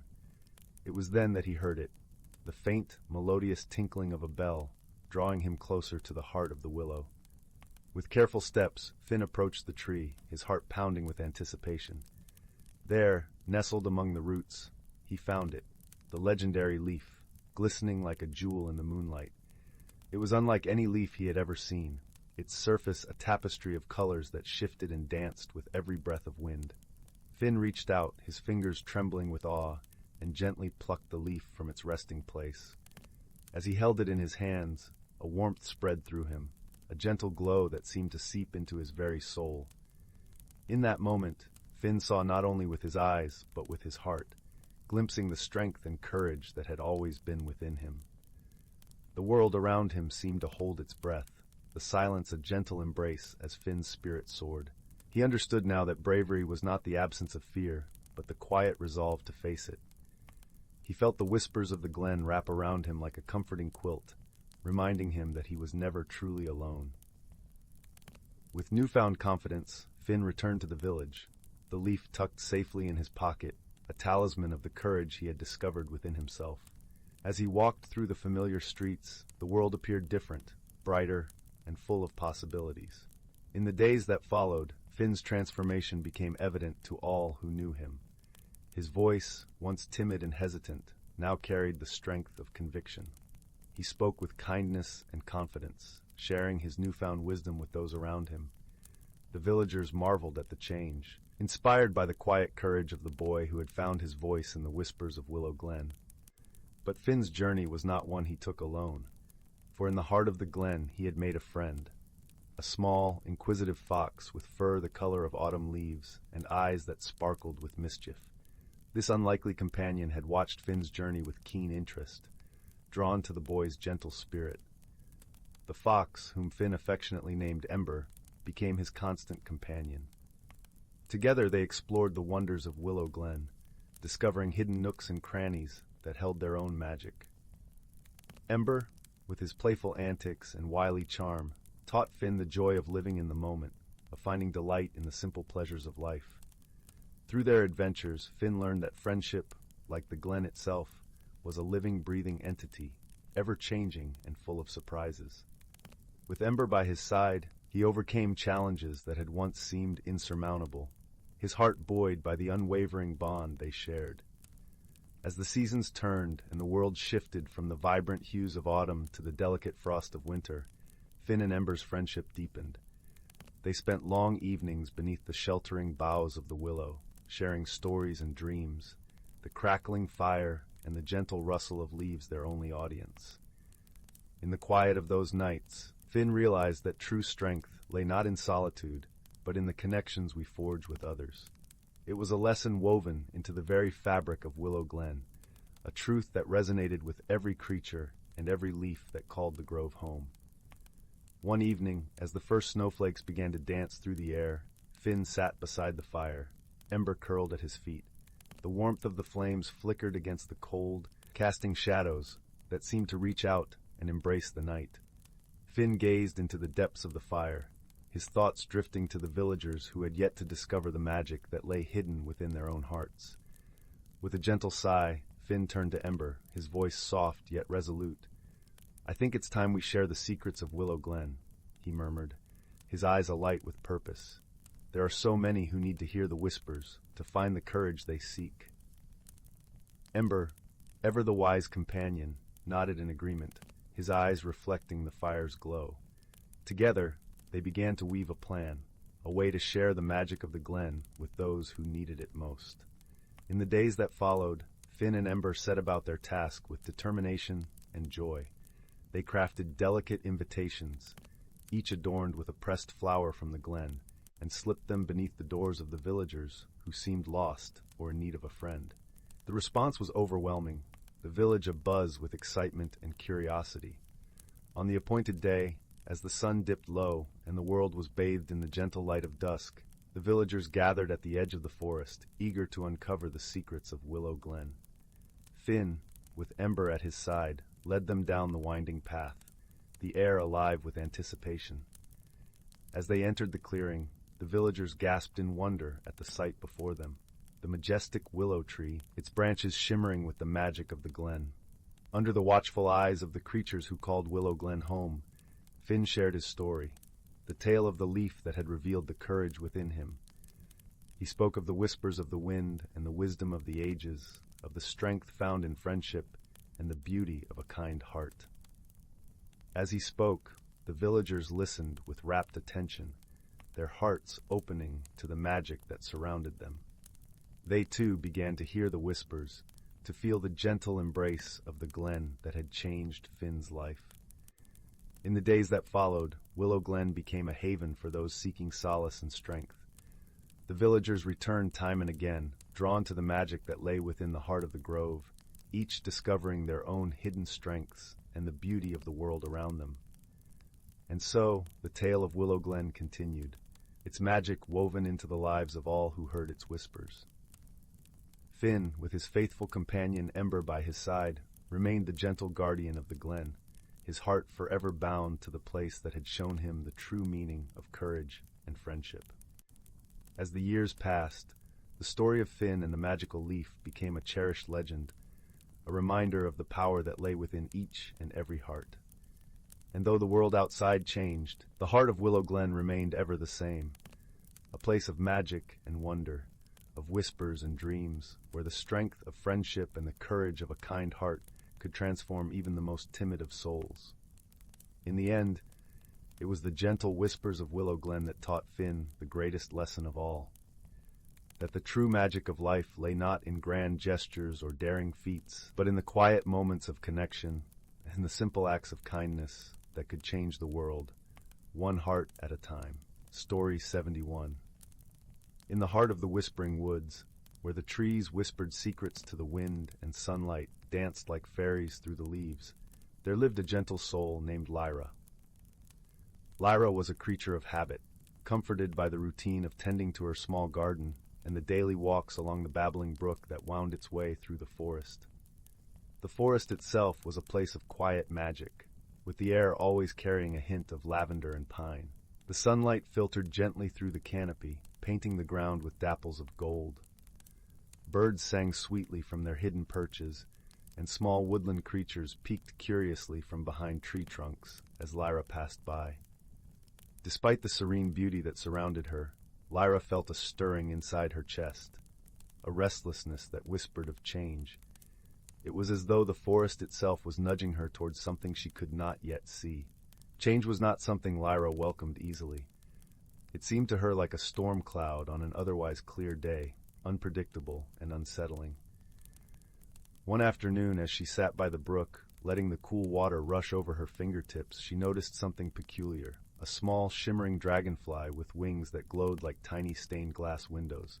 It hovered near her, its eyes reflecting the deep green of the forest. Lyra watched it with fascination, for she had never seen a creature quite like it. Suddenly the dragonfly spoke, its voice as gentle as a summer breeze. "Lyra, the forest knows your heart. It knows you seek something beyond the familiar.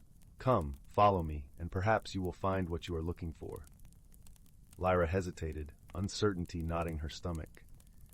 But there was something in the dragonfly's voice that stirred her curiosity, something that seemed to promise answers to the questions that had been quietly building within her. With a deep breath, Lyra stood and followed the dragonfly as it flitted gracefully deeper into the woods. The path was unfamiliar, winding through towering trees and beds of soft moss. The air was filled with the sweet scent of honeysuckle and the distant sound of a gentle waterfall. As they walked, the dragonfly spoke of the forest's magic, of how it mirrored the inner growth of those who dared to explore its depths. "Change is a part of life," it said softly, its wings catching the light with each beat. "It is like the seasons, each bringing its own beauty and lessons." Soon they arrived at a clearing where a small pool of water lay nestled among the roots of an ancient oak. The surface of the pool shimmered with an iridescent glow, as though capturing the colors of the setting sun. The dragonfly hovered over the water, its voice a whisper. "Look into the pool, Lyra. See what it reflects." Lyra peered into the pool, and to her surprise, she did not see her own reflection. Instead, she saw images of herself at different stages of her life, each one showing her facing challenges, learning new skills, and growing stronger. She saw herself as a child, learning to climb the tallest trees, her laughter echoing through the forest. She saw herself as a young adult, nurturing her garden and sharing its bounty with friends and neighbors. As the images shifted, Lyra began to understand. Each change in her life had brought her new experiences and joy, even if it had first seemed daunting. The dragonfly's words echoed in her mind, and she realized that change was not something to fear, but something to embrace. Tears of gratitude filled her eyes as she turned to the dragonfly. "Thank you," she whispered, her heart lighter than it had been in a long time. "I understand now. I am ready for whatever comes next." The dragonfly nodded, its wings shimmering like a rainbow. "Remember, Lyra, you are never alone. The forest is with you, and so are those who love you." With a newfound sense of peace, Lyra returned to her garden, her heart open to the changes that awaited her. She found herself welcoming new experiences, reaching out to friends and exploring parts of the forest she had never dared to visit before. In time, Lyra became a beacon of wisdom to others, her kindness and understanding drawing people to her like moths to a flame. She shared the lessons she had learned, helping others to see the beauty in their own transformations. And so, in the heart of the whispering woods, where the trees whispered secrets to the wind and sunlight danced like fairies through the leaves, Lyra found her place, not just in her garden or by the brook, but in the ever-changing tapestry of life itself. She had discovered the magic within her own heart, and it was more beautiful than she had ever imagined.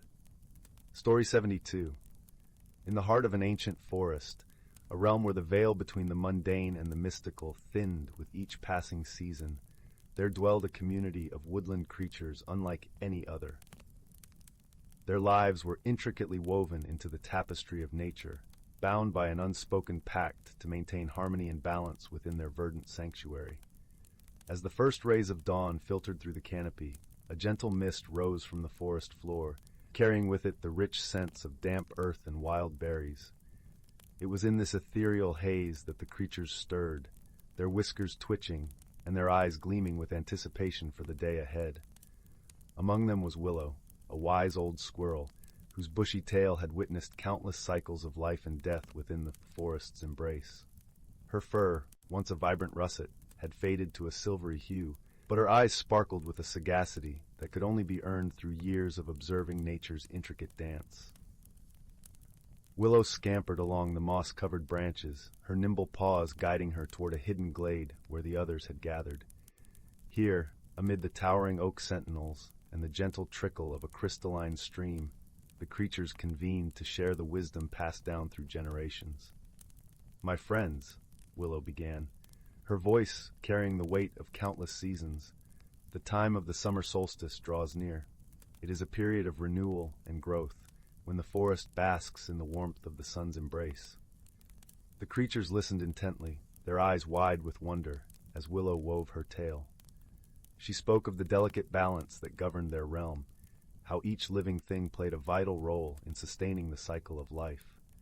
The birds, with their melodic songs, beckoned the flowers to bloom, while the bees and butterflies ensured their fertilization, perpetuating the vibrant tapestry of colors that adorned the forest floor. "But this harmony is fragile," Willow warned, her tone solemn. "It is our sacred duty to protect and nurture this realm, for without it we shall wither and fade." As if on cue, a soft breeze whispered through the glade, carrying with it the faint scent of rain. Willow's eyes twinkled, and she beckoned the others to look skyward. There, amid the canopy's verdant embrace, a shimmering veil of iridescent light began to unfurl, weaving its way through the branches like a gossamer tapestry. "Behold," Willow whispered, her voice hushed with reverence, "the magic of the summer solstice." The creatures gasped in awe as the ethereal curtain of light danced before them, its radiance casting a warm golden glow upon the forest floor. Tiny sparks of luminescence flickered and swirled, each one a manifestation of the life force that flowed through every root, every leaf, and every creature that called this realm home. Willow smiled, her heart swelling with pride as she witnessed the wonder in her kin's eyes.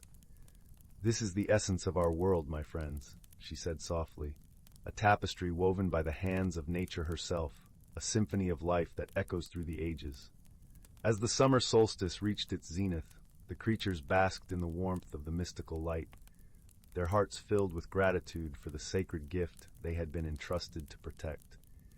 And in that moment, they understood the true meaning of harmony, a delicate balance that sustained their world, a cycle of rebirth and renewal that would continue long after their physical forms had returned to the earth.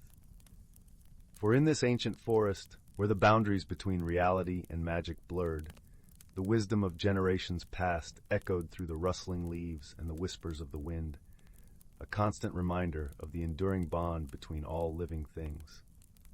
Story 73, Whispers of the Willow Wood. In the heart of a sprawling, emerald forest, where the sunlight danced through leaves to paint the ground in patches of gold, there was a small village named Willow's End. This village was nestled beside the willow wood, a place whispered to hold mysteries and magic known only to those who dared to listen closely to its rustling boughs. The people of Willow's End were kind and lived in harmony with the forest that surrounded them.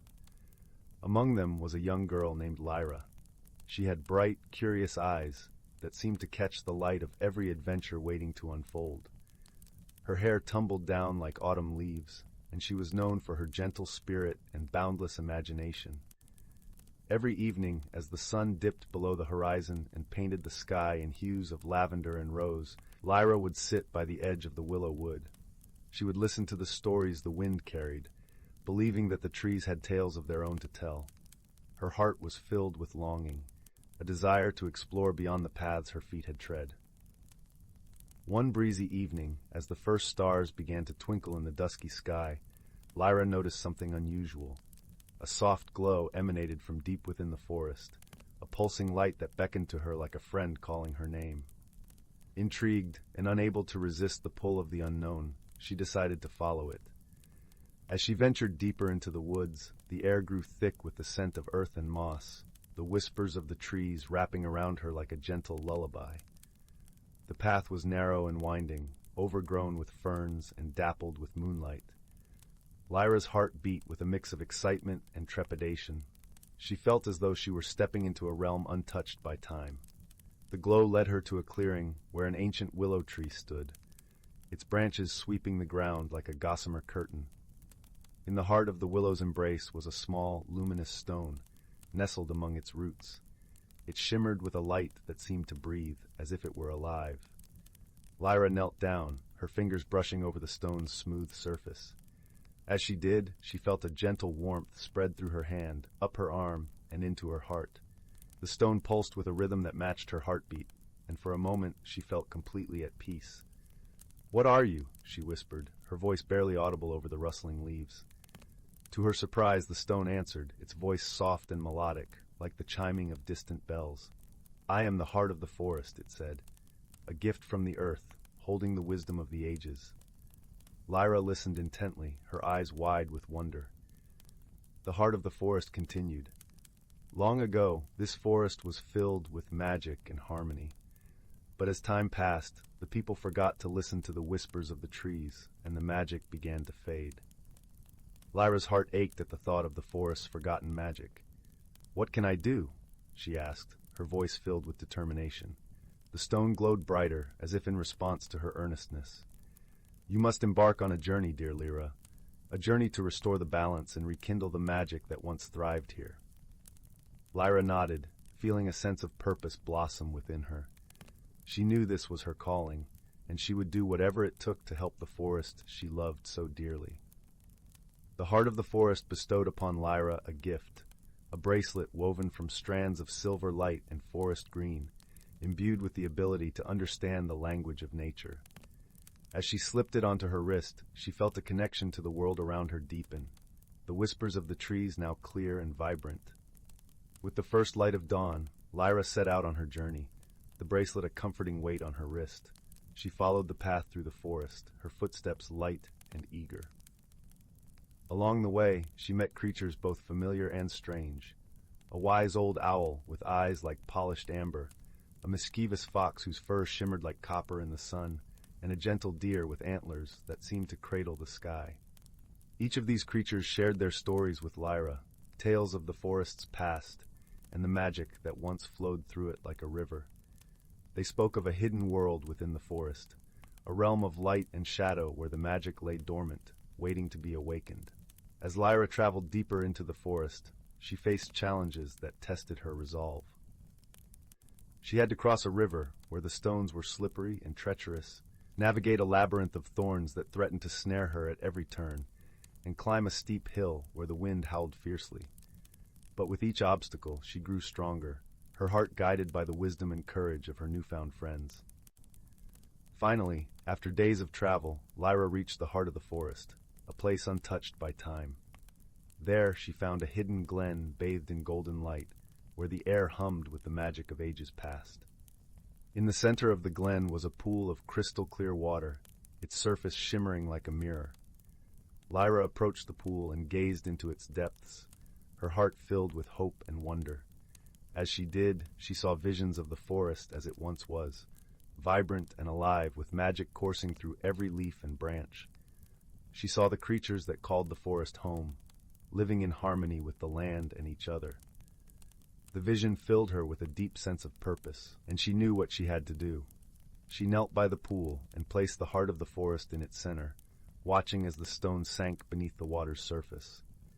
As it did, the pool began to glow with a radiant light, and a gentle breeze swept through the glen, carrying with it the scent of blooming flowers and fresh rain. The magic of the forest awoke, its energy spreading outwards like ripples on a pond. Lyra watched in awe as the forest around her transformed, the trees bursting into life with vibrant leaves and blossoms. The air was filled with the songs of birds and the laughter of the creatures she had met on her journey. The magic had returned, and the forest was alive once more. With her task complete, Lyra felt a sense of peace settle over her. She had fulfilled her promise to the heart of the forest, and in doing so, had discovered a strength and courage she never knew she possessed. As she made her way back to Willow's End, the forest seemed to embrace her, its whispers a gentle melody that soothed her soul. She had embarked on a journey of discovery, and in the process had found not only the magic of the forest, but the magic within herself. The villagers welcomed her return with open arms, their eyes wide with wonder at the vibrant life that now surrounded their home. Lyra shared her story with them, and they listened in rapt attention, their hearts touched by the magic that had been rekindled. From that day forward, the people of Willow's End learned to listen once more to the whispers of the trees, to cherish the magic that flowed through their lives like a gentle stream. And Lyra, with her bright eyes and gentle spirit, became a guardian of the forest, a keeper of its stories and secrets.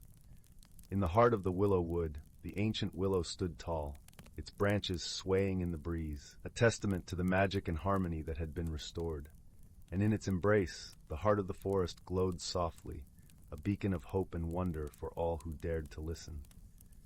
And so, with the forest alive and thriving, Lyra's journey came to a close.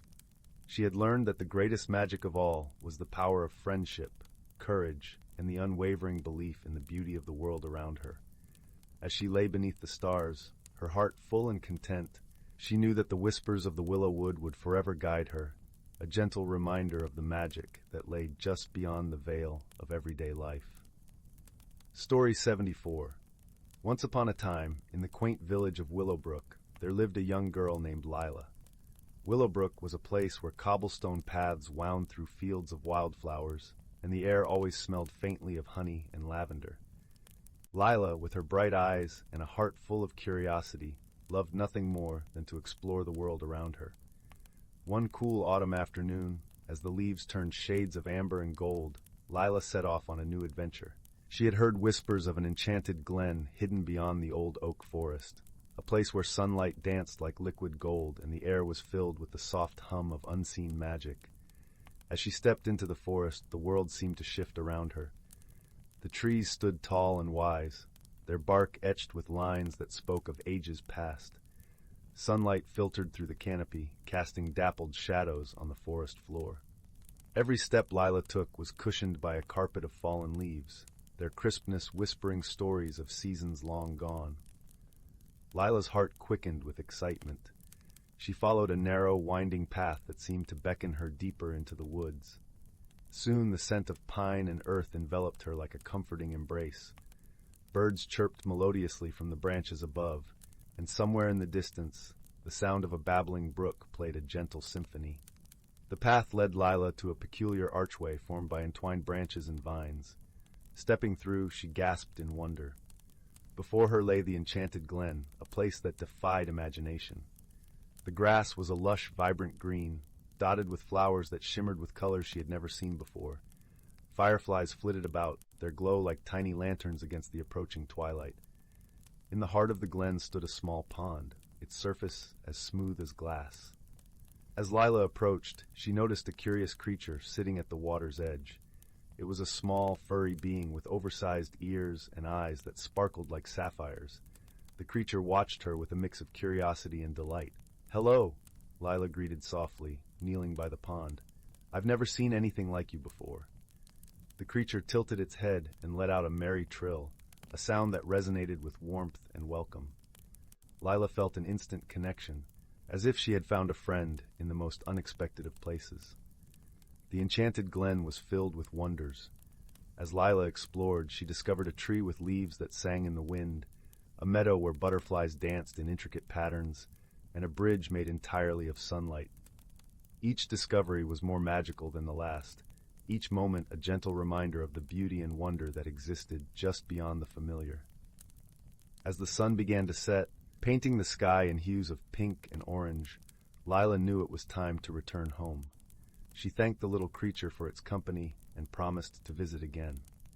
The creature, in turn, gifted her a single, shimmering feather from its tail, a token of their newfound friendship and the magic of the glen.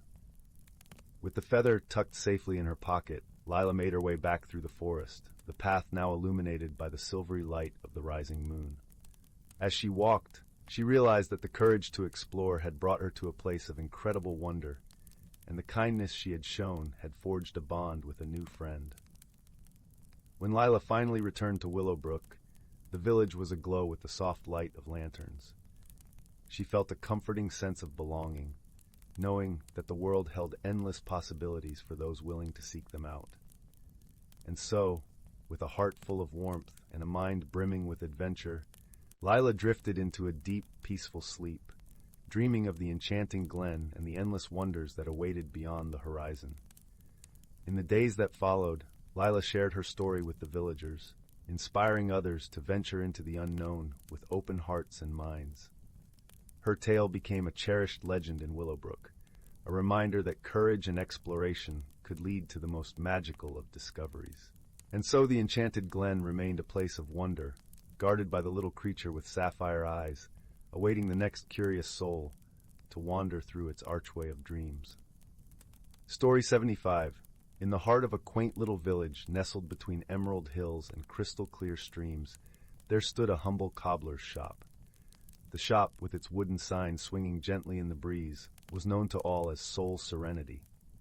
Here the cobbler, a gentle soul named Marlowe, worked day in and day out, crafting shoes that seemed to carry more than just feet. They carried dreams. Marlowe was a man of few words, but many thoughts. His hands were always busy, stitching and crafting, while his mind wandered to the rhythm of the world outside his window. One day, as the golden light of the setting sun poured through the dusty panes, illuminating the tiny motes dancing in the air, Marlowe discovered something peculiar. As he reached for a roll of leather that had sat untouched on a high shelf for years, it unraveled to reveal an old, weathered shoe. It was a single shoe, unlike any Marlowe had ever seen. Its surface shimmered with a gentle, silvery glow, and when he touched it, a soft hum resonated through the room, as if the shoe had a heartbeat of its own. Curious, Marlowe slipped his foot inside. Instantly, the world seemed to shift around him. The air was filled with the scent of blooming lilacs and the distant sound of a babbling brook. He found himself standing at the edge of a path that wound through a lush, enchanted forest. "Welcome, traveler," came a voice as soft as a whispering breeze. Marlowe turned to see a small, furry creature with bright, intelligent eyes. It was a rabbit, standing upright and wearing a tiny waistcoat adorned with emerald buttons. "My name is Bramble," the rabbit introduced, bowing slightly. "And you, my friend, have just stepped into the realm of the Whispering Woods." Marlowe, though a man of logic, felt a comforting warmth in Bramble's presence and decided to follow him along the winding path. As they walked, Bramble spoke of the forest's magic, a magic that thrived on harmony and balance, where every creature and plant played its part in the grand tapestry of life. The path led them to a clearing where sunlight dappled the ground in golden patches. Here Marlowe met Ivy, a wise old owl perched on a branch of an ancient oak. Ivy's feathers were a tapestry of earthy browns and grays, and her eyes held the wisdom of ages. "Ah, a seeker," Ivy hooted softly, her voice resonating with the gentle authority of a village elder. "You have found the Shoe of Journeys, a relic that reveals the path to one's heart's desire." Marlowe listened intently as Ivy explained that the shoe would guide him, not just through the forest, but through the corridors of his own dreams and aspirations. It was a journey of discovery, meant to teach and transform. Guided by Bramble and Ivy, Marlowe ventured deeper into the woods, where each step seemed to weave a new story. He met creatures of all kinds, wise old tortoises, playful foxes, and even a mischievous family of squirrels who challenged him with riddles that made his mind dance with delight. One day, as Marlowe rested by a sparkling stream, a soft, rippling voice broke through his thoughts. It was Mist, a gentle deer with eyes like pools of liquid amber.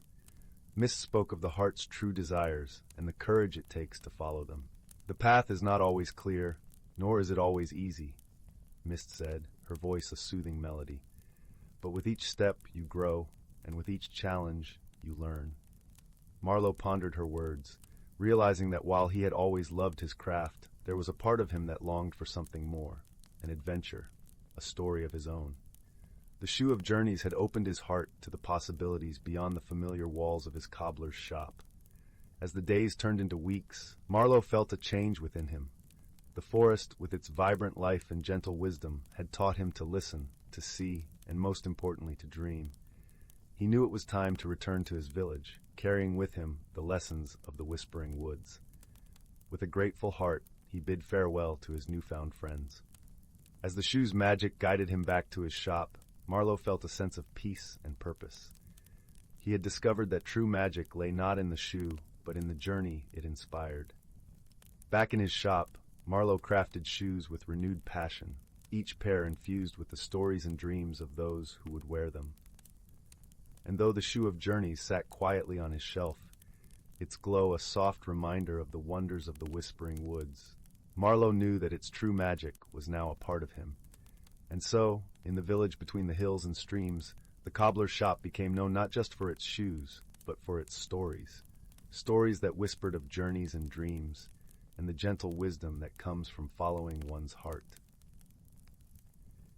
As the village settled into the comfort of night, the glow from Marlowe's shop window seemed to promise a world of wonder to those who dared to dream. And thus, under the blanket of a starry sky, the village drifted into sleep, cradled in the warmth of a story well told. Story 76.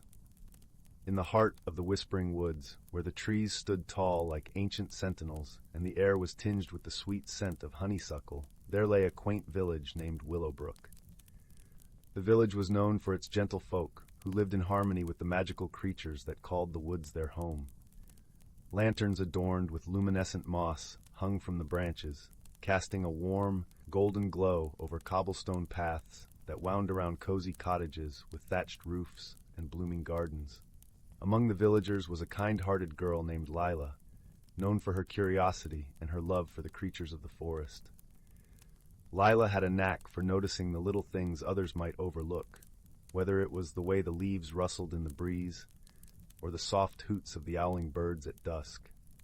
One evening, as the sun dipped below the horizon, painting the sky in hues of lavender and rose, Lila noticed something peculiar.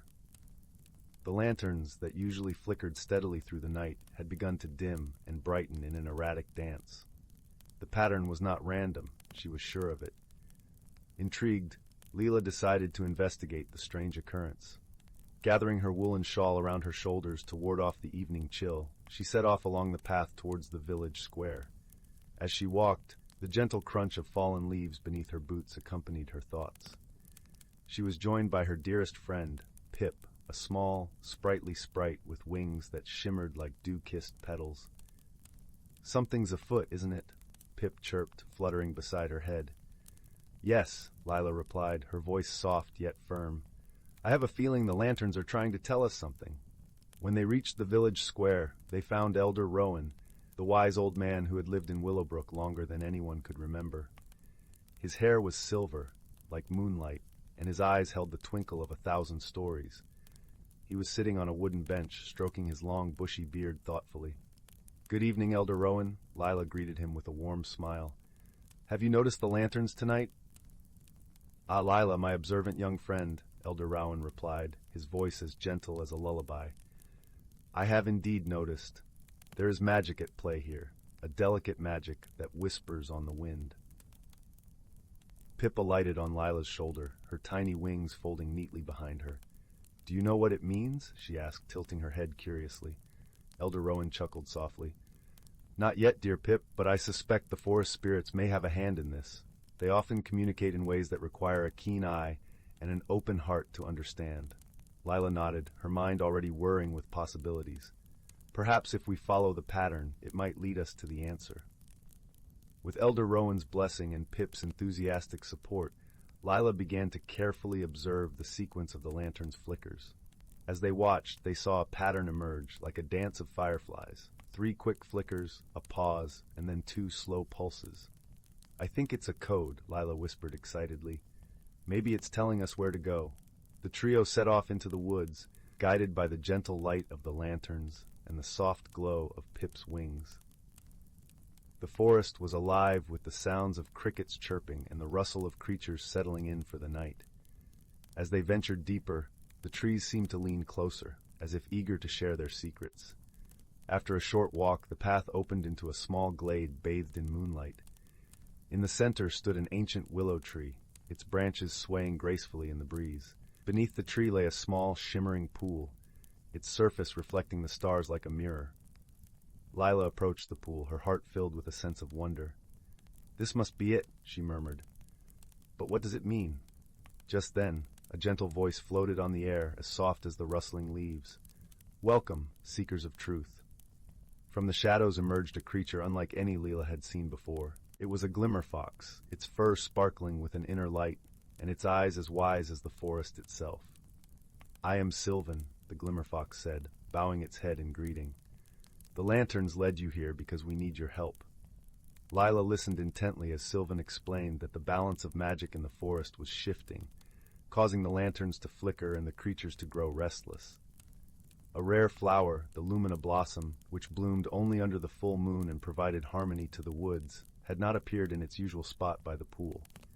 Without the blossom, the light of the forest fades, Sylvan explained. We believe it has been hidden by a mischievous mist sprite who thinks it a game. Lila's eyes sparkled with determination. Then we shall find it and restore the balance. With Sylvan's guidance, Lila and Pip set off in search of the mist sprite. The path was winding, but Lila's heart was guided by the thought of helping her beloved forest. As they walked, the forest seemed to hold its breath, the air thick with anticipation. Finally, they reached a clearing where the mist hung low and thick, swirling in playful patterns. In the center, a small sprite danced joyfully, its laughter echoing like tinkling bells. It was indeed the mist sprite, its form shifting and changing with the breeze. "Hello there," Lila called out, her voice gentle and inviting.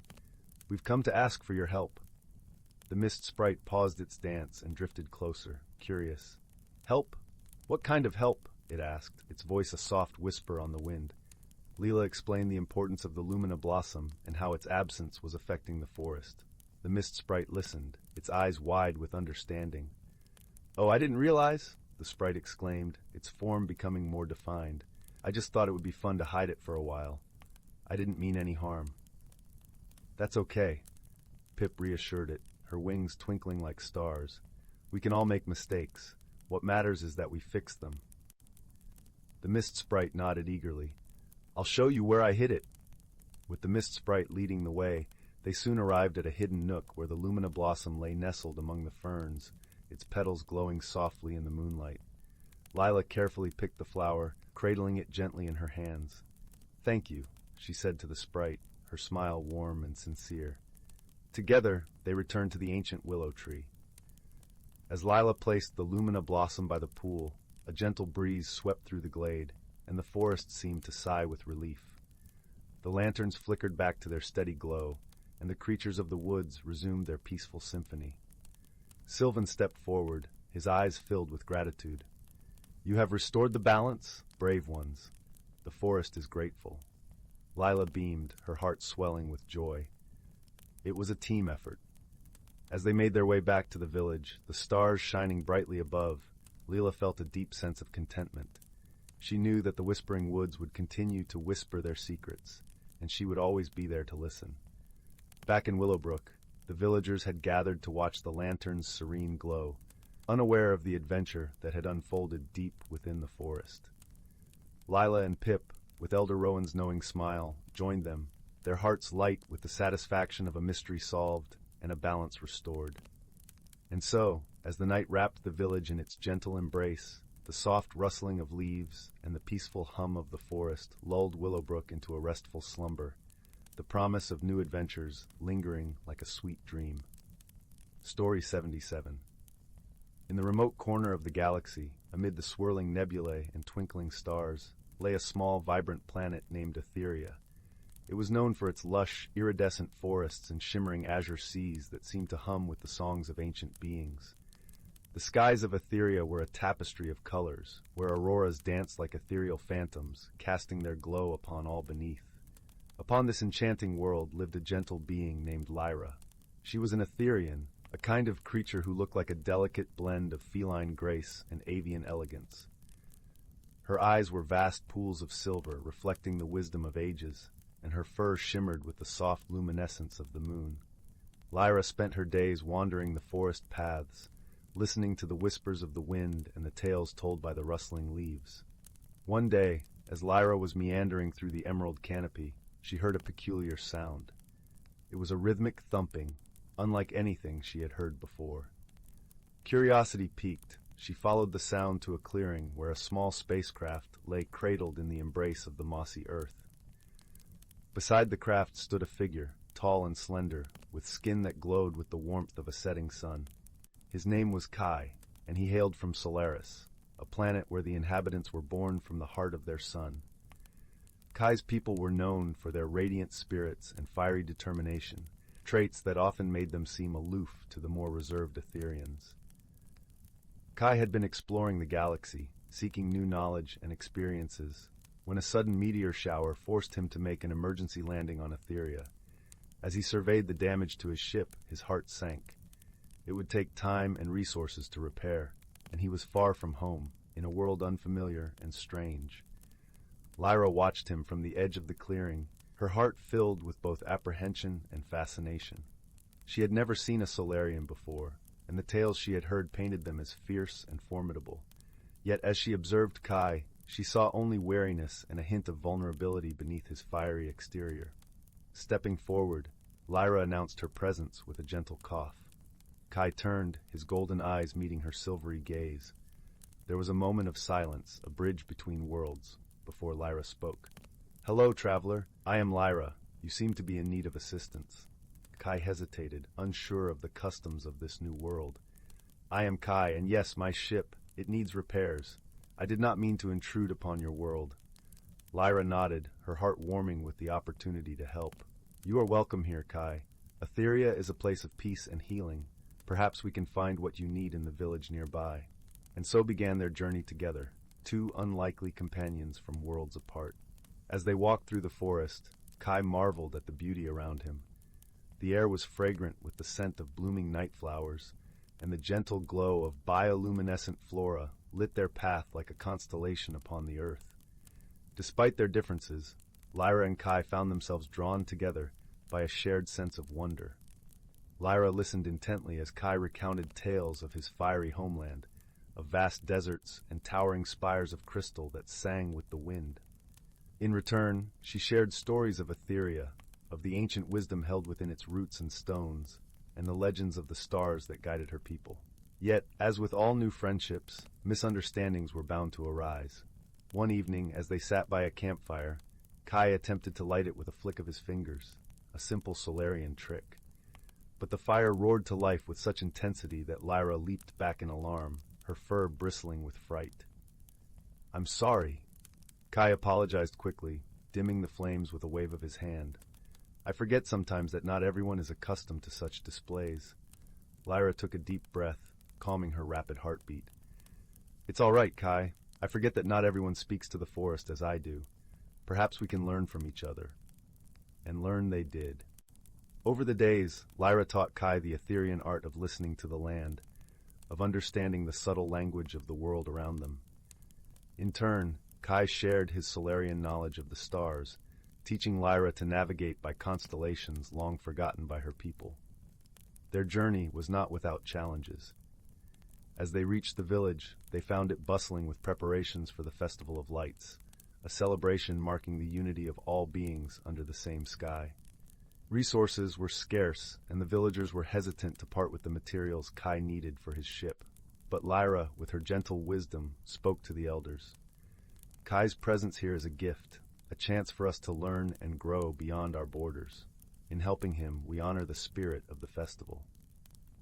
Moved by her words, the villagers agreed to help, providing the materials and knowledge Kai needed.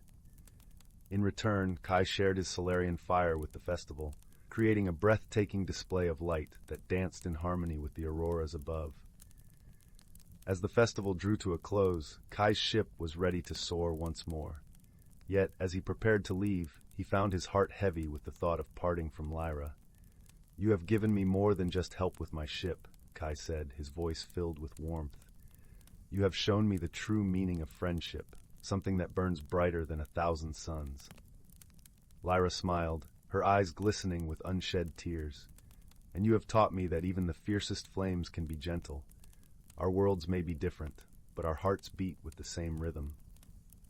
With a final embrace, Kai promised to return, to visit his newfound friend and the world that had opened his heart. As Lyra watched his ship rise into the sky, leaving a trail of golden sparks, she felt a sense of peace and fulfillment. And so, under the vast canopy of stars, Lyra and Kai's friendship endured, a beacon of light and hope that transcended the boundaries of worlds. For in their journey, they had discovered that true friendship was not bound by distance or difference, but by the shared glow of kindness and understanding. Story 78. In the heart of a timeless forest, where the leaves whispered secrets to the wind and the streams sang gentle lullabies, there lay a hidden vale known only to those who believed in the magic that danced through the air. This was a sacred place, where the usual hustle of the world fell away, and the ancient harmony of nature thrummed with life. The forest was home to a myriad of creatures, each one carrying a story as old as the stars. Among them was a wise old owl named Airless, whose feathers shimmered with the silver light of the moon. Airless was the keeper of stories, the guardian of wisdom passed down through generations. She perched high in the ancient oaks, her large eyes like pools of wisdom, watching over the forest's delicate balance. Nestled within the soft moss at the base of a towering elm lived a small hedgehog named Bramble. With his quills a soft palette of autumn hues, Bramble was known throughout the forest for his gentle heart and his ability to find solutions where others saw only obstacles. Despite his size, Bramble possessed a great understanding of the world around him, listening to the earth with an open heart. The forest celebrated its harmony through the shifting seasons, each one bringing its own gifts. As winter's breath cooled the air, the creatures prepared for the annual gathering of tales. It was a time when all the beings of the forest came together to share stories of the past and hopes for the future. Airless, with her vast knowledge, was always the first to speak, her voice a soft melody that drifted through the branches. This year, however, the forest had sensed a disturbance. The gentle hum of life felt disrupted, as though a discordant note had been struck. Bramble, feeling the unease, approached Airless one crisp evening, the frost painting delicate patterns on the fallen leaves. "Airless," he began, his voice tinged with concern. "I've noticed the streams are not singing as they once did, and the wind carries a note of sorrow. What could be causing such a change?" Airless blinked slowly, considering the young hedgehog's words. "Indeed, Bramble," she replied, her voice as smooth as silk. "There is a shift in our forest's harmony. It is said that the spirits of the seasons need to be in balance for our world to thrive. Perhaps they are in need of our help." With a determined nod, Bramble set out to discover the source of the forest's unease. His journey took him deep into the heart of the vale, where the trees grew denser and the air was thick with the scent of pine and earth. Here the forest was alive with whispers, the leaves rustling with secrets. As Bramble ventured deeper, he encountered a gentle breeze that seemed to carry a message. The breeze danced around him, tugging playfully at his quills, beckoning him to follow. He obliged, trusting the wisdom of the forest to guide him. The breeze led Bramble to a secluded glade, bathed in the soft glow of twilight. In the center stood a majestic tree unlike any other, its bark shimmering with hues of emerald and sapphire.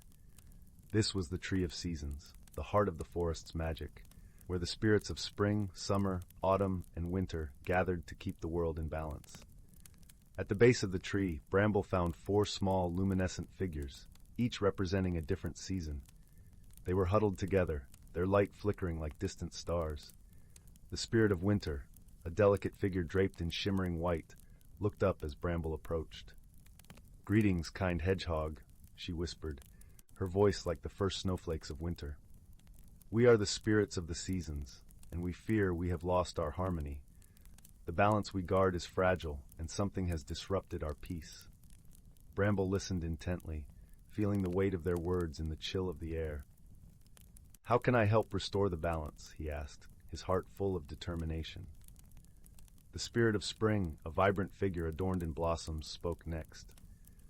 "We need to remember the wisdom that has been passed down through the ages. Our connection to the forest has weakened, and with it, the magic that sustains us."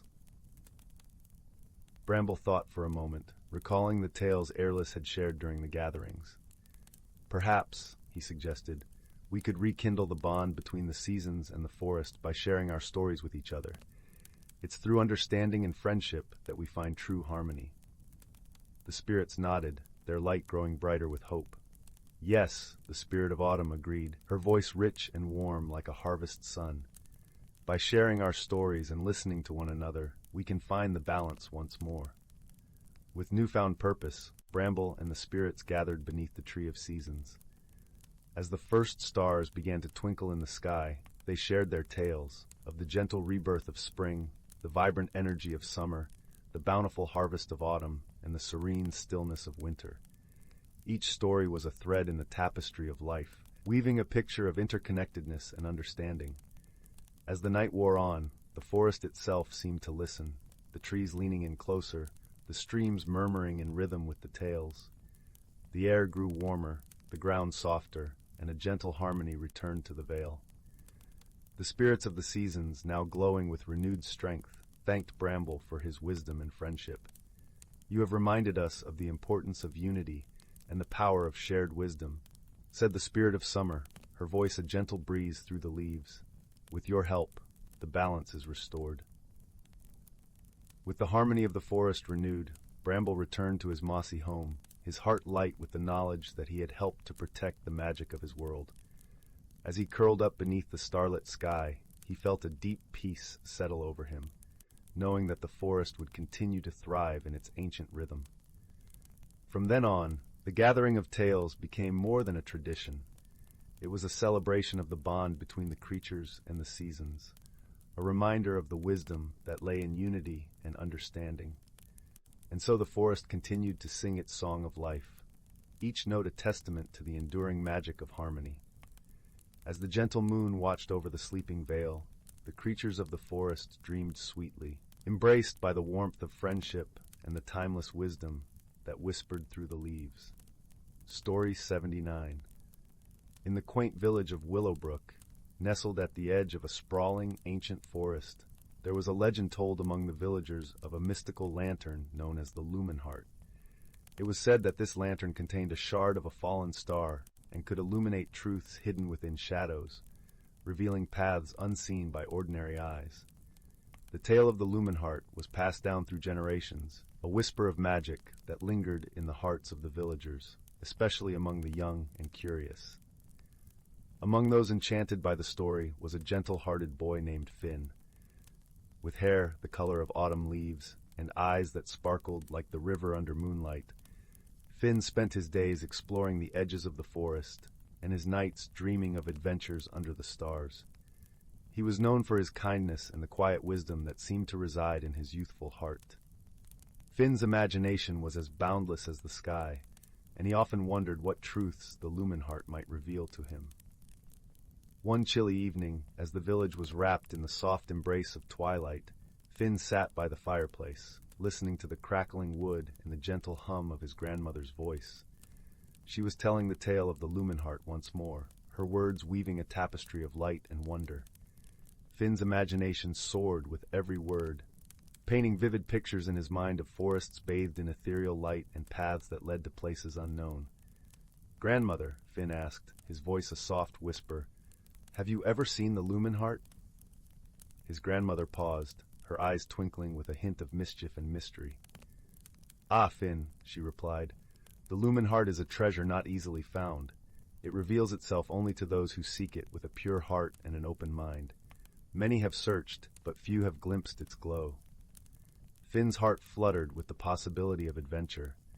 The thought of seeking the Lumen Heart filled him with a quiet determination. He knew that the journey would not be easy, but he felt an irresistible pull towards the forest, as if the trees themselves were whispering secrets meant only for him. The next morning, as dawn painted the sky in hues of gold and rose, Finn set out towards the forest, his heart beating with excitement and a touch of apprehension.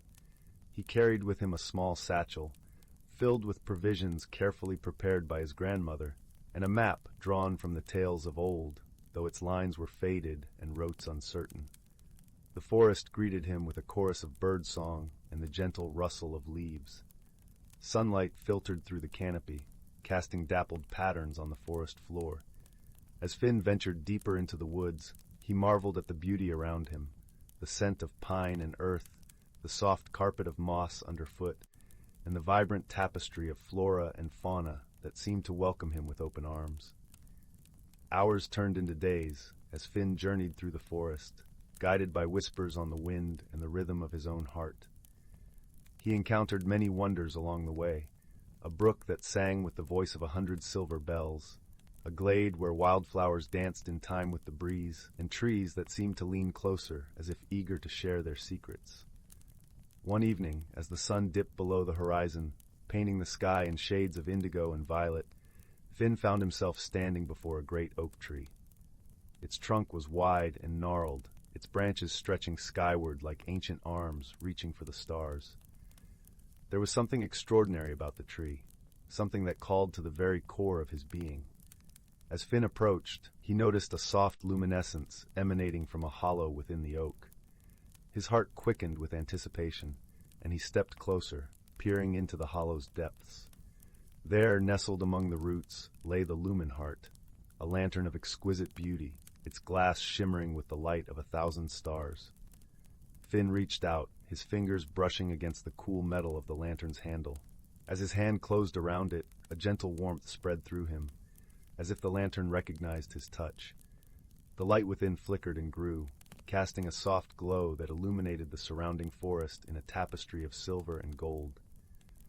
With the lumen heart in hand, Finn felt a sense of wonder and awe. The world around him seemed to shift and change, revealing paths that had been hidden in shadow. He could see trails of light winding through the forest, leading him towards places he had only dreamed of. Guided by the lantern's glow, Finn embarked on a journey that took him beyond the edges of the known world. He traversed landscapes of breathtaking beauty, crossing fields of starlit flowers and rivers that sparkled like liquid crystal.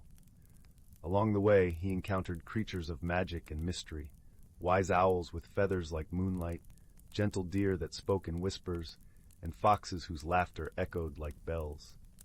Each encounter taught Finn something new, a lesson woven from the threads of wisdom and friendship. From the owls, he learned the importance of listening to the quiet voices of the world. From the deer, he discovered the strength that lay in gentleness and grace. And from the foxes, he understood that laughter was a bridge that could connect even the most distant hearts. As Finn journeyed, he felt himself changing, growing in ways he had never imagined. The lumen heart's light seemed to illuminate not only the world around him, but also the depths of his own spirit, revealing truths that had been hidden even from himself. He realized that the journey was not just about finding the lumen heart, but about discovering his own heart, the courage and kindness that lay within. One day, as the lantern guided him to the edge of a sparkling lake, Finn paused to reflect on his journey. The water mirrored the sky, a canvas of endless blue and drifting clouds. He knelt by the lake's edge, gazing into its depths, and seeing not just his reflection, but the countless memories of his adventure. In that moment, Finn understood that the lumen heart had brought him not just to new places, but to a deeper understanding of himself and the world. He realized that the true magic lay not in the lantern itself, but in the journey it inspired, the friendships he had formed, and the wisdom he had gained. With a heart full of gratitude, Finn returned to Willowbrook, the lumen heart's light still glowing softly in his hand. The forest seemed to part before him, a gentle escort guiding him home.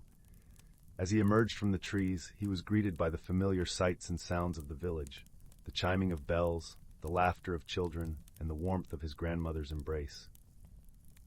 Finn shared the story of his journey with the villagers, his words weaving a tapestry of light and wonder that captured their hearts. He spoke of the lessons he had learned, the friends he had made, and the truths he had discovered. The tale of the lumen heart became not just a legend of the past, but a living story that inspired all who heard it. As the years passed, Finn grew into a wise and gentle leader, beloved by the people of Willowbrook. The lumen heart remained a cherished symbol, its light a reminder of the journey that had changed him forever. And though many sought the lantern, it was said that only those who journeyed with a pure heart and an open mind could truly find it. Under Finn's guidance, the village flourished, a place where kindness and friendship were treasured above all else. The lessons of the lumen heart became part of the village's legacy, passed down through generations as a testament to the power of wisdom, courage, and love. And so, in the heart of Willowbrook, the tale of the lumen heart lived on, a beacon of hope and wonder that shone brightly for all who dared to dream. As the village slept, wrapped in the soft embrace of twilight, the gentle glow of the lumen heart illuminated the night, a reminder that within every heart lay the power to illuminate the world. Story 80. In the heart of the whispering woods, where the leaves sang soft lullabies and the stars twinkled through a canopy of emerald green, there was a small, enchanting village named Bramble Hollow. Nestled between mossy hills and babbling brooks, the village was known for its endearing peculiarity. Each night, a gentle glow surrounded its cobblestone streets, casting a warm, golden hue that seemed to hum with a quiet, mysterious magic. The villagers, a kind-hearted folk with laughter as light as the breeze, had grown accustomed to their nightly luminescence. They would gather around their hearths, sharing stories and sipping on honeyed chamomile tea, as the glow wrapped them in an embrace of comfort. But one evening, an unusual occurrence began to unfold. The glow, usually so steadfast and soothing, began to flicker and fade, leaving parts of the village in curious shadows. Concerned murmurs filled the air as the villagers pondered the cause of this fainting glow. Was it a sign of some untold change, or perhaps a call for help from the woods themselves? Amidst the gentle commotion there lived a wise old owl named Orin, perched high on an ancient oak at the edge of the village. Orin was known for his immense knowledge and his ability to see beyond the ordinary. His feathers were like aged parchment, a blend of soft browns and whites, and his eyes, large and amber, held the wisdom of countless starry nights. Seeking guidance, the villagers gathered beneath Orin's tree, their voices a soft chorus of curiosity and concern. "Dear Orin," they called, "our beloved glow is fading. Do you know why this might be?" Orin hooted softly, a sound like a gentle night breeze. He fluffed his feathers, considering their query. "The glow," he began, his voice deep and melodic, "is a reflection of the harmony within and around our village. When something is amiss, it signals a need for balance to be restored." A young girl named Lila, with hair the color of chestnuts and eyes like sparkling amber, stepped forward. Lila had a knack for noticing the little things that others might overlook. Inspired by Orin's words, she resolved to uncover the mystery of the fading glow. With a sense of quiet determination, Lila set out through the village, her footsteps light as she observed her surroundings. The air was crisp with the scent of pine, and the gentle rustle of leaves accompanied her like a soothing song. As she passed the village bakery, she noticed the usual sweet aroma of freshly baked bread was absent, replaced by a faint, unfamiliar scent. Intrigued, Lila entered the bakery, where she found Mr. Thistle, the baker, looking puzzled. "Lila, my dear," he said with a warm smile, "I can't seem to get my bread to rise today. It's as if the dough is missing something." Lila examined the ingredients, her eyes catching sight of a small, empty jar labeled moonflower essence. "Perhaps this is the missing element," she suggested gently, recalling the moonflowers that bloomed at the edge of the whispering woods, their petals glowing softly under the night sky. Thanking Mr. Thistle, Lila made her way to the woods. The path was lined with ferns that whispered secrets as she walked, and the moon hung low, casting silvery beams that danced along the way. As Lila approached the moonflowers, she noticed a family of tiny, luminescent creatures fluttering among the blooms. Fireflies, with wings like gossamer, and a glow that pulsed in harmony with the flowers. One of the fireflies, sensing Lila's gentle presence, landed on her outstretched hand. Its light flickered in a friendly greeting, and Lila couldn't help but smile. "Hello, little friend," she whispered. "Do you know why our glow has been fading?" The firefly twinkled brightly, leading Lila's gaze to a nearby hollow where the flowers seemed to droop slightly, their glow dimmer than usual. Lila knelt beside them, noticing the soil was unusually dry. "Ah," she murmured, understanding dawning. "The flowers need more water to flourish." With the firefly's guidance, Lila carefully fetched water from a nearby brook, tending to the moonflowers with gentle hands. As she worked, she hummed a soft tune, her heart filled with hope. As the moonflowers drank deeply, their petals unfurled and their glow returned, more vibrant than before. The fireflies danced joyfully around Lila, their light weaving patterns of gratitude in the night air. Returning to the village, Lila found the glow had begun to steady, its warm light embracing the streets once more.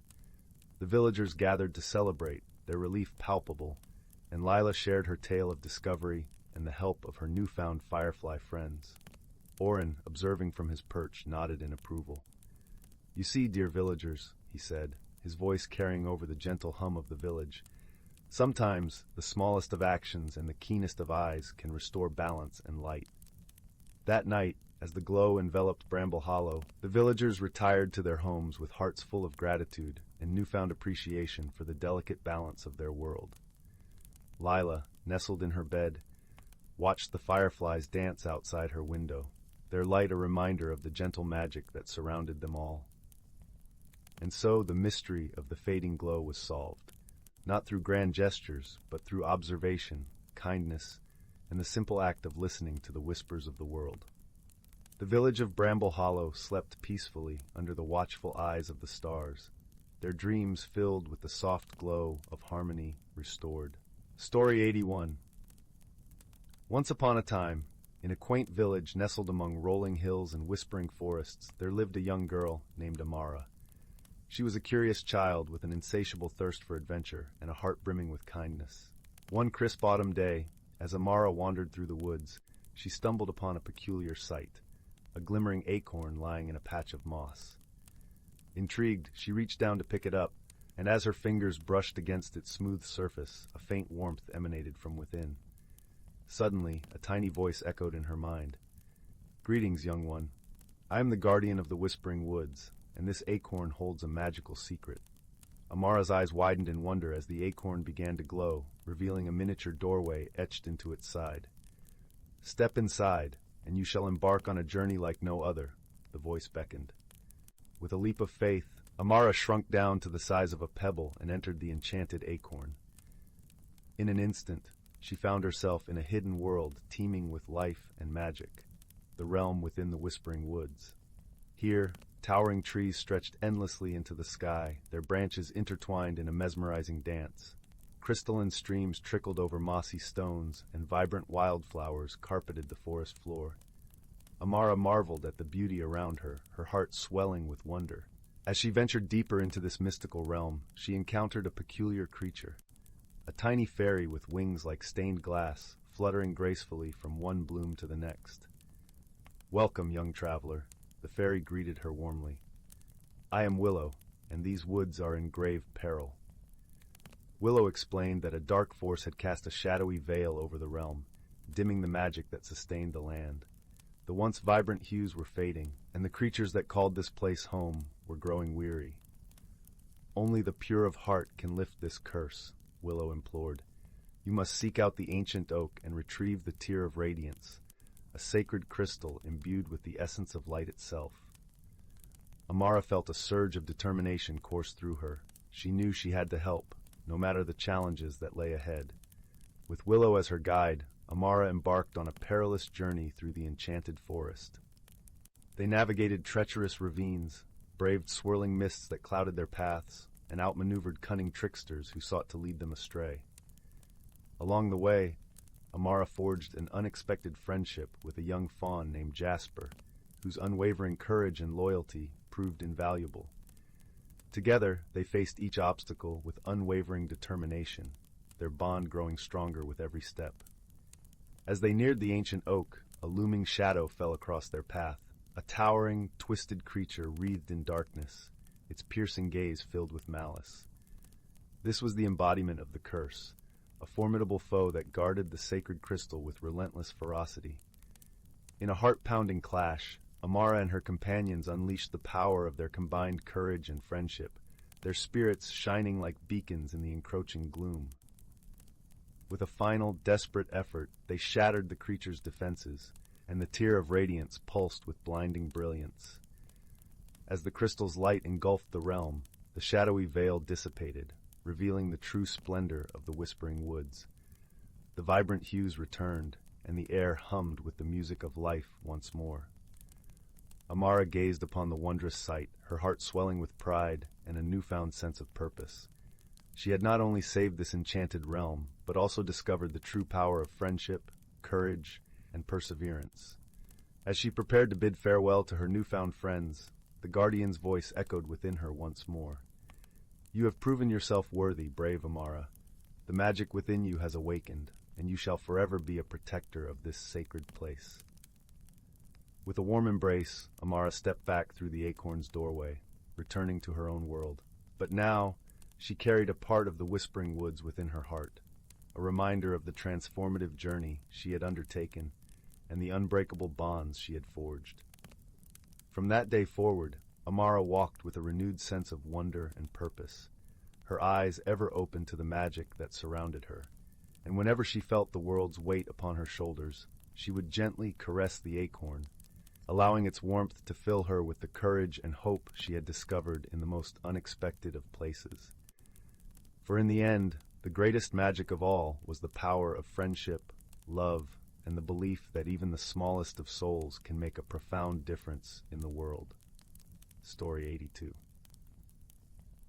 Once upon a time, in a quaint little village nestled between rolling hills and whispering forests, there stood a cozy cottage with weathered wooden shutters and a roof blanketed in emerald moss. It was the home of an unassuming young girl named Lila, who spent her days tending to her mother's garden and her nights dreaming of far-off adventures. Lila's world was filled with the simple pleasures of life, the scent of freshly baked bread wafting through the air, the soft clucking of hens in the yard, and the gentle rustle of wind through the trees. Yet there was one corner of her world that held a secret even she had not yet discovered, the attic above her cozy little room. One late summer afternoon, as the sun dipped low and painted the sky in hues of amber and rose, Lila decided to explore the attic. She climbed the creaky wooden stairs, her heart fluttering with anticipation. The attic was a treasure trove of forgotten memories, filled with dusty old trunks and stacks of yellowed books. As she moved through the room, her gaze fell upon an ornate mirror leaning against the wall. Its frame was intricately carved with vines and tiny flowers, and its glass was so polished that it seemed to shimmer with its own inner light. Curiosity piqued, Lila reached out to touch it. The moment her fingers brushed against the glass, a gentle warmth spread through her hand, and the mirror began to glow softly, illuminating the dim attic with a magical light. To her astonishment, the mirror whispered her name. "Lila," it breathed in a voice as soft as a summer breeze. "Within me lies the path to a realm of wonder." With a mixture of excitement and trepidation, Lila leaned closer, and the mirror's surface rippled like water, revealing a scene unlike any she had ever seen. It showed a land of rolling meadows, shimmering lakes, and skies filled with dancing lights. Entranced, Lila stepped forward, and before she knew it, she was enveloped in the mirror's glow, transported to this new, enchanting world. The air was filled with the sweet scent of wildflowers and the melodious songs of birds. Lila found herself standing at the edge of a vast meadow, where the grass swayed gently in the breeze. In the distance, she saw a figure approaching, a small, sprightly creature with twinkling eyes and a mischievous grin. "Welcome, dear traveler," the creature chirped, bowing with a flourish. "I am Finn, guardian of this realm. It is rare for the mirror to choose a visitor. You must have a heart full of wonder." Lila smiled, feeling a warmth spread through her heart. "I didn't know such a place existed," she said, her voice tinged with awe. Finn nodded, his eyes twinkling like stars. "This land is a reflection of your own spirit, a place where dreams have the power to awaken. But beware, for not all is as it seems. To truly see, one must look beyond what is visible." Together they set out across the meadow, Finn bounding ahead with playful energy, while Lila absorbed the beauty around her. The path led them to a glistening lake, where the water was as clear as crystal. Here they met Luna, a graceful swan with feathers like moonlight and a voice as soothing as a lullaby. "Greetings, young one," Luna said, her eyes gentle and wise. "The mirror has brought you here for a reason. There is a challenge that awaits you, a puzzle that can only be solved with the heart, not the mind." Intrigued, Lila listened as Luna explained the task. In the heart of the forest there stood an ancient oak tree, its roots entwined with the essence of the land itself. At its base lay a stone with a riddle inscribed upon it. To continue her journey, Lila must solve the riddle and uncover the secret it held. Encouraged by her new friends, Lila journeyed deeper into the forest, where the trees whispered secrets and the dappled sunlight danced upon the forest floor. As they walked, Finn entertained her with stories of the land's wonders, while Luna's presence was a comforting reminder of wisdom and grace. Finally, they arrived at the ancient oak, its massive trunk stretching towards the sky, branches spread wide like welcoming arms.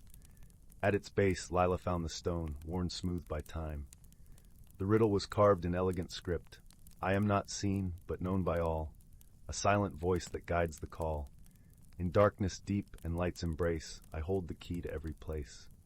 Lila pondered the riddle, feeling the soft earth beneath her feet and the gentle breeze on her face. She closed her eyes and listened, not with her ears, but with her heart. In the quiet, she felt the answer come to her like a whisper from the wind. "Is it intuition?" she ventured, opening her eyes to see Finn and Luna watching her expectantly. With a soft rustle, the stone shifted, revealing a glowing orb of light nestled within the roots of the oak. As Lila reached out to touch it, the orb dissolved into a cascade of sparkling lights, enveloping her in a sense of peace and understanding. "You have found the answer within," Luna said, her voice filled with warmth. "This journey was never about the destination, but about discovering the strength and wisdom that reside within your heart." As the lights faded, Lila felt a gentle tug, and the world around her began to shimmer and blur. She closed her eyes once more, feeling herself being drawn back through the mirror's portal. When she opened her eyes, she was standing in the attic once again, the mirror's glow now a soft, gentle light. Though the room was unchanged, Lila felt different, more connected to the world and to herself. From that day on, she carried the lessons of the mirror's realm within her heart. She found joy in the simple beauty of her village, knowing that true magic lay in the kindness of friends and the wisdom of listening to one's own heart. And whenever she looked into that mirror, she remembered the journey that had changed her, forever grateful for the wonders she had discovered in both worlds. Story 83. In a cozy woodland glade where sunbeams danced through the canopy and wildflowers bloomed in cheerful abundance, there lived a community of gentle forest folk. Among them was a young rabbit named Willow, whose curiosity often led her on wondrous adventures. One morning, Willow awoke to a peculiar sight. The once vibrant colors of the forest had faded to shades of gray. The emerald leaves now hung dull and lifeless, and the radiant blossoms drooped as if in slumber. Even the cheerful birdsong was muted, replaced by an eerie stillness. Confused and concerned, Willow sought out her wise friend, the ancient oak tree called Grandmother Willow. As she approached the venerable tree, she noticed that its bark still retained a warm, golden hue amidst the grayscale surroundings. "Grandmother Willow," Willow called out, "something strange has happened to our forest. The colors have vanished, leaving everything drab and lifeless." The ancient oak creaked and swayed, her branches rustling as if deep in thought. "Ah, my dear Willow," she replied in a gentle, weathered voice. "It seems the enchanter's prism, which casts the vibrant hues upon our home, has been disrupted." Willow's eyes widened with worry. "The enchanter's prism? What could have caused such a disturbance?" Grandmother Willow let out a thoughtful sigh. "That, my child, is a mystery we must unravel. But fear not, for we have allies who may aid us in our quest." With a soft rustle of leaves, a trio of pixies emerged from within the ancient oak's branches. Their gossamer wings shimmered with faint, multicolored light, casting a warm glow upon Willow's gray-tinged fur. "Greetings, Willow," chirped the pixie called Zephyr. "We pixies have sensed the imbalance in the forest's magic. We believe the enchanter's prism has been stolen by mischievous sprites who seek to wreak havoc upon our home." Willow's heart sank at the thought of such malicious intent. But why would they do such a thing? And where could they have taken the prism? Zephyr's companions, Shimmer and Glimmer, fluttered closer, their wings casting dancing patterns of light. "We believe the sprites may have hidden the prism deep within the Twilight Grove," Shimmer explained.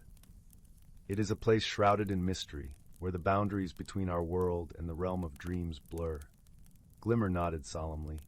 "Only those with pure hearts and keen senses can navigate the grove's enigmatic paths." Willow felt a spark of determination ignite within her. "Then we must embark on this quest to restore the enchanter's prism and bring color back to our beloved forest." Grandmother Willow's branches rustled in approval. "Indeed, my brave Willow, but you must tread carefully, for the Twilight Grove is rife with illusions and riddles that will test your wisdom and resolve." With the pixies as her guides, Willow set forth on her journey, her paws carrying her deeper into the misty depths of the Twilight Grove. As they ventured further, the world around them grew increasingly dreamlike, with strange shapes and shadows flickering at the edges of her vision. Zephyr, Shimmer, and Glimmer led the way, their glowing wings illuminating the path ahead. "Be wary of false trails and whispered temptations," warned Zephyr. "The grove's magic can bewitch the unwary." Willow nodded, her keen senses alert for any signs of trickery. As they pressed on, they encountered a series of puzzles and riddles, each one more perplexing than the last. But with the combined wisdom of the pixies and Willow's clever observations, they overcame each challenge, inching closer to their goal. Finally, they reached a clearing where a glimmering crystal stood upon a moss-covered pedestal. The enchanter's prism, its facets refracting the faint light in a kaleidoscope of hues, seemed to pulse with latent power. Suddenly, a cacophony of mischievous laughter erupted from the surrounding shadows, and a swarm of impish sprites emerged, their mischievous grins and glowing eyes betraying their intent. "Foolish creatures," cackled one of the sprites, its voice high and grating. "Did you truly believe you could reclaim the prism so easily?" The sprites began to whirl around Willow and the pixies, their movements dizzying and disorienting. Willow felt her resolve waver as the grove's magic threatened to ensnare her senses. But then, a warm, familiar presence enveloped her, and Grandmother Willow's gentle voice echoed within her mind. "Trust in the strength of your heart, my child. Let the bonds of friendship and love guide you through this final trial." Emboldened by the ancient oak's wisdom, Willow closed her eyes and focused on the unwavering friendship she shared with the pixies, and the deep love she held for the vibrant, magical forest she called home. With a brilliant flash of light, the enchanter's prism resonated with Willow's pure intentions, sending a shockwave of radiant color rippling outward. The mischievous sprites, their illusions shattered, scattered in disarray, vanishing back into the shadows from whence they came.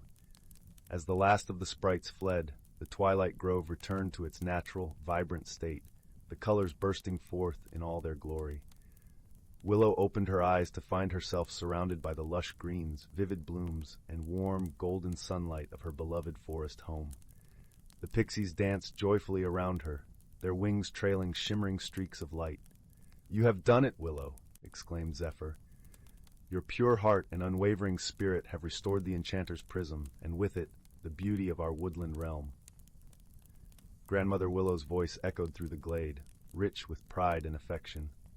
"Well done, my brave little one. Your journey has proven that true friendship, wisdom, and the courage to face one's fears can overcome even the greatest of challenges."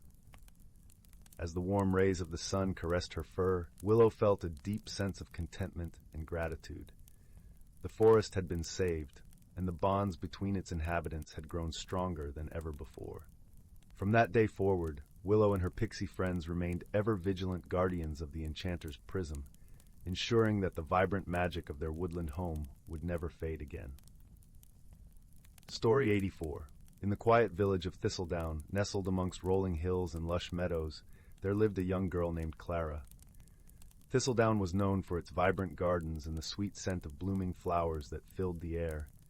The villagers all seemed to share an unspoken secret, a gentle harmony that resonated through their daily lives. Yet there was something more, something hidden beneath the surface of this tranquil place. Clara, with her curious eyes and gentle heart, spent her days exploring the nooks and crannies of the village. She had a knack for finding beauty in the ordinary, and was often seen with a sketchbook in hand, capturing the delicate details of petals or the intricate patterns in a butterfly's wings. But it was her quiet bravery that set her apart, a bravery that would soon lead her on a remarkable journey. One crisp autumn morning, as the leaves whispered tales of the coming winter, Clara stumbled across an old, forgotten path that wound through the heart of the forest. It was a path she had never noticed before, though she had played in these woods since she was a child.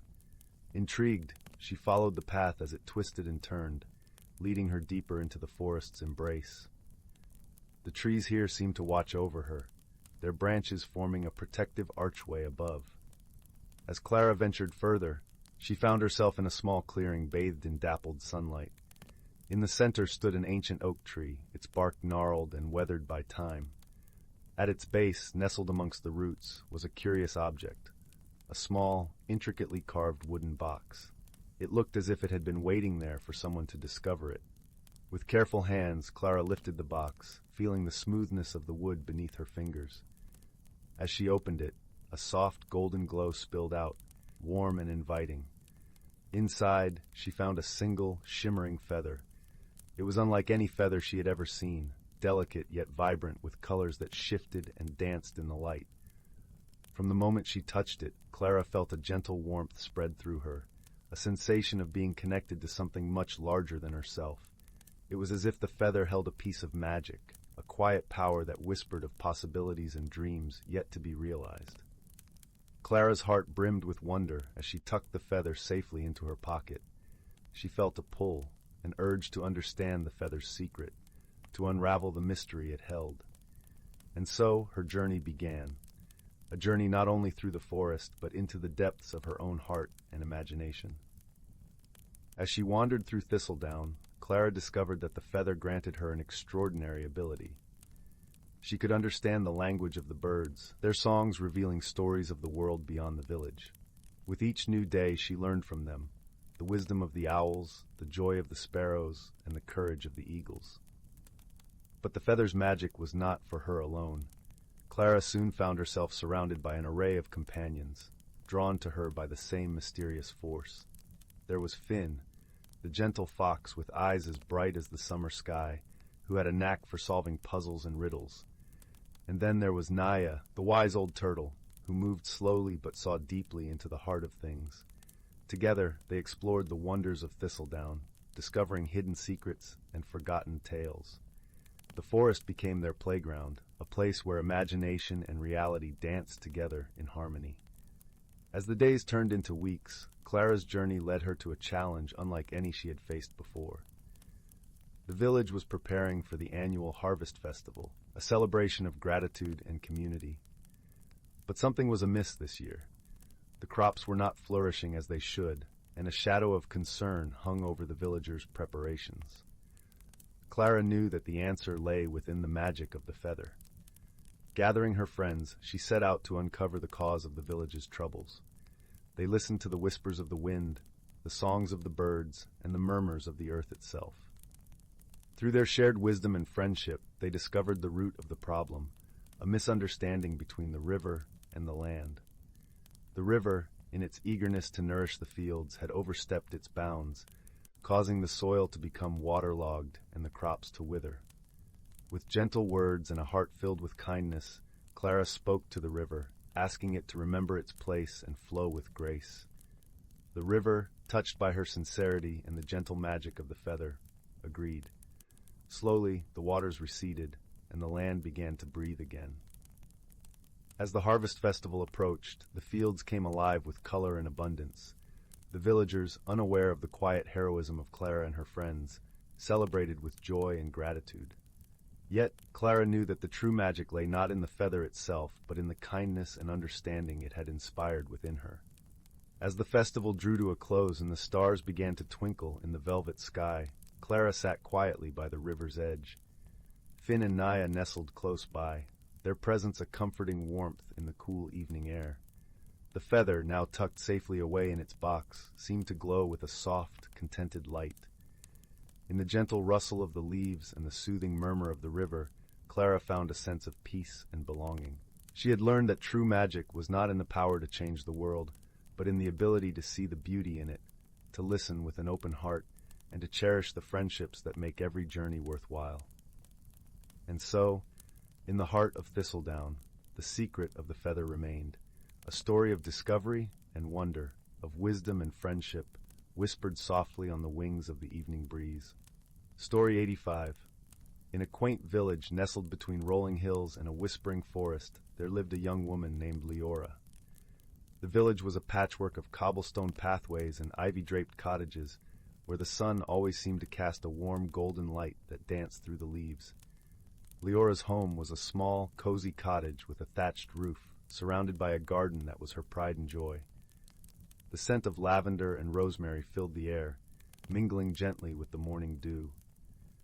Leora loved her village and her garden, but she felt a restlessness blooming within her like a seed pushing through the earth.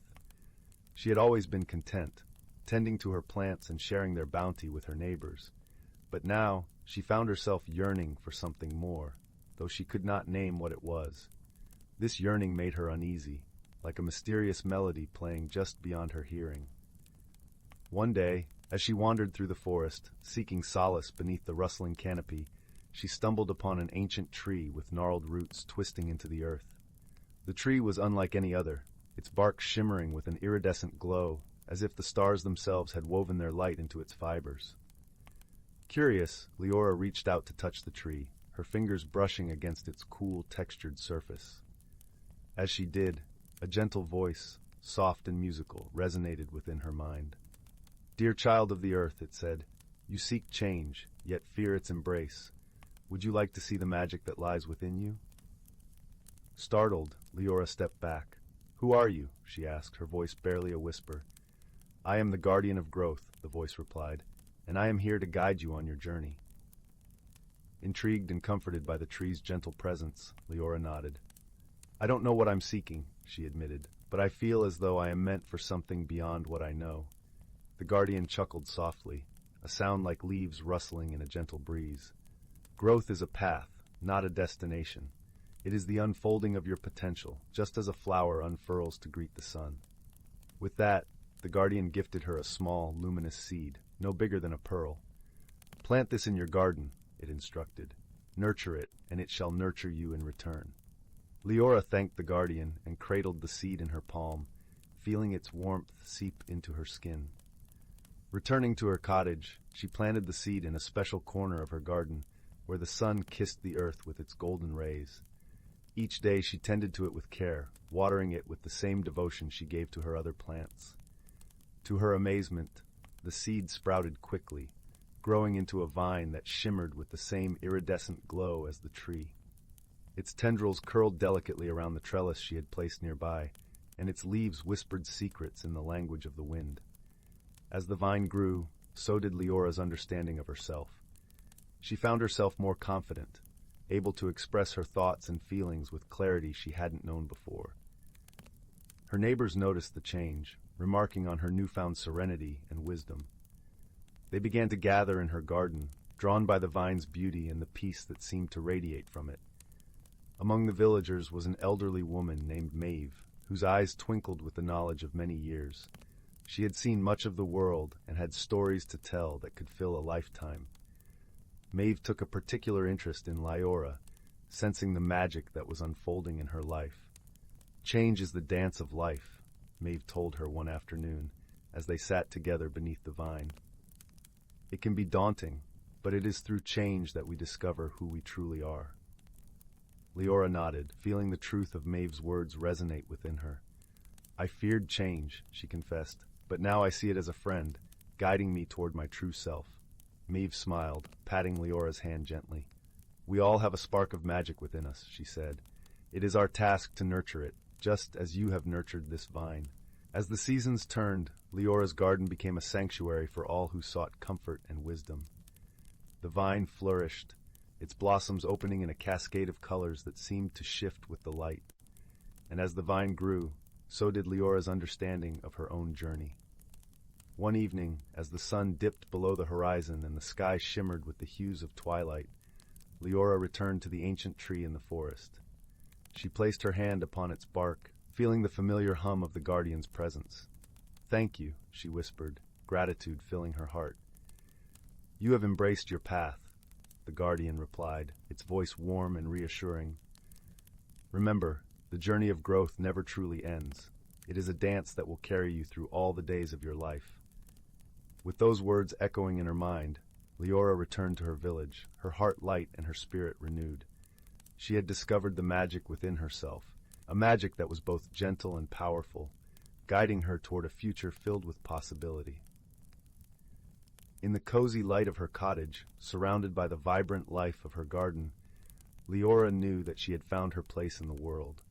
She was no longer afraid of change, for she had learned that it was through change that one could truly blossom, like a flower unfurling in the warmth of the sun. And in that blossoming, she had found the peace she had been seeking all along. Story 86. Once upon a time, nestled at the edge of a quaint village surrounded by whispering woods and rolling hills, there sat a little cottage with a garden overflowing with wildflowers and herbs.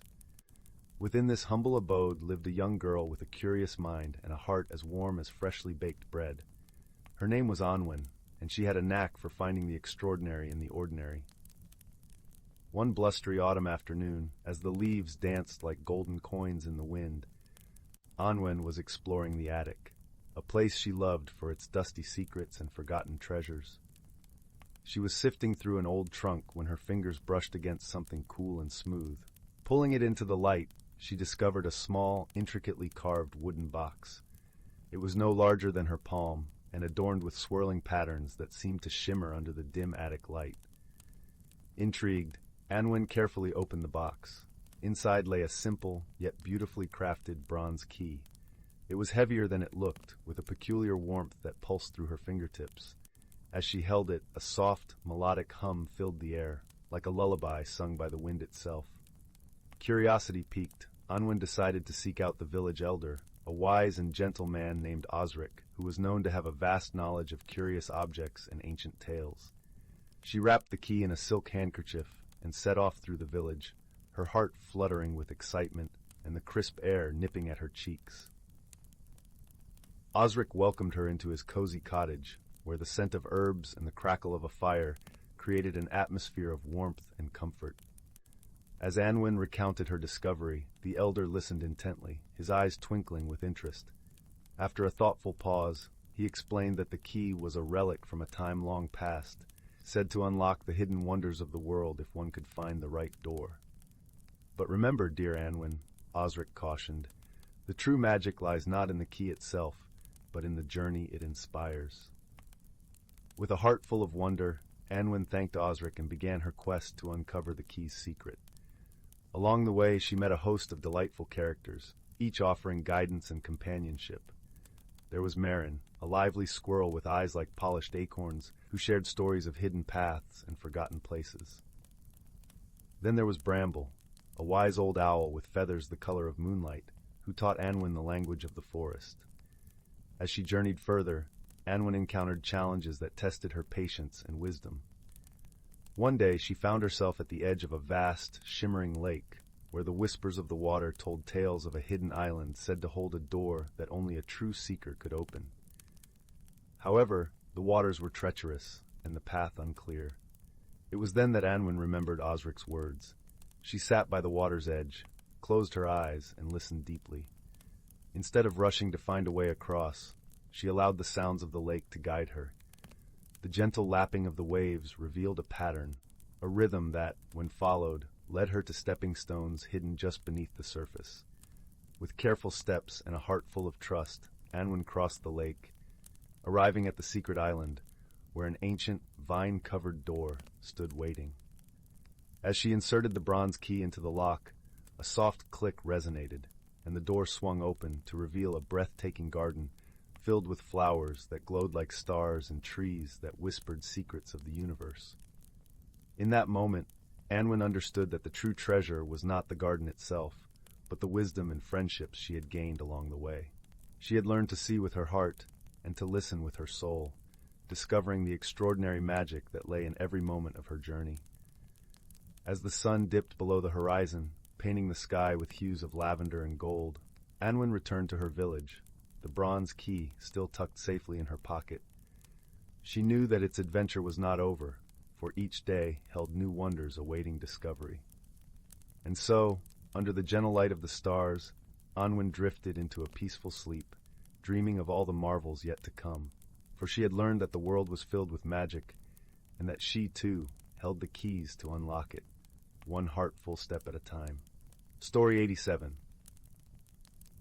In the heart of the lush, whispering woods, where sunbeams danced through the emerald canopy, and the air was tinged with the earthy perfume of pine and moss, there lay a hidden world known only to those who listened closely to the murmurs of the forest. This secret realm was home to creatures both magical and mischievous, who thrived in the dappled light and shadows. Among these creatures was a young squirrel named Thistle, whose fur was a warm hue of chestnut with a tail that curled like a plume of smoke. Thistle was known among his friends for his curious nature and an insatiable thirst for adventure. His days were filled with exploring the winding trails of the forest, scaling the tallest trees to gaze at the horizon, and foraging for the sweetest acorns. Despite his adventurous spirit, Thistle had never ventured beyond the boundaries of his woodland home. It was a comfort he cherished, a world he understood. However, a tale told by the wise old owl, Archibald, sparked a new curiosity in his heart. Archibald, with feathers as soft and gray as moonlit clouds, often gathered the young creatures of the forest to share stories of old. One evening, as the golden light of sunset bathed the forest in a warm glow, Archibald spoke of a magical amulet hidden deep within the heart of the forest, a radiant gem known as the Heart of the Forest. It was said that whoever found the amulet would be granted a single wish, a wish that could change their life forever. Thistle listened with wide eyes, his imagination alight with possibilities. The thought of finding the heart of the forest filled him with a thrill he couldn't ignore. Yet, the path to the amulet was fraught with challenges and dangers, ones that required more than just courage. It demanded wisdom, kindness, and the strength found in friendship. The next morning, as the forest awoke to the sweet chorus of birdsong, Thistle set out on his journey. He packed a small satchel with provisions, a handful of nuts, a flask of fresh spring water, and a map crudely drawn from Archibald's descriptions. As he stood at the edge of the familiar paths, a gentle breeze ruffled his fur, as if encouraging him to step into the unknown. Thistle's journey began along the sun-dappled trails lined with wildflowers, their colors vivid against the green. The path was soft beneath his paws, and the forest seemed to hum with life. As he walked, the scent of blooming honeysuckle mingled with the fresh, crisp air, and the gentle rustle of leaves accompanied him like a friendly whisper. It wasn't long before Thistle encountered his first companion. As he paused to admire a particularly vibrant patch of violets, a small, timid voice called out, "Where are you going, Thistle?" Turning, Thistle saw Willow, a petite mouse with fur as soft as velvet and eyes bright as dew-kissed berries. She was perched on a rock, her whiskers twitching with curiosity. "I'm on a quest to find the heart of the forest," Thistle replied with a determined nod. "Would you like to join me?" Willow hesitated, her tiny paws fidgeting. "The heart of the forest? I've heard stories, but I'm not as brave as you, Thistle." Thistle smiled warmly. "You don't have to be brave alone. We can be brave together." Reassured by Thistle's words, Willow scampered down from her perch and joined him on the path. As they walked, Thistle shared stories of his past adventures, and Willow, finding courage in his tales, began to share her own. The two friends laughed and talked, their voices mingling with the symphony of the forest. As the sun climbed higher, casting a warm glow over the world, the duo reached a babbling brook. The water sparkled under the sunlight, and the air was filled with the soothing sound of its gentle flow. Here they met their next companion, a wise old turtle named Jasper, who was sunning himself on a smooth, flat rock.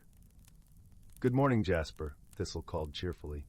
"We're on a quest to find the heart of the forest. Would you care to join us?" Jasper opened his eyes slowly, his gaze steady and thoughtful. "The heart of the forest, you say? That's quite a journey for such young ones, but I reckon I could be of some help. I know these parts well." With Jasper leading the way, the trio continued their journey, crossing the brook with careful steps. The forest grew denser, the trees towering overhead like ancient guardians. The sunlight filtered through the leaves, casting intricate patterns on the forest floor. The air was cooler here, carrying the scent of damp earth and the faint musk of mushrooms. As they journeyed deeper into the forest, they encountered more creatures, each with their own stories, their own dreams and desires. Some joined Thistle, Willow, and Jasper, drawn by the promise of adventure and friendship. There was Luna, the graceful deer with eyes like pools of midnight, and Bramble, the mischievous raccoon with a sharp wit and a heart of gold. Together, this motley crew faced challenges that tested their resolve and their unity. They navigated through tangles of thorny brambles, their sharp thorns catching on fur and clothing. With patience and teamwork, they found paths through the dense undergrowth, each member contributing their unique skills and strength. In a particularly dark part of the forest, where the shadows seemed to stretch and twist like living things, they discovered a riddle etched into the bark of an ancient tree. It was a puzzle that required more than just intelligence. It demanded trust and cooperation. Each member of the group offered insights, piecing together the solution like a tapestry woven with many threads. With each challenge, Thistle found himself growing, learning not just about the world around him, but about the strength and beauty of friendship. He discovered that courage wasn't the absence of fear, but the determination to move forward despite it. He learned the value of listening, of understanding the perspectives of others, and the power of kindness. As dusk fell, painting the sky in hues of lavender and rose, the group finally reached the heart of the forest, a serene glade bathed in the soft glow of twilight. In the center stood an ancient oak, its gnarled branches reaching toward the heavens, and nestled within its roots was the heart of the forest. The amulet was breathtaking, a gem that shimmered with all the colors of the forest, capturing the essence of sunlight, leaves, and sky. Thistle approached it with reverence, his heart full of wonder and gratitude. He turned to his friends, each of whom had been an irreplaceable part of this journey. With the amulet in his paws, Thistle closed his eyes and made his wish. It wasn't for riches or power, nor was it for personal glory. It was a wish born from a newfound understanding of what truly mattered. As the amulet's magic enveloped them, the forest seemed to hold its breath, the very air alive with anticipation. And then, gently, like a whisper carried on the wind, the magic released, weaving through the glade and into the hearts of Thistle and his friends. When Thistle opened his eyes, he found the world unchanged, yet profoundly different.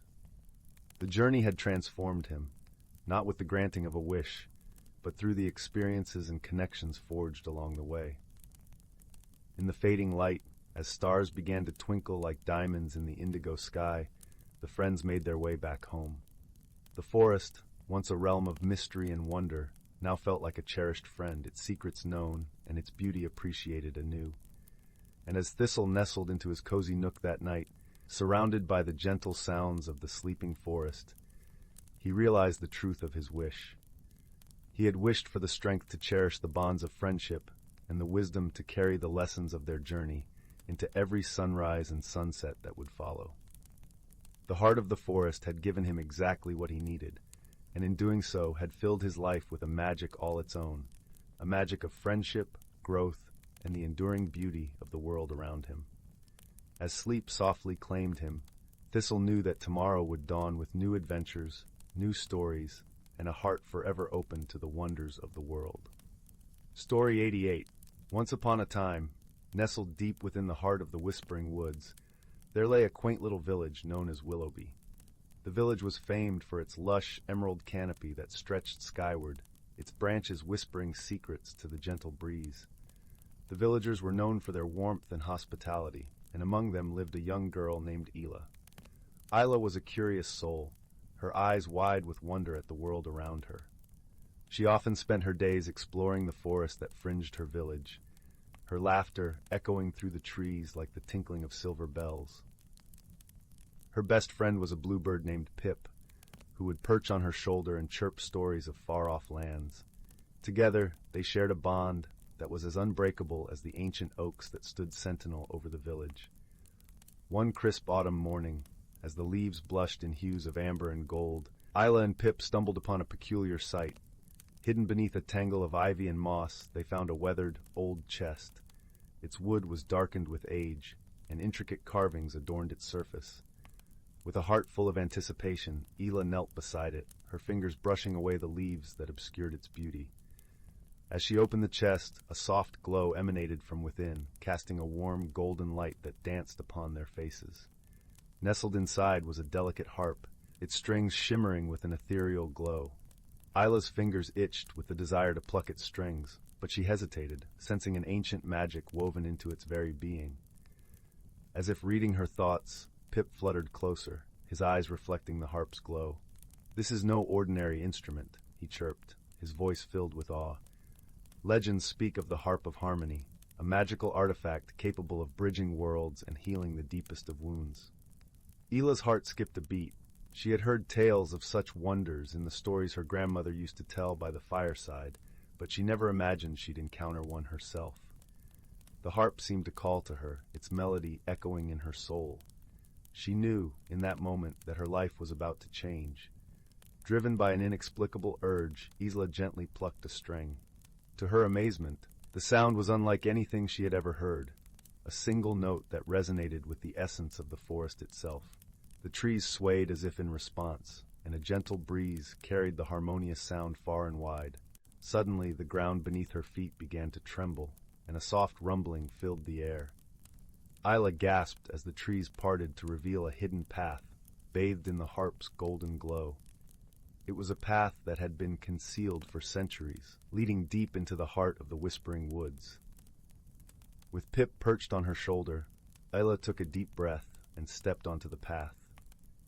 The air was rich with the scent of pine and earth, and the light filtering through the canopy painted the ground in patches of shimmering gold. As they ventured deeper, the sounds of the village faded away, replaced by the serene melody of the forest. The path wound through ancient trees and over bubbling brooks, leading them to a place where the world seemed to shimmer with possibility. It was a clearing unlike any other, where the light danced like liquid gold, and the air was alive with magic. In the center stood an ancient tree, its trunk wide and gnarled, with roots that delved deep into the earth. As Isla approached, she noticed a door carved into the tree's trunk, its surface etched with symbols that pulsed with a gentle light. She reached out, her hand trembling with anticipation, and the door swung open to reveal a world hidden within, a world that seemed to exist on the very edge of reality. It was a realm of vibrant colors and soft whispers, where flowers bloomed in impossible shades and streams sang as they flowed. Creatures of all kinds roamed freely, their eyes bright with curiosity and friendliness. The air was filled with the sweet scent of blossoms, and the sun cast a warm, gentle glow over everything. Isla's heart soared with delight as she and Pip stepped into this wondrous world. They were greeted by a group of creatures, fawns with soft, velvety coats, rabbits with twinkling eyes, and squirrels with bushy tails, all gathered around, their faces lit with welcoming smiles. At the center of the gathering stood an elder elf named Thalion, his eyes twinkling with wisdom. He was draped in robes of emerald and gold, and his hair flowed like silver moonlight. "Welcome, Isla," he said, his voice as soothing as a lullaby. "We have awaited your arrival." Isla blinked in surprise. "You know my name?" Thalion chuckled softly. "The Harp of Harmony has chosen you, young one. It has led you here to fulfill a great purpose." Isla's heart fluttered with a mixture of excitement and curiosity. "What purpose?" Thalion gestured to the world around them. "Our realm is in need of healing. The Harp of Harmony possesses the power to restore balance, but it requires a pure heart to wield its magic. You, Isla, have been chosen to mend the bonds between our worlds." Isla felt a surge of determination. She knew this was her chance to make a difference, to bring harmony to both the hidden realm and her own. With Pip by her side, she was ready to embrace the challenge that lay ahead. Thalion led them through the enchanted forest, sharing stories of its history and the magic that flowed through its veins.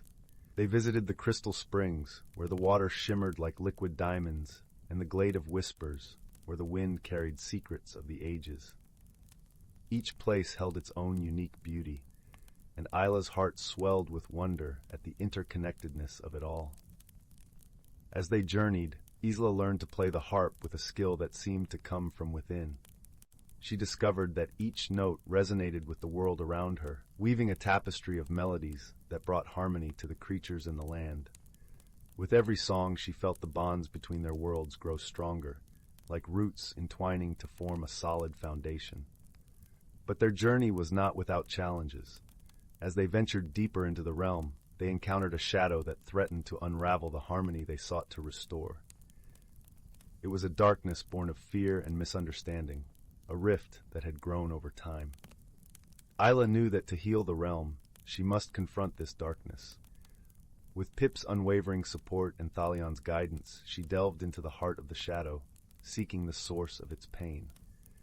It was a journey that tested her courage and compassion, but she was determined to mend the rift and bring light to the forgotten corners of the realm. In the depths of the shadow, Isla discovered a creature named Merc, a being who had long been isolated by fear and mistrust. Merc's eyes were filled with sorrow, and his heart yearned for connection. yet he had been trapped by the darkness of his own making. Ela approached him with kindness and understanding, her harp singing a melody of hope and forgiveness. She spoke to Merk of friendship and the power of unity, offering him a chance to step into the light and join their quest for harmony. Merk hesitated at first, his heart torn between fear and longing. But Ela's gentle words and the warmth of her music reached the depths of his soul, melting the ice that had encased his heart for so long. With a trembling sigh, he reached out, accepting the hand of friendship that Isla offered. As Merk stepped into the light, the shadow that had plagued the realm began to dissolve. The darkness lifted, revealing a world bathed in vibrant colors and life. The creatures of the realm gathered around, their eyes shining with gratitude and joy. Together, Ela, Pip, and Merk played a melody on the harp that resonated with the very essence of the realm.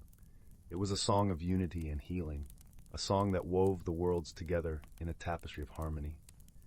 As the final note lingered in the air, the realm shimmered with a newfound brilliance, its bonds stronger than ever before.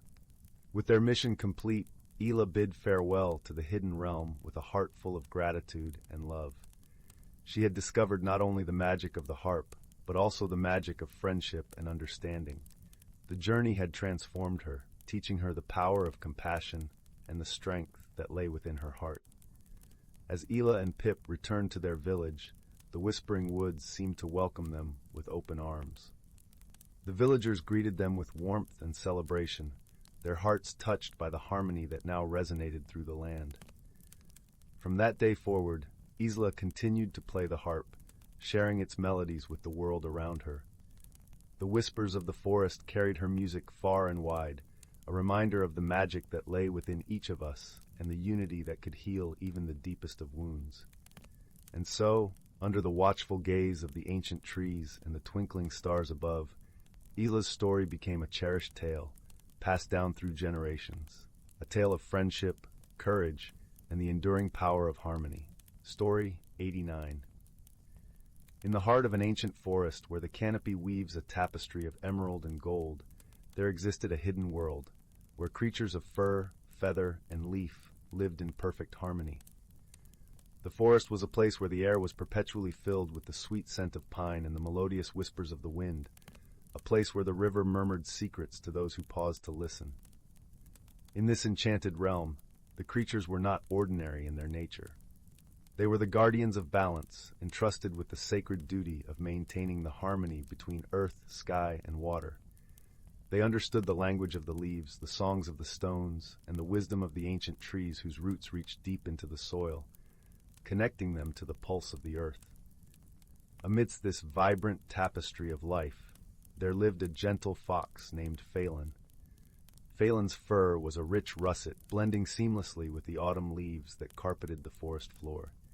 His eyes, the color of amber, held the wisdom of many seasons. Phelan was known for his kindness and the soft, soothing voice he used to share stories passed down through generations of forest dwellers. Phelan's closest friend was a wise old owl named Seraphina, who resided in a towering oak tree, her feathers a blend of silver and pearl that shimmered like moonlight. Seraphina had seen many seasons come and go, and her heart beat in time with the rhythm of the forest. Together, Phelan and Seraphina watched over their beloved home, ensuring that all creatures found their place within the delicate balance of life. As the crisp, cool whispers of autumn began to weave their magic through the forest, a gentle transformation took hold. The trees donned their radiant cloaks of crimson and gold, and the air grew sweet with the promise of change. But with this change came a challenge, one that threatened to tip the scales of harmony. A strange fog had begun to shroud the forest each evening, a mist unlike any the creatures had seen before. It was thick and heavy, carrying with it a chill that seeped into the bones and a silence that hushed even the most boisterous of crickets. The fog seemed to dim the vibrant colors of the leaves and obscure the guiding light of the stars. Concerned, Phelan turned to Seraphina, hoping her wisdom could shed light on the mysterious fog. Together they flew to the heart of the forest, to a place known as the Grove of Echoes. This was a sacred circle of ancient stones, where the voices of the past whispered secrets to those who listened with open hearts. As they approached the grove, the air was filled with the soft rustle of leaves and the gentle hum of the earth's breath. Phelan closed his eyes and took a deep breath, allowing the essence of the forest to guide him. Seraphina perched atop one of the stones, her eyes half closed as she listened to the whispers of the past. "The fog," murmured Seraphina, her voice as soft as the flutter of moth wings, "is not a mere whim of nature. It is a call for balance, a reminder that all things are connected. The forest is a living, breathing entity, and it asks us to listen, to understand." Phelan nodded, a warm determination kindling in his heart. "We must find the source of this imbalance," he said softly, "and restore harmony to our home." With a shared purpose, Phelan and Seraphina embarked on a journey through the forest, guided by the gentle pull of intuition and the ancient wisdom that whispered in the rustling leaves. They visited each corner of their beloved home, seeking signs of disturbance. In the sun-dappled meadows they found the bees buzzing anxiously, their usual joyful hum troubled by an unseen disquiet. By the crystal-clear streams the fish swam in restless patterns, their silvery scales flickering with unease. Even the towering trees, whose branches reached for the sky, seemed to sigh with a heavy sadness. It was in the heart of the forest, at the base of an ancient mountain, that they discovered the source of the imbalance.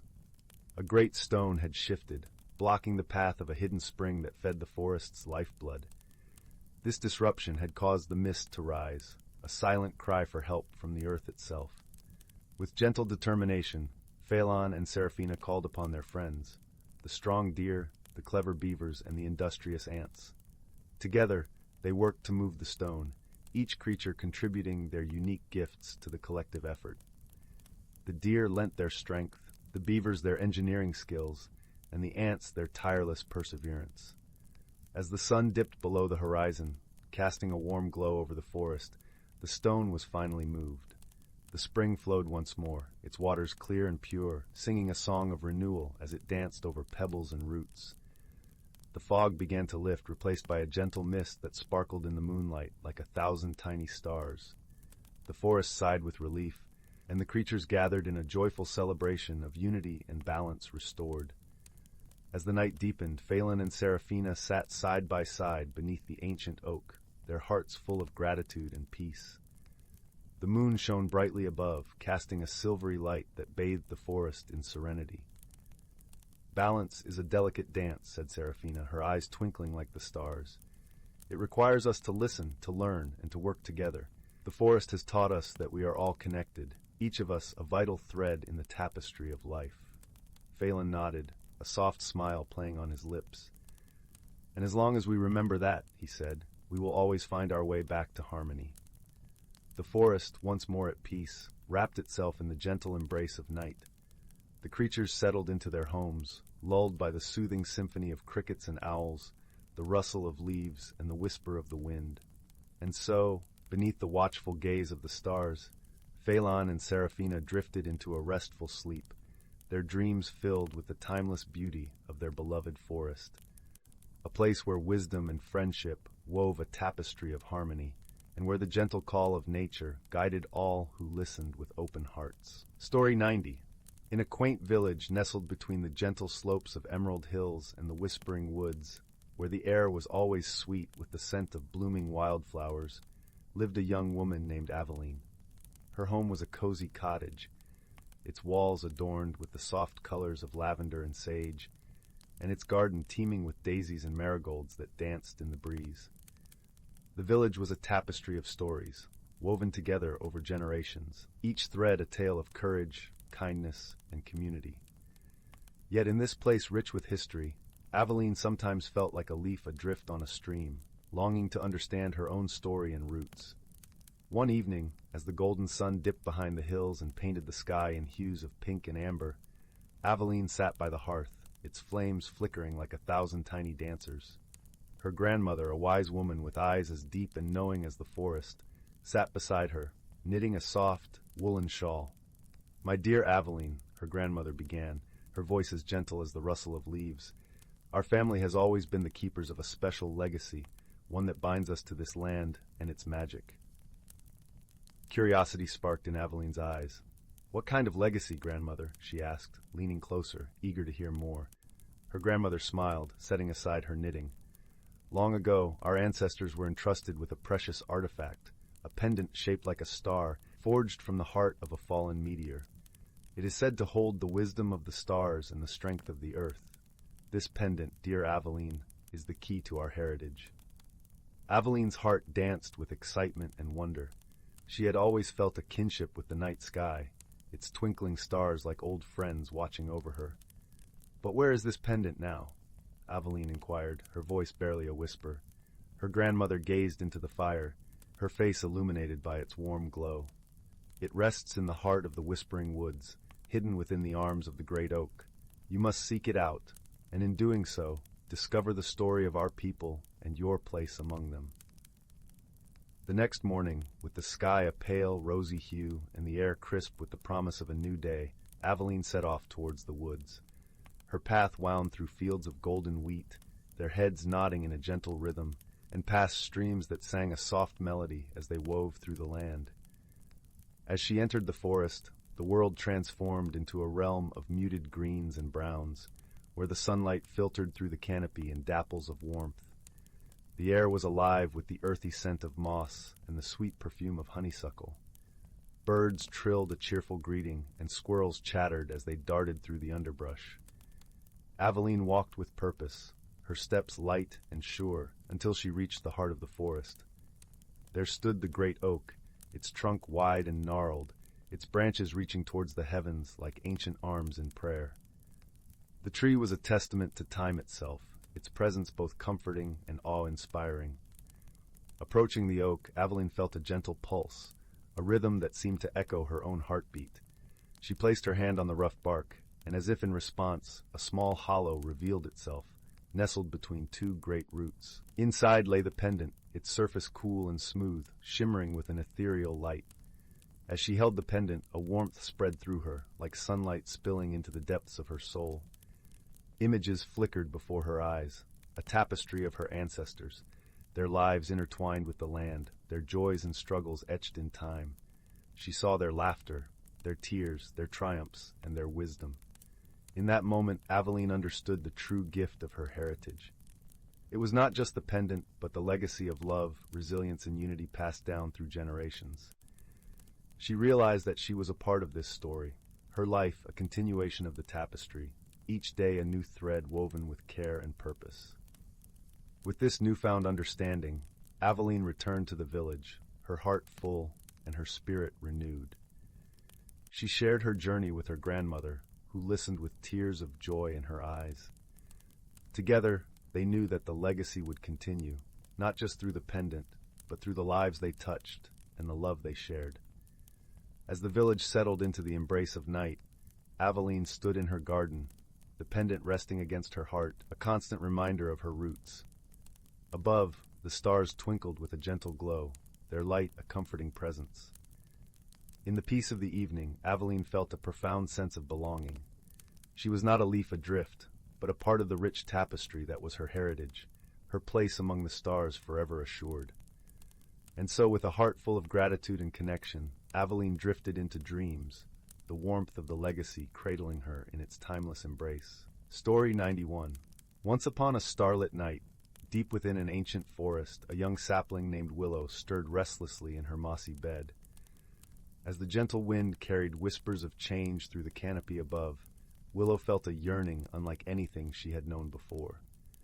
For as long as she could remember, Willow had been content to sway with the rhythm of the seasons, her slender branches unfurling new leaves in spring and shedding them come autumn. But now, an inexplicable force tugged at her roots, beckoning her to grow beyond the confines of her sheltered glade. One crisp morning, a kindly old oak named Oakley sensed Willow's unease.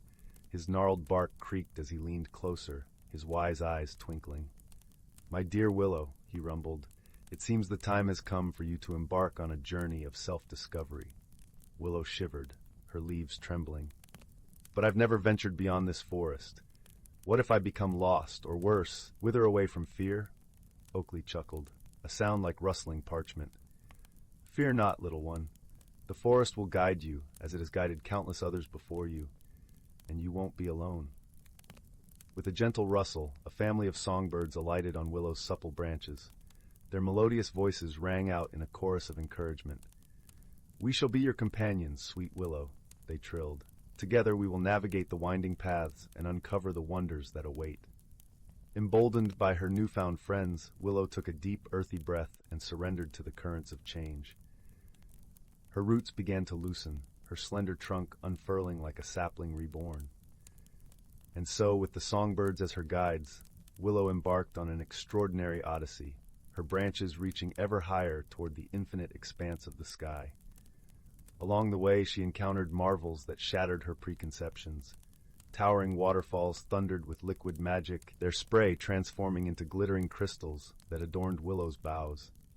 Deep ravines yawned open, revealing hidden groves where ancient mysteries thrived, their secrets whispering on the wind. With each new experience, Willow felt herself changing, her form shifting and blossoming in wondrous ways. Her bark grew thicker and more resilient, her branches stretching ever outward, embracing the world around her. Yet, the true metamorphosis unfolded within her heartwood. Willow's fears melted away, replaced by an unshakable courage and a profound appreciation for the beauty that surrounded her. The songbirds, ever her faithful companions, celebrated her growth with joyous melodies, their voices weaving tales of triumph over adversity. At last, after countless moons of wandering, Willow found herself in a sunlit clearing unlike any she had seen before. Here, amidst a tapestry of wildflowers, stood a magnificent tree whose roots delved deep into the earth and whose crown pierced the heavens. As Willow gazed upon this majestic being, she felt a sense of kinship, of coming home to her truest self. And in that transcendent moment, she understood the wisdom that Oakley had imparted. That growth, though daunting, was a sacred journey to be embraced, not feared. With a contented sigh, Willow unfurled her branches, basking in the warm radiance of the sun. She had blossomed into her fullest, most vibrant self, her spirit as vast and boundless as the endless sky above. And as the songbirds took flight, their voices carrying Willow's tale to the furthest reaches of the forest, she knew that her journey had only just begun.